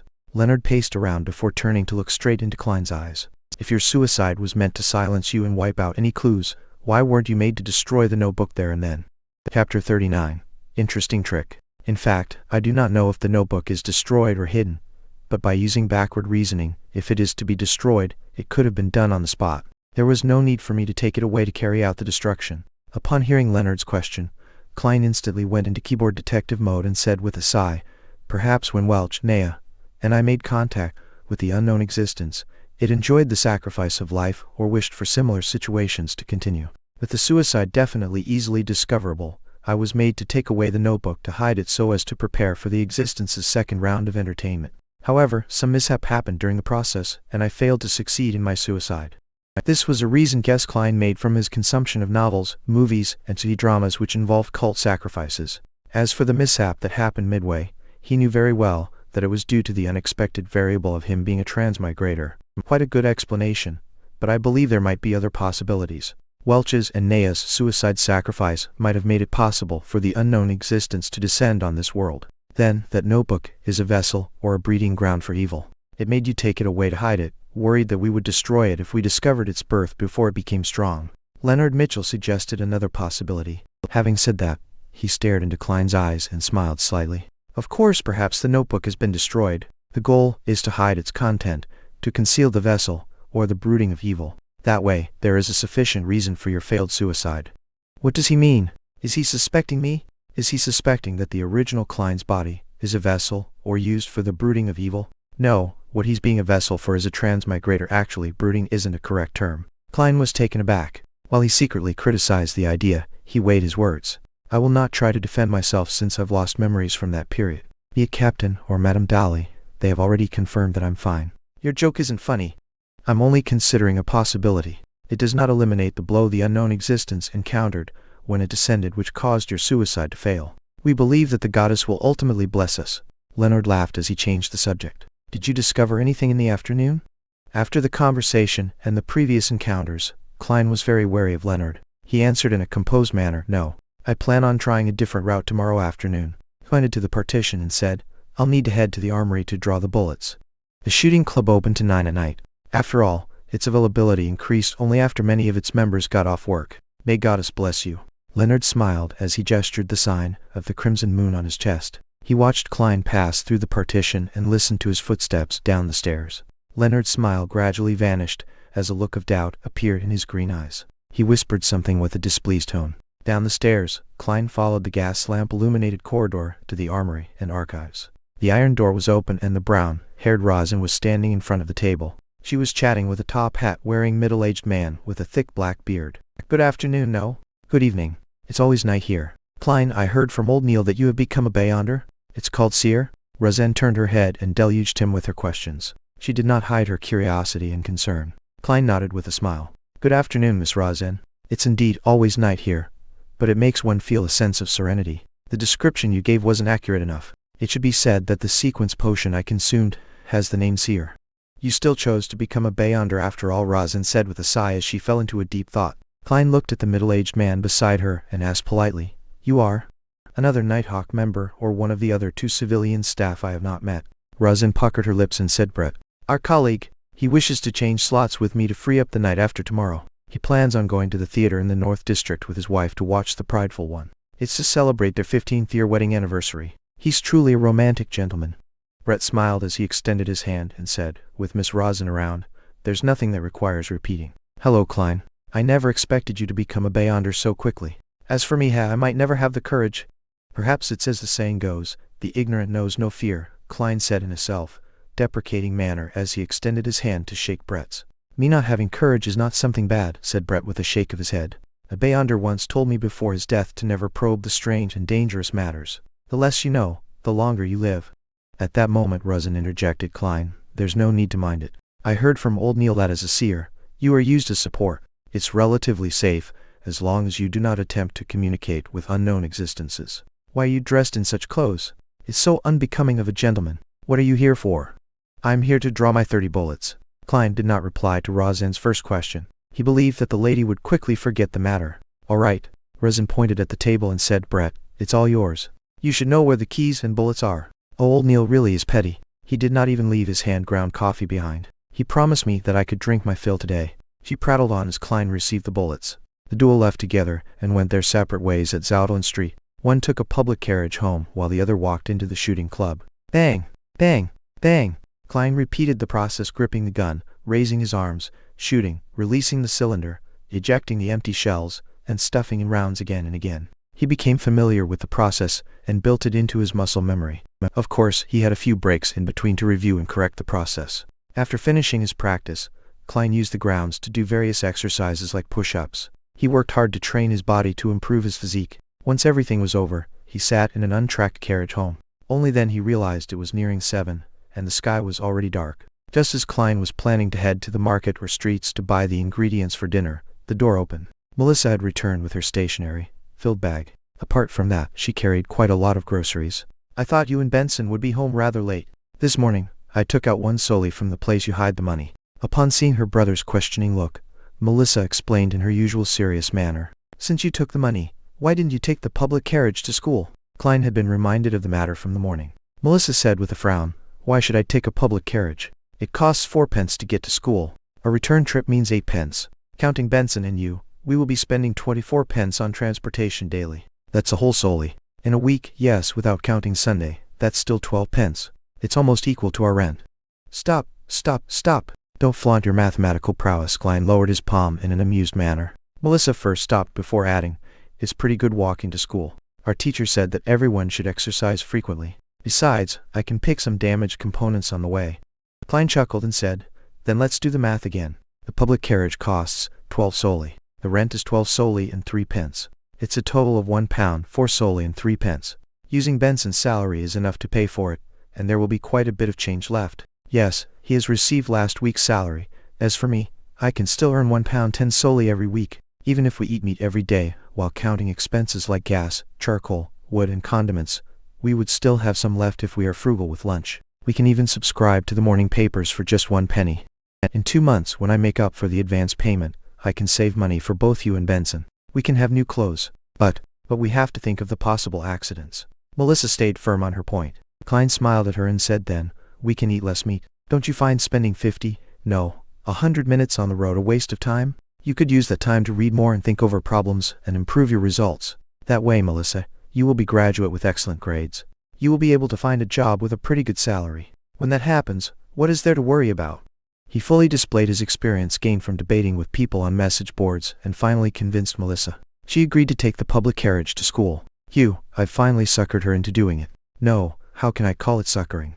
This is called convincing. Klein lampooned before taking over the groceries that Melissa had bought. He said with a sigh, remember to buy beef or meat like mutton and chicken. Eat until you're full and enjoy yourself. Only then will you be equipped with a healthy body and a clever brain to match the demanding requirements needed for your studies. Just mentioning it makes me salivate. Melissa puckered her lips and after a few seconds of silence said, all right. The next morning, after ensuring that Melissa took a public carriage, Klein and Benson separated and went to their respective companies. The moment Klein stepped into the door, he saw old Neil and Roseanne chatting by the reception desk. Former was still in his classic black robe, without any concern for the gazes of others. The latter had changed into a casual cream-colored dress. Good morning, Mr. Neil. Miss Roseanne greeted Klein as he took off his hat. Old Neil gave him a mischievous look. Good morning. You did not hear anything you shouldn't have heard last night, right? No, I slept very well. Klein was also quite puzzled over that. He could only put it down to his inadequate perception. Don't mind that. Actually, it's not that easily heard. Old Neil pointed to the partition and said, go to the armory. We will continue out mysticism lessons this morning. Klein nodded and followed old Neil down the stairs and arrived at the armory to replace Brett, who had been on duty the entire night. What will we be learning today? Asked Klein curiously. Old Neil dragged out his response and said, the complicated and basic knowledge. But before that, let me teach you an interesting trick. He pointed at the silver chain on his wrist. There was a pure moonstone hanging from the chain. Chapter 40. Mysticism Curriculum. An interesting trick? Klein asked out of extreme curiosity. Old Neil chuckled and said, I'll complete my patrol of the armory, storeroom, and archives. Use the 2 cups on the table to make 2 cups of coffee. In one of the cups, put something unpleasant. As for what it is, you can decide for yourself. Use your imagination. The only request from me is to not waste too much coffee powder. Those are coffee beans grown on the Fainapotter Plateau and hand ground by me. All right. Although Klein was unsure what old Neil was up to, he happily agreed to it. He watched him open the iron gates to the armory with a copper key, and then heard the echoing footsteps inside. Slowly, he settled the cups down and confirmed that there was still hot water in the kettle. He removed the silver tin can's lid, and using a tiny spoon with a metallic sheen, Klein scooped a spoonful of rich aromatic coffee powder into each of the 2 cups. Then, he poured in the hot water and stirred it. As a transmigrator who came from an era abundant in resources, he was no stranger to coffee. However, it was only limited to instant coffee. After finishing the task, Klein pondered for a moment and sat down. He crossed his right leg, and took some of the mud which had stained the bottom of his leather boots and placed it in the left cup. Then, he carefully stirred it again until the colors and smells of the 2 cups of coffee were practically indistinguishable. A few minutes later, old Neil walked out the armory while swinging his keys. He then closed the iron gates with a clang. Are you done? He turned his slightly turbid dark red eyes over and looked at Klein across the table. Yes, replied Klein with a nod. Old Neil chuckled and removed the silver chain around his wrist and sat down. His expression quickly turned serene. He held out his chain, holding left hand, and allowed it to hang over the coffee cup to his right. The moonstone nearly touched the liquid. Amid the relaxing calmness, the moonstone trembled suddenly. It began spinning the chain in a counterclockwise manner. This cup is the one with the unpleasant thing, said old Neil surely. Without waiting for Klein to confirm, he put away the silver chain and picked up the other cup of coffee and took a sip. Do you like bitter coffee? I'm used to having a tablespoon of sugar and a tablespoon of milk. Klein did not reply, but instead asked with his interest piqued, your divination sure is accurate. Was it because of the moonstone? That was moonstone, right? This is known as pendulum dowsing in divination. It's also called spirit dowsing. It relies on your own astral projection's connection with the spirit world and space to communicate with spiritual intelligence through the aid of natural materials, such as crystals, gems, or special metals. The good and bad of things can be divine. Let's talk about the 2 cups of coffee. A counterclockwise motion implies bad, while a clockwise motion is good. If it doesn't move, it's neither good or bad. You can write the statement on a piece of paper. Take note, it's a statement and not a question. Old Neil put down the cup of coffee and explained in detail. Klein asked, as though he was thinking, does that mean one should use questioning sentences? Yes, you cannot use as so, and, so willing to be my fiancé, but you should instead use so, and, so is willing to be my fiancé. Write it on a piece of paper and place it on the desk. Then use your dominant hand to hold the pendulum chain. Take note, use your dominant hand, said Old Neil with a chuckle. When doing so, keep your arms straight. Adjust the chain's length, and make the moonstone hang, just above the piece of paper, to the point of almost touching what we wrote. Then, close your eyes and repeat the sentence 7 times in your mind. Open your eyes when you are done and see if the spirit pendulum turns or not. If it doesn't, close your eyes again and repeat the process until it moves. Klein nodded slightly and asked, counterclockwise means no and clockwise means yes? It can also be interpreted as success or failure, corrected Old Neil. He taught Klein the other usages and details of spirit pendulum divination. Klein pondered over the matter and discovered that it was a very useful divination trick. For instance, he could quickly use it in an unfamiliar environment to determine if the food he was offered was poisonous or not. He did not need any additional knowledge of field biology. Of course, such divination methods were overly simple. The answers he could receive were limited to 2 or 3. There was no way for deeper investigation or interpretation. For example, although something could be harmful to the body, it could become very beneficial after some processing. An example was certain foods. They were indeed damaging to the body, but nothing serious. If one was on the brink of starving, eating it would not be a huge problem. These were things that spirit dowsing could not determine. I will have to quickly save money to buy crystals or pure silver to create a spirit pendulum, Klein sighed. Old Neil looked at him in puzzlement. You can apply for one directly. This is standard issue for Beyonders, especially Beyonders like us who take on a support role. There's still a taupe, as in pure silver spirit pendulum in the armory. But I'm still not a formal member of the team. Klein's heart palpitated in excitement, but he felt a little hesitant. Old Neil chuckled and said, for Beyonders, regardless of whether they are formal members or not, they have to be provided with conveniences in other areas since there's no pay rise. Maybe the word perk is more suitable. I'll apply with Captain later. Klein clenched his fists secretly as he made up his mind. How was he to know if Captain would approve his request without trying?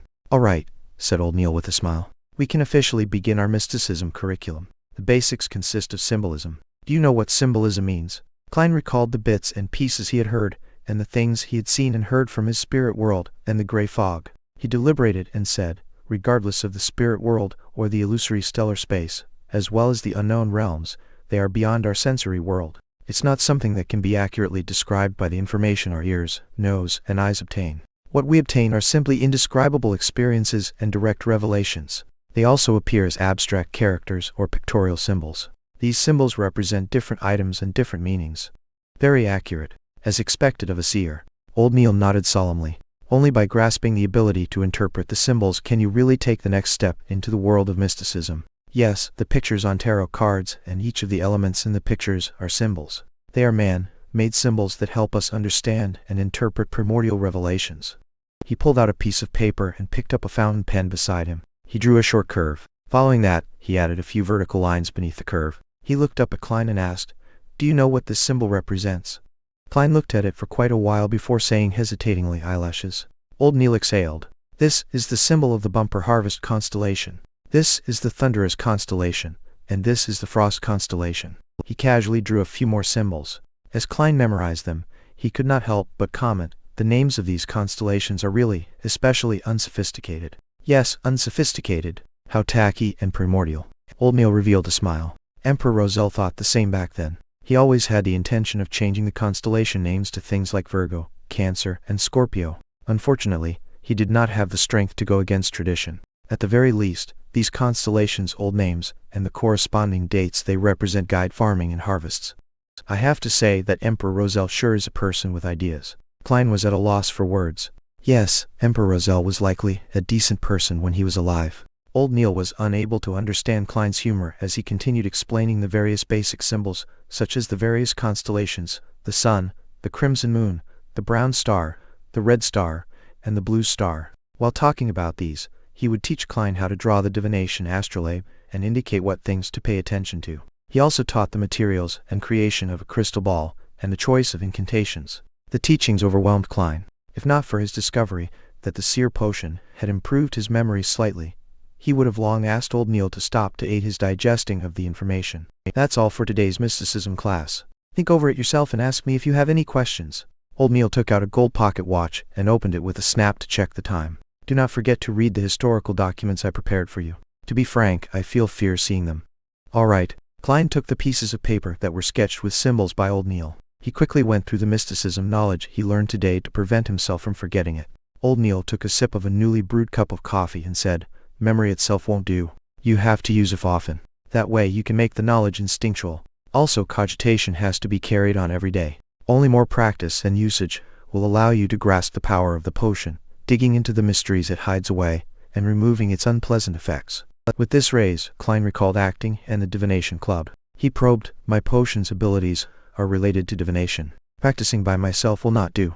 I need to make contact with lots of people and divine for them to quickly grasp it. I plan on joining the divination club, after having some spare cash, the one on House Street in Northborough, to become a real seer." This was not something he could hide from the Nighthawks in the future. It was better to prepare them. "Your idea is very similar to Dolly's. She has always clamored to be a real spirit medium." Old Neil shook his head and laughed. "But why must you wait till you have spare cash? You can apply to Dunn and get him to approve of the expenses." Organizations like a divination club might also have cultists or members of evil organizations in them. As a civilian staff member of the Nighthawks and a standard Beyonder, your membership makes it easy for us to monitor them. It's part of the job. We would regularly monitor these places, but as we lack manpower, we can't keep watch on them for long. Now it can be handled to you." "I can do that?" As he looked at old Neil's serious expression, Klein was dumbfounded. "This is making an expense claim for private matters.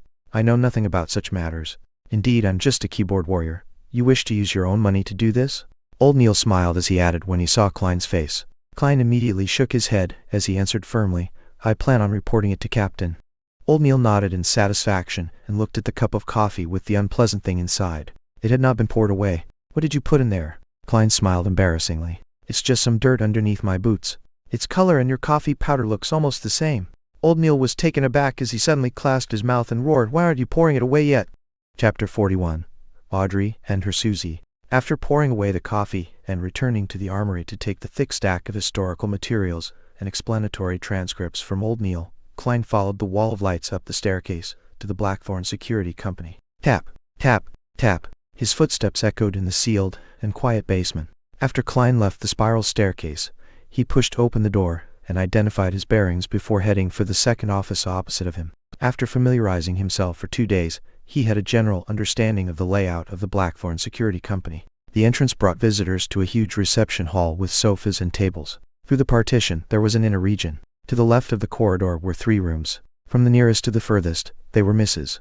Oriana's account room, a rest room with a few sofa beds, and the staircase that led underground. On the right were 3 rooms. From the nearest to the furthest was Captain Dunsmith's office, a civilian staff office with a typewriter, and the entertainment room for formal members of the Nighthawks team. Klein had previously seen Leonard Mitchell playing cards with 2 other teammates in the entertainment room. He guessed that they were playing Fighting the Landlord. Force, Emperor Rochelle had already given it a new name, Fighting Evil. However, the way it was played was identical to what Klein knew. Brett was entitled to a day of sleep after a night shift. Rosen was at the reception desk. The carriage driver, who was in charge of procuring necessities and collecting supplies, Cesare Francis, was out as usual. When Klein opened the door to the civilian staff office, the 3 desks inside were empty. Only the typewriter sat there silently. Ackerson Company's Model 1346 typewriter. Klein, who had seen similar objects in his mentor's office and Welch's place, muttered. He felt that the complicated mechanisms inside were filled with the beauty of machinery. He walked to the desk with the typewriter. After preparing himself, he attempted to type something on air. In the beginning, he often converted the local language to Chinese Pinyin instinctively. Only after he was familiar with it did he digest the original Klein's corresponding memory fragment, and no longer made mistakes. Tap, tap, tap. The rhythmic tapping on the typewriter sounded like a melody composed from the heavy marriage of metal and industry. Under this melody, Klein quickly typed the expenditure application. However, he was in no hurry to meet Dunsmith. Instead, he focused his mind and read the materials provided by old Neil seriously. It was both revision and new material. When it was almost noon, he stretched his neck and put away the documents. He then read and consolidated what he had learned on mysticism in the morning. Only after all that did he take his application to the office next door and knocked on the door gently. Dunn was waiting for lunch to be delivered. When he saw Klein hand him the document, the corners of his mouth curved up. "Did old Neil teach you this?" "Yes." Klein did not hesitate to betray old Neil. Dunn picked up his dark red fountain pen and signed it. "I happen to be applying for funding for the months of July, August, and September from the church and the police department. I'll add yours in. When it's approved, get the money from Mrs. Oriana. You can draw the spirit pendulum in the afternoon." "All right," Klein answered simply and vigorously. His tone and eyes were obviously filled with joy. Before bidding Dunn farewell, he asked casually, "Shouldn't the budget for July, August, and September be applied for by June? Why are you applying for July's budget only in July?" Dunn fell silent for a few seconds before sipping his coffee. "We encountered 3 cases in June. I was so busy that I forgot about it." As expected of Captain and his poor memory, Klein knew he had asked a question he should not have asked. He gave a chuckle before leaving immediately. With that, he began a simple but regular lifestyle. He would spend half an hour in the early morning cogitating. He would have 2 hours of mysticism lessons in the morning and an hour and a half of studying the historical documents. After lunch, he would take a short nap in the break room to regain his energy. Following that, he would draw bullets and head to the shooting club. After finishing his practice, he would stroll over to Welch's place, which was not too far. He would then change routes and return to Iron Cross Street. That way, he could save on the carriage fees. If he had time, he would practice his spirit vision and spirit dowsing. On the way, he would buy groceries. In a private chemistry laboratory equipped with apparatus and items, a tall, blonde Audrey was looking at the cup in her hand. There were countless bubbles, and it made the atmosphere serene. Finally, the liquid in the cup precipitated into a sticky silver substance. "Ha! I'm indeed talented in mysticism. I succeeded in 1 try. I was worried of failure and prepared 2 sets of materials." The girl muttered to herself in delight. She put away the items she took from her family's vault or exchanged them with others. She took a deep breath and prepared to close her eyes to drink down the spectator potion. At that moment, barking sounded from outside the laboratory. Audrey frowned instantly. She hid the cup of silver liquid in a dark corner, turned around and headed to the door. "Susie, who's here?" Audrey turned the doorknob and asked the golden retriever sitting in front of the door. Susie wagged her tail in an obsequious manner. Her personal maidservant, Annie, had appeared in the corridor nearby. Audrey walked out of the laboratory and closed the door. She looked at Annie and said, "Didn't I tell you? Do not disturb me when I'm running chemistry experiments." A vexed Annie answered, "But there's an invitation from the Duchess, Duchess Della." "Duke Megan's wife?" Audrey took a few steps forward and asked Annie. "Yes. She has managed to hire the services of the palace's baker, Madame Vivi, and plans to invite you and Madame to afternoon tea." Annie recounted the invitation. Audrey tapped her cheeks discreetly and said, "Tell my mother that I have a headache. Perhaps I'm a little dehydrated because of the scorching sun. Please get her to convey my apologies to Madame Della." As she spoke, she acted frail. "Miss, it's not only afternoon tea, but a literature salon," added Annie. "But that won't treat my dizziness." "I need rest," rejected Audrey firmly. Simultaneously, she muttered deep down, "If they insist, I'll faint for all of you to see. The etiquette teacher said that I can do it most perfectly. I think I heard something." "All right," Annie exhaled and said. "Do you need me to help you back to your room?" "There's no need. I'll clean up the laboratory first." Audrey was yearning to return immediately to consume the potion. However, she suppressed her impatience. She only returned to the laboratory's entrance when she saw Annie leave. Suddenly, she discovered that the golden retriever, Susie, who was waiting outside, was gone. Furthermore, the door to the laboratory was half open. "I forgot that Susie can open doors with handles. What was that sound?" "Not good." Audrey heard crisp sounds coming from within. Suddenly, she came to a realization as she charged into the laboratory. All she could see was the cup shattered on the floor. Susie was licking the final drop of silver liquid. Audrey stood rooted at the entrance like a statue. Susie immediately sat down and looked at her owner innocently as she wagged her tail. In the seas beyond the Pritz harbor, there was an island perennially enveloped in storms. An ancient sailboat was docked at its harbor. A blond man dressed in a robe with lightning patterns was looking at Alger Wilson opposite to him. He asked, perplexed, "Alger, you could have returned to the kingdom and become a captain of a mandated Punisher team or a reputable bishop. Why did you choose to voyage out into sea and become the captain of the Blue Avenger?" Alger wore a stoic expression on his rough face. He replied solemnly, "The sea belongs to the storm. This is the Lord's kingdom. I'm willing to abide by the Lord's will and monitor this area of his kingdom." "All right." The blond-haired man clenched his fist and struck his chest. "May the storm be with you." "May the storm be with you," Alger replied with the same standard salute. He stood on the deck with a few sailors and watched his companions leave the boat, walking into the distance. Saints, you do not understand because you do not know enough, Aldra muttered silently. Meanwhile, Audrey finished her second concoction in a panic-stricken state. Seeing that the silver potion looked nothing different from before, she was nearly moved to tears. Gulp. She quickly drank down the spectator potion. Friday. A storm befell Tingen. The heavy rain pounded on the windows of every household. Inside the Blackthorn Security Company, Klein, Rosen, and Brett sat on the sofa in the reception hall and enjoyed lunch. As there was only a kettle for boiling water, there was no way to heat up leftovers. Klein could not eat rye bread every day or take the carriage home every day. If he did that, he would have to walk from Iron Cross Street to Welch's place in the afternoon and consider taking a carriage back. It was a waste of money. Therefore, he began joining Rosen and his colleagues in eating the so-called office rations. The nearby Old Will's restaurant would punctually send a waiter at 10:30 every day. He would ask for their orders, and after determining the quantity, he would send it over at 12:30. The food was contained in what resembled meal boxes. At 3, he would return to take their orders for dinner and take back the utensils. The rations included meat, vegetables, and bread.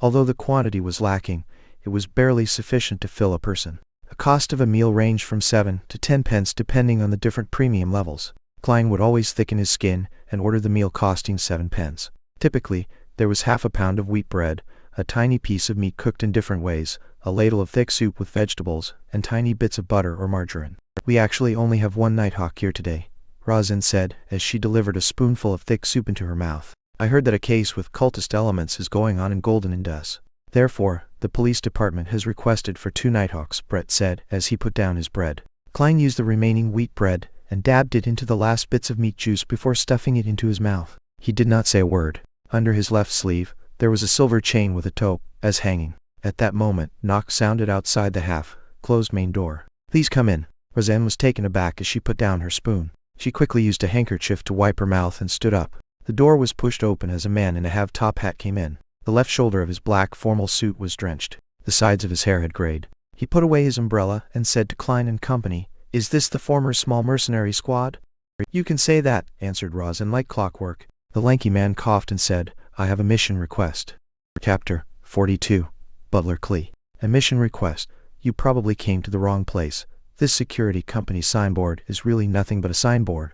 Klein immediately held back his urge to lampoon when he heard the visitor. How he yearned for there to be a message board and a screen for him to share his thoughts. But he soon realized that he had once asked a similar question. Captain's answer was that they could take on jobs if they were free. The money earned could be used as funding for the team's petty cash account and bonuses for the participants. Rosen's eyes darted around as she thought for a moment before saying, "Our security personnel are all out on missions. The fastest it will take for them to return is an hour. If your matter isn't urgent, you can consider our services." Among the 6 formal Nighthawk members, Captain Dunsmith had been invited to the cathedral by the bishop for some unknown discussion. Leonard Mitchell was guarding Chana's gate in his place. Corpse Collector Fry and Sleepless Royale Reedine had already headed to the Golden Indus Borough to assist the police in the investigation of a robbery case with cultist inklings. Sleepless Kenley White was on leave, while Midnight Poet Sikatron had gone to Raphael Cemetery in the north suburb for a daily patrol. As for the remaining 2 Beyonders, Old Neil was frail and too advanced in his years. He had not taken any missions in a long time. Klein was still a novice and was truly inadequate in various aspects. They're all out, with one hand holding his umbrella. The lanky man's expression turned gloomy as he took off his hat. He bowed and said, "Sorry for intruding. Goodbye." He turned around and walked out. He went down the stairs and left 36 Southland Street amid the spattering rain and howling winds. What a bloody pity. Rosen watched the man left and sighed regretfully. Although she would not have gotten any share of the commission, she definitely would have been able to partake in a sumptuous meal. There's nothing we can do about it. Chani's gate needs someone watching it all the time. Klein put down his cutlery in satisfaction. Even though he did not like the soup mixture of turnips and vegetables, he still drank it clean. "Don't tell me you want Brett to take the mission? Or yourself?" Rosen rolled her eyes and giggled. "Brett won't do, but you can." Our Mr. Seer. The moment she finished her sentence, she immediately realized what she had just said. She covered her mouth in shock because the door had not been fully closed. If someone walked past outside or heard anything about Beyonders, it would be considered a leak. Thankfully Captain isn't around. Rosin looked out the door and secretly stuck her tongue out. "Or I'll have to go for confession again." Brett and Klein laughed out in unison as they exchanged looks before beginning to put away the cutlery. After everything was done, Klein, who did not bring his umbrella, decided to stay at Blackthorn Security Company due to the ongoing rain. He took out some newspapers and sat on the soft but bouncy sofa as he leisurely began his afternoon break. The airship route from Backlund to Daisy Bay is now in service. The complete anthology of the great detective Mansang is publishing soon. An advertisement for Legola's weapons. A standard model revolver carrying 6 bullets costs £3 and 10 soldi. A double-barrel gun costs £2. Klein flipped through the Tingen City honest paper when a particular piece of news suddenly caught his attention. The suspect responsible for killing Mr. Welch and Miss Naya has been caught. We believe it is a much-needed reprieve from the horror that has gripped Northborough, Golden and Dustborough, and Eastborough. Welch's father, Mr. McGovern, who is a banker, has escorted his youngest son's corpse back to Constant City where a grand burial will be held. After reading it a few times, Klein suddenly sighed. From the looks of it, Welch's father had bought the police's explanations and did not hire a private investigator to investigate the matter. His grief from losing his youngest son can't be any greater than that of my parents, who lost their only son.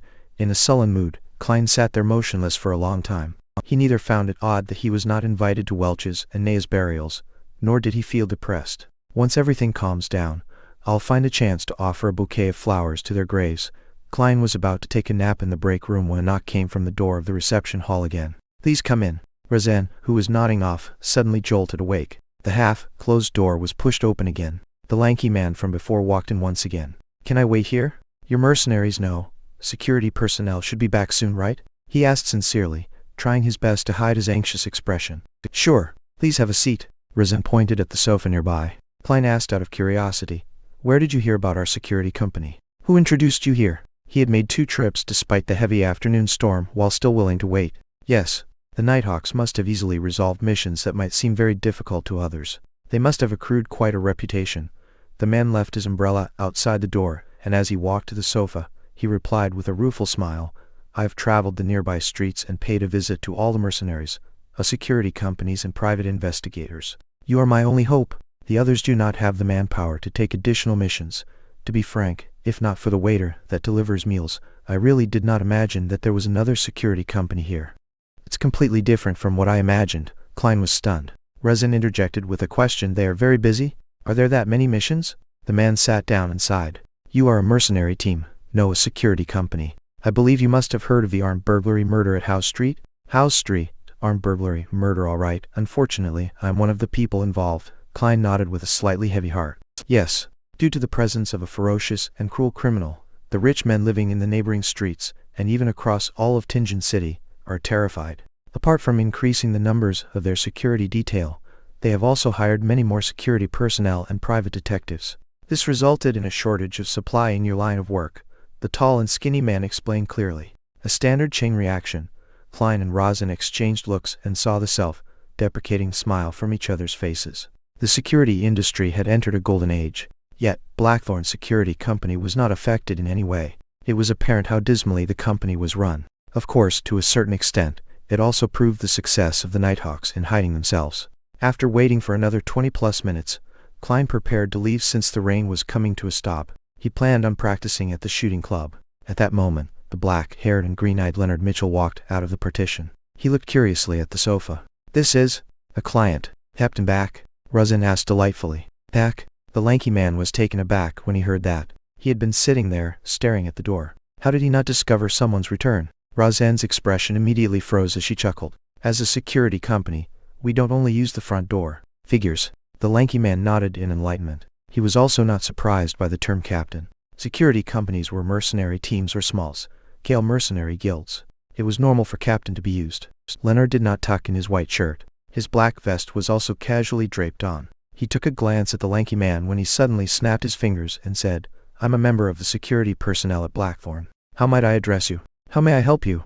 Perhaps it was because he had long heard about the unrestrained characters of mercenaries that he did not feel the anger of being humiliated. Instead, he let out a breath of relief. He watched Leonard sit down and organized his words. My name is Clee, a butler of Mr. Fitzroy, a tobacco merchant. His only son, little Elliot, was kidnapped this morning. We have already informed the police, and the matter has been given high priority. However, Mr.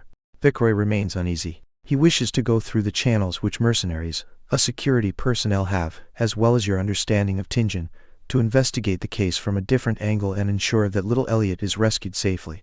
If you are able to find where the kidnappers are hiding, Mr. Fitzroy will be willing to pay you £100. If you have the means to successfully save young Master Elliot, He is willing to pay double, £200. Leonard Mitchell smiled leisurely. Mr. Fitzroy seems to only wish for us to find the kidnapper's hideout. If not, he will not think that his only son is worth £100. A tobacco merchant, who has close ties with the southern plantations, will not just offer £200. No, Mr. Fitzroy is only an ordinary merchant. He's not considered wealthy. Besides, he believes the police will be more professional when it comes to rescuing his son, Clee answered frankly. All right, no problem. Leonard snapped his fingers again. His green eyes turned their gaze on Rosin. My beautiful lady, please write up a contract. Don't always act like a poet. In fact, all you do is recite the works of others. Having forgotten the presence of the client, Rosin quipped. She was used to exchanging snipes with Leonard. Of course, the Blackthorn Security Company did not really care about its clients. It was great to have them, but it was also fine not having them. Rosin left the reception counter and entered the staff office. Soon, there were sounds of typing coming out from the office. The corners of Klein's mouth twitched a little. He found them too unprofessional. There was no standard template for a contract. This sure is tragic, and more saddening is the fact that I'm working at such an unprofessional company. The moment these thoughts arose in him, Rosin completed a simple contract that had only a few clauses. Then, Clee and Leonard Mitchell signed it.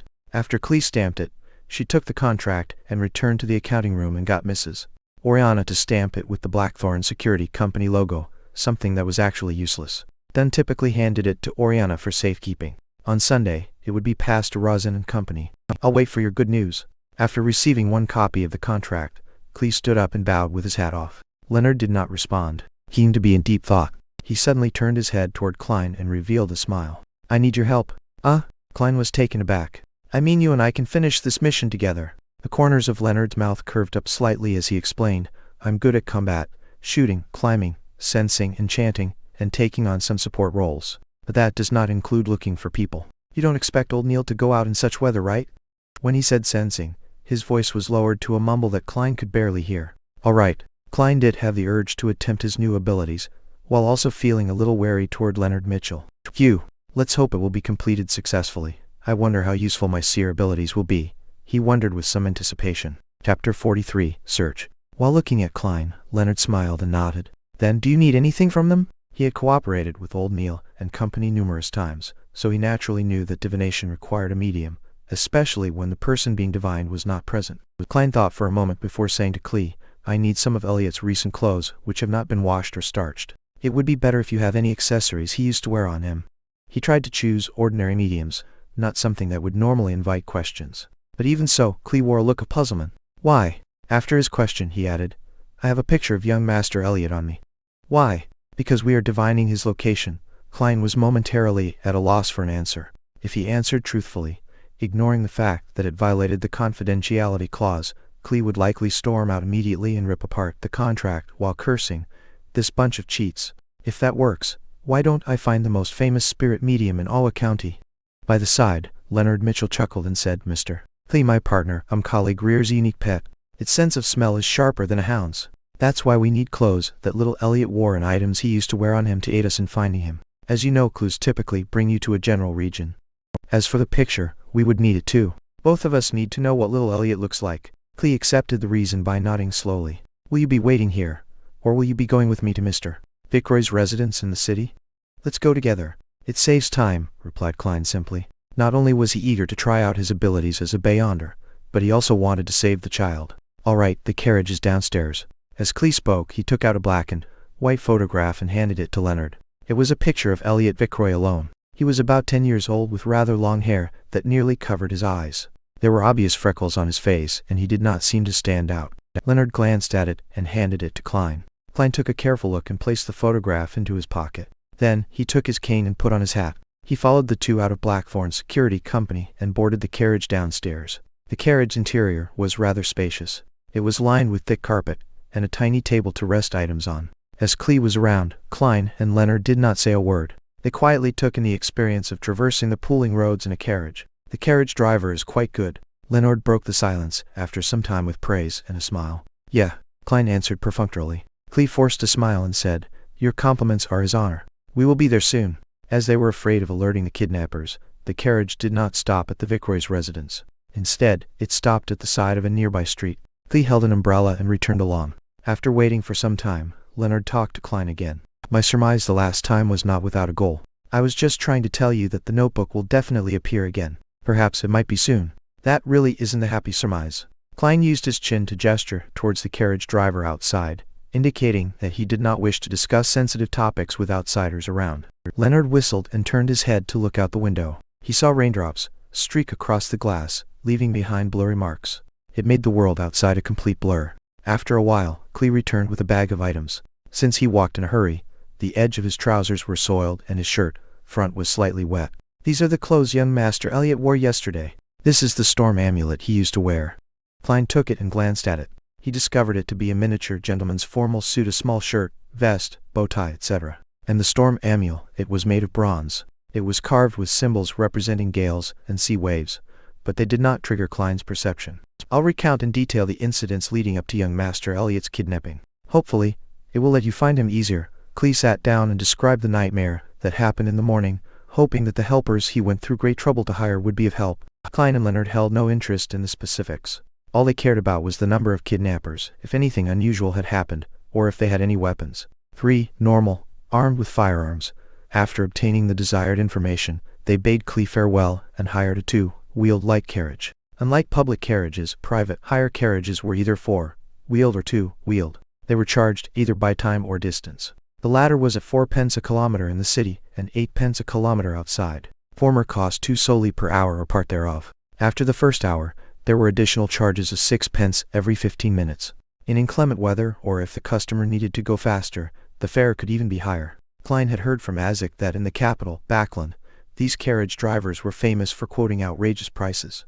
To him, taking a private carriage was quite a luxury. However, he did not need to worry about this at the moment, since Leonard had tossed 2 soldi notes to the carriage driver. Charge it by the time. After Leonard gave his instructions, he closed the carriage door. Where are you going? The carriage driver was delighted and puzzled as he held the 2 notes.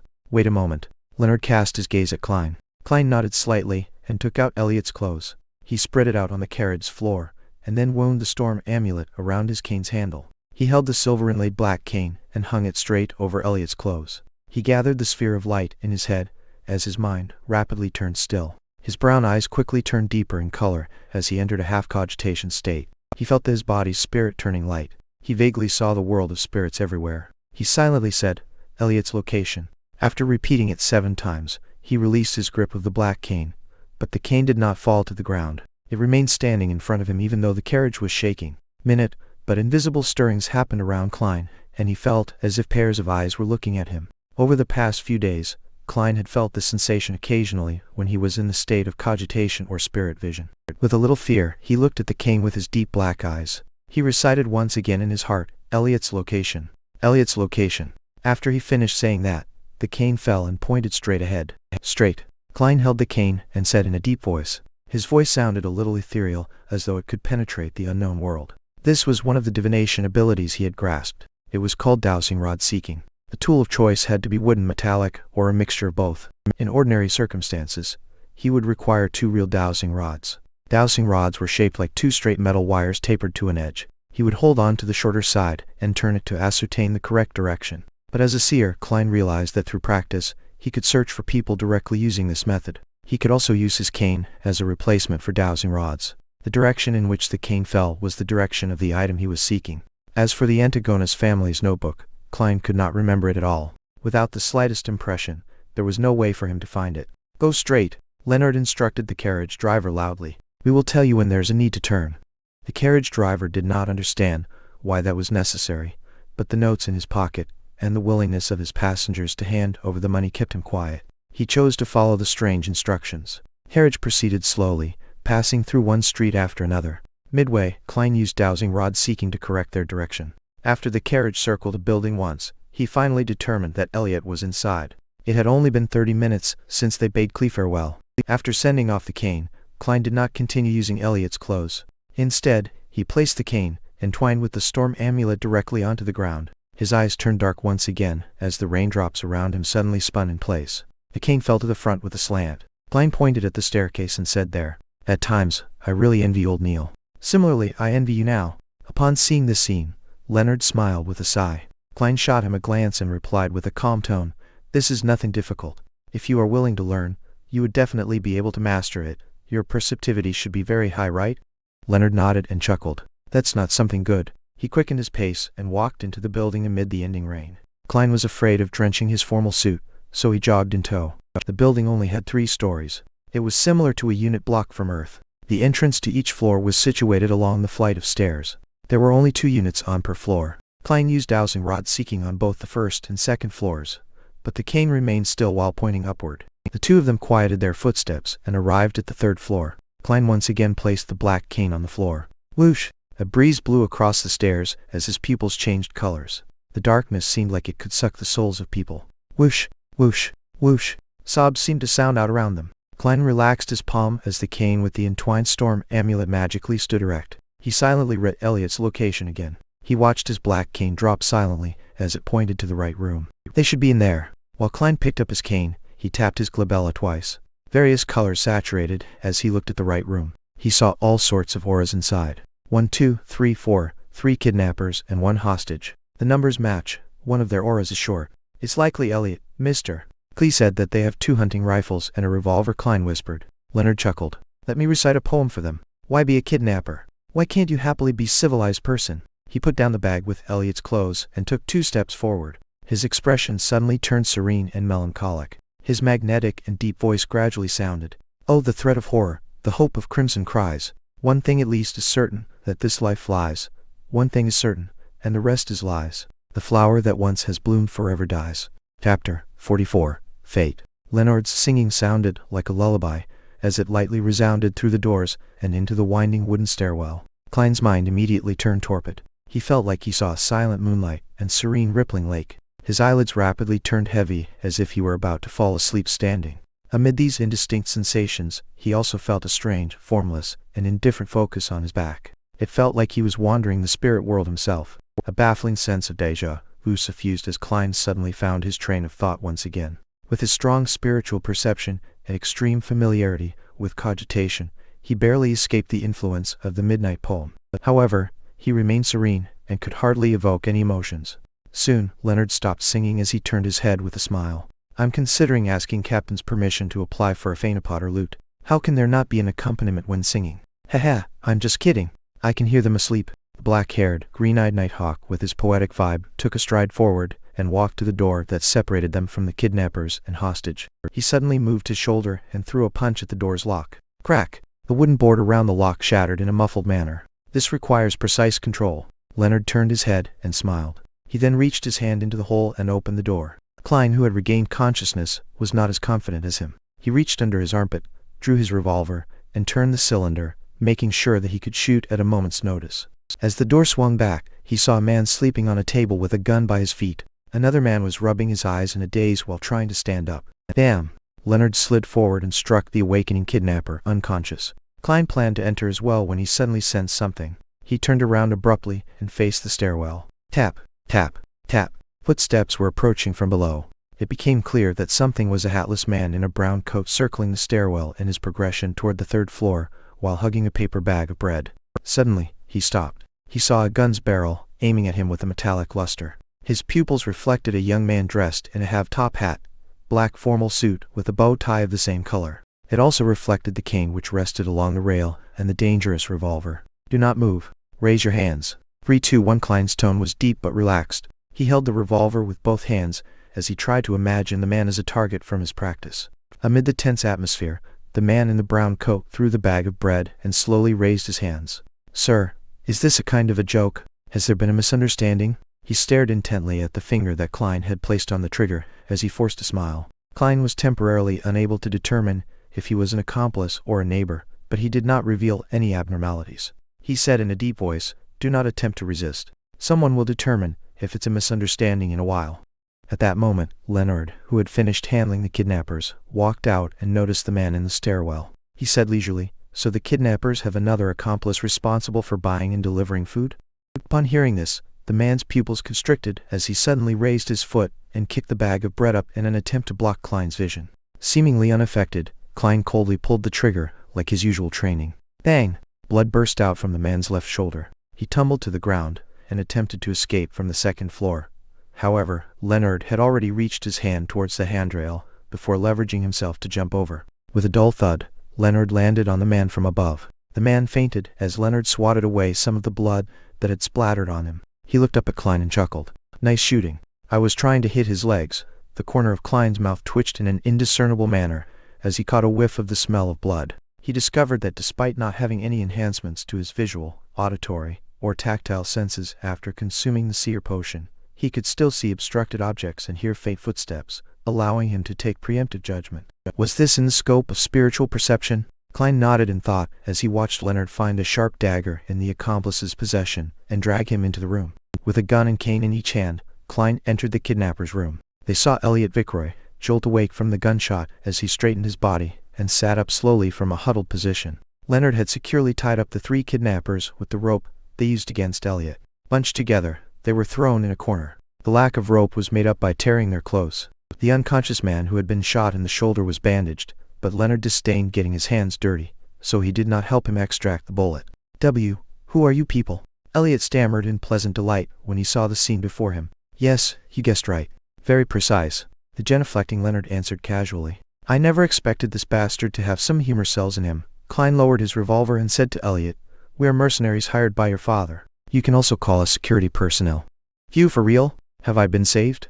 Elliot said joyfully without daring to make any movements. It was apparent that he had suffered quite harshly in the short few hours of being a kidnapping victim. He did not have the kind of rashness someone his age normally would have. Leonard stood up and said to Klein, Go downstairs and find some patrolling cops. Get them to inform the tobacco merchant. I do not wish to walk out with a child and 4 idiots like a kidnapper.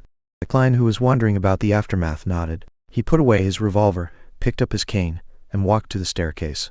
As he went down the stairs, he had a nagging feeling that he had forgotten something.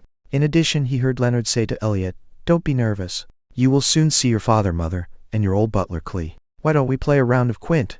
Klein held back his laughter and walked out into the streets. With the help of pedestrians, he found 2 patrolling policemen. He did not use his badge and identification as a member of the Special Operations Department. Instead, he used his identity as a professional security company and recounted the happenings factually. As for him holding a gun, he was not worried at all. He had received an all-purpose weapon usage certificate the day before yesterday. His application was accelerated by going through internal channels. The 2 policemen exchanged looks, and one of them left to gather reinforcements and inform the Vickroy family. The other policeman followed Klein to the kidnapper's room. After waiting for more than 40 minutes, Leonard signaled to Klein, while the policeman was not paying attention. Klein was to sneak out of the room with him. Trust me, heading to the police station is an extreme waste of time. Let's leave first, the Nighthawk with the poetic bearing explained with a relaxed look. Since Leonard was making it clear that he would take any responsibility for any repercussions, he did not retort and followed in tow. Almost 5 minutes later, a few carriages rushed to the building where the kidnappers were. The old butler, Clee, disembarked with his portly master, Vickroy. Up to this moment in time, he was still in a daze. He found it incredulous that news would come so fast. It felt like a dream. Suddenly, he heard a crisp snap as he turned around. A 2-wheeled carriage drove past with its windows open. The black-haired and green-eyed Leonard had snapped his fingers again. After passing by Vickroy's carriage, Leonard closed the window, turned around and looked at Klein. He extended his right hand and smiled. It was a pleasure working with you. I don't think we are on that good terms. Klein politely shook his head. He did not expect the kidnapping case to be resolved so quickly. All he could do was marvel at the capabilities of Beyonders. Even though he was just a half-assed Sequence 9 Beyonder, he was able to do many inconceivable things. This is a celebratory gesture of peace among aristocrats after a clash of swords, explained Leonard with a smile. I know. Klein had many aristocratic classmates. He looked outside the window and said with a frown, Shouldn't we confirm with Mr. Clee? If he believes that the police rescued Elliot, our commission will be halved. A total of £100. There was no doubt about their providing of the kidnapper's location from their meeting from before. Don't mind it. To us money isn't that important, said Leonard with a shrug. It's very important to me. Klein forced a polite smile and said, Many poets died early from poverty. Leonard chuckled. I believe Elliot would not lie on this matter. I can tell that he still has some of his innocence left in him. However, you will not get much of the £200 commission either. How much would I get? Asked Klein immediately. As the unspoken rule has always been, half of the commission would be handed to Mrs. Oriana as additional funding for the team. The remaining would be split among members. A pity you aren't a formal member. You will only get about 10% of the remaining half. £10? That isn't bad either. Klein pretended to feel the pinch as he asked, Aren't you worried that the kidnappers will realize that they were under the influence of a Beyonder's powers after they wake up? They will not suspect anything. They will only believe that the weather was good and very conducive for sleeping, leading to them dozing off. They will even believe that the song existed only in their dreams. This is something we have verified before, answered Leonard very confidently. Instead, it's your demon-hunting bullets that might arouse suspicion. Of course, you being a queer who enjoys mysticism would be a perfectly reasonable explanation. I see. Klein was relieved. He just kept feeling like he had forgotten or overlooked something. After returning to Zoutland Street, Klein did not wait for Clee's arrival. He strolled to Welch's place and took a different route home. On the way, he bought some beef and olives for dinner. The meal was enjoyable as always, with the same three siblings chatting idly. However, there was an additional visitor. He was a worker responsible for collecting 1 penny for the gas meter. The evening grew dark as the siblings bade each other good night and returned to their rooms. Klein was sleeping soundly when he was suddenly awoken by something familiar outside. He opened the door in puzzlement and arrived outside the bedroom that no one stayed in. He pushed open the mottled door and saw a gray desk. There was a notebook on the table, and its cover was made of hard paper. It was completely black in color. A baffling sense of déjà vu arose in him as he walked over and opened the notebook. The page he flipped open to was of a picture of someone dressed in gorgeous clothes and splendid headdress, the Fool. Beneath the Fool was a line in Hermes. Everyone will die, including me. Horror gripped Klein's heart as he suddenly realized that the corner of the Fool's mouth was curving up. F. He sat up in shock as he saw crimson moonlight penetrate his curtains. He saw his bookshelf and desk, and the silhouette of his own bedroom. He realized that he had had a nightmare. As a seer, he knew what dreams typically portend. Therefore, he began to seriously search through his recollections. Klein froze up when he did because he knew what he had missed out on today. While he was immersed in Leonard's singing, he had sensed a formless and indifferent focus on his back. The feeling of being observed felt different from the usual cogitation or experience he had from using spirit vision. It gave him a sense of déjà vu. According to Captain Dunn, once a feeling of déjà vu arose in him, it probably means. Klein suddenly sat straight and confirmed the feeling. Yes, it's that notebook. That Antigonus family's notebook. Chapter 45, Returning. The Antigonus notebook is in the apartment across the kidnappers. Although it was very coincidental, Klein believed that his intuition was correct. He immediately got out of bed and rapidly changed out of the old clothes he usually wore to bed. He picked up a white shirt beside him and draped it on, quickly buttoning from top to bottom. 1, 2, 3. He suddenly realized that he was missing buttons. The left and right sides did not seem to match. On careful look, Klein realized that he had made a mistake buttoning the first button, causing the shirt to warp. He shook his head helplessly before taking a deep breath and slowly breathing out, using some of his cogitation techniques to restore his calm. After putting on his white shirt and black trousers, he barely managed to wear his armpit holster steadily. He pulled out the revolver he hid under his soft pillow and holstered it. Without time to tie a bow tie, he draped his formal suit on, and with a hat and cane in each hand, he walked to the door. After putting on his half-top hat, Klein gently twisted the door handle and walked into the corridor. He carefully closed his bedroom's wooden door and sneaked downstairs like a thief. He used a fountain pen and paper in the living room to leave a note, informing his siblings that he had forgotten to mention that he had to be early for work today. The moment he was out the door, Klein felt a cool breeze, and his entire being calmed down. The street in front of him was dark and silent without any pedestrians. Only the gas lamps illuminated the streets. Klein took out his pocket watch from his pocket and snapped it open. It was just 6 in the morning, and the crimson moonlight had not completely faded away. However, there was a hue of sunrise over the horizon.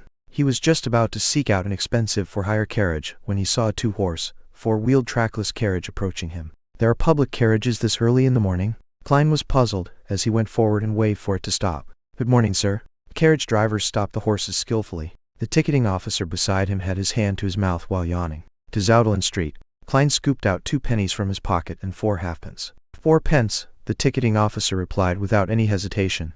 After paying for the ride, Klein got onto the carriage and found it empty. It exuded a clear loneliness amid the dark night.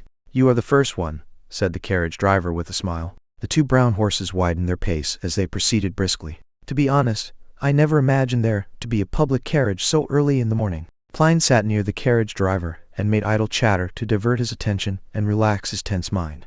The carriage driver said in a self-deprecating manner, from 6 in the morning to 9 at night, but all I earn is £1 a week. Are there no breaks? Inquired Klein in bafflement. We take shifts to rest once a week. The carriage driver's tone turned heavy. The ticketing officer beside him added, we are in charge of plying the streets from 6 to 11 in the morning. Following that, we have lunch and an afternoon break. Near dinner time, which is 6 in the evening, we replace our colleagues even if we do not need rest. The 2 horses will need it. It wasn't anything like that in the past. There was an accident that should not have happened. Due to fatigue, A carriage driver lost control of his carriage, and it toppled. It resulted in us having shifts. Those bloodsuckers would never become this kind so suddenly otherwise. The carriage driver scoffed. Under the illumination of dawn, the carriage drove towards Zoutland Street and picked up 7 to 8 passengers on the way. After Klein was less tense, he did not converse further. He closed his eyes and recalled the experiences from yesterday, hoping to notice if he had forgotten anything. By the time the skies were bright when the sun was fully up, the carriage finally arrived at Zoutland Street. Klein pressed his hat with his left hand and briskly jumped off the carriage. He quickly stepped into 36 Zoutland Street and arrived outside Blackthorn Security Company after going up the flight of stairs.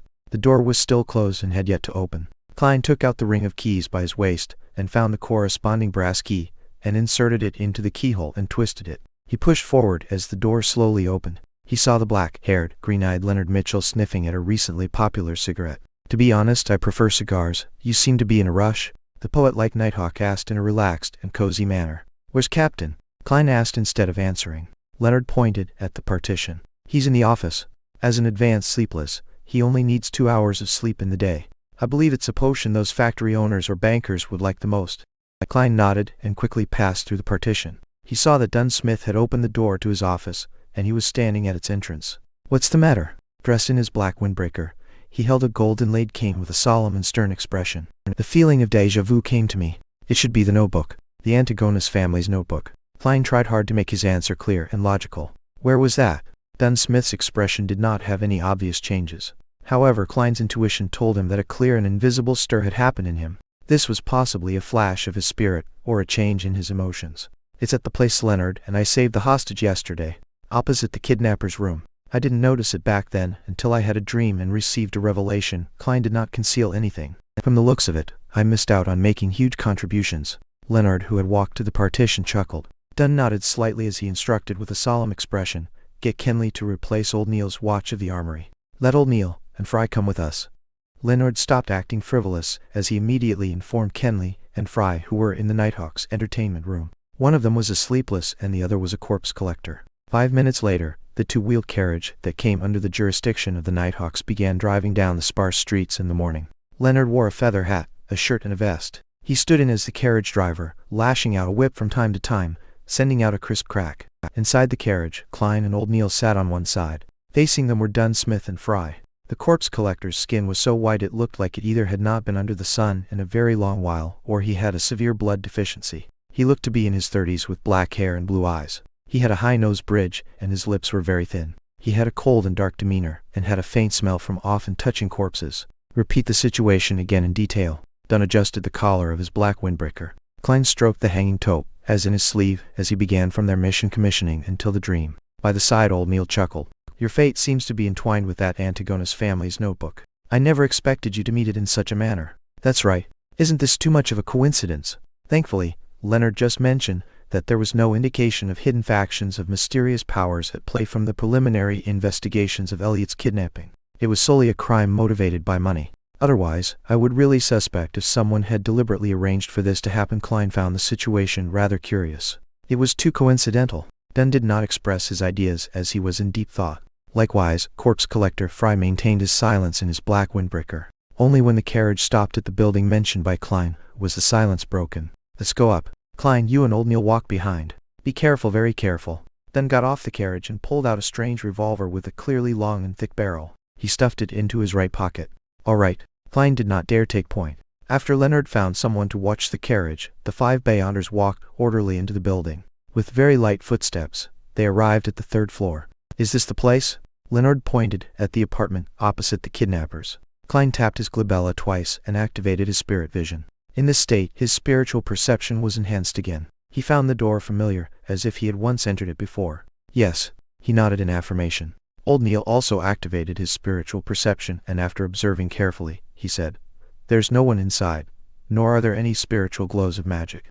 Corpse collector Fry added with his hoarse voice, "There aren't any evil spirits." He could see many spiritual bodies, including evil spirits and restless wraiths, even without activating his spirit vision.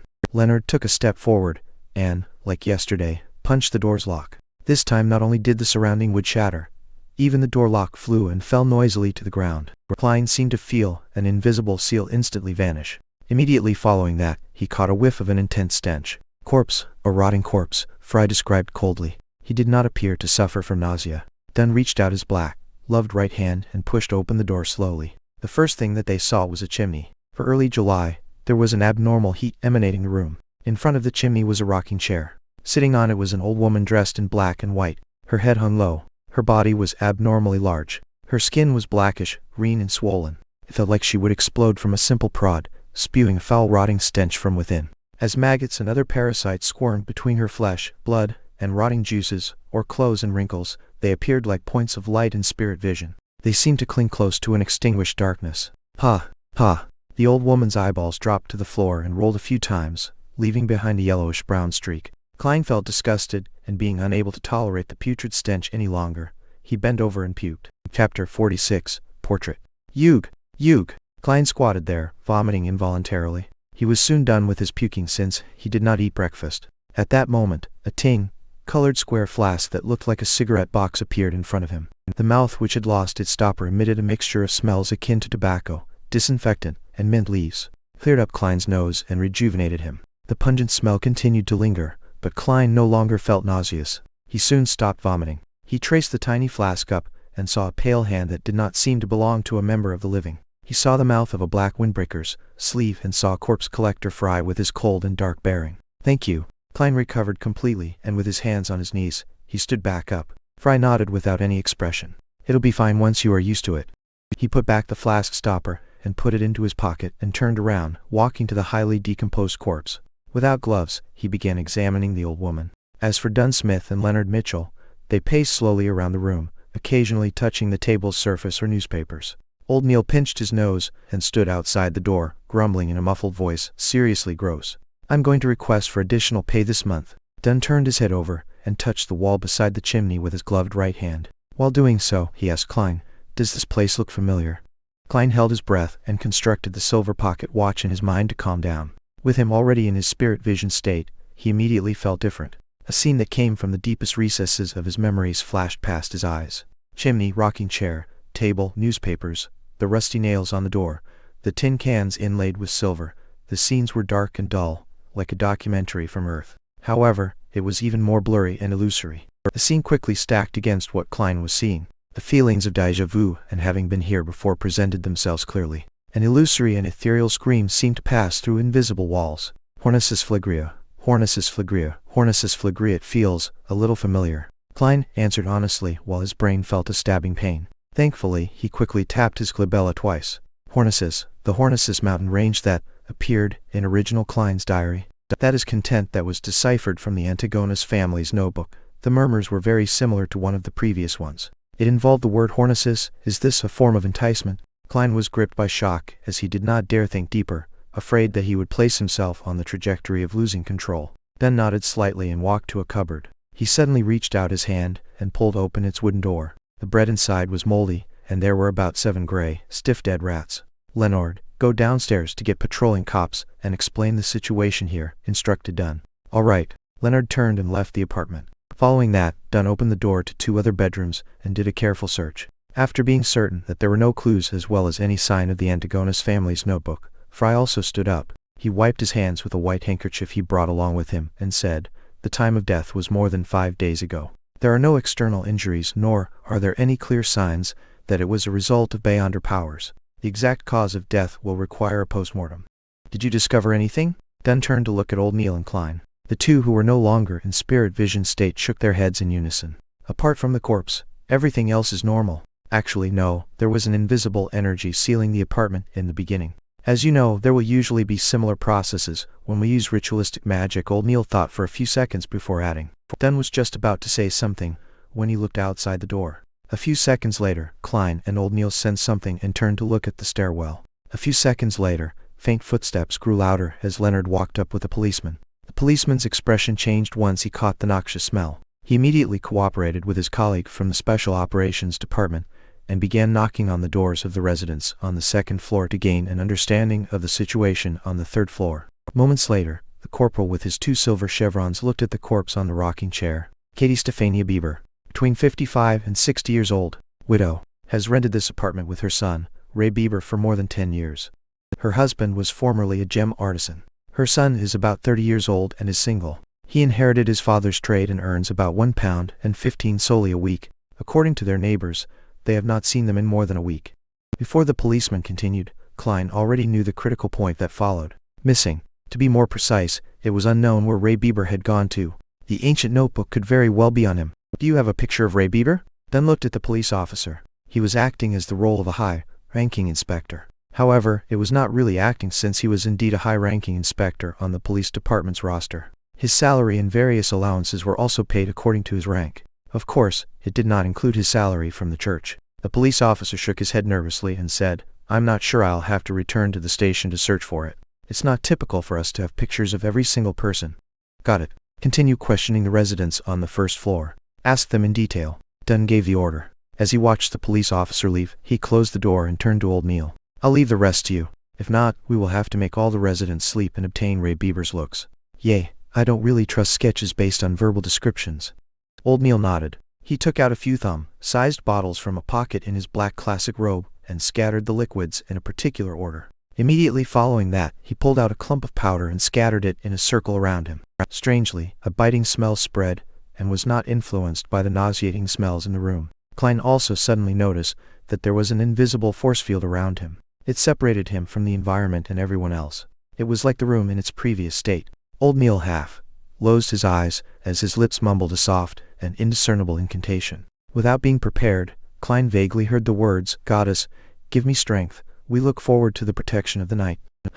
A sudden wind tore through the windows and blew up the powder. Klein's heart quaked suddenly as he felt goosebumps all over him. He found it difficult to describe.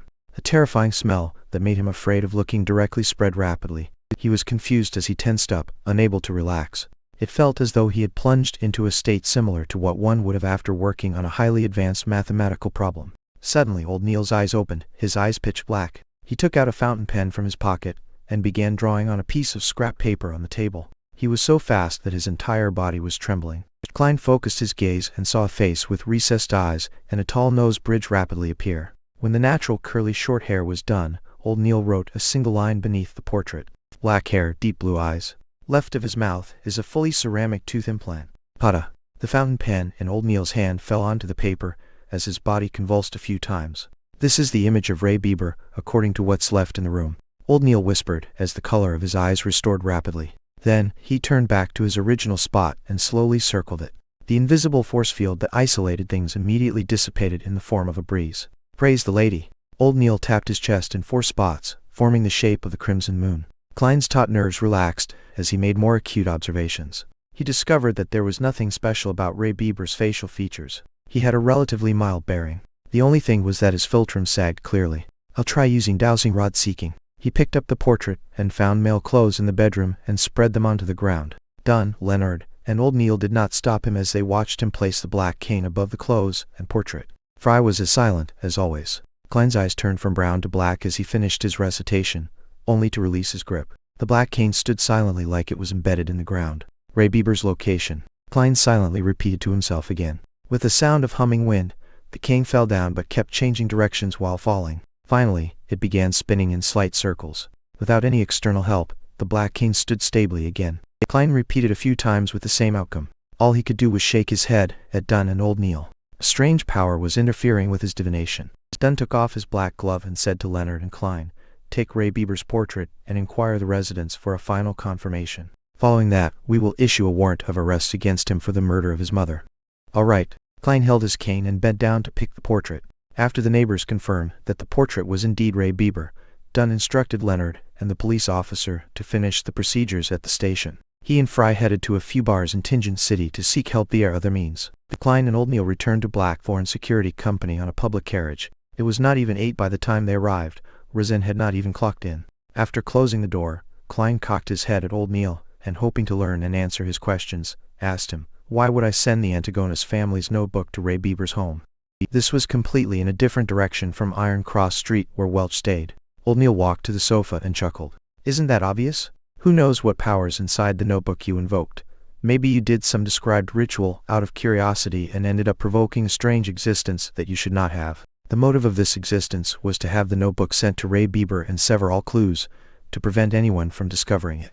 Therefore, apart from you who were selected, Welch and Naya committed suicide. Regarding you, to be frank, I still have no idea how you survived. I would like to know too. Klein sat down as well as he deliberately replied with a wry smile. I've also thought of the guesses you have of the proceedings. However, there's one thing I don't understand. Why did I have to hand the notebook to Ray Bieber? Old Neil shrugged and said, perhaps his life path number 1 matches the requirements, or maybe he's one of the last remaining descendants of the Antigonus family. In short, there are too many possibilities, and why the notebook was sold to Tingen City would have similar reasons. I do not think it's because he's a descendant. Klein suddenly felt enlightened before he sighed. Unfortunately, I did not discover immediately that Ray Bieber and that notebook have vanished. Old Neil laughed. This is something that Dunn has to worry about. As for you, it's something good. Why do you say so? Klein frowned in puzzlement. Chapter 47. Old Neil's lack of money. Old Neil rubbed his temples and said, I believe we have a general idea of why the 3 of you engaged in a mass suicide. That notebook is also now purportedly in Ray Bieber's hands. Furthermore, the matter has already been exposed. Regardless of whether you are alive or dead, it will hardly influence any subsequent developments. I believe that the surreptitious existence or mysterious power that caused all of this will not pay you any special attention. It's just like how you would not pay attention to the ants on the ground. As long as you do not try to make him recall you. And our arrest warrant for Ray Bieber will quickly reach the secret order. They will also be able to guess that it is related to the Antigonus family's notebook. Believe me, for a secret organization that has been in existence for more than 1,000 years, it has many channels of information. Therefore, their focus will be diverted to Ray Bieber's whereabouts in a bid to find the notebook before us. They will not, nor is it possible for them to harass, stalk, or deal with you. Lad, congratulations on stepping out from the shadows of the past. What follows will be a brand new journey filled with sunlight. Klein nodded when he heard that as he said in a happy and relieved manner, I hope so. Having transmigrated here, he had been enveloped in uncertainty. Now it felt like it had finally dissipated. However, Klein was still feeling uncertain because the notebook seemed to be tied to him in a certain manner. It went to the point of him bumping into remnant clues coincidentally from a normal mission of rescuing a hostage. He was afraid that there would come a day when a delivery man would send him a parcel, only to realize that it was that Antigonus family notebook after opening it up. Let's hope everything will go as old Neil described, he silently prayed. When old Neil heard his reply, he immediately scoffed. You don't seem to be a devout believer of the goddess. At this moment, shouldn't you be drawing the sign of the crimson moon at your chest and say, may goddess bless us? Mr. Neil, you don't seem like one either. A real devotee would not say what follows will be a brand new journey filled with sunlight. Having been studying mysticism under old Neil, Klein had established a decent friendship with him, so he did not stand on ceremony to return a sarcastic remark. Both of them locked eyes and chuckled with great rapport. At the same time, they tapped their chests 4 times. Praise the lady. At that moment, they heard the grinding sounds of machinery as the main door to Blackthorn Security Company opened. The elegant Mrs. Oriana with her fashionably coiled hair stepped into the reception hall with a light green dress. Good morning, Mr. Neil. Good morning, Klein. She held a small leather handbag as she greeted with a smile. It's another fabulous day today. A pretty good day. Good morning, Oriana. You are still as beautiful as 10 years ago, replied old Neil with a chuckle. Oriana's eyes turned to slits as she upturned her face. Mr. Neil, the way you praise is still as infuriating as 10 years ago. She enunciated the words 10 years. Is that so? Old Neil looked at Klein confused. He wore a perplexed look. Never mention anything that will remind the ladies of their age. As a keyboard warrior that knew a little of everything, Klein instantly understood what had peeved Mrs. Oriana. He smiled lightly and said, Good morning, Mrs. Oriana. You are as beautiful as always. Thank you, our outstanding Koi University graduate. Oriana smiled with a nod before saying, that old butler has already paid the mission's commission. According to captain's rules, half of it will be used as additional funds, while the other half will be split between you and Leonard. But since you aren't a formal member, you can only take 10% of the half. Come over later to sign for it. How much did he pay? Klein asked happily while also feeling the pinch. £200. This was what he said back then. Lord, the esteemed Storm. I never imagined or believed that this was resolved just like that. This is even harder than us having a dream. Why is your security company so unknown? It's an insult to the entire industry. Mrs. Oriana mimicked the old butler's southern accent. Klein thought seriously for a few seconds before saying humorously, This is just too unfair for those kidnappers. 2 Beyonders had resolved the problem quickly using methods that could be described as easy and pleasant. This is like an adult bullying a few kids while in full combat attire. They were just too unlucky. They must have lost the protection of the divine, said Oriana with a soft laugh. I told the butler that we were only lucky. One of our informants happened to see the kidnappers bring the child into the hideout. Therefore, do not have too much hopes for us. We really are just a very ordinary security company. Typically speaking, the more you emphasize something is ordinary, the more extraordinary it is. Klein lampooned with a smile. He watched Mrs. Oriana walk through the partition and enter the accounting room. Old Neil puckered his lips by the side and said enviously, "You really are a lucky lad. You haven't joined us for long, and you've encountered a job worth £200. Is that very rare?" Klein asked in puzzlement. Prior to this, he was either studying history or mysticism, or wandering aimlessly outside, hoping to find clues with his spiritual perception. According to Oriana's accounts, we might not encounter a single job an entire week, and most jobs are worth less than £20. Old Neil rubbed the moonstone by his wrist and sighed. Following that, he looked at Klein with anticipation. "If you encounter any similar jobs in the future, remember to inform me." Upon hearing Old Neil's words, Klein suddenly felt a strange feeling arise in him. Therefore, he asked directly, "Mr. Neil, you seem to be lacking in money. How much do you get paid a week? If you aren't comfortable telling me, just ignore my question." Old Neil leaned back into the sofa and chuckled. "This isn't something that needs hiding. I've been here for so many years. At present, I will obtain salaries from both the church and the police department every week, a total of £12. A weekly salary of £12. Klein blurted out in surprise. A weekly salary of £12 with 52 weeks a year, that meant more than £600 a year. Back when he read the Tingen Morning Post and Honest Paper, they had mentioned that high-profile lawyers only earned £800 to £1,000 a year. And those were the best lawyers. As for the managers of Benson's trading company, they only earned £6 a week. That was already quite a decent job.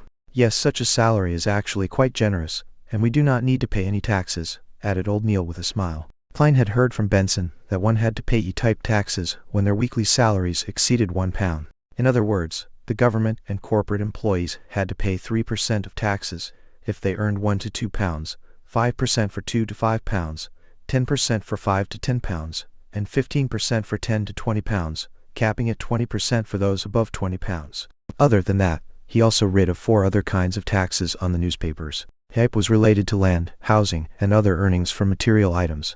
It included property and rent. B-type was a tax paid by farmers. Type was a tax on profits from bonds, funds, and equities. D-type was commercial, finance, or professional income. "It's something admirable," Klein echoed Old Neil. However, Old Neil shook his head. "Such a salary is insufficient for Beyonders like us who have to frequently study the hidden mysteries, practice and attempt rituals." "Aren't materials obtainable via application?" asked Klein in puzzlement. Old Neil scoffed. "There's a limitation to it. At times, we have to give a sufficient legitimate reason. If you want to learn more and experiment in the field of mysticism, you can only spend your own dime to buy materials. It can be bought internally or at underground markets." Klein jolted in surprise as he immediately asked, "There are Beyonder materials that are sold in underground markets? I thought the churches would not permit their existence?" He was lacking in means to obtain materials. With him having a mysterious organization in its nascent stages, he could not always have them settled via the Nighthawks, right? There's no way to control such matters. Yeah, from the viewpoint of mysticism, all beings are sentient with their spirits, and they stem from the same source. The materials we use are not limited to those extraordinary creatures. It also comes from ordinary animals, plants, and minerals. For example, the poison hemlock, gold mint leaves, and night vanilla in the bottle of seer potion. They are items we can encounter frequently in our daily lives. They might not have any extraordinary characteristics, but they have special characteristics. Through concoction and blending, they will derive certain effects. Therefore, this is not a trade that the church can ban, explained Old Neil in detail. Without waiting for Klein to say a word, he continued, "Besides, it's not only the core of extraordinary beings that are of use. For example, the Lavos squid. Apart from its blood, its eyeballs, skin, and tentacles are pretty good materials. Unless the church captures it entirely with its own manpower, to completely corner and control any outflows would be a tremendous financial burden. The lower the grade of the extraordinary material, the more it is so. They can only do their best to prevent the more special materials from flowing out." Old Neil suddenly laughed. "There's another important reason. It's better to know of an underground market than not knowing of it. Under the premise that secret organizations have not been fully eliminated, this is a pretty good strategy. Besides, it can help us obtain materials we are lacking. Of course, with the existence of such markets, contraband items will appear. As long as it's not something ridiculous or overly dangerous, we will turn a blind eye to it. At most, we would use them to enrich our vaults." "Is it because the few large churches put each other in place, so no one can take excessive action?" Klein guessed. Old Neil acknowledged tersely but did not elaborate. "I'm a seer. In the future, I'll definitely need to practice and will need more materials. Mr. Neil, can you take me to the underground market to have a look?" Klein requested with a valid reason. Old Neil appeared to be placed in a difficult position. In fact, those guys who are active in those places are mostly not beyonders. Some of them might be aristocrats that like mystery, or rich people who have inclinations towards mysticism. All right, I have a 30-pound bill that needs paying soon. It wouldn't be convenient for me to head over there for the time being. All right, Klein never expected the reason to be old Neil's owing of money. Moments later, he said with deliberation, Mr. Neil, do you need me to lend you money? I just earned a commission of 10 pounds. Haha, there's no need. I'll be able to settle it. Old Neil patted the sofa and slowly stood up. Sigh, age is truly an enemy that biological creatures can't fight. I'm exhausted from last night's watch. Yeah, revise what I've taught you later this morning. Read more documents. Tomorrow, I'll teach you the foundations of ritualistic magic. All right. Klein got up and bade him farewell by taking off his hat. When Captain Dunn did not return at noon, Klein pretended that he was still searching for the notebook as he roamed the streets again. Having earned 10 pounds, he no longer needed to wait for the next disbursement of the funds. He could head directly to the Divination Club. Cogitation and spirit vision have been occasionally producing murmurings and illusions. It made him eager to begin acting. Chapter 48. Hannes Vincent. In the Divination Club situated at the second floor of 13 House Street, North Borough of Tingen City, Klein saw the beautiful lady that attended to visitors once again. She was still having her brownish, yellow long hair coiled, making her look mature and elegant. It was hard to tell her age. Hello, Mr. Glacis isn't here today. Would you like to change fortune tellers today? Said the beautiful lady with a smile. Upon hearing that, Klein, who had just taken off his silk hat and put it back on, was immediately surprised. You still remember me? That was already 5 days ago. The woman puckered her lips into a smile. You are the first customer that sought Mr. Glacis's services. You are also the only one to this very day. It's hard for me not to have a deep impression of you. Was this the image of him being penny, wise, pound, foolish? Klein lampooned himself as he deliberated a question. When was the last time Mr. Glacis came to the club? The lady shot a glance at him and answered seemingly in recollection. To be honest, we are unable to grasp when our members will come and go. They have their free will and personal matters to tend to. Well, I do believe that Mr. Glacis hasn't come to the club since he told your fortune that day. I wish him the best of luck. May the goddess bless him. Klein prayed and did not ask further. Instead, he asked with a smile, I'm not here for divination services this time. I plan to join the club. Really? That's our pleasure. The lady expressed a timely look of surprised delight. For the first year as a member, the membership fee is 5 pounds. It will be 1 pound a year thereafter. I believe there's no need for me to describe in the details again. Klein took out a 5-pound note he recently received as he watched Henry Augustus' portrait depart him. After seriously checking the anti-counterfeit watermark, the woman stored away the note seriously and handed a form to Klein. Please fill in your detailed information. Let me prepare the receipt for you. There's a receipt. You should bill it to Blackthorn Security Company.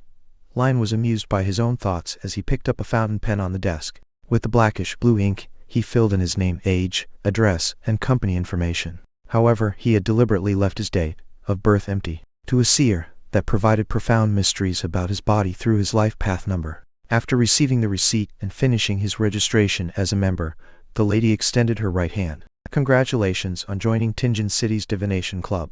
I'm Angelica Berryhart, your hardworking server. This is your member cufflinks. There are special inscriptions on them, which will identify you as a member. Hello, Madame Angelica. Klein shook her hand and took the dark gold cufflinks. He realized that the special inscription was written with the root word for fortune teller in Hermes. Angelica retracted her left hand and thought for a few seconds. Might I ask what divination art you are most familiar with? Or would you prefer to learn some divination methods from the club? We will consider inviting famous fortune tellers of the corresponding domain to give classes. We will also introduce you members with similar expertise, so that you can have a good time interacting with them. I know a bit of every divination art. There's no need to give me any special considerations. Klein replied with some embellishments. In addition, he inquired, can I begin telling the fortunes of others? I'm not a total rookie. He was here to act as a seer, and not learn the divination methods ordinary people could learn. Angelica maintained a polite smile as she said, you can tell the fortunes of people anytime in the club. However, before we confirm your skills, we will not promote you when our customers ask. How much do you plan on charging for your fortune telling? 2 pence.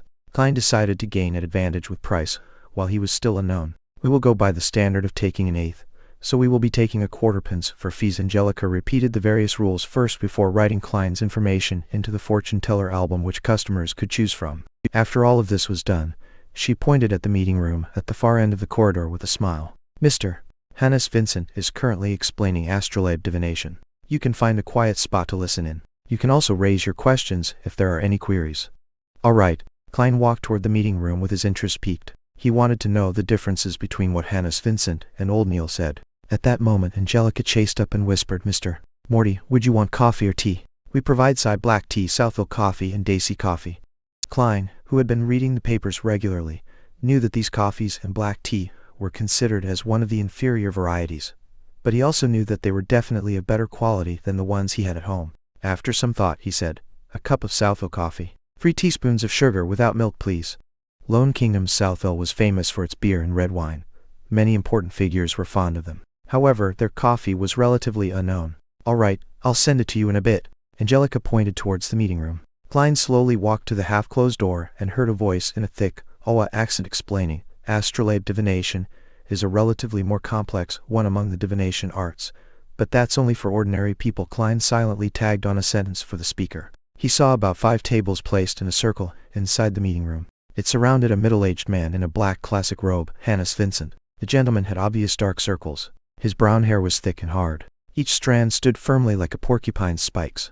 Apart from that, there was nothing unique about him. Upon seeing Klein enter, Hannes Vincent nodded gently without stopping his class. He only slowed down his speech. Klein had one hand in his pocket while the other held his cane. He found a seat to the sides and sat down, leaning back comfortably in the process. He scanned the circle of 6 members.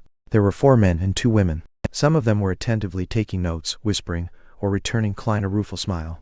After placing his cane down, Klein adjusted his half-top hat and tapped his glabella twice in the process. He cast his gaze at Hannes and saw the different colors, brightness, and thickness of his aura. Dark red. "He's a little worried, actually. Every other part of his body is healthy except that part. I wonder what's wrong." Klein listened to the class while muttering to himself. At that moment, he clasped his right hand and covered his mouth to prevent his laughter from sounding. He suddenly felt like he was a quack. He was rather pleased with his spirit vision ability. Although he could only make a general judgment and not the details, it was enough to gain him many useful information. After surveying his surroundings, he tapped his glabella twice again, as though he was pondering over what Hannes had just said. Astrolabe divination was one of the astromancy divination methods. However, ordinary people could also attempt to interpret things. For instance, the most basic birth horoscope was to determine the inquirer's fate by determining the positions of the sun, moon, blue and red stars at their birth, the corresponding spots in the sky, matching the representative symbols to the astrolabe, and the corresponding situations of the different constellations. This required the fortune teller to be able to calculate the states of the planets and constellations, which was rather complicated. Of course, there were publications that aided people to look up the values. Some even simplified it by making a vague read with just the constellations. Klein listened silently without interjecting or asking any questions. From time to time, he would caress the hanging taupe, as at his sleeve, or take a sip of the Southville coffee which Angelica had brought in. After some time, Hannes rubbed his glabella and said, "Perhaps you will need to attempt at creating your own astrolabe. Ask me if you have any questions. I will be in Moonstone." After he left, a young man in a white shirt and black vest got up with a smile and walked to Klein's side. "Nice to meet you. I'm Edward Steve." "My pleasure. I'm Klein Morty." Klein stood up and returned the bow. "Astrolabes are too complicated. Every time I hear about it, I can't help but doze off," said Edward self-deprecatingly. Klein grinned and said, "That's because Mr. Vincent can't help but pass the knowledge he grasps to us. It's like giving us an intis feast. It's just indigestible. I'd be able to finish the intis feast. They usually use a huge plate to serve tiny bits of food." Edward chuckled and sat up. He asked out of curiosity, "Are you new? I've not seen you in the 2 years I was here." "I just joined the club today," answered Klein frankly. "What are you good at?" "I'm best at tarot and poker divination," Edward casually asked. "I know a little of everything, but just a little." Klein gave a description he used to give himself. He was not being modest, since there was just too much mysterious knowledge he had not grasped in the domain of divination. Just as the other members were thinking of talking about horoscope divination, Angelica walked into the meeting room. "Mr. Steve, someone wants you to tell their fortunes." "All right." Edward stood up with a smile. "I can tell you are an excellent fortune teller," said Klein as he looked at him. "No, it's because my price is most suitable," said Edward with a soft chortle. "When ordinary people come to have their fortunes told, they will absolutely not choose the most expensive ones. And unless they had their heads kicked by asses, they would definitely not be choosing the cheapest few. It's easiest to gain opportunities if you are in the middle.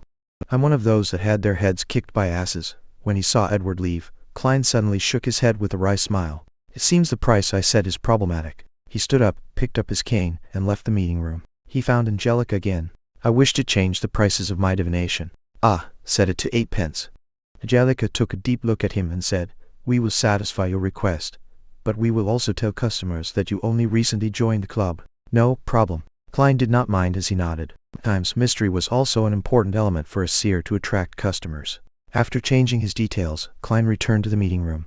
At that moment, he saw Hannes Vincent walk out of Moonstone. He held a silver-coated mirror. This well-known fortune-teller said to the 5 members in the meeting room, "I recently learned a new divination art, magic mirror divination. Does anyone want to learn? Magic mirror divination? That's not safe." Klein paused outside the meeting room and frowned. Chapter 49. Divination Art.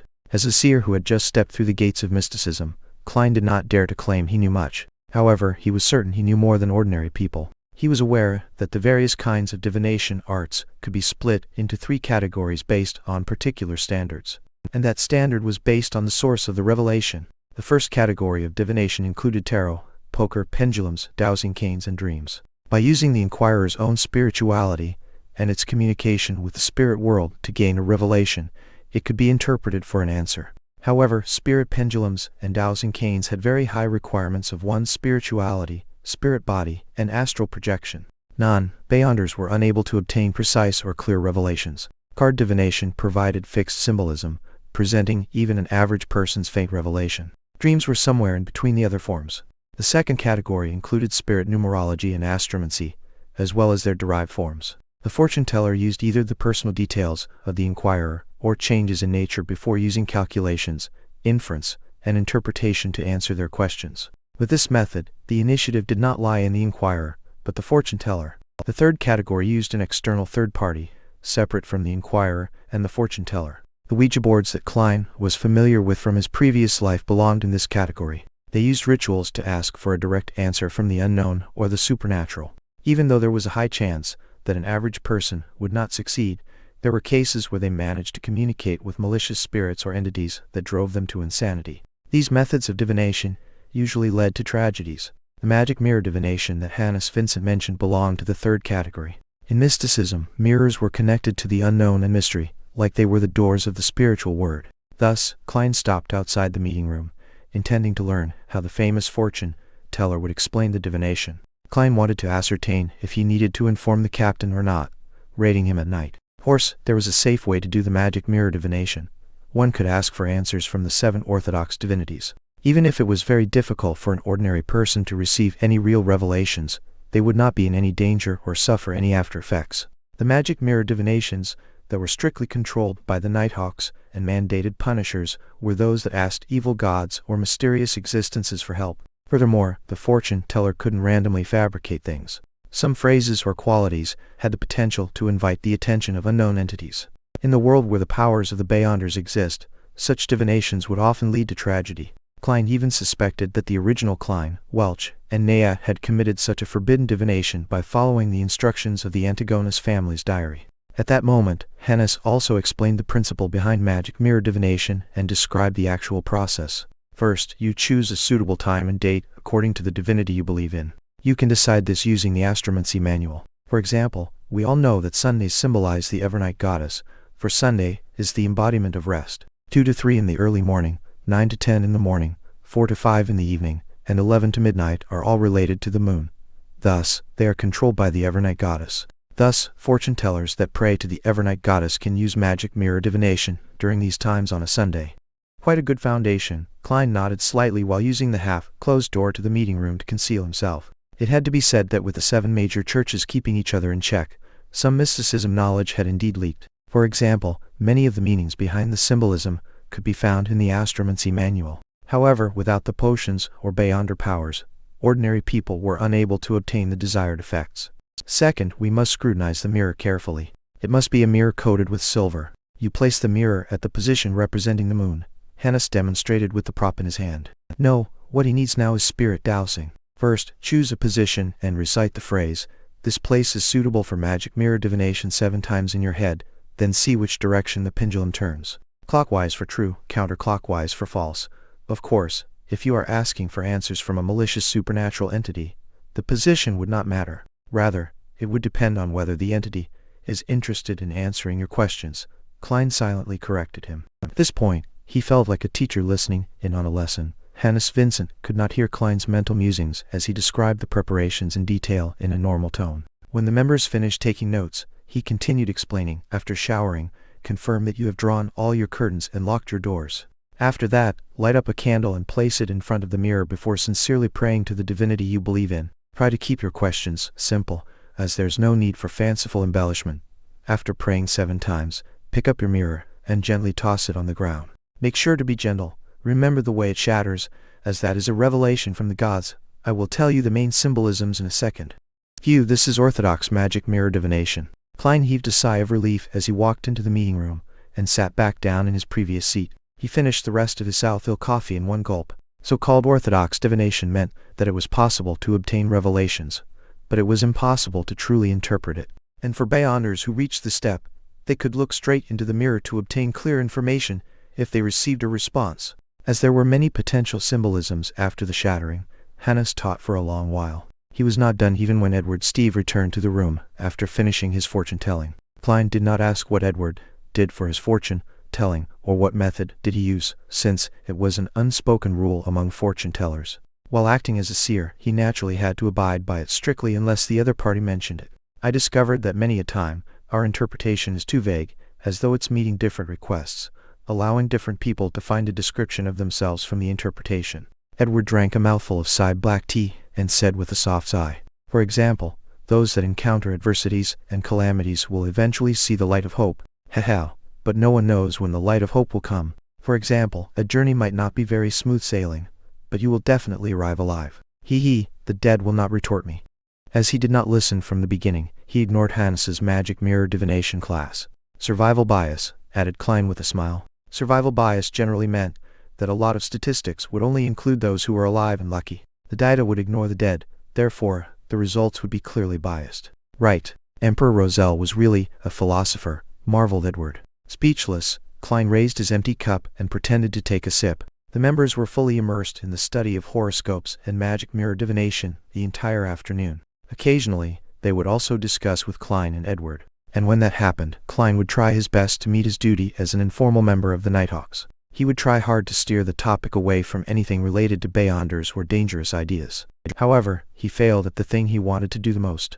A few inquirers came, but none of them picked him to do their fortune-telling. Perhaps I have to be more proactive in entertaining them. Should I use a few phrases like "you are plagued with bad luck," "you have been unlucky recently," or "nothing you do will happen smoothly"? No, that's nothing like a seer.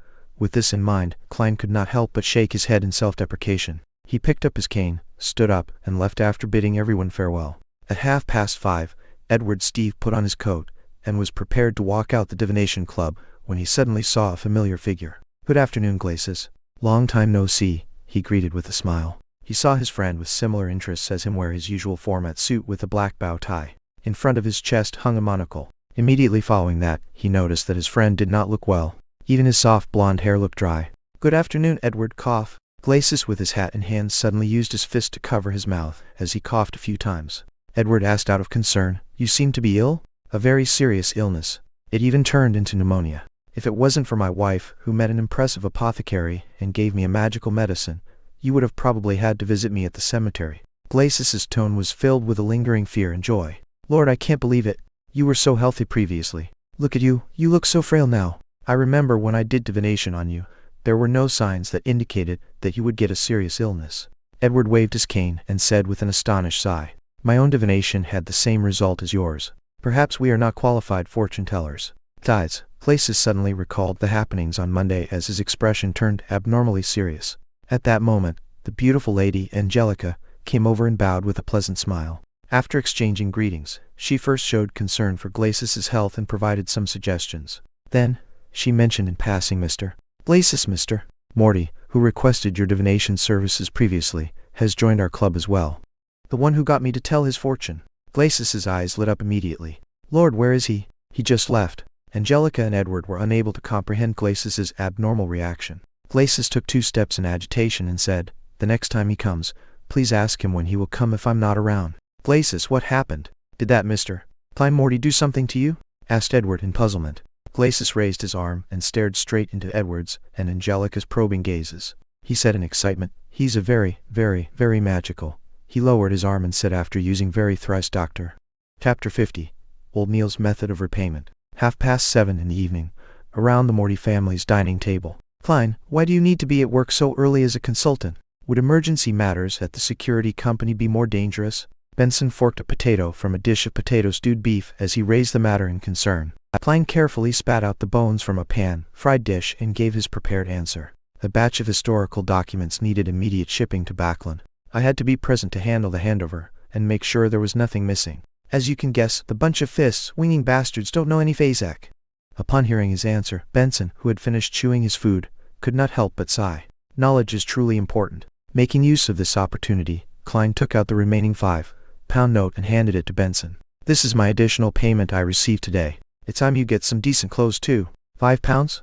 Benson and Melissa said in unison. Benson took the note and looked at it repeatedly. He said in both shock and doubt, this security company sure is generous. His weekly salary was £1.10 solely, which meant £6 exactly every 4 weeks. He only earned £1 additional from this additional payment, and with that salary, he had managed to support his siblings, giving them a decent place to stay, and allowing them to eat meat 2 to 3 times a week. Every year they could get a few new clothes.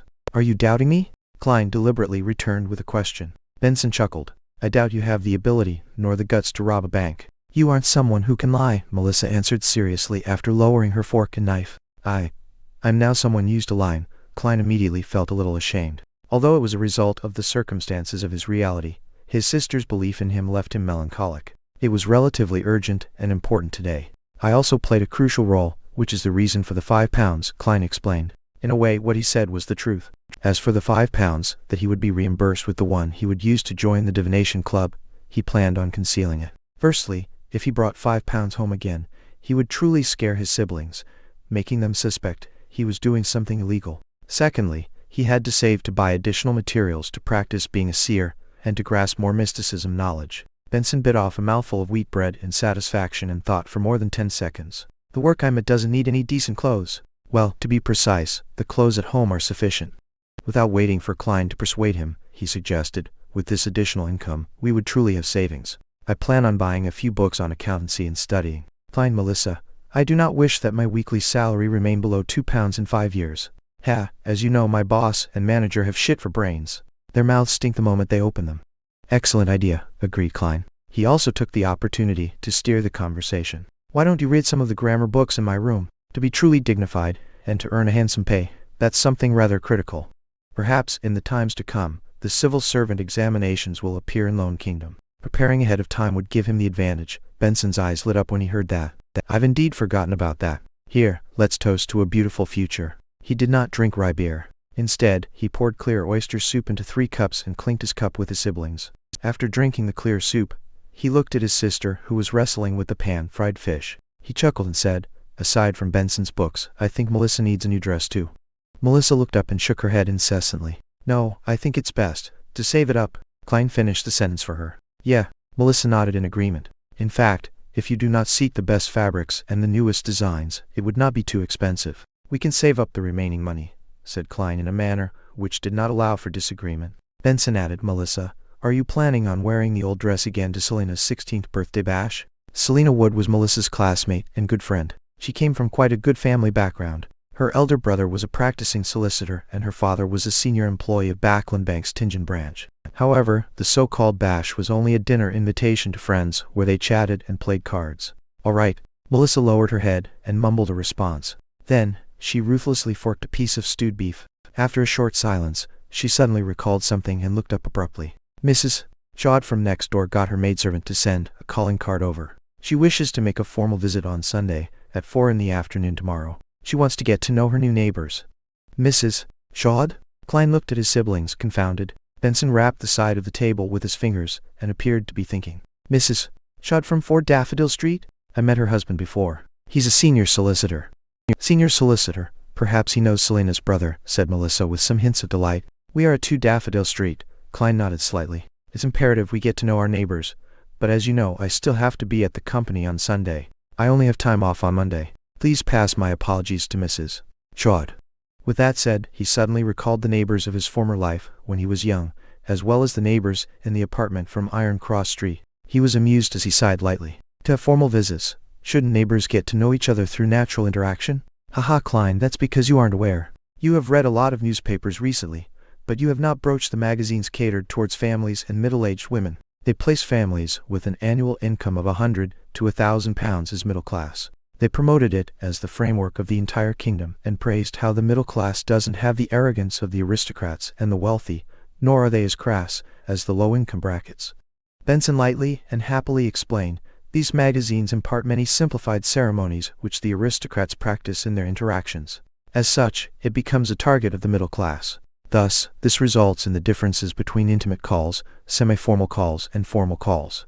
As he spoke, he shook his head and chuckled. Typically, gentlemen, madams, and ladies who view themselves in this class will be very particular about details. They will visit their neighbors and friends from 2 to 6 in the afternoon. It's known as a morning call. Sup? Morning call? Klein and Melissa asked in surprise. Why was a visit from 2 to 6 in the afternoon a morning call? Benson put down his fork and knife, threw his hands up, and smiled. I do not know why either. All I did was read the magazines my female colleague brought. Yeah, perhaps it's because they wear their morning gowns to make the call. Morning gowns were a form of formal attire worn during mass or gatherings. Later, it was considered as formal attire for the day, different from the formal attire for evening functions. Alright, remember to buy some good coffee powder and tea leaves in the afternoon. Buy some muffins and lemon egg tarts for Mrs. Smyron. We must not ill-treat our neighbors. Klein chuckled as he dipped his remaining bread into the meat sauces, grabbed some potato, and put it into his mouth. The next morning was a Sunday morning. Klein finished the last mouthful of inferior tea, put down the newspapers, and wore his half-top hat. Picking up his silver-inlaid black cane, he sauntered out the door and took a public carriage to Zoutland Street. He greeted Roseanne, who was planning to sleep in the break room after finishing her night duty, after which he went all the way down to the basement. After turning a corner, he met a Nighthawk member, sleepless Royale Riadine. She looked like a cold lady. Her brows were long and slender, sitting atop large eyes. Her hair was a silky, smooth black. Good morning, Madame Riadine, Klein greeted with a smile. Royale used her deep blue eyes to glance at him, and nodded indiscernibly in return. The two quickly passed by each other when Royale stopped and said with her eyes trained forward, ritualistic magic is a very dangerous thing. Klein was taken aback. By the time he turned around, all he saw was her departing back. Thank you. He frowned and shouted at Royale Riadine's back. After taking a left band, he quickly met old Neil inside the armory, as well as Brett, who should not have been there. Let's go to my place. I've already received the corresponding materials. Brett has agreed to watch the armory for me, said old Neil with a chuckle. Klein was immediately surprised. We aren't doing it here. Old Neil held a silver chest and tutted. There's no space here to practice ritualistic magic. Klein did not ask further. He followed old Neil up to the streets and took a public carriage to the Northborough suburbs. Old Neil's place was a bungalow. The garden in front of it was filled with roses, golden mint, and other materials. The moment he entered, there was a carpeted foyer. There were 2 high-backed chairs and an umbrella rack. Through the foyer was an expansive living room. The walls were plastered with light, colored wallpaper. The floors were a dark brown color. In the middle of the room was a tiny carpet with floral imprints, and placed above it was a heavy round table. Surrounding the table were comfortable long benches, single seaters, and a piano. My deceased wife loved music. Old Neil pointed at the piano and mentioned in passing, the sofa and coffee table are in the bedrooms. Let's do the ritualistic magic in the living room. All right, Klein replied cautiously. After old Neil put down the silver chest, he laughed and said, let me demonstrate to you ritualistic magic. Make sure to observe and remember the ritual. As he spoke, he took out a fake goatskin parchment from the chest. It was specially made, and it had strange pictures drawn on it with black ink that exuded a serene fragrance. Klein kept watching and finally discovered that old Neil was seemingly, possibly drawing an AOU. When old Neil filled in the corresponding field with the number 30 and the corresponding pound symbol, Klein could not help but ask out of puzzlement and confusion, Mr. Neil, what kind of ritualistic magic are you doing? Old Neil coughed and answered very seriously, I'll be using magic to settle that debt of £30 today. You can do that? Klein's eyes widened as his mouth gaped.